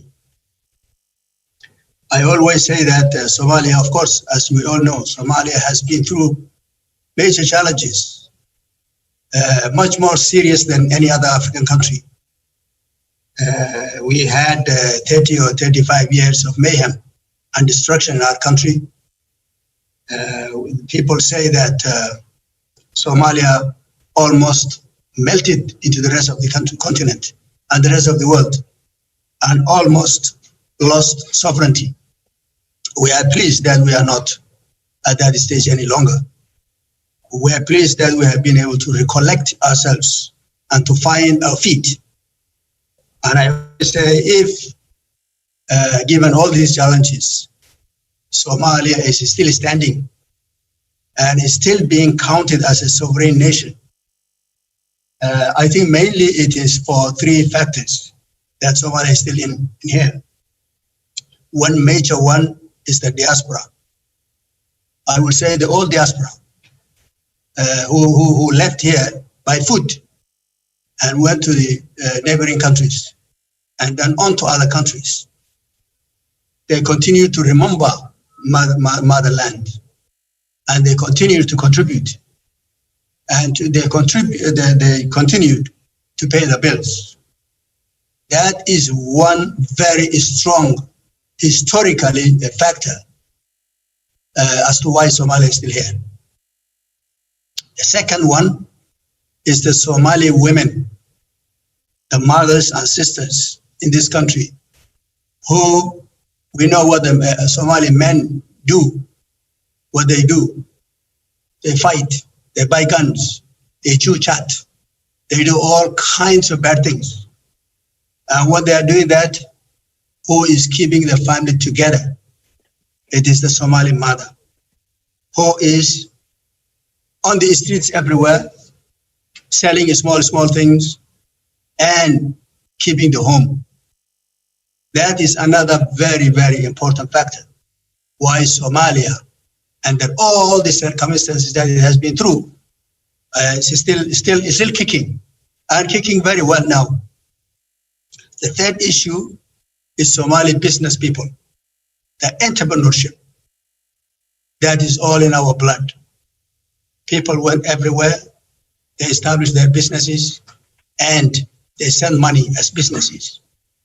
They also do businesses here under very difficult circumstances. So diaspora, I love you very much, you are great. I just hope that the young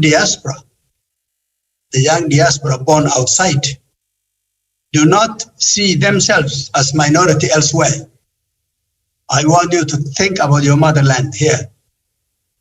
And I want to advise you, if you ever want to come back, no, not ever, when you decide to come back home here. Come back home here, not a neighboring country, not another African country, not another Asian country or a European country. Come here, Somalia. Somalia has the best weather. I am sure some of you are working in major education institutions, universities, something that we lack here. Major learning centers in the world. Therefore, if you go to the library and look the Somalia, what it stands for. Somalia is a very huge country. And I said the other day to a team in a speech, if Somalia were in Europe, continental Europe, it would be the largest country in Europe. It will be larger than the largest country in the continental Europe, France. It will be larger than Spain. Each European country, Somalia is larger. Somalia has plenty of resources. You name it, we have it. You name it and we have it. We have plenty of water. Despite drought killing people, we have plenty of other resources. Somalia is known to have oil and gas. We have minerals. So I have a question for you. Instead of talking about minority and all that in other countries, I want you to dig this one out. If that is the case, why is it then that Somalia is one of the poorest countries in the world? That is what I want you to work on. Write a book about it. Find out the formula why a very rich country with sizable amount of people is still begging for food every other year. Why is it that a country like that, it rains and the rain kills people? So susceptible and so fragile. It rains, people are dying and their livestock. It doesn't rain for one season, drought comes and kills people. What are we? What are we? I don't care about my neighbors and other countries. I'm just talking about Somalia. This is what you have to study. And those of you who are economists, just look at the production function, which is the basis for the whole for economy. Economics has a base, and that base is production function. Production function, there is a production and the tools of production. And if the two are put together in a balanced manner, then you can produce enough to eat, and you can produce enough to thrive. You can produce enough to invest in the country. And that is the basis for development. So in that formula, you have a land, you have a capital. Part of the capital is fixed capital. Part of the capital is human. These are the three factors. There are countries that have no oceans who are developed. There are countries that have no rivers who are developed. There are countries who have very long shores who are not developed.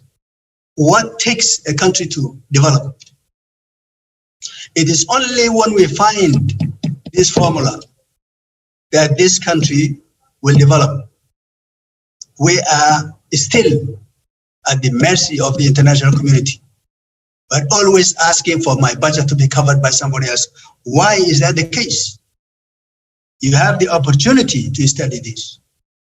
You have the opportunity to assist us find out why that's the case.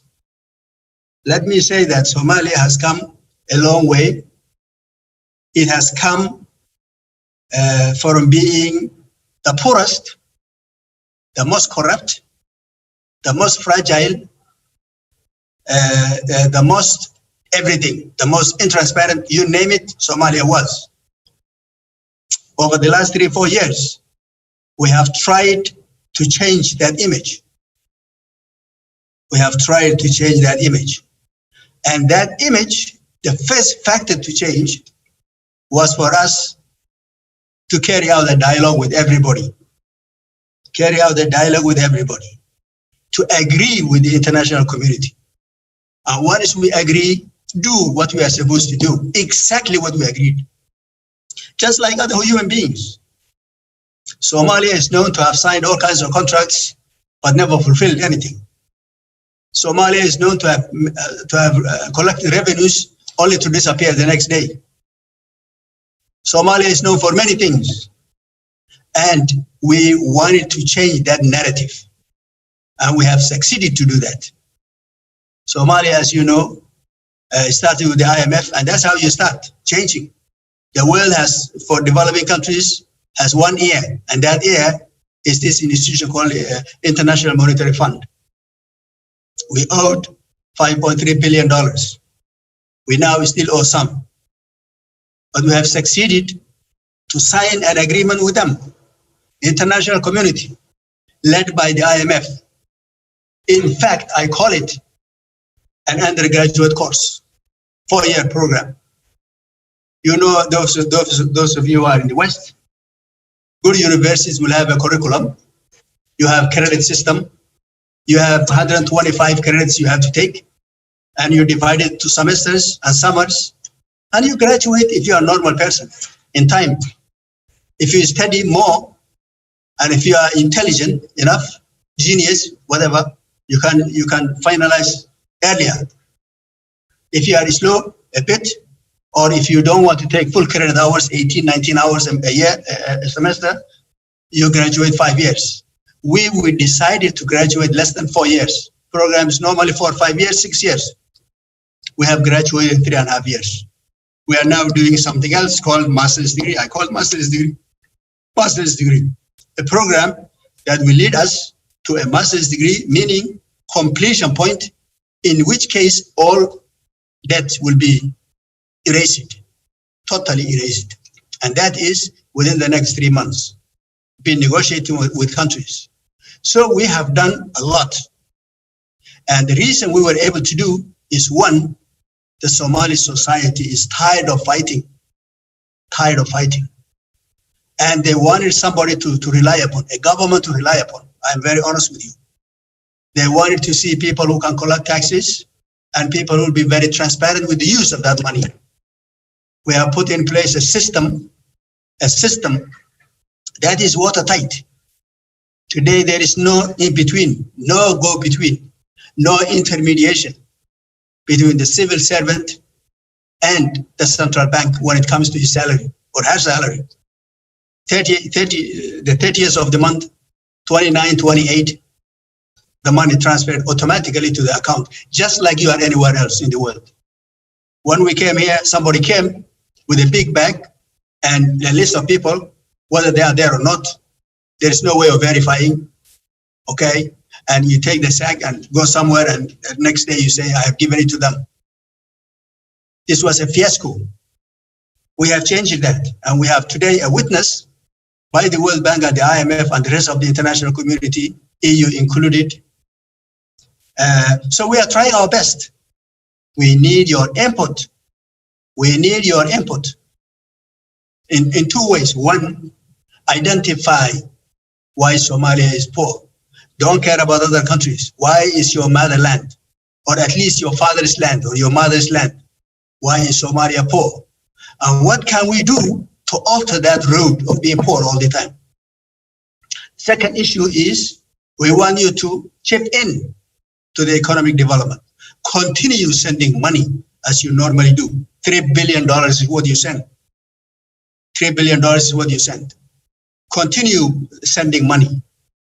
And also continue building the country.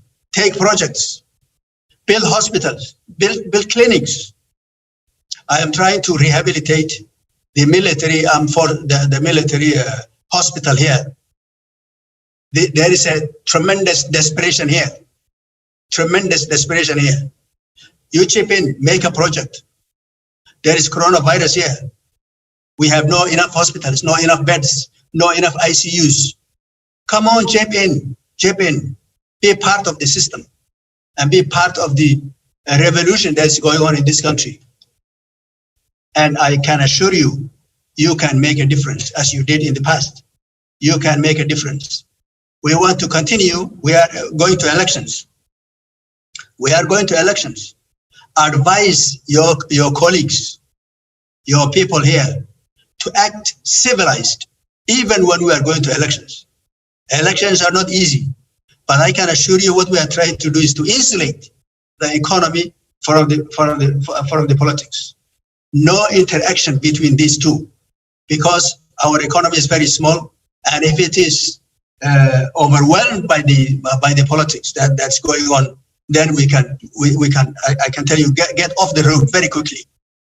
We are being challenged to keep the road, even when there are elections, and elections have their own problems. I want you to chip in with your capacity, with your intellectual capacity, with your ingenuity, with your experience elsewhere where countries are developed. Now, sorry, I am talking too long and I can talk the whole night. I want to conclude by thanking you very much. I wish that it was possible for us to gather around somewhere and have coffee together somewhere like we did sometime in the past. I am sure it's because of the coronavirus that Zoom is becoming the place to talk through. We are here and we'll be happy to engage with you. We have many projects that I want you to take part of. Come on here, come back here. We want to establish banking system. You can't send money, as you know. We have a problem of sending your own genuine money down to here. So we are trying to establish viable institutions. Commercial banks take part in it. Commercial banks take part in it. We are trying to build here one of the best colleges for ladies here, for women. Take part in it. Participate in that project and the other projects that we are doing. And here we can assure you it is very transparent, very, very transparent. And you can make a small thing here in Somalia makes a lot of difference. Whereas in Europe, where you are, big millions of dollars will not make much of a difference because of the magnitude of the resource available. So let me stop. I can talk a lot, but let me stop here and thank you so very much, Mr. Bafo, for inviting me to this. And thank you very much. aada u mahadsan tahay wasiir cabdiraxmaan runtii kaalintii ugu muhiimsaneed oo aan rajaynaynay inuu ka hadlo buu halkan ka soo jeediyey waxaana de ugu weyn sida uu sheegayba waddankeena khayraad baa dhex ceegaagan waxaana uga baaqay qurbo joogta iyo dadka raba in waddankooda ay maal gashadaan inuu u furan yahay wuxuu runtii tusaale usoo qaatay in waddamo aan webiyaal iyo badba lahayn haddana ay yihiin waddamo aad u horumaray waad dareemi kartaa marka meelaha horumarka iyo magaranaysaa ilbaxnimadu ay ka bilaabato waddamada hodanka ku ah biyaha dabcan wasiirka wuxuu kaloo uu sheegay in xitaa hadda projectiyo dadku ay la imaan karaan waddanka ay maal gashan karaan sida isbitaallo oo kale mchyo xarumaha caafimaad runtii waddanka hadda wuxuu ku jiraa xilli doorasho waa sax xataa wuxuu ku baaqay isbitaalka xoogga dalka soomaaliyeed inuu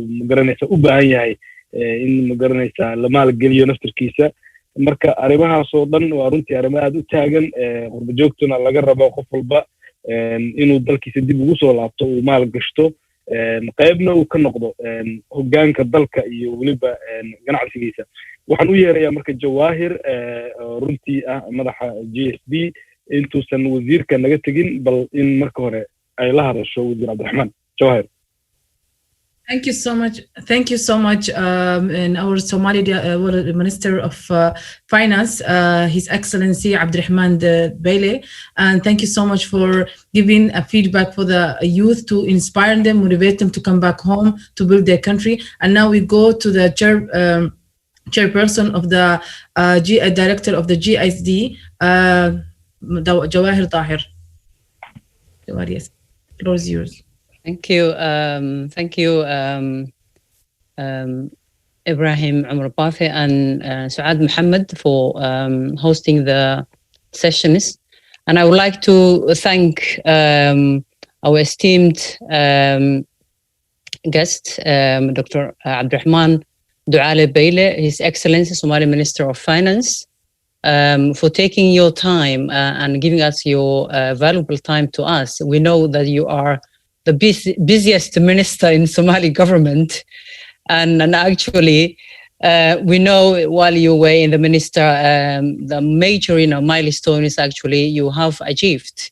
And as you mentioned, one of them was actually the International Monetary Fund, the debt kind of actually relief from Somalia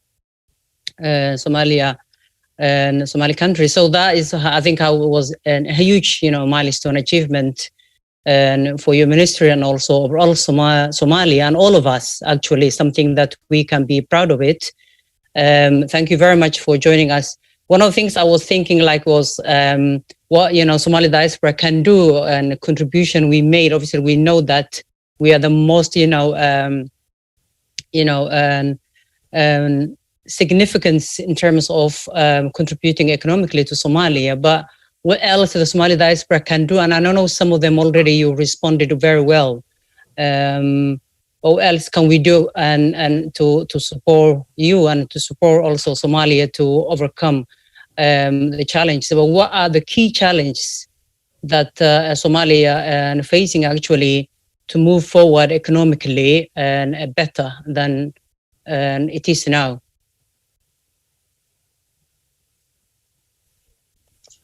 Okay, do you want me to respond to that? Yes, please, if you can. Yes. Okay, well, thank you very much. Diaspora, you are in different countries, and you have different experiences, and you have tremendous education, and this country lacks all of that. Therefore, I think there are a number of things that diaspora will do. One, as I said, you continue chipping in to the economy. By sending your assistance to your families here, and that is the spillover of that is what the economy is made up of. So if you continue that, so much the better. Number two, I really think that if we have to, the missing link between Somalis and development is education. Education. That is what makes the difference. And so you have to help us establishing educational institutions. You know, when I was growing up, Somalia high schools were very competitive. Very competitive. There used to be what is called the East African exam, provided by the London, from London school, from London. And so Somalis always were in the top 10 of East Africa. Today, that comparison is gone. Day and night, you advertise a job here, and you find people from diaspora will get it because there is no education here. Everybody knows what makes a difference in economic progress is education and skills. Education and skills. Therefore, if we can build our elementary schools, every village has elementary school, that will be very useful. Now, we have challenges. We have challenges. God knows how many challenges we have. We have challenges, and I don't want to elaborate, but we have challenges. The best way to address those challenges, in addition to education, and education benefits are long-term, is to establish our national armed forces. We have to establish our national armed forces. We have to help our national armed forces. It is only then that you are independent. It's only then you are independent. I want to give you the message tonight that you help us build the hospital for the national armed forces. National armed forces. Rehabilitate. They have challenges outside Mogadishu. They come here with stretchers, and we have no place to treat them. No place to treat them.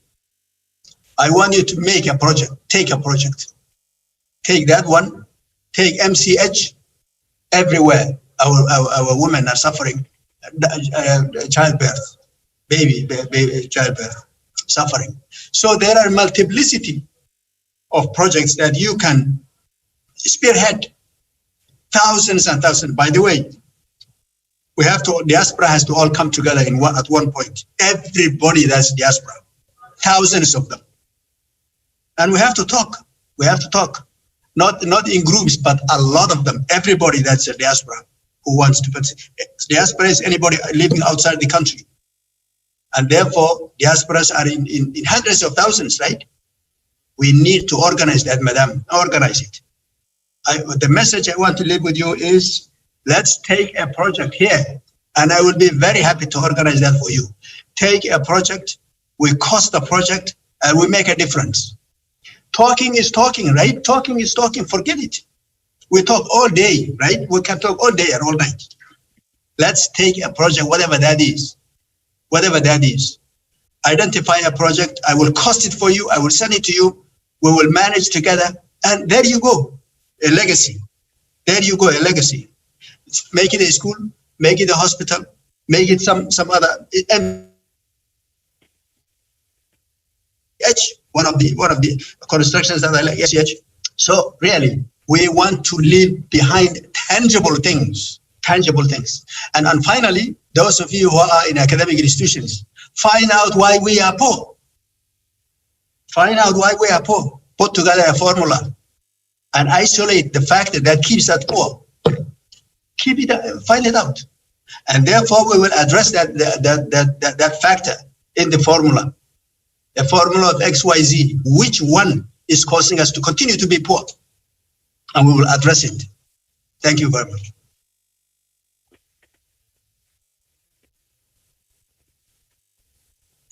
Thank you very much, His Excellence Minister Bailey, and for that response. I know, and we don't have that much time because of your obviously business, but also I know a lot of our audience and others would like to ask you, but we are almost at the conclusion of the program. And I think, if you can stay with us, and I will be going through the concluding remarks so that you are also aware in terms of the 2 days, program, the discussions and the area that we have had, lot of kind of input and insight and the people who attended. Thank you very much. His Excellency, again, for joining us. So I'm going to go through in terms of the concluding remarks for our conference that was running yesterday and today. That was the Global Somali Diaspora Annual Summit that actually normally happens in person. And this year we were planning to hold it in Doha, but because of COVID, we couldn't do that. But I think, you know, the fortunate one is that we have the technology that allows us actually to hold, you know, online.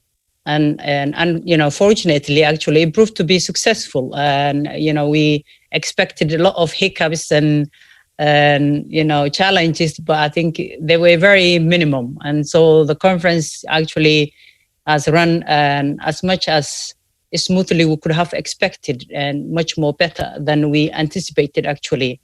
And so the conference has been opened by His Excellency Somali Prime Minister Mohammed Hussein Roble. We're very fortunate that the Prime Minister was able to join us yesterday morning.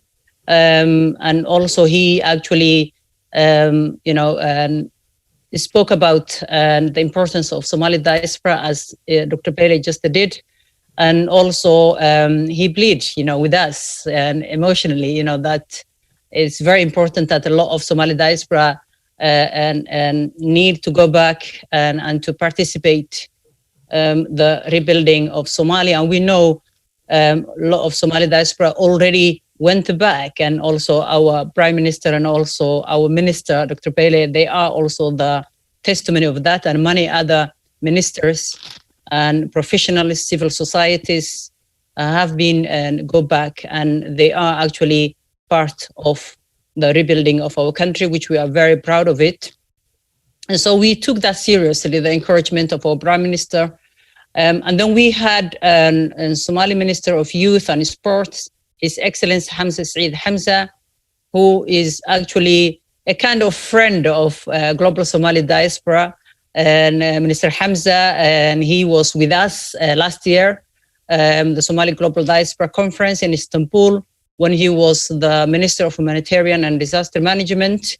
And we have worked very closely with him in relation to when we went to actually Mogadishu last year, December, with our symposium that actually was supporting the environment and the youth.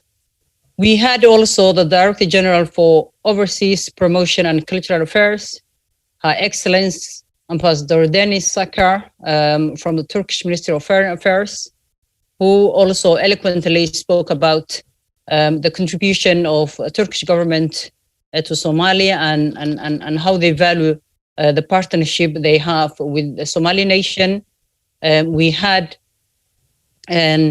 our ambassador and His Excellency Jama Abdullah Mohammed to Turkey, who also spoke about the importance of the relationship between Turkey and Somalia.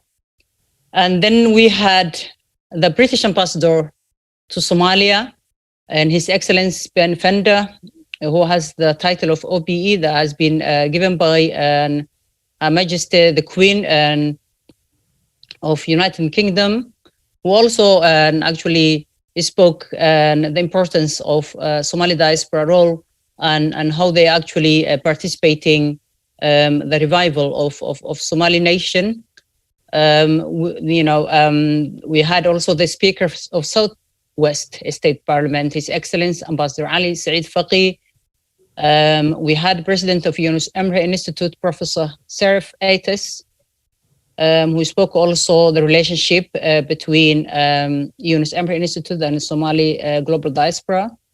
And we had also Mohammed Abdi Khair, who is an IOM's Regional Director for East and Horn of Africa.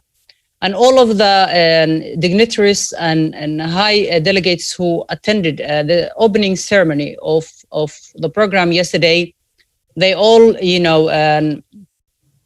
including, of course, Global Somali Diaspora, sent, their condolence to the families affected by the terrorist attack on Friday night in Mogadishu, something we hugely condemned. And also, our prayers and thoughts are with, families affected and those who are injured. And we wish all of them a speedy recovery. So we had a very, a kind of very interesting and dynamic session in the morning.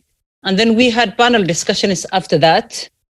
Or actually, and we're talking different topics, and some of them we're talking about the teaching social science, liberal art, and the jobs available in the public sector, the education employment issues that Somali young people are facing, including in the homeland as well as in the diaspora. The loss of the Somali mother tongue, and especially in the Somali diaspora youth, and the importance actually of reviving our language, our culture, and the link about the identity and sense of belonging with one's heritage has been touched. Other panelists were talking about the immigration and what we call in Somali tahrib. That sometimes our Somali youth, especially in homeland, the fake glamorous, sometimes they think that is in the West, and sometimes the horrendous journey actually they have taken actually to reach to the West. And we had and the ambassador and Ali Faqi, and also the envoy, the ambassador and Mariam Yassin, who both of them actually talked about their experience in trying to support our young people who have been actually trapped in this kind, and cycle, especially in Libya. And we have also had discussions in terms of about opportunities, because obviously the conference this year is focusing on people and environment, especially young people. And we talked about the challenges, but also we discussed about opportunities, because we are also taking, solution-oriented approach. We don't want to talk only, but we want to also identify the opportunities and solutions so that we can take, a proper action afterwards. The growing number of educated Somali diaspora returnees that are actually bringing skills and expertise and the entrepreneurial skills and going back to Somalia, actually, that was something that has been touched. The realization actually among Somali youth in terms of need of skilled knowledge-based provision, the confidence has been also, and diaspora role models has been also touched. And the willingness of actually and the willpower of Somali, especially young people, actually to make a difference and within their country, whether it is the host country they're living in the West or in homeland, and in political, economic, cultural areas. And they also looked at different methods of interventions using new media, online platforms to actually advance to advance the opportunities that actually Somali young people have in different areas. And the other opportunity that has been actually highlighted is about the multi kind of and opportunities that a lot of actually countries are providing to Somali youth, especially homeland, and particularly like the scholarship offered by Turkey, India, China, Pakistan has been mentioned, and some of them, and the agreement, the freedom of movement between African countries, which I think can ease the difficulty maybe visiting those countries. And that actually, again, goes back, the Tahrib nation that may, actually give, young people legitimate kind of immigration opportunities so that they can go, and some of the countries, if they're seeking, employment or actually education and opportunities.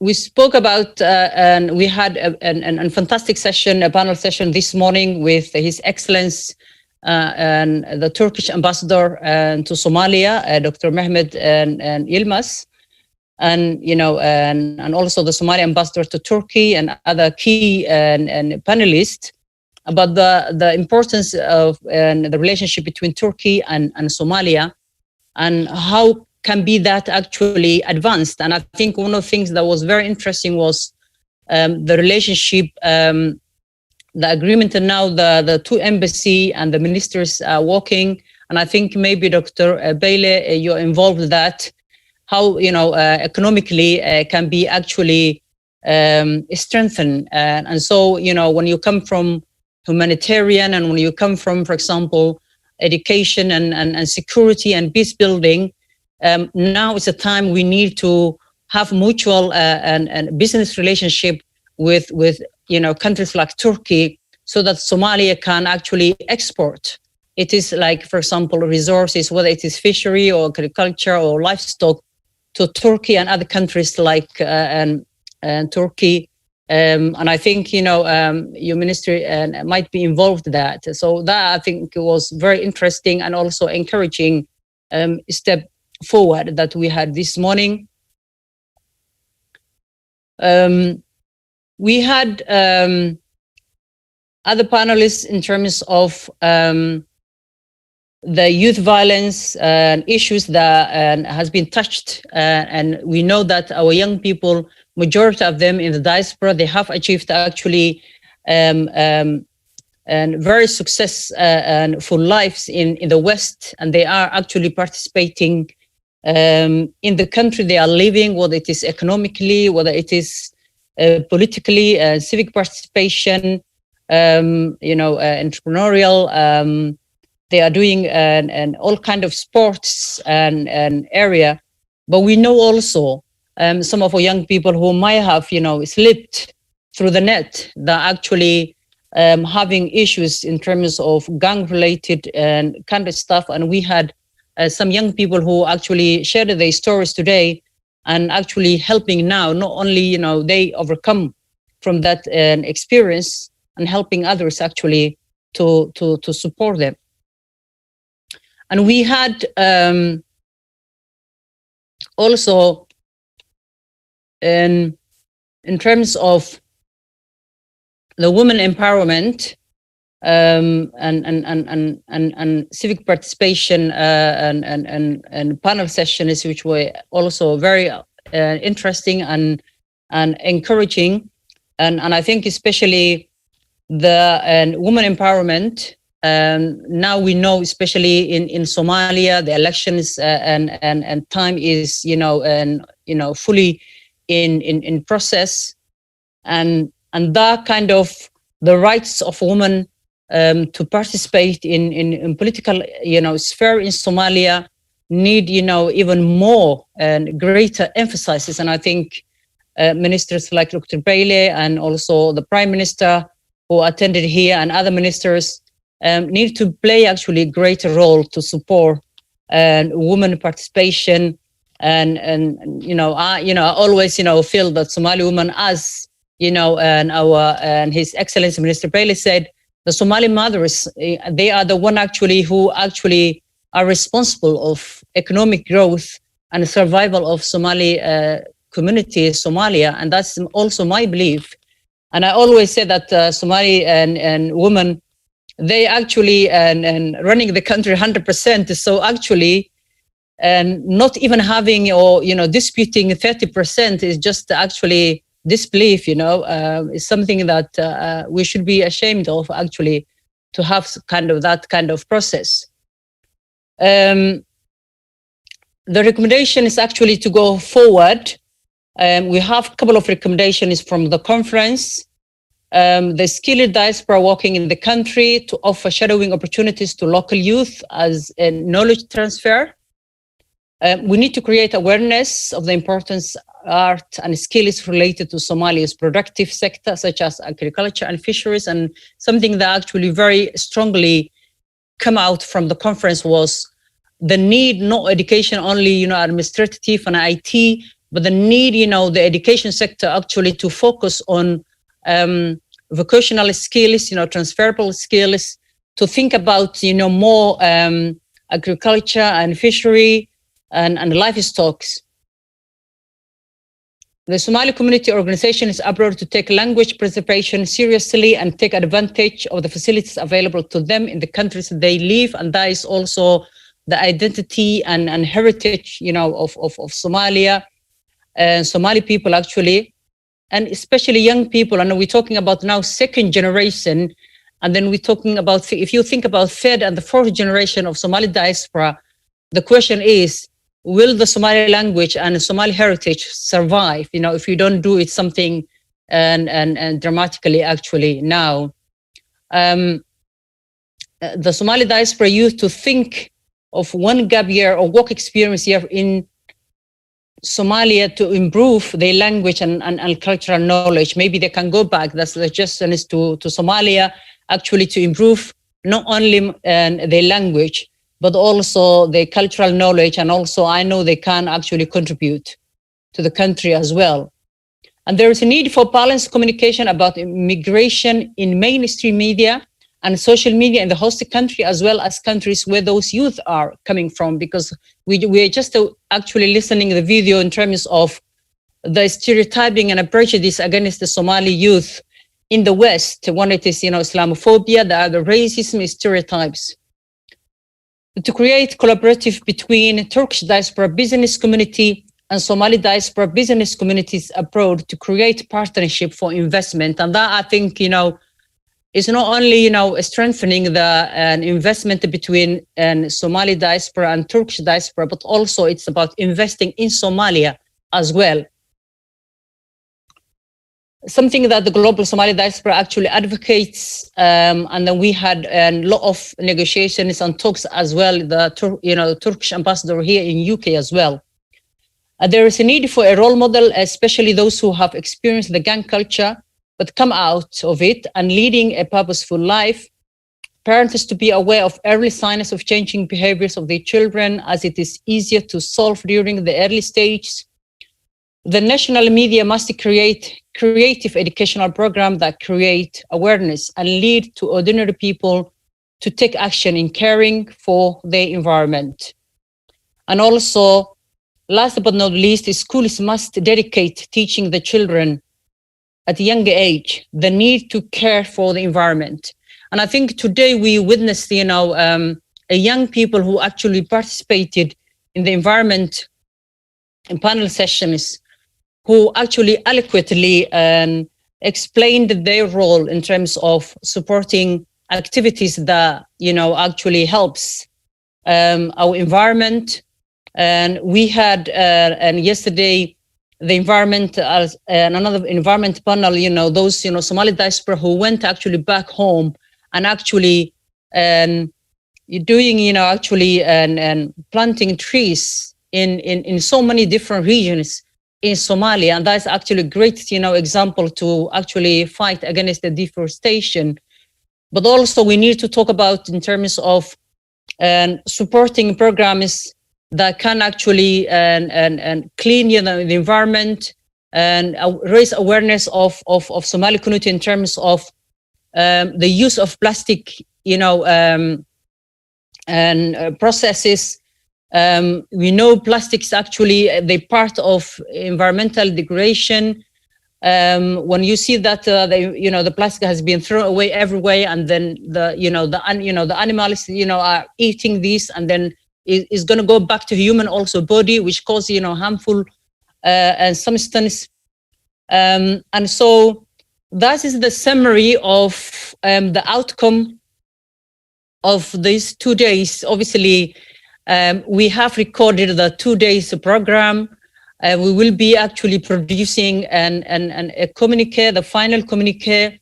We will be also producing the video and production of, and reflecting on the conference, the 2 days conference.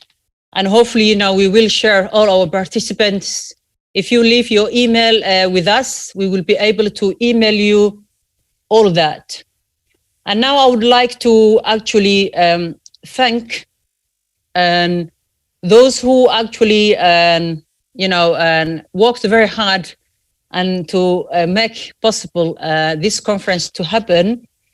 And first, I would like to thank our sponsors, and especially Yunus Emre Institute, in particular Dr. Mohamed Karakos, who is actually the backbone of the Yunus Emre Institute in the UK. And we have very good relationship as a global Somali diaspora with Yunus Emre Institute, who actually supported this conference and also last conference.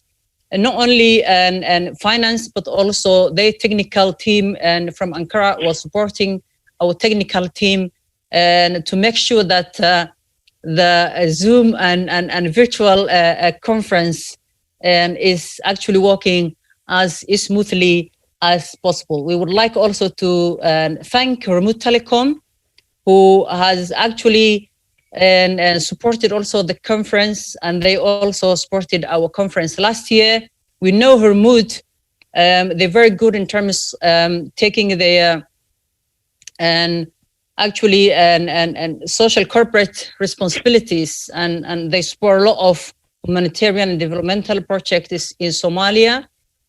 And we would like also to thank Horn Cable, who was the official media of the conference, and who actually supported the promotion of the conference.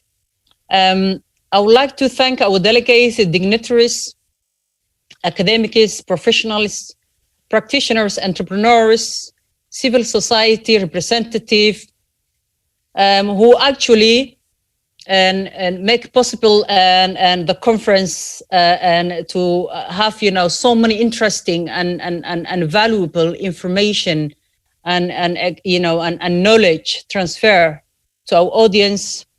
And I would like also to thank our performers, Ifrah Mansour from US, Abdi Badil from Germany, and Armanta from UK, who all of them make the conference even more enjoyable. And we know it was not easy, to have a virtual conference that we cannot touch, we cannot see each other, we cannot hug.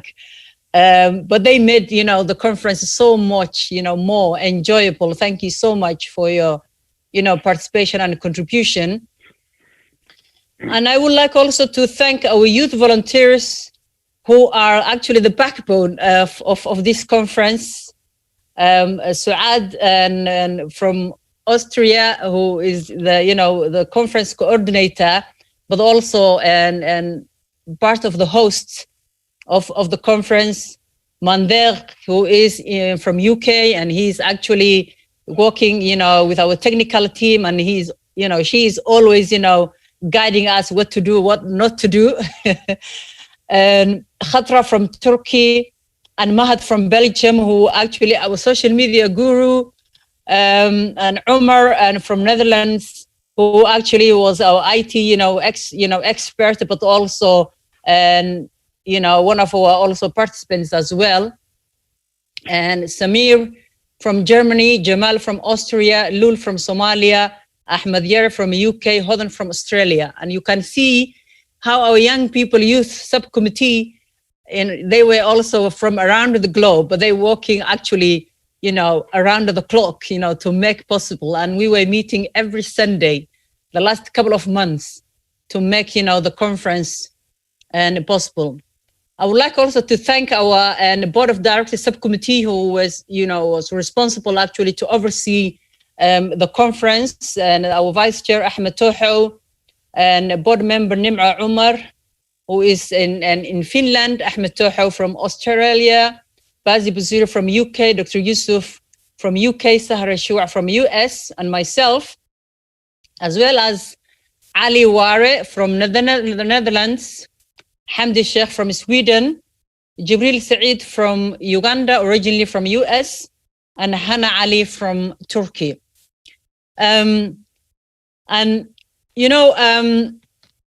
We have worked, around the clock, and I think this is the fruits of this hard work. And sometimes people say, how do you do, guys, and you around the globe, but how are you work? I think before even the COVID, the global Somali diaspora has embraced the technology, because that's the way actually we and communicate globally and make that linkage to work together and make possible all the activities we are doing. And so I would like, to give, our Minister, His Excellency Dr. Bailey, to have, the last minute, to conclude, the conference for us. Now I would like to give that, an honorable and a gesture from him. Thank you very much.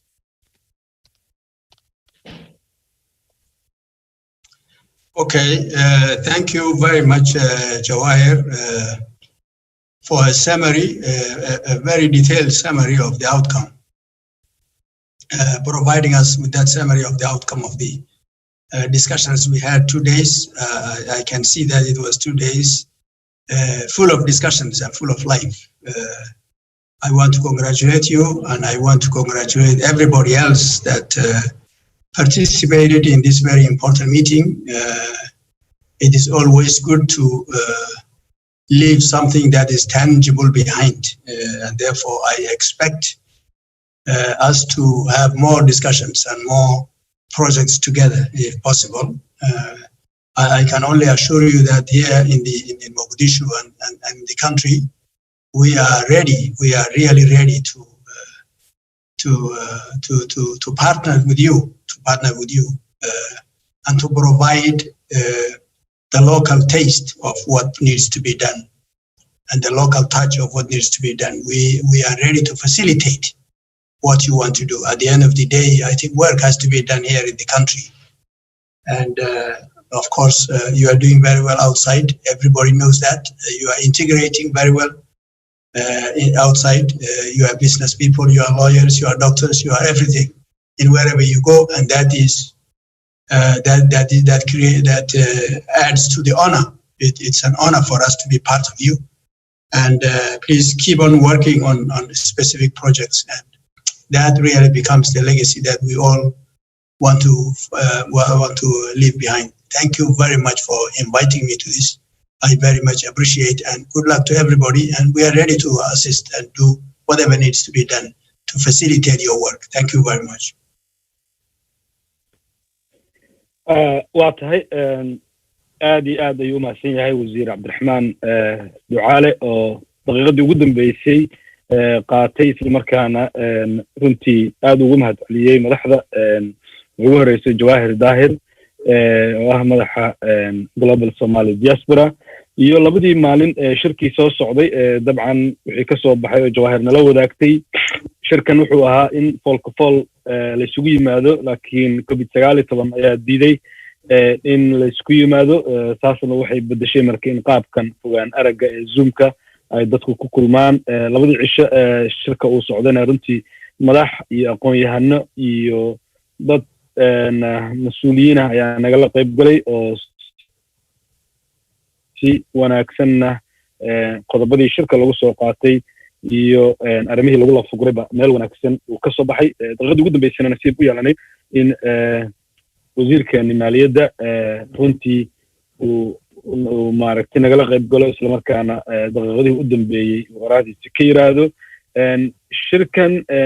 shirka soo socda haddii alla wada la idmo ayaan waxaan rajaynaynaa haddii la yiraahdo in si foolkafool ah shirka u dhaco iyo meesha lagu qaban doonaba waxay Jawahir codsatay in emailadiin halkan aad ku reebtaan si laydinku soo gudbiyo wixii shirka ka soo baxay Jawahir iyo dhammaan inta xubnaha ka ah Global Somali Diaspora runtii shaqo wanaagsan ayay qabteen dadku qurbo joog ay u badan yihiin sida aanu ka aragnaa ama qurbaha joogaan ama dalkiiba joogaan laakiin waa dad wax badan ku soo kordhiyay dalka gudihiisa markaana wasiirka farayo in inka badanna ay dalkii ku soo dabaalaan waxaan marka aan leeyahay labadii maalin 8 saac ka badan ee halkan la fadhiyay oo dadka qaar ay hadda siniina u tahay sida aniga oo kale wali axad ayaa ku jirtaan idinka halkan diyaarka oo ahaa in dadka uu la wadaago wixii jira marka dhammaantiina waa mahadsantihiin jawaahir waxay mar kale ay idinkaga mahad celinaysaa fursadihiina qaaliga waqtigiina qaaliga aad siiteen shirkan inaad kasoo xaadirtaan kuwa ku jira zoomka iyo weliba kuwa naga daawanaya baraha bulshada sucaad. Thank you so much, His Excellency Muhammad, His Excellency Abdurrahman Muhammad, His Excellency Abdurrahman, for his feedback and his motivation for the youth to come back to the home and make a difference and to make Somalia great again. Thank you so much.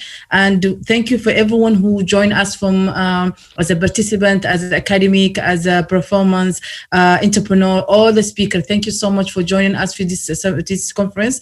And please leave your email in the chat that will tell you the outcome and the conclusion of the conference. Thank you, Jawahir Tahir, the director and the board and the youth team, all of them who do amazing work. Thank you, everyone, for joining us. We wish that next year we'll meet in person, not like COVID-19 not to stop us. Saad, let me interrupt you. Sorry, I just forgot to thank Ibrahim Bafo, who actually joined us from Melbourne.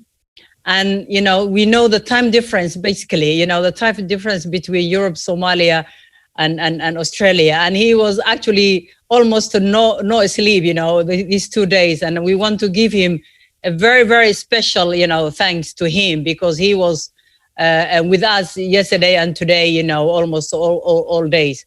And also, Hilman, hadal kumijire dahan Somalida. I want to also mention our one of our board members I left out, which is Lul. And Kulmiye, she likes to be called the Lul Arwelo, and who is also our board members who are also working with us and for the conference as well. Sorry to interrupt you, Saad. Thank you so much. It's okay. Thank you, and let's meet next year with the Global Somali Diaspora Annual Conference. And I hope you join us next year. And thank you, everyone, for coming. Thank you so much.